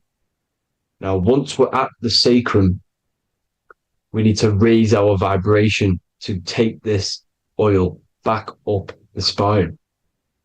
Okay. And the River Jordan symbolizes this in the Bible. King Herod wants to kill Jesus in Nazareth, which is here, this is the River Jordan, is Nazareth. He goes to be born in Bethlehem and then goes back up to Nazareth to Joseph and Mary. Joseph and Mary, the pineal gland and the pituitary gland. The Bible is huge symbolism. It's all metaphors for this sacred process which goes on inside of your body. You are the Temple of Solomon. You are the Holy Land. The Holy Land is your brain. Once this oil is at the sacrum, you need to raise your vibration in order to take it back up. Once this oil has gone back up, to the pineal gland. It activates the crystals which are wrapped around your pineal gland. Your pineal gland is this tiny little beam here. This is the claustrum. This is the pineal gland. And it's wrapped in crystals. And when this oil travels back up the spine by raising your vibration, back to the upper room where Jesus met the 12 disciples, or the 12 cranial nerves in the brain, and it activates and it turns on this pineal gland. And once it's turned on, it illuminates all the cells and the nerves in your brain and turns them all on and activates the higher God man, the God consciousness, Christ consciousness. And it regenerates the whole body. This is the secret to regeneration. It regenerates all the cells in the body. And this is how the ancients lived for thousands and thousands of years, as talked about in ancient texts. They lived for hundreds and thousands of years because they knew this secret. And this fluid, this brain fluid, the secretion, or the Christos in Greek, which means gold, because this is the alchemical process from turning lead to gold.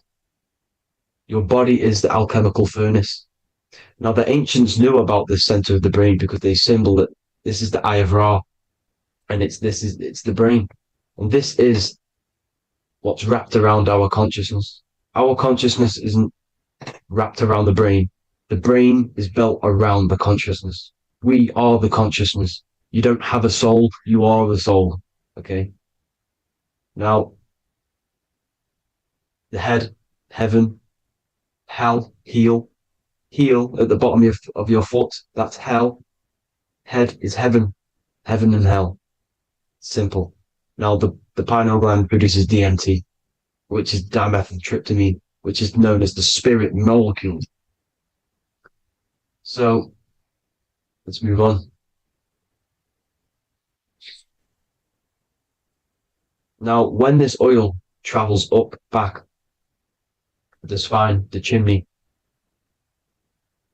it crucifies at the top, which is called the vagus nerve. So when it reaches here, the optic thalamus, it crosses and crucifies once it's raised back up. And this is why Jesus dies at 33. He was crucified at 33. Because you have 33 vertebrae on the back of the spine. And then it's crucified by the cross of the vagus nerve. When this oil crosses the vagus nerve, this is the crucifixion at 33. And it symbolizes the death of the physical consciousness. You then become spirit. You then become God consciousness, activating the Kundalini, regenerating the body and the mind. Okay. The Garden of Eden. You are the Garden of Eden. The land of milk and honey is upstairs. The pituitary, which is the milk, the pineal gland, which is the honey, which is DMT. It even says this in the Bible. As he brought us into the place, and he has given us this land, a land flowing with milk and honey, which is also symbolized as the sun and the moon. The Bible also says, the light of the body is the eye, not the eyes, the eye. If therefore thine eye be single, thy whole body shall be full of light. This is the activation of the pineal gland by raising this oil back up to the pineal gland, to the center of the brain. Neither shall they say, see that here, or see there, for behold, the kingdom of God is within you. So he's saying, don't look out there. Nothing is out there. It's all inside of you. Everything's inside of you. You're the universe. Now, how to raise this oil back up to the pineal gland? Every month, like I said. The moon controls the cycle. The moon controls monthly cycles. When the moon is going into your zodiac sign every month, this oil goes down the spine and you must raise your frequency to get it back up. You must retain your seed. This is the most important. Your fluid, your secret, your holy fluid, your life force. You can't let that go. That life force is the reason you're alive. This holy oil is the reason you're alive, because it feeds all of the systems in your body. It feeds all the systems in your body. You have to retain your seed, alkaline diet, positive thinking, and meditation. Okay? When you retain your seed, you will live longer. The moment you release it, you're killing yourself. You're killing a piece of yourself every time you release your seed. Every single time. You're killing a part of yourself. Okay?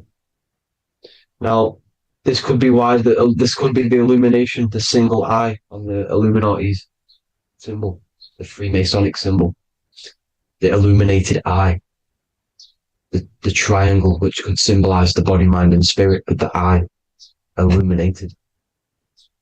Now, in the Bible, it talks about the two trees, the tree of knowledge and the tree of life.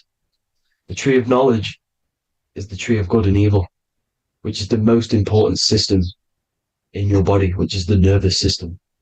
The nervous system, the most important. The tree of good and evil. And the tree of life, which is the cardiovascular system.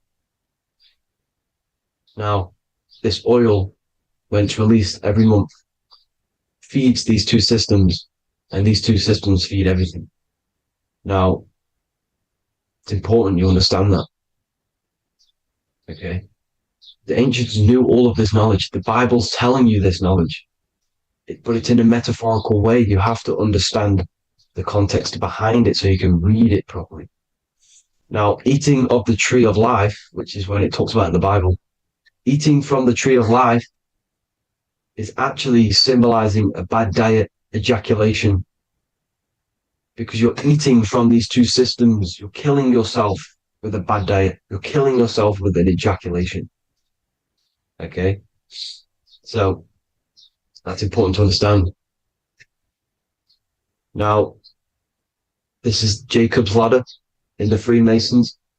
Jacob's ladder, which is the spinal cord, it's the stairway to heaven.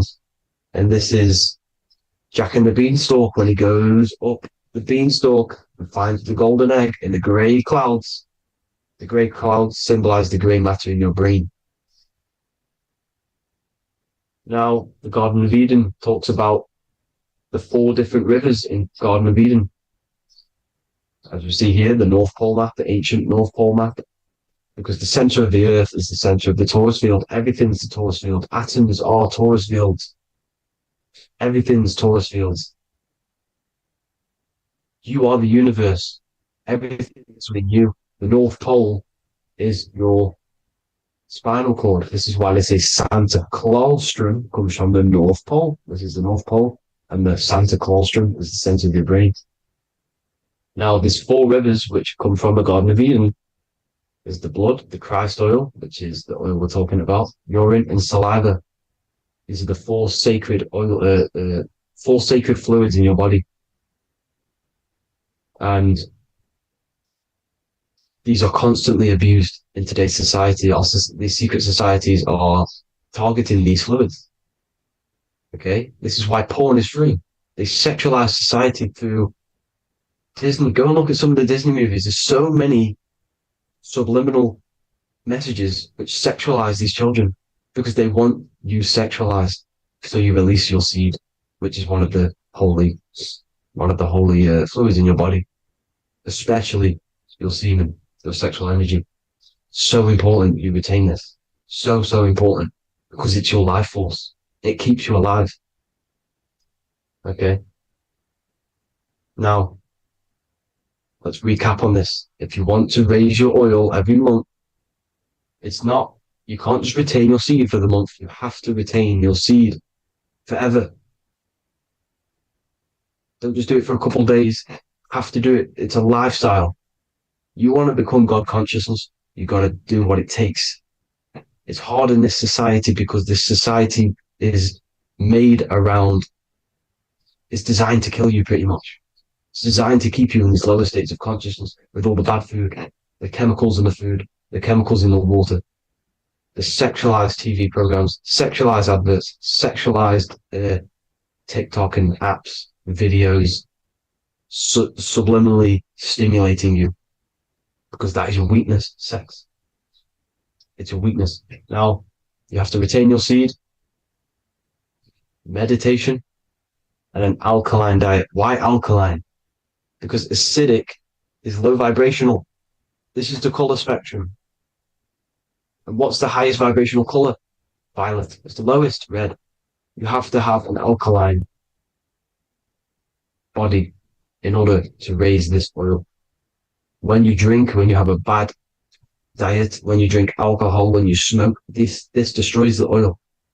It destroys the oil in your sacrum, and it can't be raised again, can't be raised up. This is why it's so important. Without that oil, you don't live. That oil makes you live. It feeds everything in your body. It's crazy how we're not taught this. It's insane. But that is how you raise the oil, people. I hope you all gain some knowledge out of this video. And I hope this assists you on your journey, your spiritual journey. And please like and share this video. We need this knowledge out to the public to wake up humanity. Thank you all, people. God bless.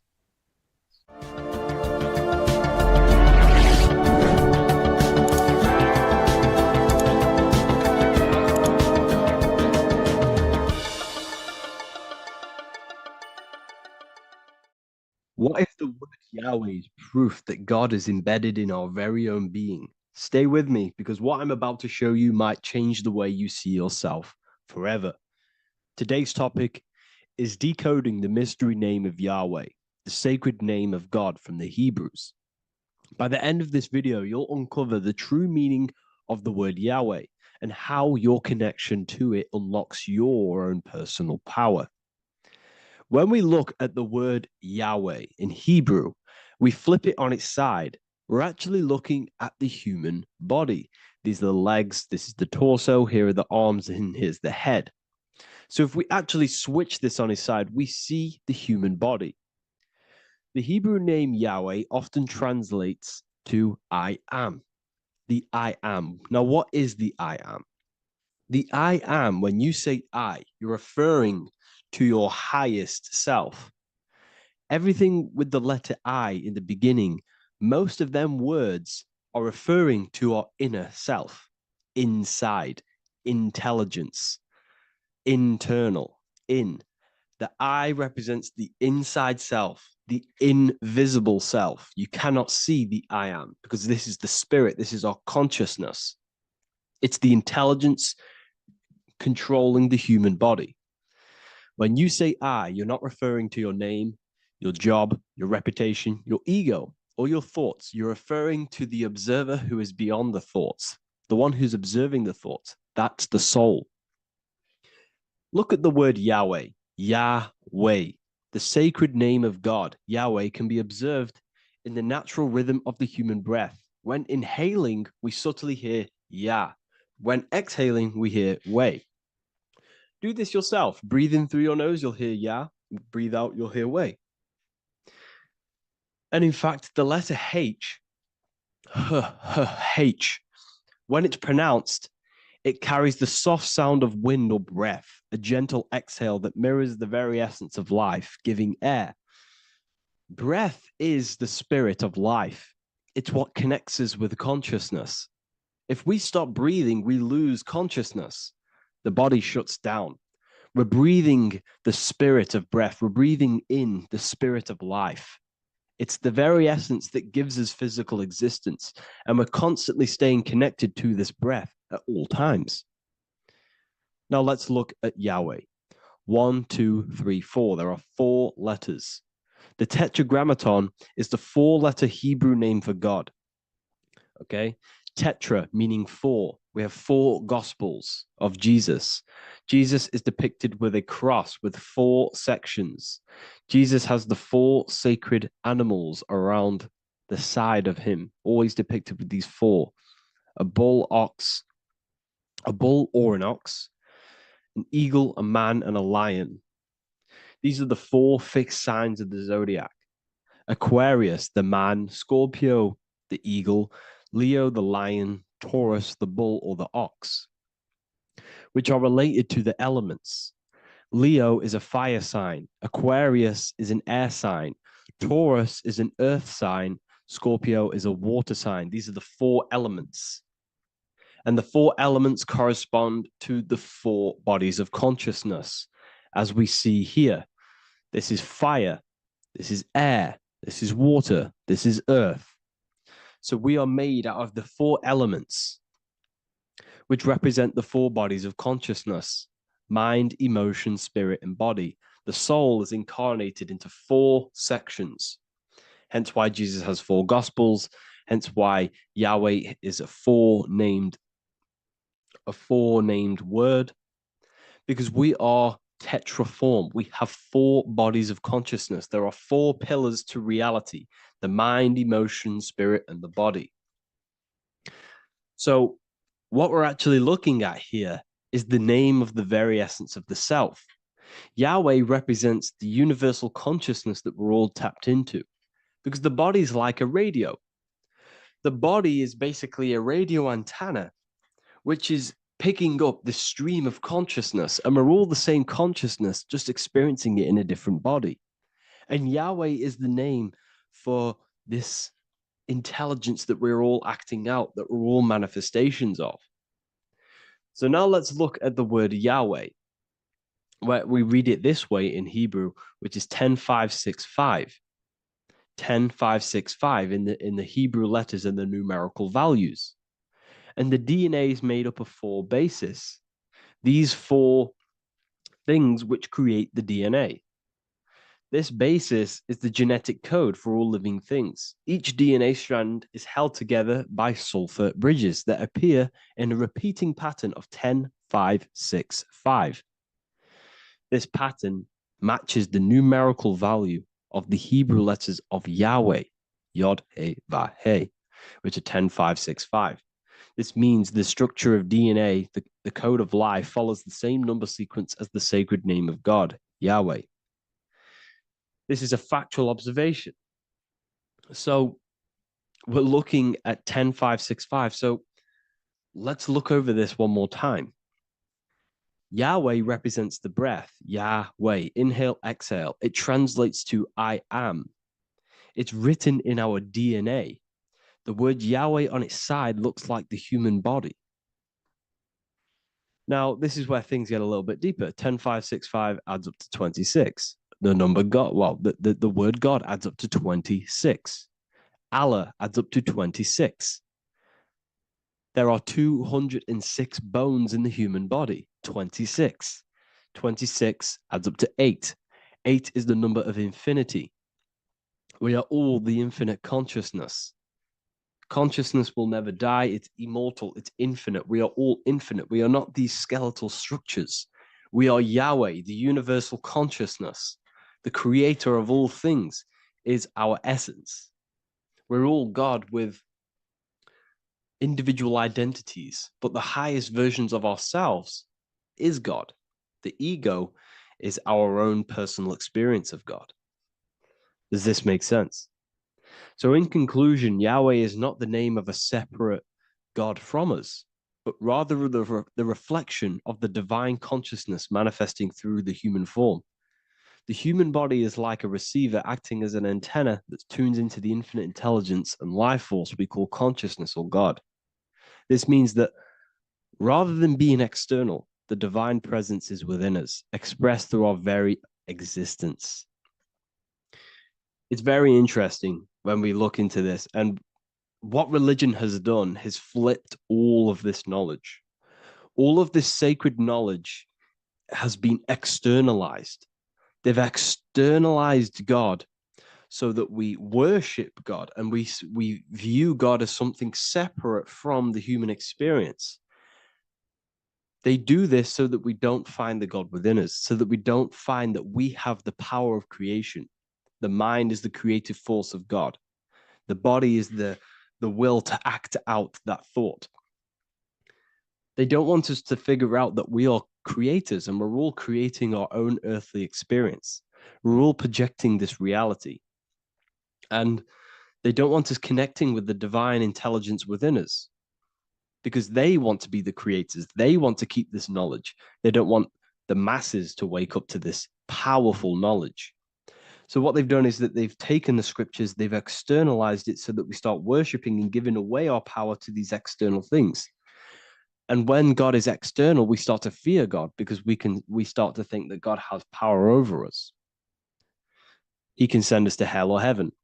So this is what's going on. They've been externalizing this for thousands of years to keep us in a suppressed state. Okay?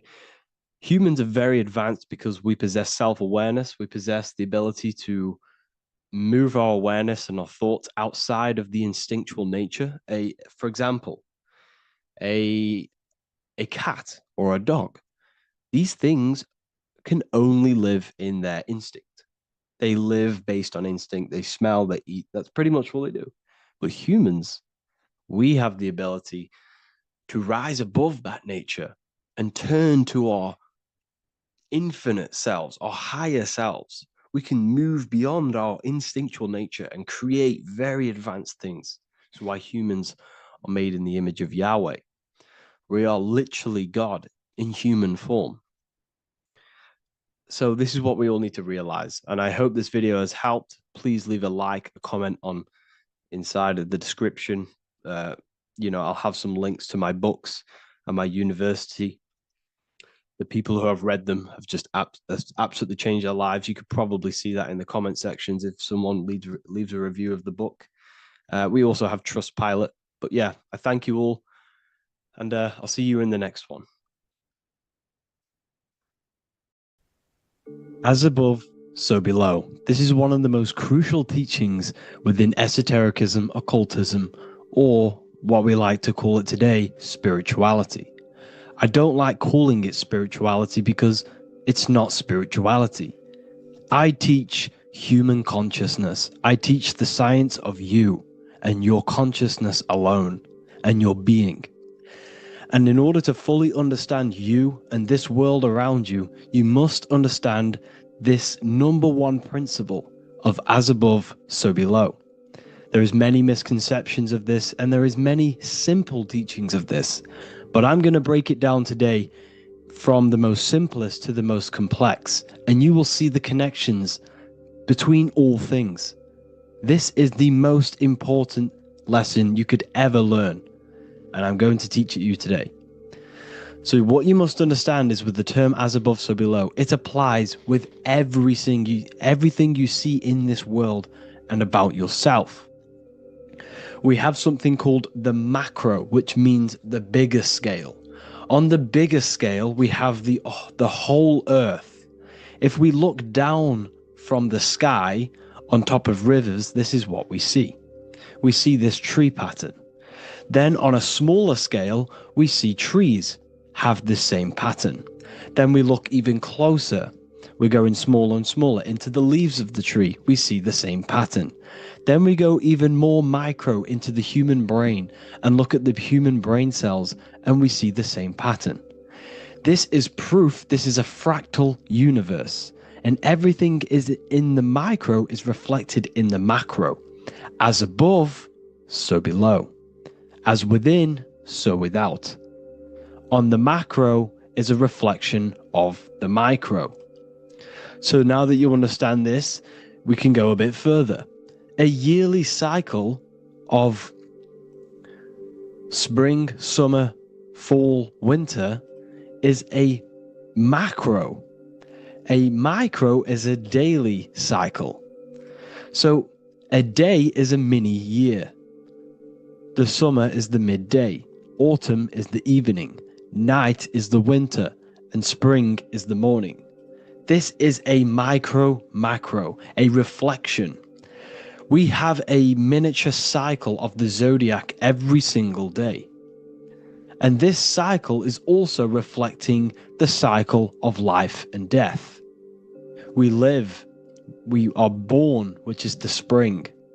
We live, which is the summer. We then age, which is the autumn. And then we die, which is the winter, and then we are reborn again. This is the cycle of life and death, and you do this every single day.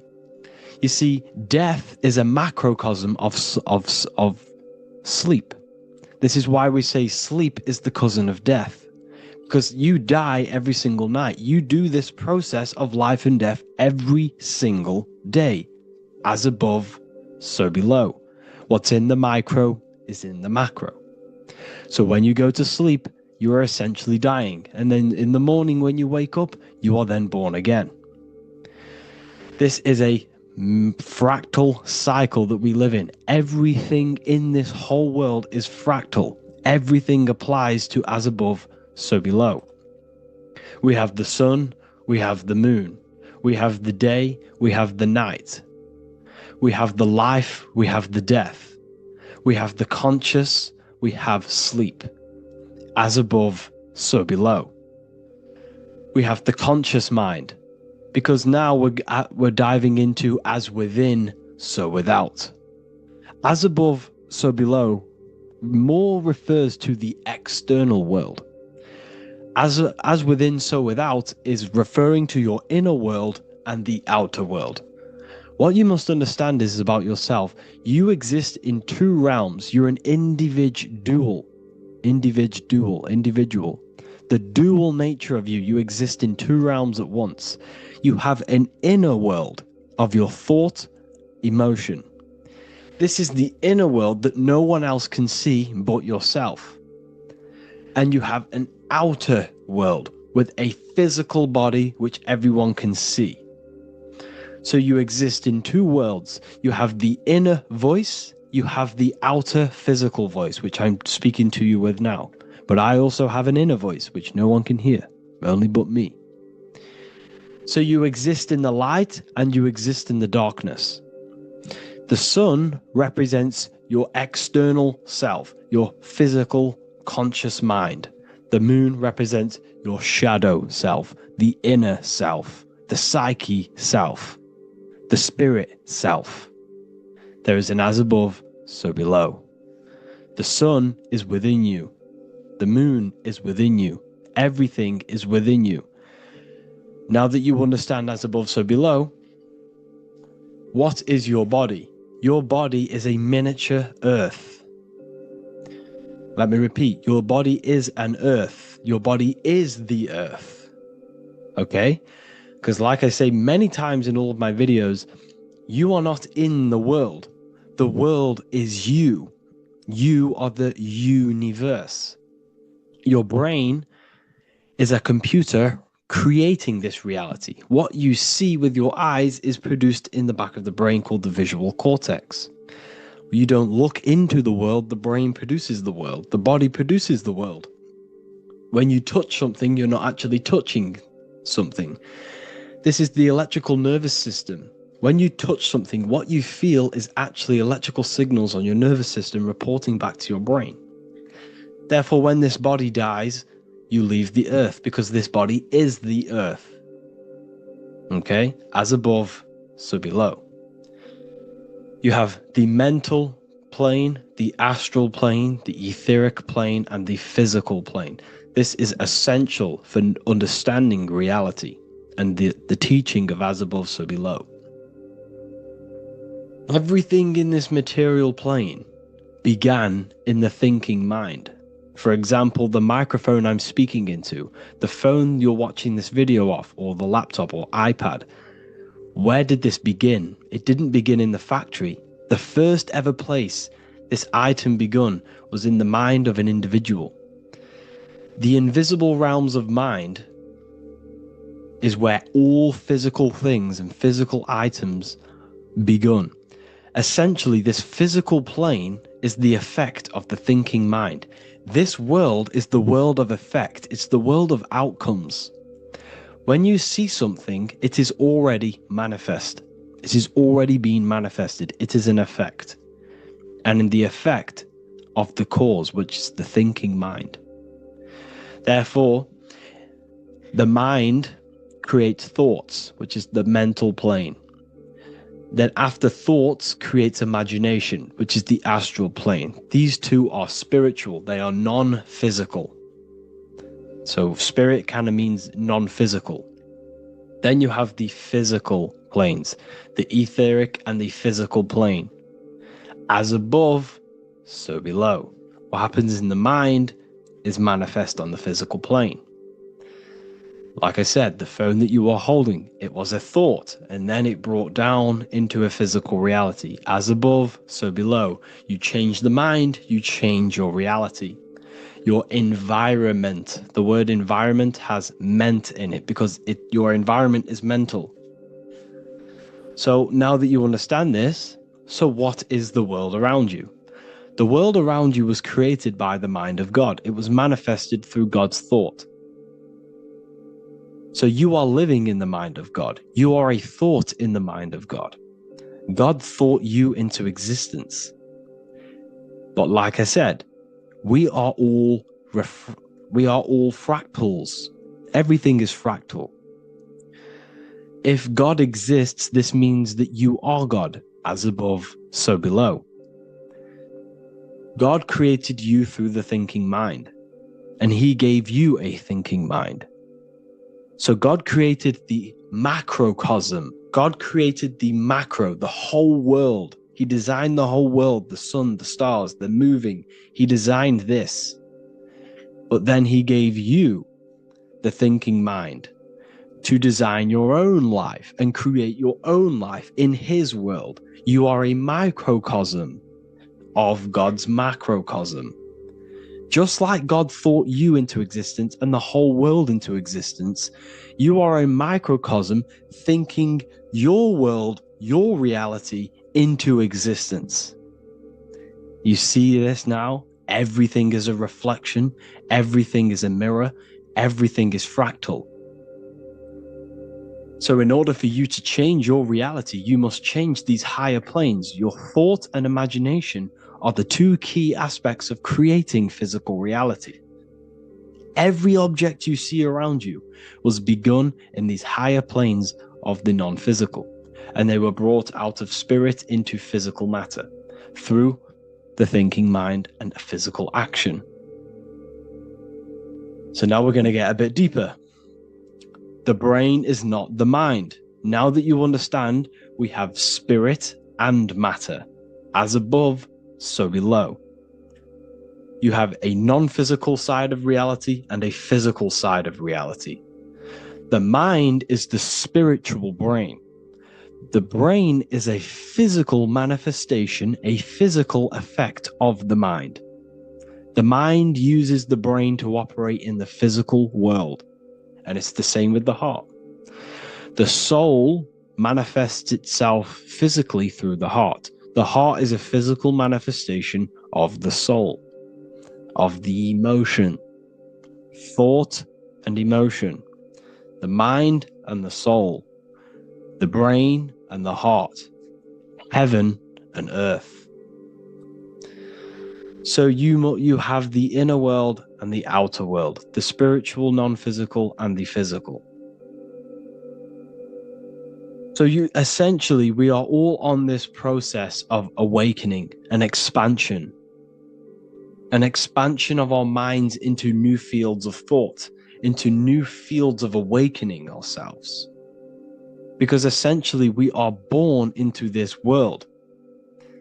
But you are born many, many times. You can be born physically and you can be born spiritually. Like I said, everything is fractal.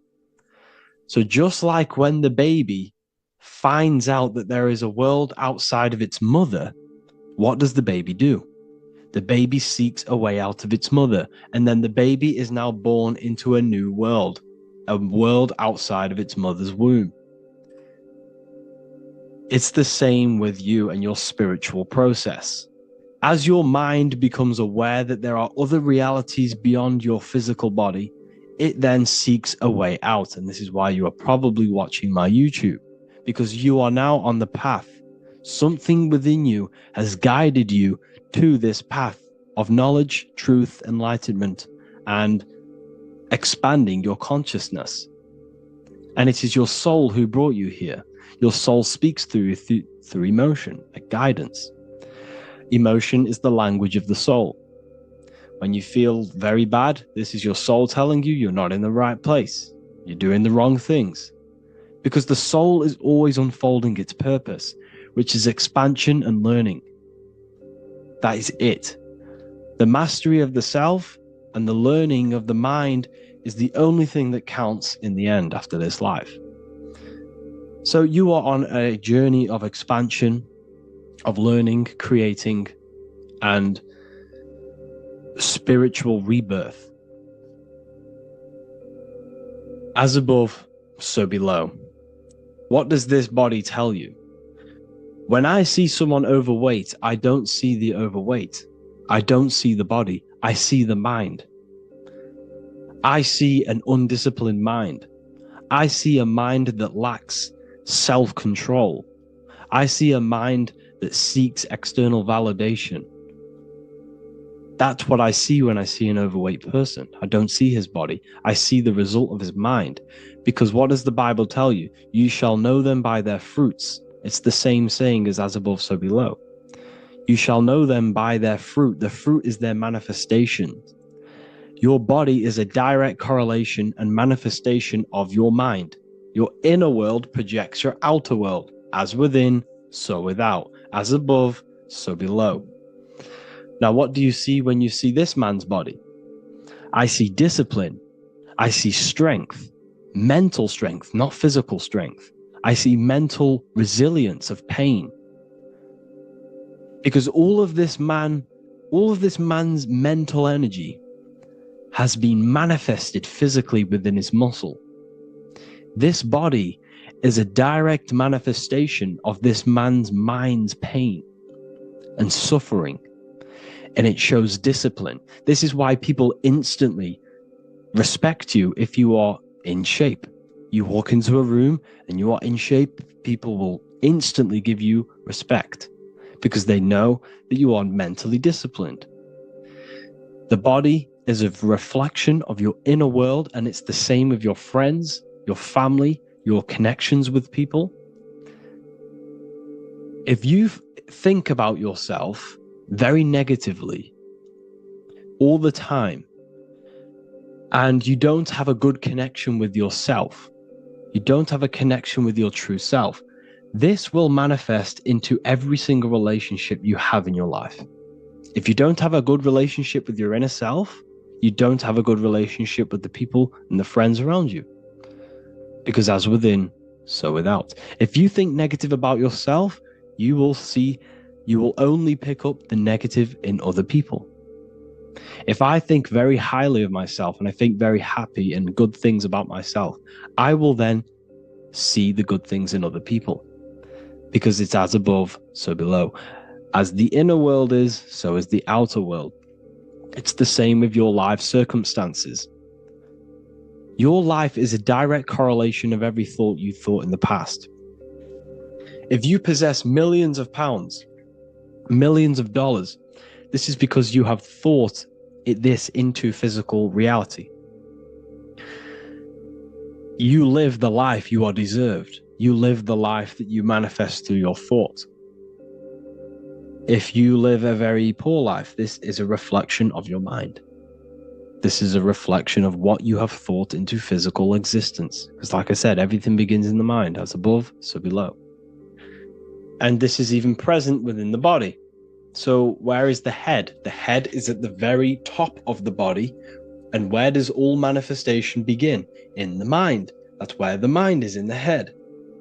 And then the thoughts we think travel down the body into the heart, which is the emotion. Every thought we think is in the emotion. Every thought we think creates an emotion. This emotion then drives the action. Where does the action come from? The feet, because the feet move our body. We move with our feet to take action. Our hands. You see, so the body is even a micro reflection. I can't even say it. Reflection of the order of manifestation. This blew my mind when I figured this out. You see, the head, the thoughts begin here. This is the beginning of all manifestation. Then it comes down to the heart. This is the emotion. Then you take the action. The thought and emotion then sparks the action, which is taken with the hands and the feet. And where's the lowest point on the body? The feet, and that's touching the physical earth. So the head is where the thought is, the non-physical, and the lowest point on the body, which is touching the physical earth. So the head represents spirit, the feet represent matter, spirit and matter. Your room, if I walk into your room and I see a messy room, I don't see the room, I see a messy mind. The room is a reflection of the mind. If you have a messy room, this is your mind. It's an externalization of your unsorted mind, undisciplined mind. So like I said, we are all God, and we must find the God self within us. And I teach all of this inside the Book of Wisdom, Volume 2. This is not just a book, this is a revolution. This is the beginning of a new age with this book. If you have read it, I congratulate you. You should feel very proud of yourself if you have an open mind. You should feel proud of yourself for watching these videos, because not many people have an open mind. Remember this, people. You are special if you're watching these videos. You have the mind. You have the ability to see through the illusion. And I take my hat off to you. You want to take this to the next step? Read the book. Or if you want to take it to the serious levels, join the university. The university, you gain access to every piece of my material that I've ever done, all of my books, all of my lectures that are hidden from YouTube, that are hidden from everywhere else, the lectures that give you real power.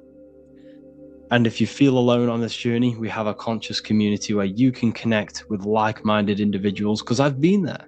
I've been there when you feel lonely, because you feel like no one else is thinking the way you are feeling.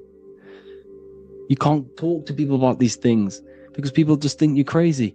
That's why I put together this, so we can connect, so we can unite, so you can connect with people, so you don't feel crazy about thinking about this stuff, learning about this stuff. And if you truly want to level up your life, people, and take your studies serious, this is for you. We do live calls, we do lectures. There's a whole library filled with books you can read. It's the perfect place for the truth seeker. I thank you all for joining. Please leave a like, a comment, a subscribe. Let me know any future videos you want me to make in the comments. Thank you all. Have an amazing day.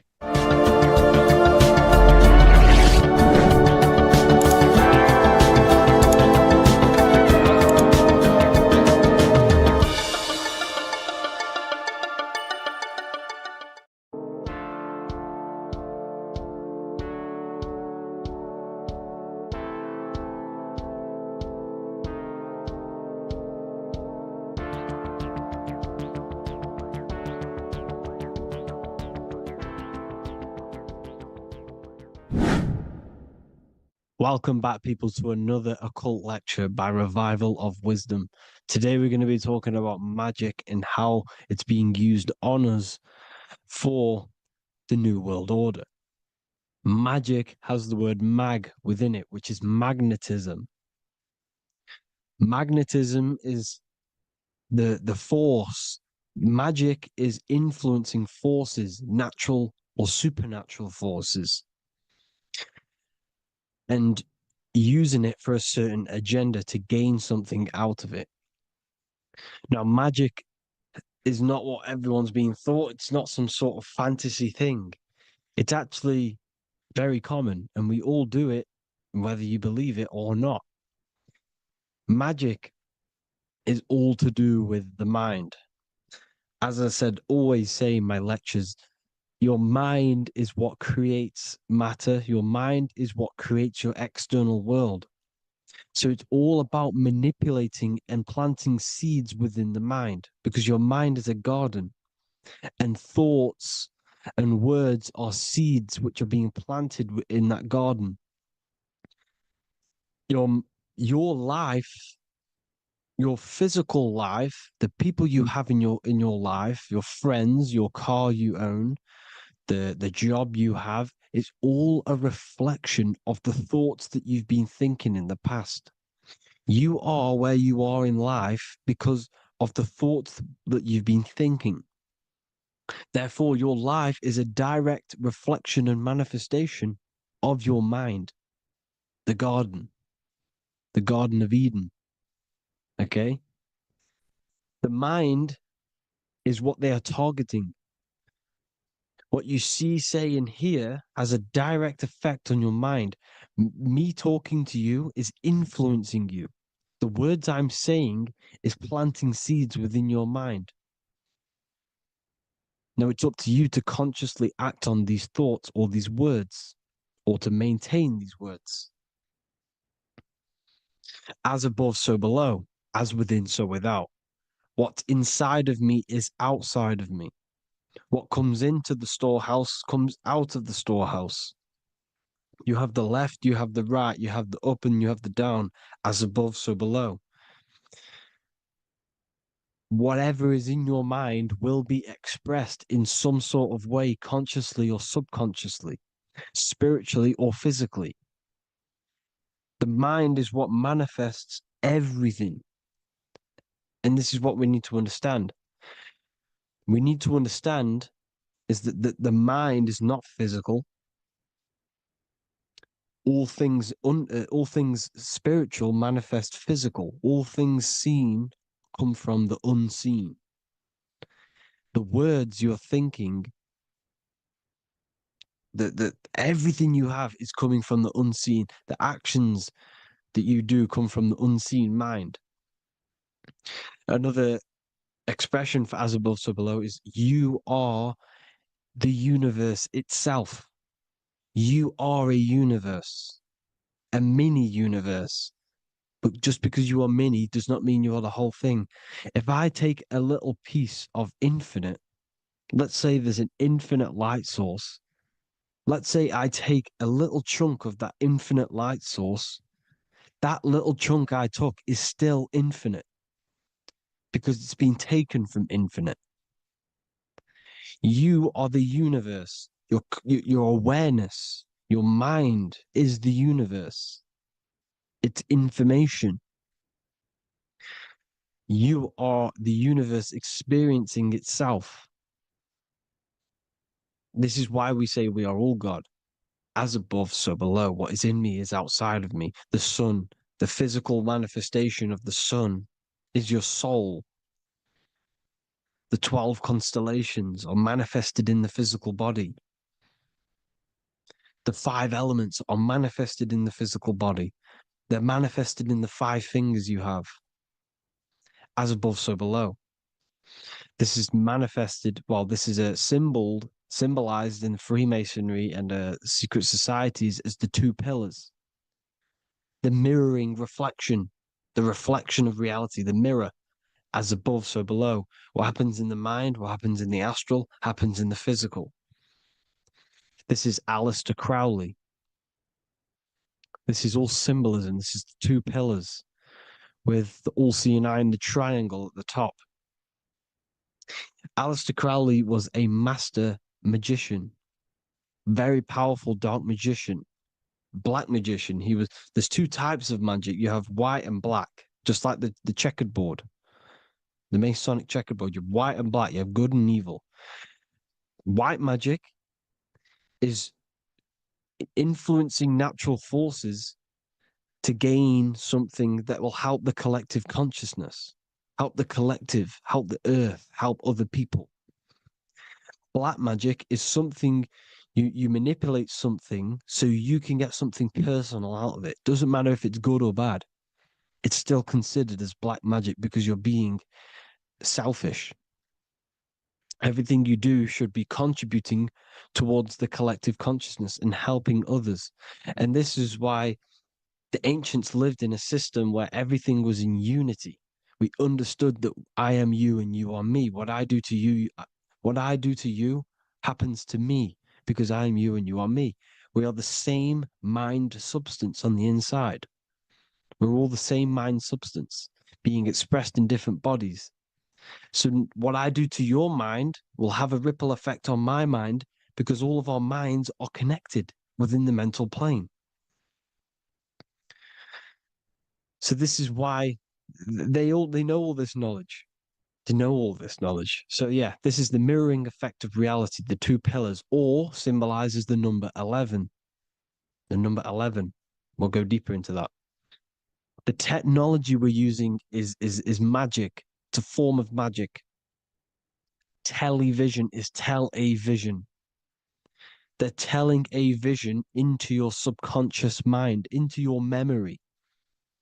And when you turn on the television, you get a program, because they're telling a vision to create a program within your subconscious mind. You see, the conscious mind is only 10% of your mind, which is to do with your, what you're aware of, your five senses. What are you consciously aware of? Well, I'm aware I'm here, I'm talking. I'm aware of what I'm wearing, the five senses, what I can hear, taste, smell, hear. What I'm wearing, I'm aware of what I think of. But the subconscious mind is the 90% of your mind. It's the hidden part of the mind, which is telling your heart to beat, telling your body to breathe. It's storing all of your emotions. It's storing everything you see, storing all the belief systems that you have. It has everything. It stores all of the habits you have, the values. It stores everyone's name that you know. All the words that I'm speaking right now is all coming out of the subconscious. Everything is subconscious. And it literally manipulates 90% of your daily basis behavior. Most people don't know this. What you did yesterday is what you will do today because of these beliefs and mental programs within the subconscious, stored within the subconscious. So the subconscious is what they're aiming at. They're trying to create programs within the subconscious, because the subconscious manifests 90% of your thought patterns, 90% of your actions and words. They know all this stuff. So the subconscious mind is the most powerful part of the mind. Another way the subconscious manifests and influences your life is, let's say you were in a car crash years and years ago, 10 years ago. Let's say you're in this car crash, right? And you really hurt yourself. The emotion you felt in that time when you were injured in that car crash had a great impression on your subconscious mind. You see, the stronger you feel something emotionally, the stronger impact it has on the subconscious. You can remember and recall that moment, and very vividly, because of the impact it had on the subconscious. For example, you become that terrified of cars that it manifests into your life today, that you are wary to go in certain cars. You don't want to go into cars at all, maybe, because of that moment that is stored within the subconscious. And it will manifest into anxiety. It will manifest into not going into cars. It will manifest into depression, maybe. These things, these emotional, very emotional, traumatic events have a great impression on our subconscious, and they control your life. This is why you need to meditate and let go deep within yourself and let go of these internal, deep emotions that you may have repressed and keep pressing down and ignoring. But you need to address it and let go of these subconscious impressions you have, which are controlling your life, like anxiety, depression. All of these things are stemming from things that are stored within your subconscious years and years ago, more than likely. Broadcasting. They're casting spells to a broad audience, to news, north, east, west, and south. They're casting spells. No, if you watch the news, everything's red. Breaking news in red writing or the red background. Everything's red. Why? Because red's the root chakra, which is all to do with survival. They want to stimulate this root chakra because they want you down there in survival mode. They want you in survival mode because you're easier to control. They control out of fear. And not only they're casting these spells as if because most of the things they cast in the news hasn't already happened. They're constantly bombarding you with there might be a war breaking out, war this, war that, kill here, kill there, murders. It's impressing, it's casting spells on your subconscious mind. So when the event does turn up in real reality, in physical reality, you're less emotional, you're less surprised. You're not as surprised because you've already heard it before. Your subconscious has already heard it all before. If you never heard of a war and then a war broke out, you'd be going crazy. So they subtly program your subconscious mind through the words, because the words they say is impressing your mind. It has an effect on your mind, which will have an effect on your behavior, your words, your conversations you have with people. They're casting spells to north, east, west, and south on the tell a vision. They're telling a vision by broadcasting, by saying spells. This is why we call it spelling. Even the word, listen, the words we say cast spells. Bless. Oh, bless you. That's be less. The subconscious mind only picks up literal things. You see, when I say bless you, your conscious mind picks that up as, oh, thank you, you're blessing me. But your subconscious picks up as be less. You see? Because the subconscious it has no filter. It's just, it is what it is. Everything is factual in the subconscious. Therefore, if I call you an idiot, your subconscious, my subconscious will think I'm talking to myself and calling myself an idiot, and it will take that as true. That is truth. Everything is truth within the subconscious. And the subconscious manifests your behavior. The devices this is the biggest one. Black scrying mirrors, device, the devil's vice, the device. Okay? Black scrying mirrors, black screen is scrying. Black scrying mirrors were used to communicate with spirits within the astral plane in the medieval times. They're still being used now by black obsidian mirrors. And look at your phone, it's a black mirror. And there's some sort of, I'm not saying this is fact, but personally, I believe these are portals for spirits and ethereal entities to come into your life, to come into your surroundings. So this is the next big thing: the TVs, your iPhone, your iPod, all black mirrors. And mirrors are very, very powerful. Even just a normal mirror. Mirrors have an effect. Whatever you say into a mirror, what you say is energy. And when you say something into a mirror, you're saying it into yourself. It's an infinite cycle of words, of energy, because it's being reflected infinite times. When you say something into a mirror, it has a massive effect. You're saying it directly into your eyes, into your mind. So what you say in a mirror should be said with precaution. Never say anything negative into a mirror, because mirrors are very, very powerful ways for you to reprogram your subconscious mind for the good. You can say very positive things into mirrors and it will reprogram your subconscious mind. Okay? Manifesting is all magic. It's all magic. Everything is magic. But consciously doing it is what they're doing. They hid this knowledge.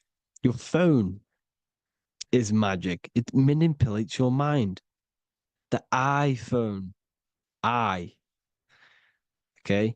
See, magic isn't all of this with wands and see, Harry Potter. Okay, that was created to give you this perception of a mystical and amazing form of magic with magic wands and all sorts of stuff like that. Yes, that stuff was true when the collective conscious minds were on a higher level and our belief systems believed in these things, because the universal mind, all of our minds contribute to reality. If the masses don't believe in magic, if the masses don't believe in a certain thing, it's going to have an effect on physical reality. So when the collective minds are higher and have more open minds, things like Harry Potter can come true. See, it's all in the mind. The iPhone, the eye is the symbol for the mind, the invisible intelligence. The triangle is the ethereal plane. Okay, so the eye in the triangle is the eye that sees into the beyond the ethereal planes. The square is the physical plane. So the iPhone, your phone, is a black box, just like the Saturn black cube. It's a black mirror. It's taking photos of you every 2 seconds, and it's your mind. Your mind is in that phone. Everything you like, everything you text, everything you type in Google, everything you say to someone, every conversation is all recorded on the phone. Therefore, it is a direct reflection of your mind. Your mind is imprinted into your phone because your mind, everything you think in your mind, you're manifesting into typing, saying, taking pictures into the phone, and it's collecting it and storing it. And what they're doing, and this is for all forms of magic, it's manipulating the mind. It's all manipulating the mind. Reels, Instagram, TikTok, this is all dopamine. It's all controlling the mind. Every like you get, every follow you get, every share that you get is dopamine within your brain. They're literally targeting your brain and mind. It's all manipulating, because what they're pushing through the phones, through the media, through the news, through the televisions is visions and programs. You are the one manifesting the New World Order. They're not manifesting the New World Order. They're giving you the information so you can manifest the New World Order. Everything they say is contributing to your mind. For example, digital money and all the information they put out for you to see is contributing to your enslavement. Your mind is manifesting the New World Order. They know this. They don't manifest it. There's billions of us. We could easily run over them physically. But on a mental level, these people have the knowledge and they hide it from us, and they let us manifest reality because we are the collective. They give us the information which manifests their agenda. It's all magic through the phones, the media, the television. So your phone is a manifestation of your mind. It's a record of your mind. Hollywood, holly tree. They used to make wands out of holy trees, because it was the most holiest wood, the best for casting and transmitting energy. So they used holly trees to cast spells. That's what Hollywood is. And in Hollywood, they have the red tear, the blood drop next to the Hollywood sign, because it's all satanic. They're all black magicians. They use Hollywood to cast the spells through the music, through the films. You see, music is a form of magic. All of this is magic. Everything they do is a form of magic because they want an agenda behind it. But it's not black magic. They're letting us create our prison. This is what you have to see. Yes, they're evil, but they're not doing anything evil, or else they would face the karma. They let us manifest this agenda through giving in the information, by telling you what's going to happen in the movies. Everything that happens in a movie, it's all there on purpose to program your subconscious, to plant a seed within your garden, your subconscious, your mind. Because when the mind is already seen something, when it comes up and turns up in physical reality, you will be less shocked and you won't rebel. So they lure you slowly. They make you aware of these things over time. They make you gradually think it's okay. Like the technology, we never used to use these phones. How did we become so addicted and reliant on them? Well, because first they gave you a little flick phone. Well, no, sorry, they gave you a phone in your house. And then once you got used to that, they say, oh, here's the newest version of a little flick phone. You started texting your friends. Everyone was loving it in high school. They could now meet up without saying, let's meet on the weekend at this point at this time, like your parents probably did. Or maybe some of you watching this, you probably had to tell your friend to meet on the weekend at a certain time because you had no way of communicating. So everyone got these phones and got addicted to them. Then they slowly got addicted to the new iPod with the touch screen. Now they invented touch screen. Then everyone got addicted to touch screens. Then because all of this is producing dopamine in the brain, which creates you to become mentally addicted to things and physically addicted, chemically addicted. Because dopamine's a chemical. Your subconscious becomes a program within your subconscious, and your body becomes chemically addicted to these phones. And these phones are the enslavement of humanity, technology. Without this, we wouldn't be in this mess, without technology.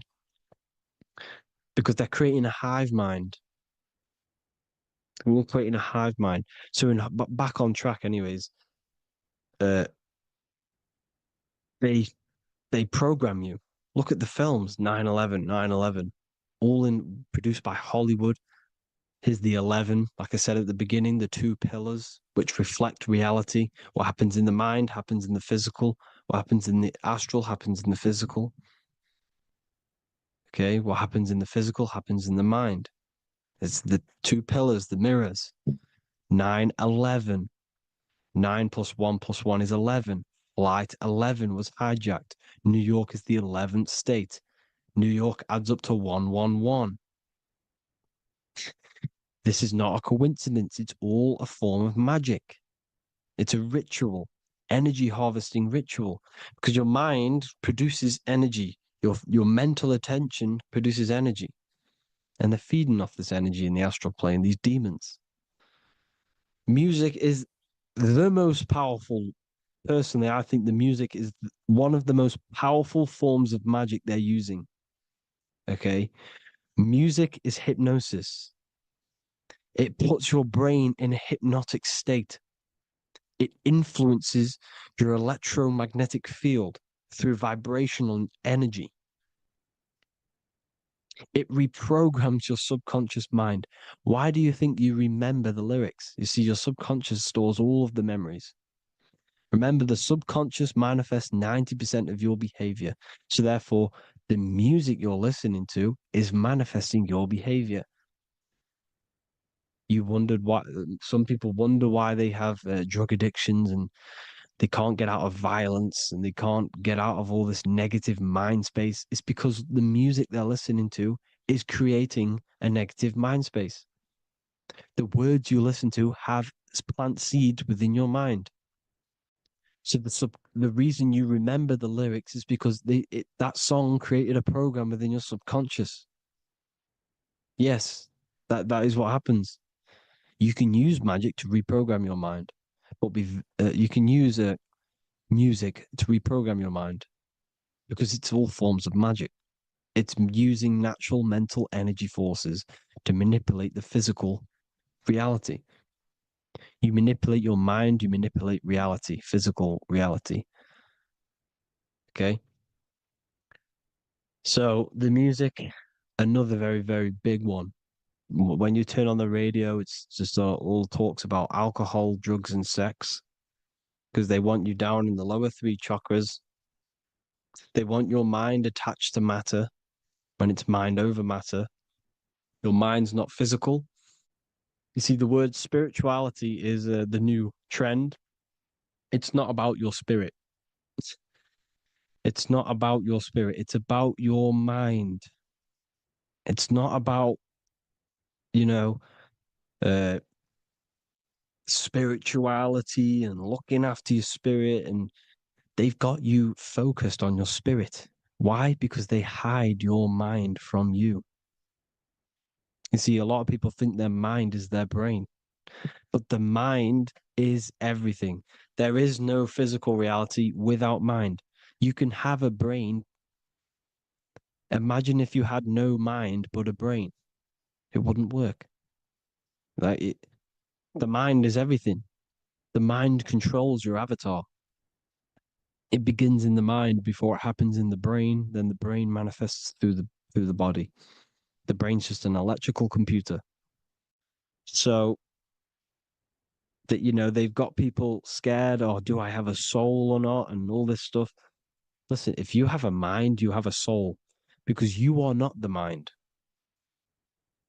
This is why everything is sort of an illusion, because beyond the mind is your soul. But what is the soul without a mind? You can't have a soul without the mind. But if the mind didn't exist, the soul doesn't exist. You are the person listening to your mind. I shouldn't say person because you're not the body. You're the entity behind the mind. But if you didn't have that mind, you couldn't understand what you even were. You would just be an observer who couldn't think. So yes, we all have a soul. If you have a mind, you have a soul. Everything is mind. Everything has mind. Mind creates everything. God is mind. And they're manipulating your mind through TV, your phone, every little thing. The school, it's all about the mind, people. Control your mind, you control your reality. Just the last thing, here you go. Aleister Crowley, the dark magician, Kanye West doing the exact same thing because they're implementing magic in the music. Here's the Beatles with Aleister Crowley in the background. Bet you never noticed that. Aleister Crowley was influencing music and placing magic within the music to influence the subconscious. This is what Baal worship was. This is why they kill children. They sacrifice these children. Why? Well, because in order to ascend, in order to raise your consciousness internally, godly, by being good, God, or being in order to be good and raise your consciousness and to get something in the physical world, you have to sacrifice yourself. And what do I mean by that? In order to raise your consciousness and ascend, you have to sacrifice the lower nature of yourself. You've got to abstain from having sex to retain your sexual energy, to transmute it, or staying away from negative, some poisonous foods like meat. So staying away from blood. We shouldn't be consuming other animals' blood. We should be keeping our blood pure. We are humans. We shouldn't consume chicken blood, chicken germs.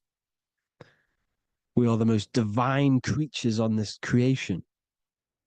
We are the most intellectual creatures in this creation. Therefore, we should keep our temples pure. We are not animals. If you want to associate yourself with an animal, go out in the wild, go and find a wild boar and go and try rip its guts out with your bare teeth, because you can't do it. You're not a carnivore. Okay? So in order to ascend, you have to kill and sacrifice your lower part of yourself to ascend up to your spirit self, your mind self, the highest version. And the elites don't want to do this. So they sacrifice other things like babies to kill them, to exchange their life over to the astral plane, so these demigods in the astral plane can give them something in return in physical. They don't want to sacrifice their lower self, so they sacrifice other things for exchange, for physical pleasure. But the godly person sacrifices their lower self for their higher self to do good and ascend. So this is what all the Baal worship is, people, and this is why they're doing it. Hope you all had an amazing lecture. If you haven't already, go and get the Book of Wisdom for more information. You know, I don't go into dark stuff in this book because all I do is enlighten people in this book. You can get it in Spanish, English, German, Italian, and French. Worldwide shipping, you can get the PDF or paperback. Or there is also a new one called the Human Health Guide 2.0. It gives you a list of all the foods, grains, oils, and nuts, you know, everything that's alkaline and positive for the body and not man-made and hybrid. It tells you all the products to stay away from, how to fast, how to improve vision, how to improve everything, literally. So the Human Health Guide has been released. If you want that, I'll put all the links in the bottom in the description. Hope you all enjoyed the lecture, people. God bless you all.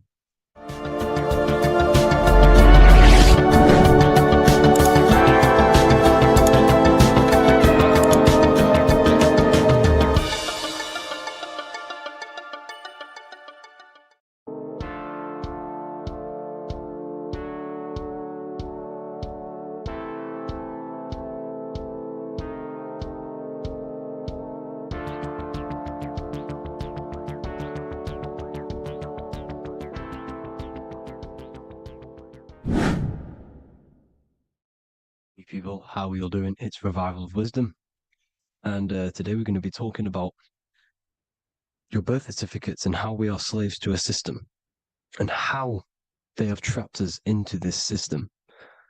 Okay, so the first thing you need to understand about this system is there are two types of laws. You have the law of water, which is Admiralty law, and the law of the land. So the Admiralty law is the law of water, and this is what money is. Money is water. This is why we say liquidity, currency, the current. A current is water, something moving through something. Cash flow. And this is why banks are called banks, because a river bank is on either side of the water, and it directs the currency. You see? So money is water. And as you can see here, Ripple, the cryptocurrency, Ripple, water Ripple, and they're building a bridge over water, overseas, international banking with cryptocurrency. So money is water, and this has specific laws about water, but water is the same everywhere, you see. What the difference is with the law of the land is that you can have different laws in different lands. I can't do certain things in the UK that people can do in America, for example. You see, that's the law of the land, but the law of water is the same because water is everywhere.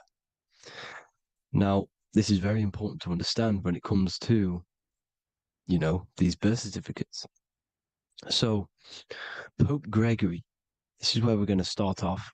Pope Gregory in 1582 took the Orthodox Eastern sunrise calendar and changed it to his own Gregorian timeline, not a calendar, a timeline. This timeline was copyrighted by Pope Gregory under the name of the Vatican. So the Vatican owns the timeline that we are using today, 2023. They own it. They own the title of this Gregorian calendar. Okay. Therefore, anyone who is born under this copyrighted timeline, not calendar, They are subjected to Rome because Rome owns the timeline. They have a patent, a copyright for that timeline. What is on our birth certificates? That timeline. We are born underneath, we are subjected to the Vatican. This is why all birth certificates go to the Vatican. They own every single birth certificate. Okay? So when we use this timeline, we are subjecting ourselves to this timeline. Okay? Which the Vatican has a claim over. This calendar or timeline is set to sunset, not the sunrise, which is associated with death, darkness, and the moon, lunatics. You see, so this is a sunset calendar timeline. Okay, this is now, they've changed a couple things, right? They say that the new year is January the 1st. Okay, when we know this is in winter. January is winter, which is associated with darkness, death, the death of nature. So this is a death cult, people. These people are evil. They're so evil. The Vatican. And this is why we use April Fool's Day, because April is in Aries, and Aries is always the start of the zodiac. This is why Aries rules the head region. 12 zodiacs, 12 systems of the body. Each zodiac is associated with each part of the body, and this is why Aries is the head, cerebrum. But we're not going to talk about in this video. But yes, that is what April Fool's Day is. They're putting it in your face. April Fool's Day is the real start of the year, when the sun starts to rise again, when the risen Savior is resurrected, when it's born again. This is when the Jews celebrate the Passover. This is when the Christians celebrate the resurrection of Jesus, and they eat lamb. The Jews eat lamb because we're in Aries, the new year. The sun is now born again, our risen Savior, the light of the world. So yes, this is what April Fool's Day is. It's the first day of the year, which they changed. Pope Gregory changed. So you need to understand is that you are in the womb. You are inside of a ship, because every ship, literally a ship, every ship is female. This is why they say she delivers the product, because she does deliver the product. You, the baby. Same thing with a ship, they deliver products. They are a she. And when they pull up to the bay, like you can see on this picture, they're pulling up to the bay. This is now called the birth canal. The ship is now in birth. On paper. Okay, this is law. And when they pull up, they tie up to the bay, and now they get a certificate of manifest certifying all of the products which are on the ship and what they are bringing into that nation. Okay, so you're bringing in this many of that, everything's on the certificate of manifest. And this certificate of manifest is also your birth certificate, because you are traveling through water when you are in the birth canal of your mother, because you are in water when you are in the womb. And you travel through the birth canal, and when you arrive, you get a certificate of manifest with the name, how many, the quantity, that's your birth certificate. Okay. And this is what it is. We are a we're not a corporation, but we represent a corporation, which is your name in full capital letters. That is your corporation. You cannot physically tax a body, but you can tax a corporation. This is why we get charged. This is why we get taxed, because it all goes down to the corporation, which our name represents, which we are subjecting ourselves to.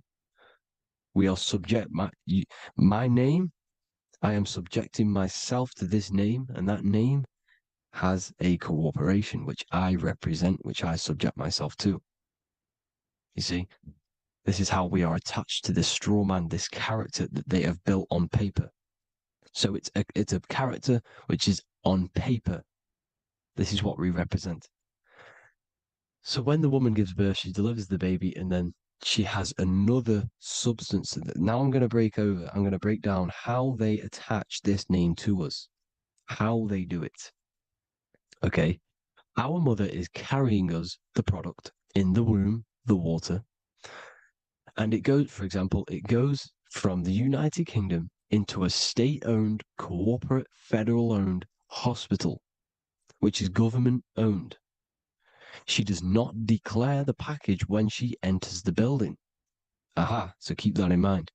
When she delivers the package in the federal territory, she does not declare the package either when she leaves. Therefore, there is no evidence that we exist when we arrive. On paper. On paper, there is no evidence that we came into the building or left the building. We have not been declared. So we do not exist on paper at this point. When the woman gives birth, she delivers the baby, and then she has another substance, which is called the afterbirth material. Okay? This afterbirth material has the same DNA as our physical body, with the body, mind, and spirit. Okay? This is how they get this corporation. Hold on. The afterbirth material does not get claimed by the mother nor anyone. Therefore, they salvage that substance because we are under the Vatican. Every state is all Catholic. Your birth certificate is Catholic. No matter what religion you think you are, every single birth certificate is Catholic because we are subjected to Rome. All roads lead to Rome. Rome runs all of this. Okay? We're still under the Roman Empire. Okay, so Rome are Catholic and they believe in salvation. This is how religion comes into this. This is how they use religion to get this. So they salvage the afterbirth material and they claim it and they salvage it and give it and charge it to Rome. And they give it a name. Here's the legal term, born alive. Here's what it says. Each product of such birth is considered live, born, and fully recognized as a human person. So each product of such birth, so that could be anything, the afterbirth, the person who actually comes out, the baby. So your afterbirth, which we do not take with us, we take the baby with us, they keep that in the hospital, they collect the afterbirth, and they salvage it, and they give it the name, which it is us. We are a representative to that afterbirth material, which they put the name on, they claimed, which is subject to Rome. So we are walking around our whole lives as a representative to that claimed salvaged afterbirth material, which the federal state have. Okay. We are under the Catholic Church, Vatican. Therefore, the afterbirth material is a child of God. See, on paper, therefore, they believe in salvation and salvage the afterbirth material. This material has no mother or father. The state pick it up. It becomes a war to the courts and gets charged to the state. So we are a representative to that character they salvaged because it is the exact same DNA as you. Subject is the name or the title, and the matter is the physical aspect left behind in the hospital, which represents us. You see? So now we're moving on to Unum Sanctum. Unum Sanctum was in 1302, a very, very important year. Very important year. Unum Sanctum says this is basically how they claim everyone in the world. So the Vatican had all this power, all this gold, all these people under them. They need to get a claim for them so then they can rule over them and make them slaves. So what they did, they created Unum Sanctum. Pope Boniface VIII did this. And it says, the spiritual man judges of all things and he himself is judged by no man.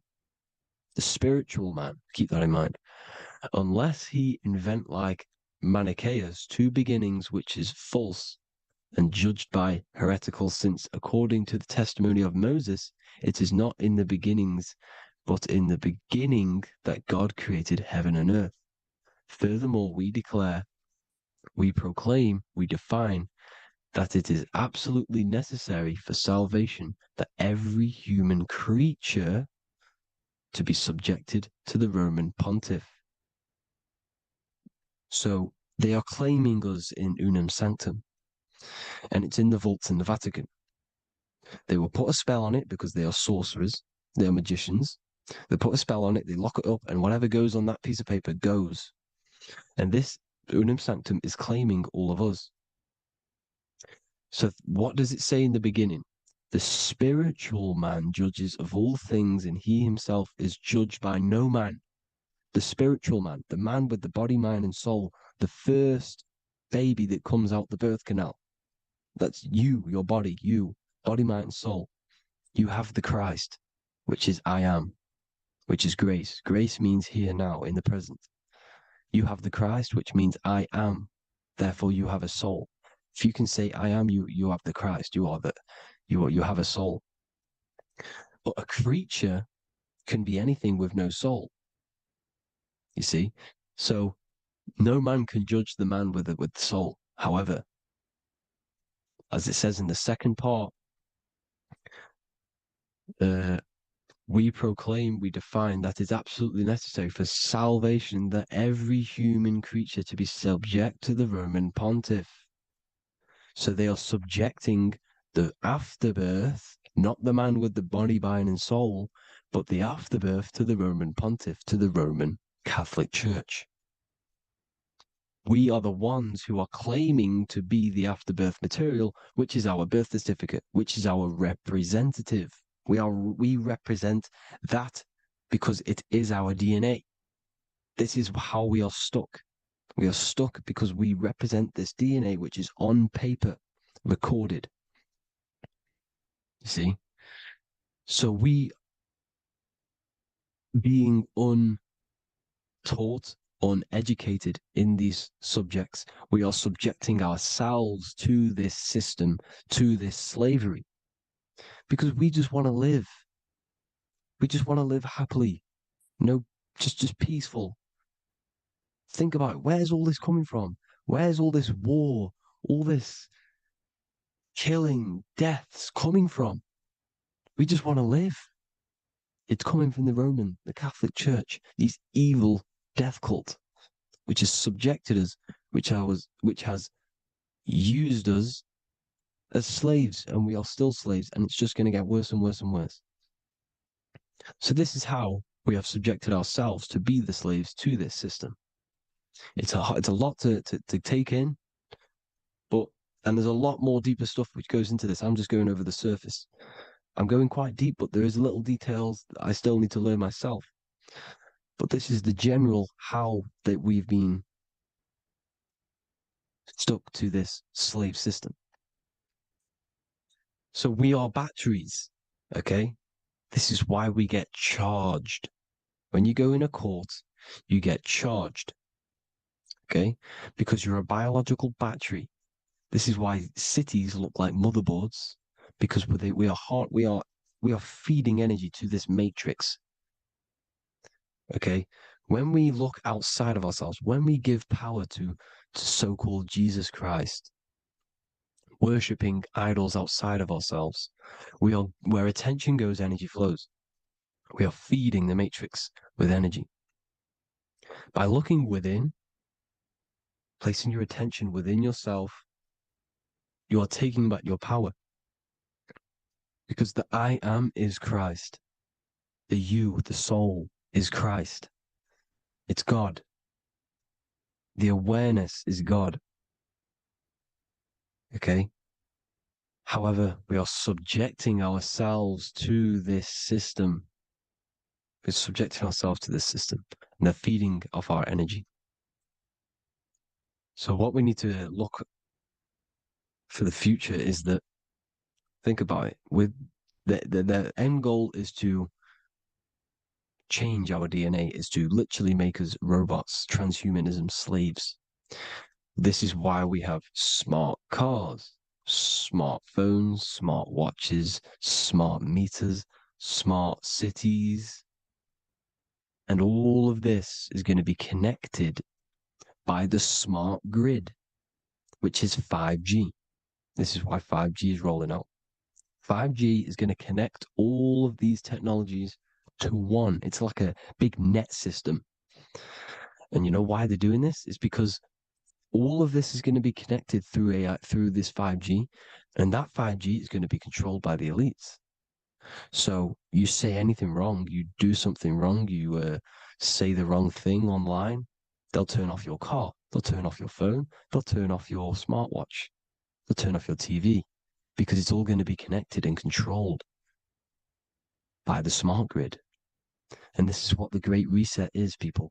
But they're going to trap us inside of these 15-minute smart cities, so we can't leave the area, because they're going to use climate change as a tool to enslave us to not travel because of so-called climate change and the fumes that we are putting into the air, which is all BS. They're doing this to push these new cities, to push all of it. But listen, they're trying to get inside of your body. The only way they can do that is to get you addicted and using this technology. First, they got on the body with the smartphone. Well, first of all, we use the technology. We get used to it with it in our hand. The next step for them was to get on the body, which is the Apple Watch, as you see down here. They have now successfully got onto the body. The next thing is to get inside of the body. This is the brain chip. You see how they've slowly lured their way in, slowly got you addicted to this technology, got you dependent on this technology. And what they're going to do is that they're going to mold society to be dependent on the brain chip. So in order, for example, if you want to go and pay for food, you're going to have to get a chip to pay for the food, because it's all going to be digital money.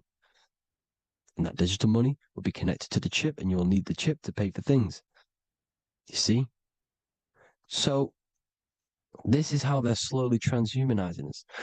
These phones, these apps, these things which are all we are all using was created by Freemasons. Mason means traveler, because they travel the depths of the mind. They understand human consciousness. They understand the brain. They understand the mind. By the deepest root cause, they understand it. This is what Masonry is. It's the occult. So these technologies is designed by these people. This is why they're so addictive, because they understand how it works. They understand how to get people addicted, because they understand human consciousness, the brain, the body, and the mind. So this is the advantage Freemasons have over us. And these secret societies, which have gone through the orders of Freemasonry and progressed onto these secret societies, which are the evil side, because I'm not saying Freemasonry is evil, okay? But the societies which they go beyond Freemasonry, because you can go beyond the 33rd degree into these secret societies, and they use this knowledge for the bad, to enslave people. And this is what's going to happen. Transhumanism. So I hope you all learned some insight for today. Please do a bit more research on, the birth certificate and stuff like that, the straw man. And have an amazing day, people. Please like, comment, and subscribe. Peace.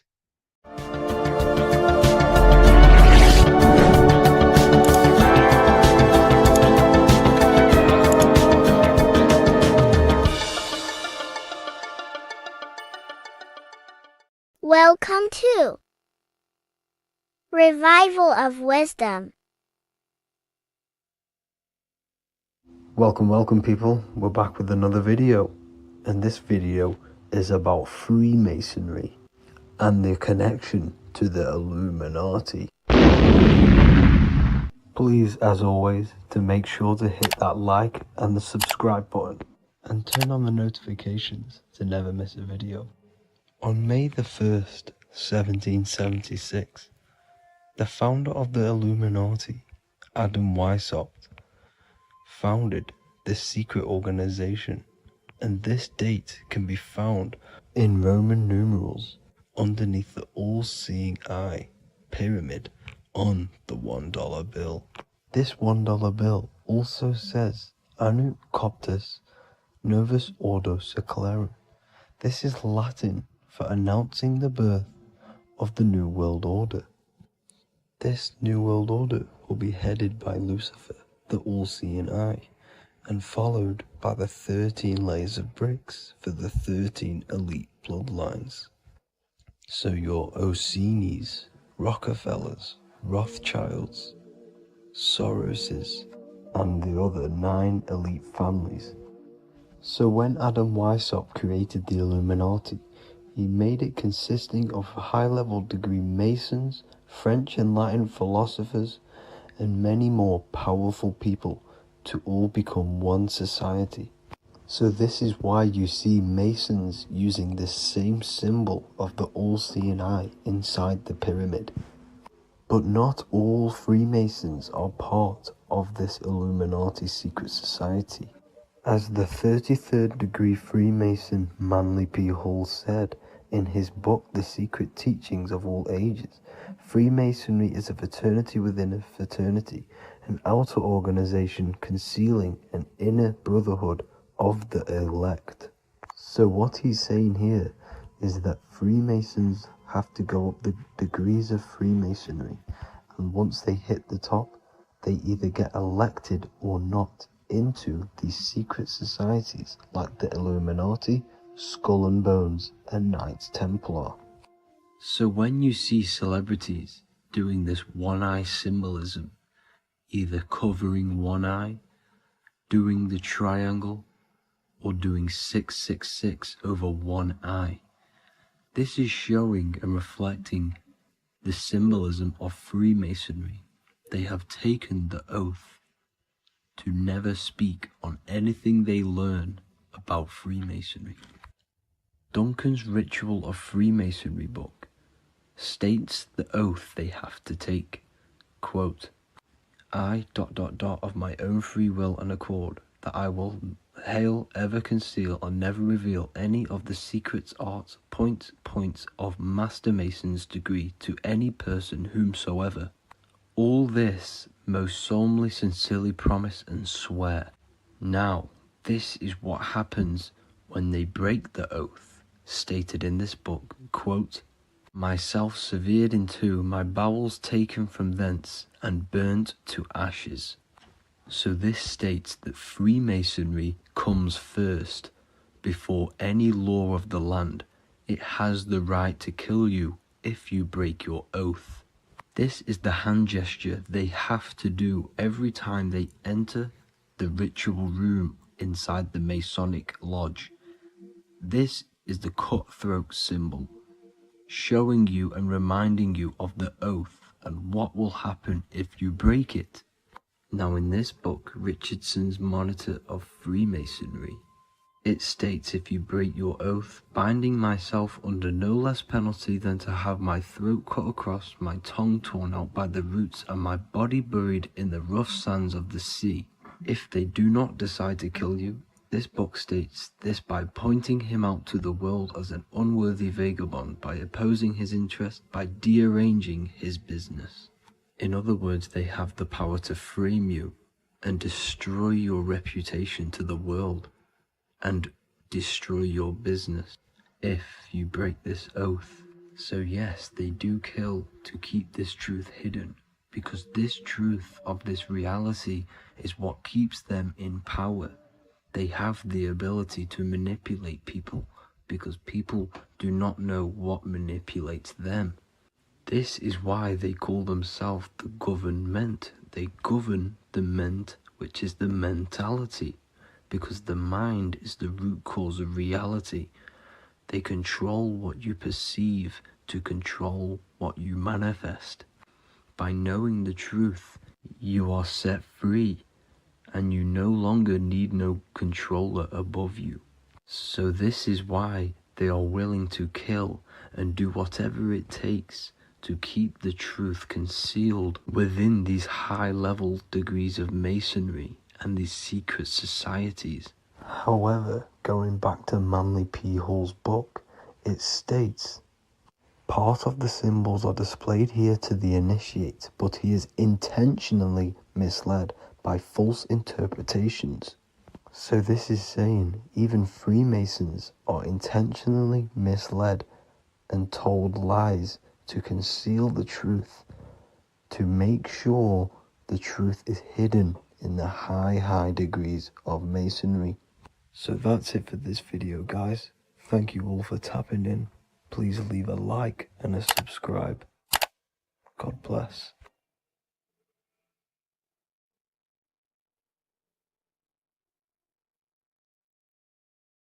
So depression doesn't actually exist, and in this video I'm going to show you how depression is actually a choice. And I'm going to give you some solutions on how to deal with it. And this is probably going to change your life forever just by doing this alone. Okay, so the first thing you need to understand about depression is that it exists in your conscious mind. It exists in your thinking mind. So what is inside your thinking mind? You have your body, your name, your reputation, your trauma, your memories, your family, your worries, your interests, your bills, your passion, dislikes, goals, right? Most people identify their lives with this. They identify their lives with their thinking mind. They think they're their name, their job, their reputation, their memories. But this is not who you actually are. Who you actually are is the observer of that.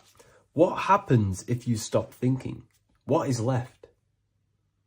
You're left with unconditioned consciousness. You're left with the self, which is what we refer to as I.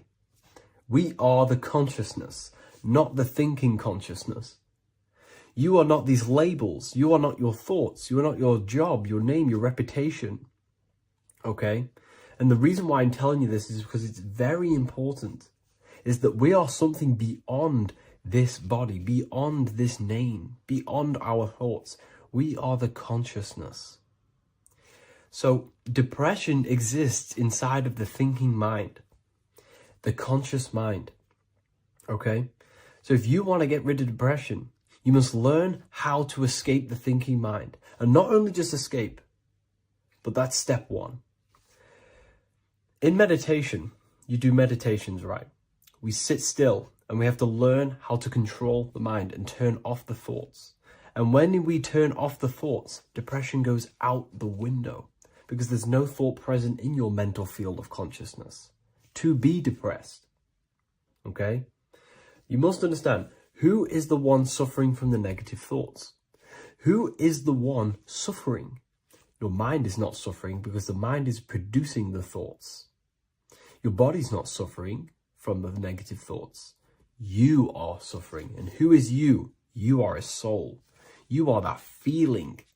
You are that person beyond the thoughts, beyond the feelings, beyond that. You are the one experiencing. You are that. Meditation gives us the ability to turn off the thinking mind. This allows us to escape our thoughts. Okay? And it gives us, over a long period of time after meditation, you'll be able to turn this switch. And this switch will be able to turn off your thoughts. And by doing this, we will be able to control our conscious mind directly by the hand. So when you notice yourself gaining them negative thoughts, we can then turn off the switch of turning off the conscious mind and rising to our authentic self and knowing the thoughts are just illusions. Now, let me tell you something that's very powerful. Most of your thoughts are coming from beliefs. Most of your feelings are coming from beliefs. So if you have a feeling of lack, this is coming from a belief that you don't have much. If you are feeling alone, this is coming from a belief that you are alone. So what we must do is restructure ourselves. We must restructure the subconscious mind, and we do this in many different ways. We can do this with meditation. We can do this with visualization, visualizing our desired reality as if we are living it. We can do this with affirmation. Now, a lot of people think, oh, I'm trying to speak something into existence with affirmation. No, you're not using vibration to try and change reality with what a lot of these new age people will teach you. Vibration, your words will not have much an impact on reality. That's the truth. But what they do have an impact on is reprogramming and recrafting and refining your mind. If you repeat, I am wealthy all day long, your subconscious mind, that word will be lingering inside your subconscious, and you will start to mold that into your conscious. You'll start to be consciously thinking about this. Most of your thoughts are coming from your subconscious. So if you want to get rid of depression, you got to figure out the trigger. What are you depressed about? What are you feeling? What are the beliefs that are making you feeling and thinking this way? And that's what you must restructure. You must restructure your subconscious mind through visualization, meditation, and affirmation. You do these all the time. You do these every single day, and you will slowly, if not surely, restructure your subconscious mind. While by doing the practice of meditation, you'll gain the off switch as well. Sometimes depression comes from not living in your authentic self. You're not doing the things that your soul is telling you to do. We all know what we should be doing at all times. I don't care what you have on. We all know we should be doing something. We all know that we have there's a higher aspect of our mind that tells us, oh, we need to be doing this, but I'm actually sat here on my phone. Oh, I shouldn't be eating this, but I'm doing it anyway. There's always that higher voice. And that is the voice that has to be connected to. And when your body's not acting out the voice of the soul, then the soul becomes sadder, and suffers more and more and more. There has to be a connection between the soul, the mind, and the body. They have to work in unison. Okay? So I hope this video helps with depression, with whatever you're going through mentally. Welcome to Revival of Wisdom. Welcome people, we're back with another video. Please make sure to hit the like, the subscribe button, and turn on notifications to never miss a video. The Vatican is a giant key from a bird's eye view, and it also contains an 8-pointed star. The Anunnaki Sumerian gods also depicted this 8-pointed star. The sky god Anu from the Anunnaki also uses the 8-pointed star for his symbol. And even Freemasons depict an 8-pointed luminary with a ladder and a key. This is symbolizing the key to ascension up to the 8-pointed star, which is Polaris. Polaris is always depicted as an 8-pointed star. Polaris is the standstill star at the very center of our realm, which is perfectly aligned with the North Pole. The Earth is a giant torus field, and at the center is where the most electromagnetic energy is stored. This is why all compasses point to the north. Hence why a compass is an 8-pointed star, because it points you to Polaris, which is the North Pole, the center of this realm. The 8 points of the 8-pointed star symbolize the 8 points in space and time. So yes, Polaris is the portal which you ascend through if you outgrow this consciousness by aligning your chakras. Our earthly realm is a macrocosmic reflection of us, and we as humans are the micro reflection, with the earth containing its 7 chakras as well as us. The North Pole is the 7th chakra, which is the crown chakra. So the key to ascension is held by the Vatican, hence why it's a giant key, because they mislead the masses through their religions, which teaches the masses to look outside of themselves. As stated in the 20,000-year-old emerald tablets, written by the Egyptian god Thoth. On Earth, man is in bondage, bound by space and time to the Earth plane. Encircling each planet, a wave of vibration binds him to his plane of unfoldment. Yet within man is the key to releasement. Within man may freedom be found. So the 7 planets are associated with each 7 chakras. The lowest chakra being the root chakra, which is associated with Saturn. This is why the elites love Saturn and reflect it in all of their symbols.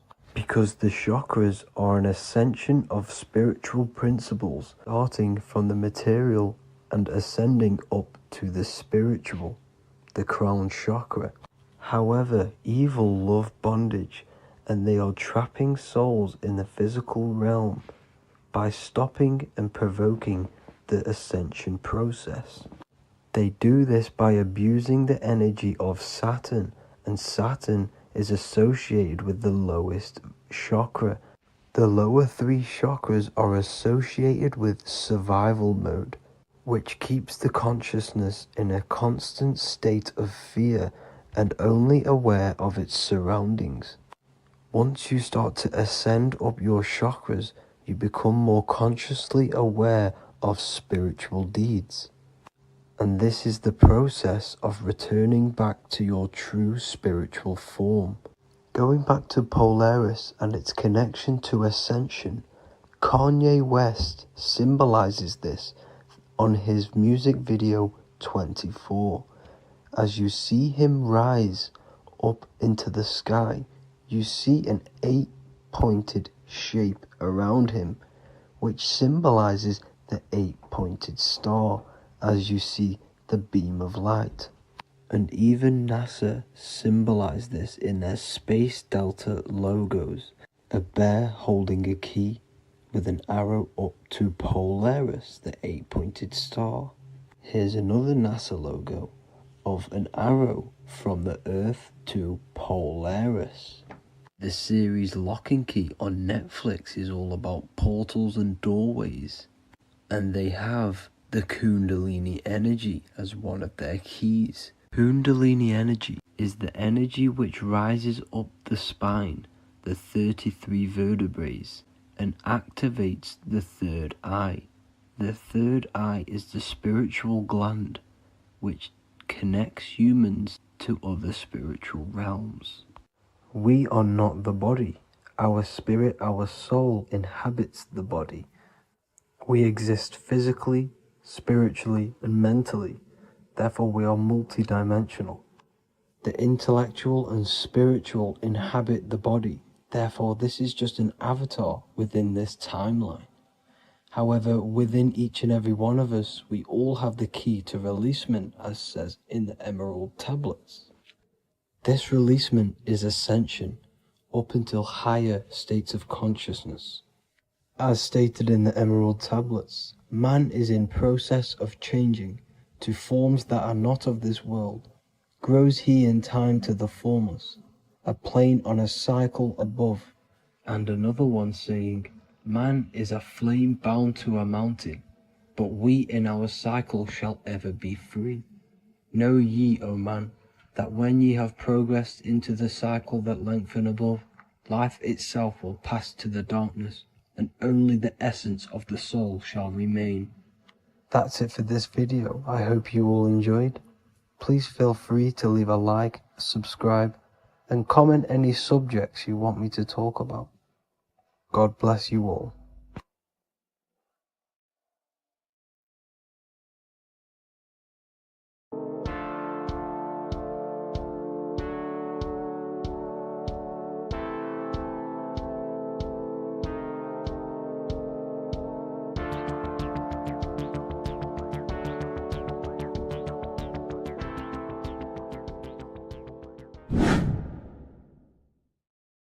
What are we all doing, people? Survival wisdom. Today we're going to be breaking down the Bible and its real, true metaphysical meaning. All of these slides within this video is taken from my book, The Book of Wisdom, so you can get all of these slides. So the Temple of Solomon, you are body, mind, and soul, which is the Holy Trinity, the moon, sun, and earth. The sun is your soul because the sun is its infinite source of energy. It is its own source of energy. And that is what your soul is. It's its own source of energy. The moon is mind. This is why you call people a lunatic. You're a lunatic. Luna means the moon. And inside of your mind, you have a specific mood. Mood is moon, and mind in German is Mond, and the word Mond means moon. And Earth is your physical body because your body contains of the four elements, the four physical elements. Well, the temple of Solomon is the temple of the soul and the mon, the soul and the mon, the soul and the mind. And it's the temple of the Holy Spirit in the Bible. Everything leads back to one singular point in the center of the brain. The brain is not the mind. It's mind over matter. Okay? The brain is the physical manifestation of the mind. The brain is the electrical computer which decodes the light waves given to it by the mind. This is why everything in the body leads back to one singular point. And we'll go over this in a minute. But this is controlling the physical body. This is the within. If you rearrange within, it spells high twin because within you is your twin, your true self. And it's just an entity in the center of the mind. And if you shut your eyes, you can feel it. Your awareness is in the center of the brain. So there's just an empty chamber in the center of the two cherubs, the two brains. They are two separate brains. They're two hemispheres. And the empty chamber, when scientists chop it up and see it's just an empty chamber, well, because you can't see in that plane of reality. You cannot see the mind. You cannot see thoughts. It is invisible to the human eyes, to the visible light spectrum, to the two eyes. The reason why we call it the third eye in the center of the brain, it's not the third eye, it's your true self. It's the mind and soul. It's an eye because it does see. It's the all-seeing eye that you always see here. There's some Masonic artwork showing the two pillars, the two cherubs, the two hemispheres of the brain, and the inner eye. This is the eye that sees all things. What do I mean by seeing all things? Not physically. It sees the mind. It's what, because your soul is watching the mind. You can observe the mind. You are not the mind. And if you meditate deeply enough, you can go beyond the mind. It's the all-seeing eye. It sees the mind. It sees what emotions you're feeling. It sees what you're thinking. It sees what you're seeing with the two eyes. It's the all-seeing eye. It sees all things. It's omnipresent. It's everywhere. Because the mind can be anywhere. The mind can switch itself into any place it wants. There is no limitations with the mind. So there is two hemispheres in the brain. And in the Bible, there is a quote saying the most holy place between the two cherubs. The two cherubs is the two hemispheres of the brain, and the most holy place is between them, which is what the Masonic artwork is showing. This is the all-seeing eye, the soul and the mind in the center of the brain. And you will not see this with the two eyes. So when scientists come to seeing the empty chamber in the center of the brain, they wonder because they do not understand the occult side of the world. They do not understand the layers of reality. How the two eyes, everything physical comes from the unseen. Everything seen comes from the unseen. Now, the two hemispheres of the brain play a major role in our lives. The right hemisphere is the artist. The left hemisphere is the scientist. The right hemisphere controls the left side of the body. The left hemisphere controls the right side. So there's a crossover. Now, the right hemisphere is to do with your feminine energy, creativity, unification, metaphors, visualization, intuition. The left hemisphere is to do with sequencing, facts, materialistic details, language, and logic. So they keep us normally trapped within the male aspect of our mind, which is the left hemisphere. You know, if you listen to Spotify, Apple Music, and radio, they're all tuned to 440 hertz, which shuts down the right side of the brain. makes you left brain dominant. And we learn, well, 90% of people learn to write with their right hand. They're taught to learn with their right hand, which is to do with the left brain. You see? So we are being trapped within this left side of the brain, which is all to do with logic, thinking logical, not creative. You know, very analytic. But the right side of the brain is to do with your creativity. So the right side of the brain is perceiving reality as a holistic perception. Now, what do I mean? If you're riding through a woods, for example, if you're riding through a woods, your right hemisphere is seeing the whole woods as one unified woods. The left hemisphere's job is to break down the perception given to it by the right hemisphere and break it down into individual trees. So what am I saying? The right hemisphere is seeing humans and everything in creation as one unified consciousness.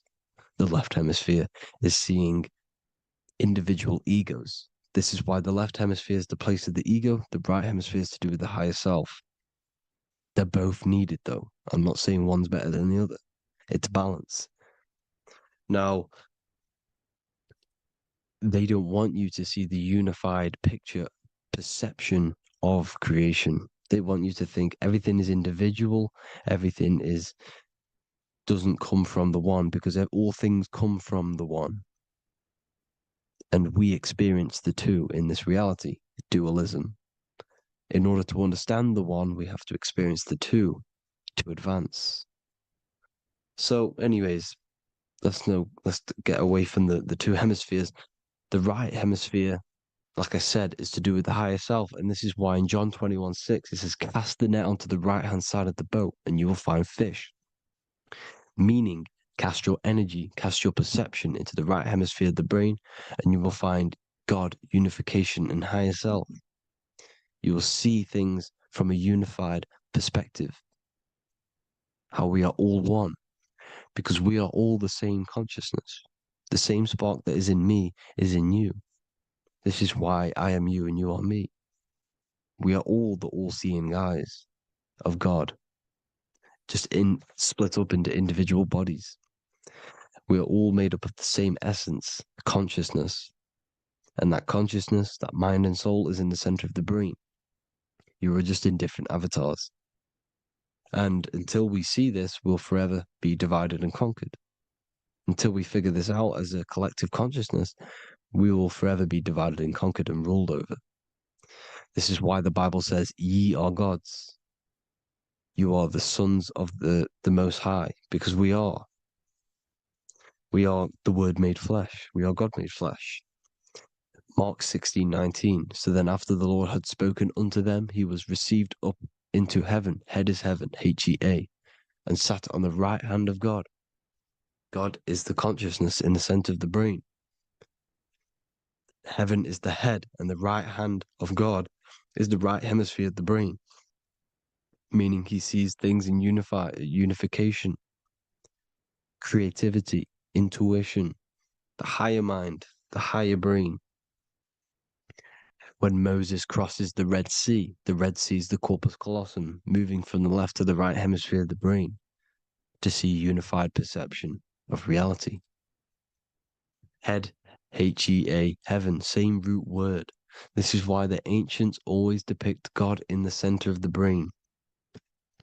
Here you see ancient Christian artwork showing God in the center of the brain, the light. Here you see it here. Here you see Ganesh, an Indian god, which is the brain. Here you see the Father, the Son, and the Holy Spirit in the dome, the brain. This is the brain, because you are God made flesh.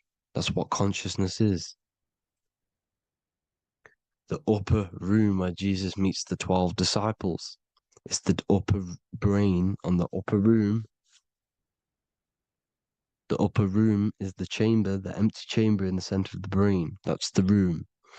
And the 12 disciples are the 12 cranial nerves in the brain,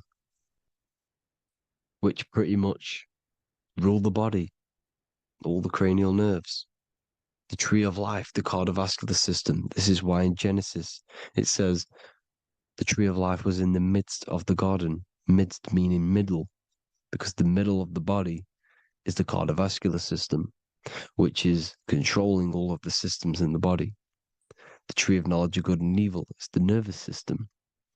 It's the spine and brain. This is what's detecting good and evil. The brain is the electrical computer with the left and the right hemisphere, decoding the dualistic world, decoding the light waves given to it by the external world. It is an electromagnetic computer. It is artificial intelligence. It is very intelligent, the brain and the nervous system, the human body as a whole. But the tree of knowledge of good and evil is the nervous system, because it is the tree that detects good and evil, makes you learn good and evil in this dualistic reality. Here you see Adam and Eve around the tree of knowledge of good and evil. Adam and Eve, male and female energies, with the serpent in the tree, and the tree of knowledge of good and evil. Well, this is the spine, the brain, and the serpent is the kundalini up the spine. The serpent is the S. That's why S, serpent, S, the letter S is the serpent. Sex and serpents make an S noise. You know, the Bible cursed the serpent. So we don't figure out the true religion. The true religion is raising the kundalini and becoming God-man and reaching our higher states, our true God self. Because once the kundalini is saved and hits the pineal gland, it activates 100% of the brain, when we're only using around 20 to 10% as of right now without the kundalini awakening. So when you use it, you're activating 100% of the brain. You're activating all the dormant brain cells.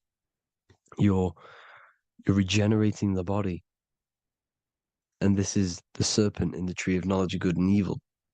This is the spine, brain.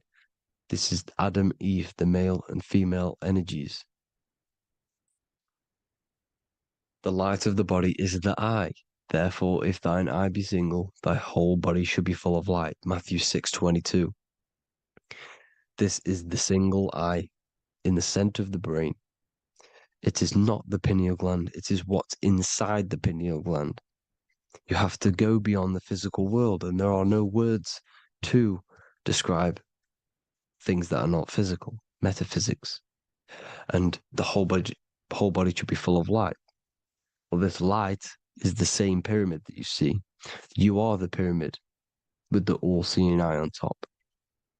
This is why the ancients built the pyramids with the stairs in the middle symbolizing the spine, because once you open all the chakras and balance them and raise the kundalini, you activate all of the brain, which gives enlightenment. The word enlight in ment.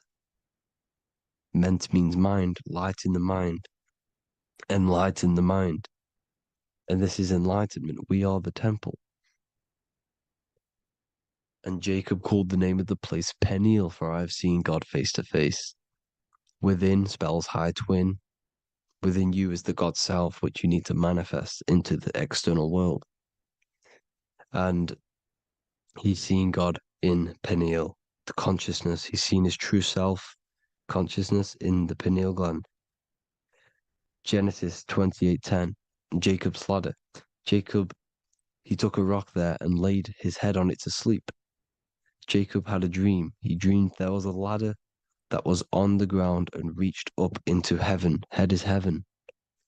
The rock he fell asleep on is the sacrum bone, because he's symbolizing the oil that comes down the spine, hits the sacrum bone and rests there, falls asleep, and it looks up and it sees the ladder to heaven. Because when you raise this oil, you become God-man. You become God in heaven. You can leave the body at will. Do you not know that your body is the temple, that your body is the temple of the Holy Spirit? Corinthians 16:19-20. Or do you not know that your body is the temple of the Holy Spirit within you? Your body is the temple of the Holy Spirit, the soul and the mind within the center of the brain, the temple of Solomon, temple of the soul and the mind. Romans 8:10. Christ is in you. It's not external. When you give where attention goes, energy flows. When you give your energy to external things, your attention, your worship to external things, you're giving energy, meaning it's draining you, and you're feeding something within the astral plane, a mental thought within the astral plane. So with you realizing that the Christ is in you, that you don't have to worship anything outside of you, this means that you're internalizing your energy. You're not giving your energy, because where attention goes, energy flows, which means you become more present. You become healthier because you're not giving off all of your special electromagnetic energy that's charging you. This is why the religions ran by the Vatican is all external. They're exoteric. Exoteric means external teachings. The esoteric is the internal, the hidden teachings. In Psalms 82, I have said, ye are gods, and all of you are children of the Most High, because we are the Most High, split up into individual bodies. That's what consciousness is. Consciousness is the Most High, and we have to raise ourselves to the Most High. Brahma, Vishnu, Shiva, the Father, the Son, and the Holy Spirit. Why is it always a trio? It's a trio because it symbolizes us, the soul, mind, and body. The mind is the bridge for the soul to be in the body. What is the soul? It's the life force. It's the watcher. It's the all-seeing eye. The soul sees into different realities, and it gives life to the body of every reality it goes in. This is why you always see light around the all-seeing eye, because it is the energy, the life force, the light, life, L-I. Life is light. And it's the eye because it sees into the different realities. It sees into the dream world. When you're going to sleep at night and you dream, it's not a dream. It's another reality. You're a multi-dimensional creature. We live in a multiverse. There's infinite amount of yous. And there is a version of you which is the highest self in a reality somewhere. And this eye has the ability to switch realities, which is exactly what astral travel is. Astral travel is the ability to switch reality beyond the 3D construct of this world. The Father, the Son, and the Holy Spirit, Brahma, Vishnu, Shiva. Brahma, the soul, inhabits different bodies. This is why they have different heads. Vishnu, the mind, symbolizing gnosis, meaning knowledge. This is the serpent. The serpent symbolized knowledge. Shiva, the body. Father, the Son, and the Holy Spirit. The bird, the soul, because the bird symbolizes the soul. This is why you have here the Egyptians showing you the soul leaving the body. Here you see here with the twin head, the same head, and it's a bird. This is the soul self. This is the ego self. The Egyptians knew this. They knew all of this. Of course they did. Now, the whole story of Jesus is all metaphorical for the process which goes on within your body. Your neck and head is the Holy Grail, which the sun and the moon creates. Sorry, the sun and the moon creates the fluid within the Holy Grail, the brain, the skull.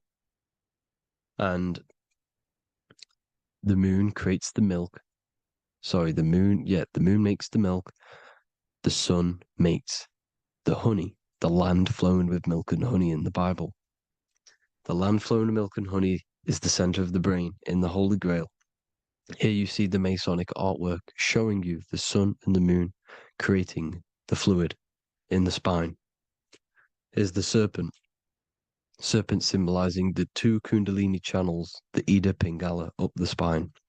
Here's the furnace raising the Kundalini, raising the oil, heating it up, and rising it to the crown. You see? So here you see more Masonic art, seeing the sun and the moon creating the holy fluid in the brain, in the cup, filling the cup. This is why it's a cup, because it's the Holy Grail. This is the holy oil in the center of the brain that gets released down the spine, which is Jesus coming down from heaven. It comes down the spine, down the River Jordan in the Bible. This is when Jesus goes from Nazareth to Jerusalem. He comes down the River Jordan, and Joseph and Mary are in Nazareth waiting for Jesus' return. Joseph and Mary symbolize the pineal and pituitary gland, which produce the two oils created by the sun and the moon. And he returns. When he returns, he gets crucified at 33, because there's 33 vertebrae at the back of the spine, and it crosses the vagus nerve. The crucifixion of the oil past 33 vertebrae creates God-man, and it creates your higher self, and it activates 100% of the brain. And you turn into spirit, you turn to your spirit self. This is why Jesus dies. He didn't physically die, it metaphorically dies and becomes his higher self. The ego self is left behind. It's the same with the whole story of Jesus. Jesus comes down from heaven, which is the oil. He dies in a cave for 3 days, which is the oil hitting the cave. Here's the cave, and resurrects after 3 days. If you resurrect the oil, comes up and gets crucified at 33 in Golgotha. Golgotha translates to a place in the skull. The three wise men from the east. Well, if you look at the Masonic artwork, they'll always show you a ladder up to the east. Okay? Here you see north, south, west. This would be east. Here you see east here. East here. The ladder up to the east. The east is the top, up. Three wise men from the east. The thalamus, pituitary, and pineal gland in the center of the brain. The most important glands in the body. Here you see the Egyptians with the spine, the sun, and the two hemispheres of the brain. What did I say at the beginning? The sun is the soul. The sun is its own source of energy. It's the life force, which gives life to anything it inhabits. The soul is the same thing. That's why sun and soul mean the same thing. So, what I'm saying is consciousness is God. And this is why when it refers to as God in the Bible, it means your higher self, pretty much. And returning back to this higher self, because God is something that you need to manifest. Consciousness is God, and your body is a reflection of the creation by God. This is why everything in the body corresponds with the stars. The stars rule the body. We are an image of the stars. This body is an image of the whole of creation. Aries rules the head. This is the cerebrum, the ram in the brain. Is the ram, Aries. And we have something called the cerebrum, Aries, the ram. This is the Lamb of God moving to the higher mind. Taurus, which is the lower brain and neck, the cerebellum, the bull Taurus, the lower mind, and the cerebrum and the cerebellum, the ram and the bull, is what makes you ramble on. Ramble meaning walking. The higher mind and the lower mind working together makes the body ramble. Ramble is what makes you walk along. Thank you to Santos Bonacci. Gemini, the two twins, rules the two arms, the hands, and the lungs. These are the two twins of the body. Sagittarius, the horse, which rules the hips. Hips means hippo. Hippo means horse. Hippopotamus means water horse. Hippo means horse, and this is why we call them hips, because horses have massive hips. Capricorn, the kneecaps. Pisces, the two fish, the 2 feet. Then they make us swim. We are an image of the stars, people. Well, the body is anyway. Consciousness is God, and the body is the image of the whole of creation. It's a reflection of the whole creation, as above, so below. 12 systems in the body, 12 cranial nerves for the 12 constellations, 12 cell salts. The body's made out of 12 cell salts. So this is where it gets kind of deep. You know, this is where we get deep. And he said Jesus was known as the fisher of man. And fisher of man, meaning man does not mean man as in the male. Man means mind. He's the fisher of minds. So the Bible is not patriarchal. It's not patriarchal. Man just means mind, pretty much. So the fisher of mind, man, because he was fishing minds out of this reality into the higher realities.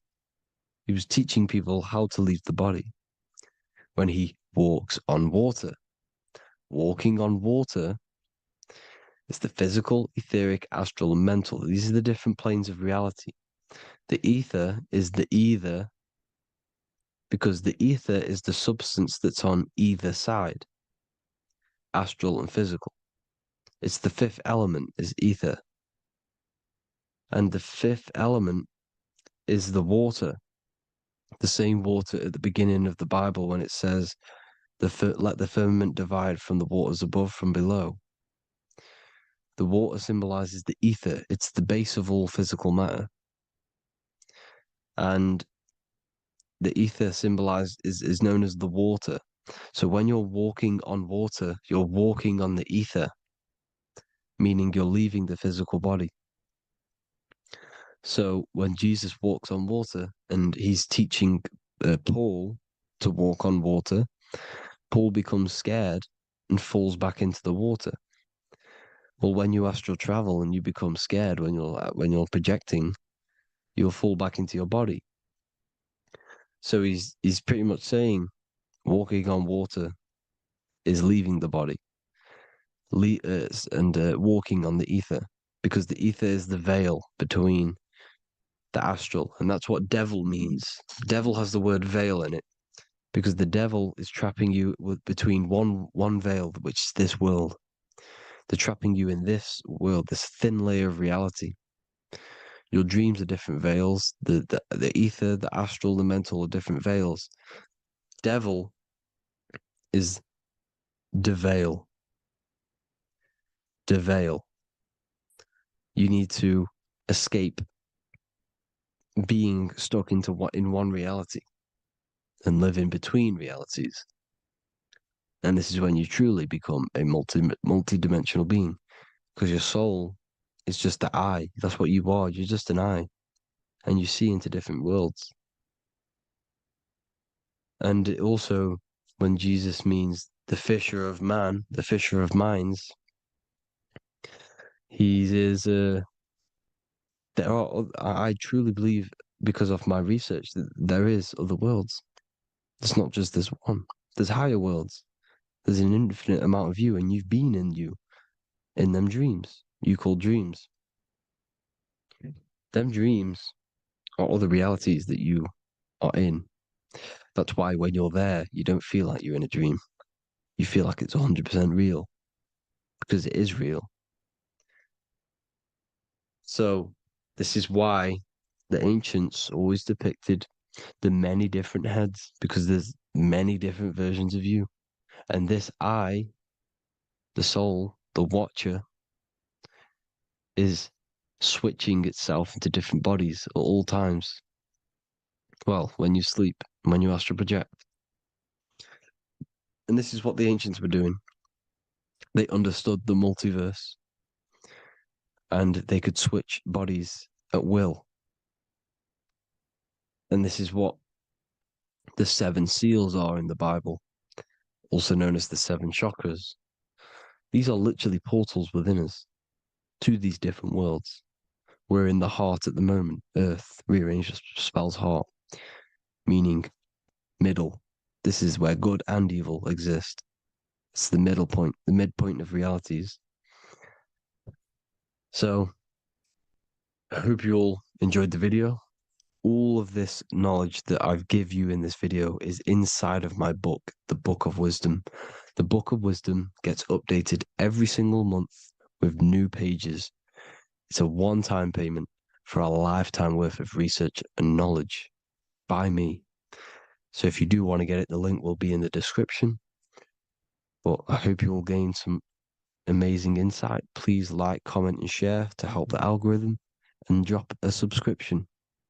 And for more lectures, every 2 days, I drop lectures and knowledge within the Patreon. If you want to support the channel, join the Patreon. Everything's in the description because we are not monetized on YouTube. Thank you all. Have an amazing day.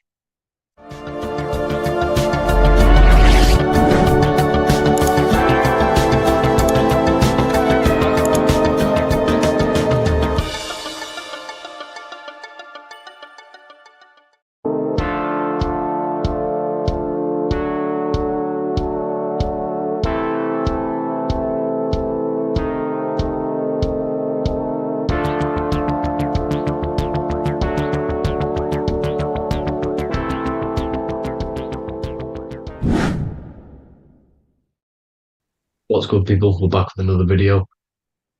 This is going to just be a quick video. Manifestation, magic, bending reality. So let's jump straight into this. So you have a conscious and a subconscious part of your mind.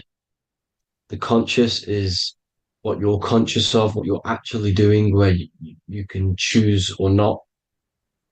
However, the subconscious is the part of your brain which is automatic. So all of the systems in your body, like the digestive system, your heartbeat, these are automatically being ran.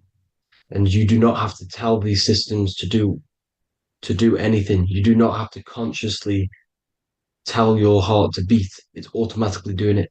And this is what the subconscious mind is controlling. It's like the dark aspect of your brain or your mind. It is the way bigger aspect of your mind. Okay, it controls all the systems in your body. Okay, and this is where all of your programs are. So when you're in it from your childhood, what you've learned in school, all of these things are being kept in your subconscious, maybe traumas and stuff like that. So the subconscious is the female aspect, and the conscious is the male aspect, because the male is all about action and doing, and the female is more about creation, creativity, intuition. So you have a right and a left hemisphere of your brain, and these are obviously male and female. The right side of your brain is your female. It's to do with creativity, imagination, intuition, insight. Okay. And this is one of the most important sides of the brain. This side of the brain is the most attacked by the elites, whatever you want to call them. This side is one of the most important because obviously your intuition is a massive part of reality. And if you don't have intuition, then you lose track of the things around you. You can't consciously feel if things are wrong or right. They don't want you to have intuition or creativity or imagination. They want you in the left side of your brain, which is just reasoning, logic, and basic things. So they just want you to tell you what you want, tell you what to learn, and then that's it. They don't want you thinking for yourself, which is the right side of the brain.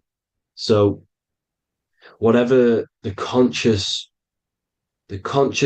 side of your mind impresses the subconscious side of your mind. So if you do affirmations, for example, if you consciously do affirmations every day, you're reprogramming your subconscious mind. You're impressing a vibration and a word into your subconscious mind, and therefore it will reprogram it. So the male and female aspect are symbolized by the Star of David as well. The male being the upside triangle, the female being the downside, connected all in one, because we both have male and female energy. So every thoughts are electric, which is the male aspect. Emotions are magnetic, which is the female. Each thought creates a wave of vibration in all directions. So think of it like a water drop in a pool, but it going out in every single direction. It's not just flat. And these thoughts have a certain frequency, well, has a certain vibration. That vibration has a certain frequency. And this affects your aura. Every thought, every emotion directly impacts your aura and the strength of your aura. So if you're angry all the time, your aura in the astral plane will look red. However, if you're happy, it'll be more like blue and green. So it's very important. Your electromagnetic field is created out of your emotions and thoughts. And that affects reality because you're 60% water, and frequency and vibration create certain patterns and has a certain effect on water. We'll get into that after this slide.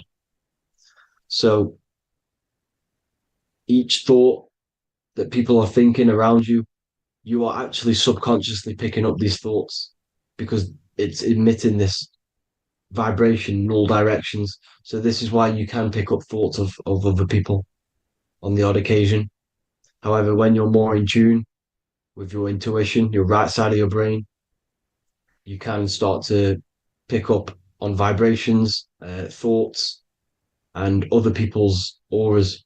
You can pick up on the energy once your third eye is open, and you know whether you should be in that environment or not. This is what we call an atmosphere when we go into a room and you can feel the tension if someone's been arguing, for example. This is the atmosphere, this is the vibrations, these are people's auras emitting these certain frequencies and vibrations. Okay, so our aura is contained of multiple layers. Obviously, we have the physical body. This is the electromagnetic layer. However, you have the different planes of existence, the spirit, mental, astral, etheric, and then physical. The physical is the lowest plane of existence. And the physical plane is a product of all of the planes above. So the mental impresses on the astral impresses into the etheric, and then the etheric creates the physical object. So the mind is the root cause of reality. The mind is the cause of everything. Your consciousness is pure cause. There's no effect. Everything you see in this reality is the effect. Everything that you experience is the effect, because the root cause was the mind. The decisions you made you experience that certain experience. And that decision was created on the mental plane. And this is just pure thoughts. And thoughts are things. If it exists in your mind, it is a thing. It's a certain frequency. So if you have a certain level of thoughts, if you're thinking positive, for example, you're going to have a strong aura, you're going to have a higher vibration. And that attracts like. Like attracts like when it comes to thoughts and vibrations and electromagnetism. So if you're thinking positive all the time, speaking positive, doing positive, you're then creating a higher vibration, and that's going to attract people on that similar frequency to you. Everything is electromagnetism, frequency, and vibration. Everything. You see, so this is why, for example, if I put my hand to a TV screen, if my finger was the same vibration as the TV screen, it would go straight through it. However, the particles in my hand and the particles on the TV screen are two separate vibrations, and this is what causes the friction to stop and not my finger to go straight through it. So like I said, when you don't feel the vibe of someone, when you don't feel right, you don't really get along with someone, this is a vibration. Your vibrations are not matching, they're not similar, they're two complete different vibrations, and they're not aligning properly. So music has a massive part on this. Music is a massive, massive tool for the elites because music is frequency. And in 1975, the musical instrument are all tuned to 440 hertz. So Spotify, Apple Music, most of the music on YouTube is all set to 440 hertz. And 440 hertz is not divisible by 3, 6, or 9. And when you can't divide a frequency by 3, 6, or 9, it's not a natural frequency. As you can see here, this is 432 hertz. This makes a nice geometric pattern. However, 440 hertz is a distorted pattern. So when you listen to this, this actually shuts off the whole right side of your brain. Like I said at the start, this is the most attacked side of your brain. It's to do with creativity, imagination, intuition. When you listen to 440 hertz, it shuts off the whole right side of your brain. And obviously shutting off all of these forms of your brain. Music is very, very powerful tool for the elites because it's the only thing which can enter your soul or your ears without consent, your body without consent. Everything else has to be through consent. You choose whether to eat something, you choose whether to drink something, but frequency, you're going to hear it no matter what. This is why it's so powerful. And music influences the body in many different ways. It's the most powerful imitator of everything. It directly affects all listeners. It directly affects intentions, gestures, movements, and actions. It stimulates your mind, and certain songs, certain catchy songs, can reprogram your subconscious mind, invoking certain emotions. This is why when you listen to slow beat songs, it makes you feel more sad. When you listen to upbeat songs, you feel more energetic. This is because these frequencies have a profound influence on reality and on how you feel. Because like I said, you are 60% water. And as you can see here, each frequency creates a different geometric pattern. And inside of you is 60% water. So like I said, 440 hertz is going to make a distorted pattern in your water. And this is going to have a profound effect on your emotions and your reality. So like I said, health is not just the body. It's you are made of body, mind, and spirit. You need to look after what you put in your body. You need to look after your spirit and look after your mind. It's very important to keep all these in balance because once one of these are unbalanced, it affects the other two. So if you're eating wrong, it's going to affect your spirit and mind. If you're thinking wrong, it's going to affect your body and spirit.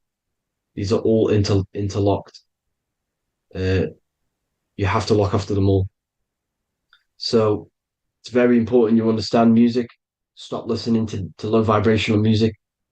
To be honest, you want to listen to music without any sort of speaking inside of it. You just want pure frequencies, which are the solfeggio scale, like one of these, for example, 432, 528 hertz. These are all good frequencies. It's called the solfeggio scale. And these frequencies make you more in tune with nature. 528 hertz is what the earth vibrates at. So it's very important. And the Rockefellers are the one who changed this to 440 hertz. The Rockefellers, one of the elite families. So if you want to manipulate reality, it's very important to have your chakras aligned and having a high vibration, because the higher your vibration, the more powerful your words and your intentions are on reality. So the lower your vibration, the harder it is to affect reality because you're on a lower state of consciousness. Like I said, you have the mental, astral, etheric, and physical. Everything is a product of the one above. As above, so below. This is what Hermes Trismegistus was saying in the Egyptian days. This is where it comes from. As above, so below. If you affect above, it directly affects below. So like I said, meditation helps on this, helps align your chakras. Think positive, feel positive. Like I said, your feelings are magnetic, your thoughts are electric. So once you combine these two together, you're then creating an electromagnetic frequency. And that will have profound effect on reality. So the law of cause and effect. The law of cause and effect. Every effect has the root cause. Like I said, your mind is the root cause of everything. Every decision you make is having a different effect on reality. Everything happens for a reason due to the root cause, which is your mind. You choose everything that happens in your life. Okay? So it's very important you understand this and you constantly make the right decisions, the good decisions to have good effects on your reality. You have to be very conscious of this law because nothing escapes this law. This is the law of all consciousness. So think about it. Imagine a massive ball of consciousness. However, off this ball are different sparks, and each one of these sparks are in each and everyone's body. This spark is governed by these laws, the law of cause and effect, the law of correspondence, the 7 Hermetic principles. It's very important you understand this because this mass ball of consciousness is what is obeying these laws. And everyone has this spark of consciousness inside their third eye. And like I said, everyone is the same consciousness. This is why if you do bad unto someone else, that will directly affect your reality. So if you hurt someone, it's going to come back to you in one way or another because you are that same consciousness. This is like a mirror reality. As within, so without. Whatever you feel on the inside, you're gonna see that on the outside. You're gonna experience that reality, whatever you've impressed. So there's different ways to bend reality to your will. This is kind of a sort of magic. So obviously you have black magic, which is manipulating reality to harm and influence others, or to be very selfish. And then you have white magic, which is manipulating reality for the good of humanity. So you do have to be very careful with your intentions, people, when you're trying to manipulate reality, because this is nothing to be played with. If you are manipulating reality for the wrong reason, it's going to come and bite you in the ass in some way or another. Because everything is balanced. Everything balances out in this reality. Nothing escapes the laws. Not one thing escapes the laws. So if you're stealing from yourself because it's just going to come back in one way or another. Inside of everyone's heart, you know whether you're doing good or wrong. You know, you can feel it when you do something wrong. You can feel it when you do something good. The heart is the center of the torus field. It's balance. And this is why you say follow your heart, because it's the center of the torus field. It's very important to listen to this inner voice inside of you, because that is telling you the right things to do, the good decisions to make. And when you keep following that voice, that good voice inside of you, it takes you to your life path. Very important to follow that voice. However, don't let the ego get in the way of it. Don't care what your friends are going to say. It's very important to understand this. So you have different ways of manipulating reality. You have sigil magic. This is where you create your own sigil or symbol. You create your own sigil and symbol, and then you charge it. You behind that symbol, you have an intention. So, for example, if you want to manifest wealth, you create a sigil which represents what you want. You create that sigil, you draw it out, you charge it, because wherever your attention goes, energy flows. So whatever your attention is, you're sending energy that way. So what you do with your eyes and your hands, you place attention on the sigil. Imagine that it's glowing. Imagine that you're sending energy to the sigil. And then you burn the piece of paper once you've done this. And then after this, you meditate on that symbol. You constantly think about that symbol, because that symbol is the frequency, is the thing that you want to manifest. So that's one way. Or you can just meditate on your reality. So imagine yourself having already what you have. This is what they call a mindset. You must set your mind to the frequency what you want to manifest. Okay? So if you want to manifest wealth, for example, imagine yourself being wealthy. What would it feel like? What would you be doing? Imagine a scene in your mind. Constantly do this, and you're putting out that frequency. Like I said, you must think, because the thoughts are electric, and then you must feel, which is magnetic. Together, this creates an electromagnetic frequency, and this is how you attract things to you. You will attract the certain people to come in your life to bend reality to your will. Okay? Or you've got mirror magic. Stare yourself in the mirror, because a mirror reflects light, it also reflects energy. So you've got to be very careful of what you say to a mirror. You've got to be very, very, very careful, because whatever you send into that mirror is directly sent straight back to you. So if you're thinking negative, you're sending negative energy back straight to you, and that's going to have an effect on your reality. Affirmations are very important, because your words are frequency, your words are vibrations, and each word you say has a certain frequency. If it's positively charged, it's going to affect you positively. If it's negatively charged, because like I say, your brain and your mind is like the director of energy. That's what your brain is, and it directs energy into certain things. You can either positively charge it or negatively charge it, and this brain is creating your reality constantly. It's manifesting your reality constantly in the present moment. So this is what the government knows. The government know your mind is the root cause of reality. This is why they call themselves a government. Government. The New World Order is not being manifested by them. They are controlling the information. They are controlling your perception of this reality. And they know the mind is the root cause of reality. Therefore, if they control your perception of reality and your information, what you believe, you're going to manifest that information, that perception. So we, the people as a collective consciousness, are the ones manifesting this New World Order. You see, so this isn't black magic. They're actually tricking us into manifesting their own their plans, this New World Order. You see, this is how smart these people are. They know how to get around the laws of reality. They know how to bend reality to their will without facing the consequences. They're getting humanity to do it. You see, there is a collective consciousness. As like I said, we all have that same spark of consciousness, right? So as a collective consciousness, we are on a very low vibration at the moment. However, we are waking up rapidly. There are more and more people waking up at the moment, and light always chases away the shadow.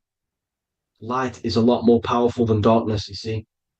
So one person waking up has a massive effect than one person being asleep. It has a profound effect. Because like I say, the light always chases away the darkness. It's more powerful. The light is always more powerful. High vibrations are more powerful than lower. So that's it for this, people. I hope you all enjoyed. This is a short, quick video. God bless you all.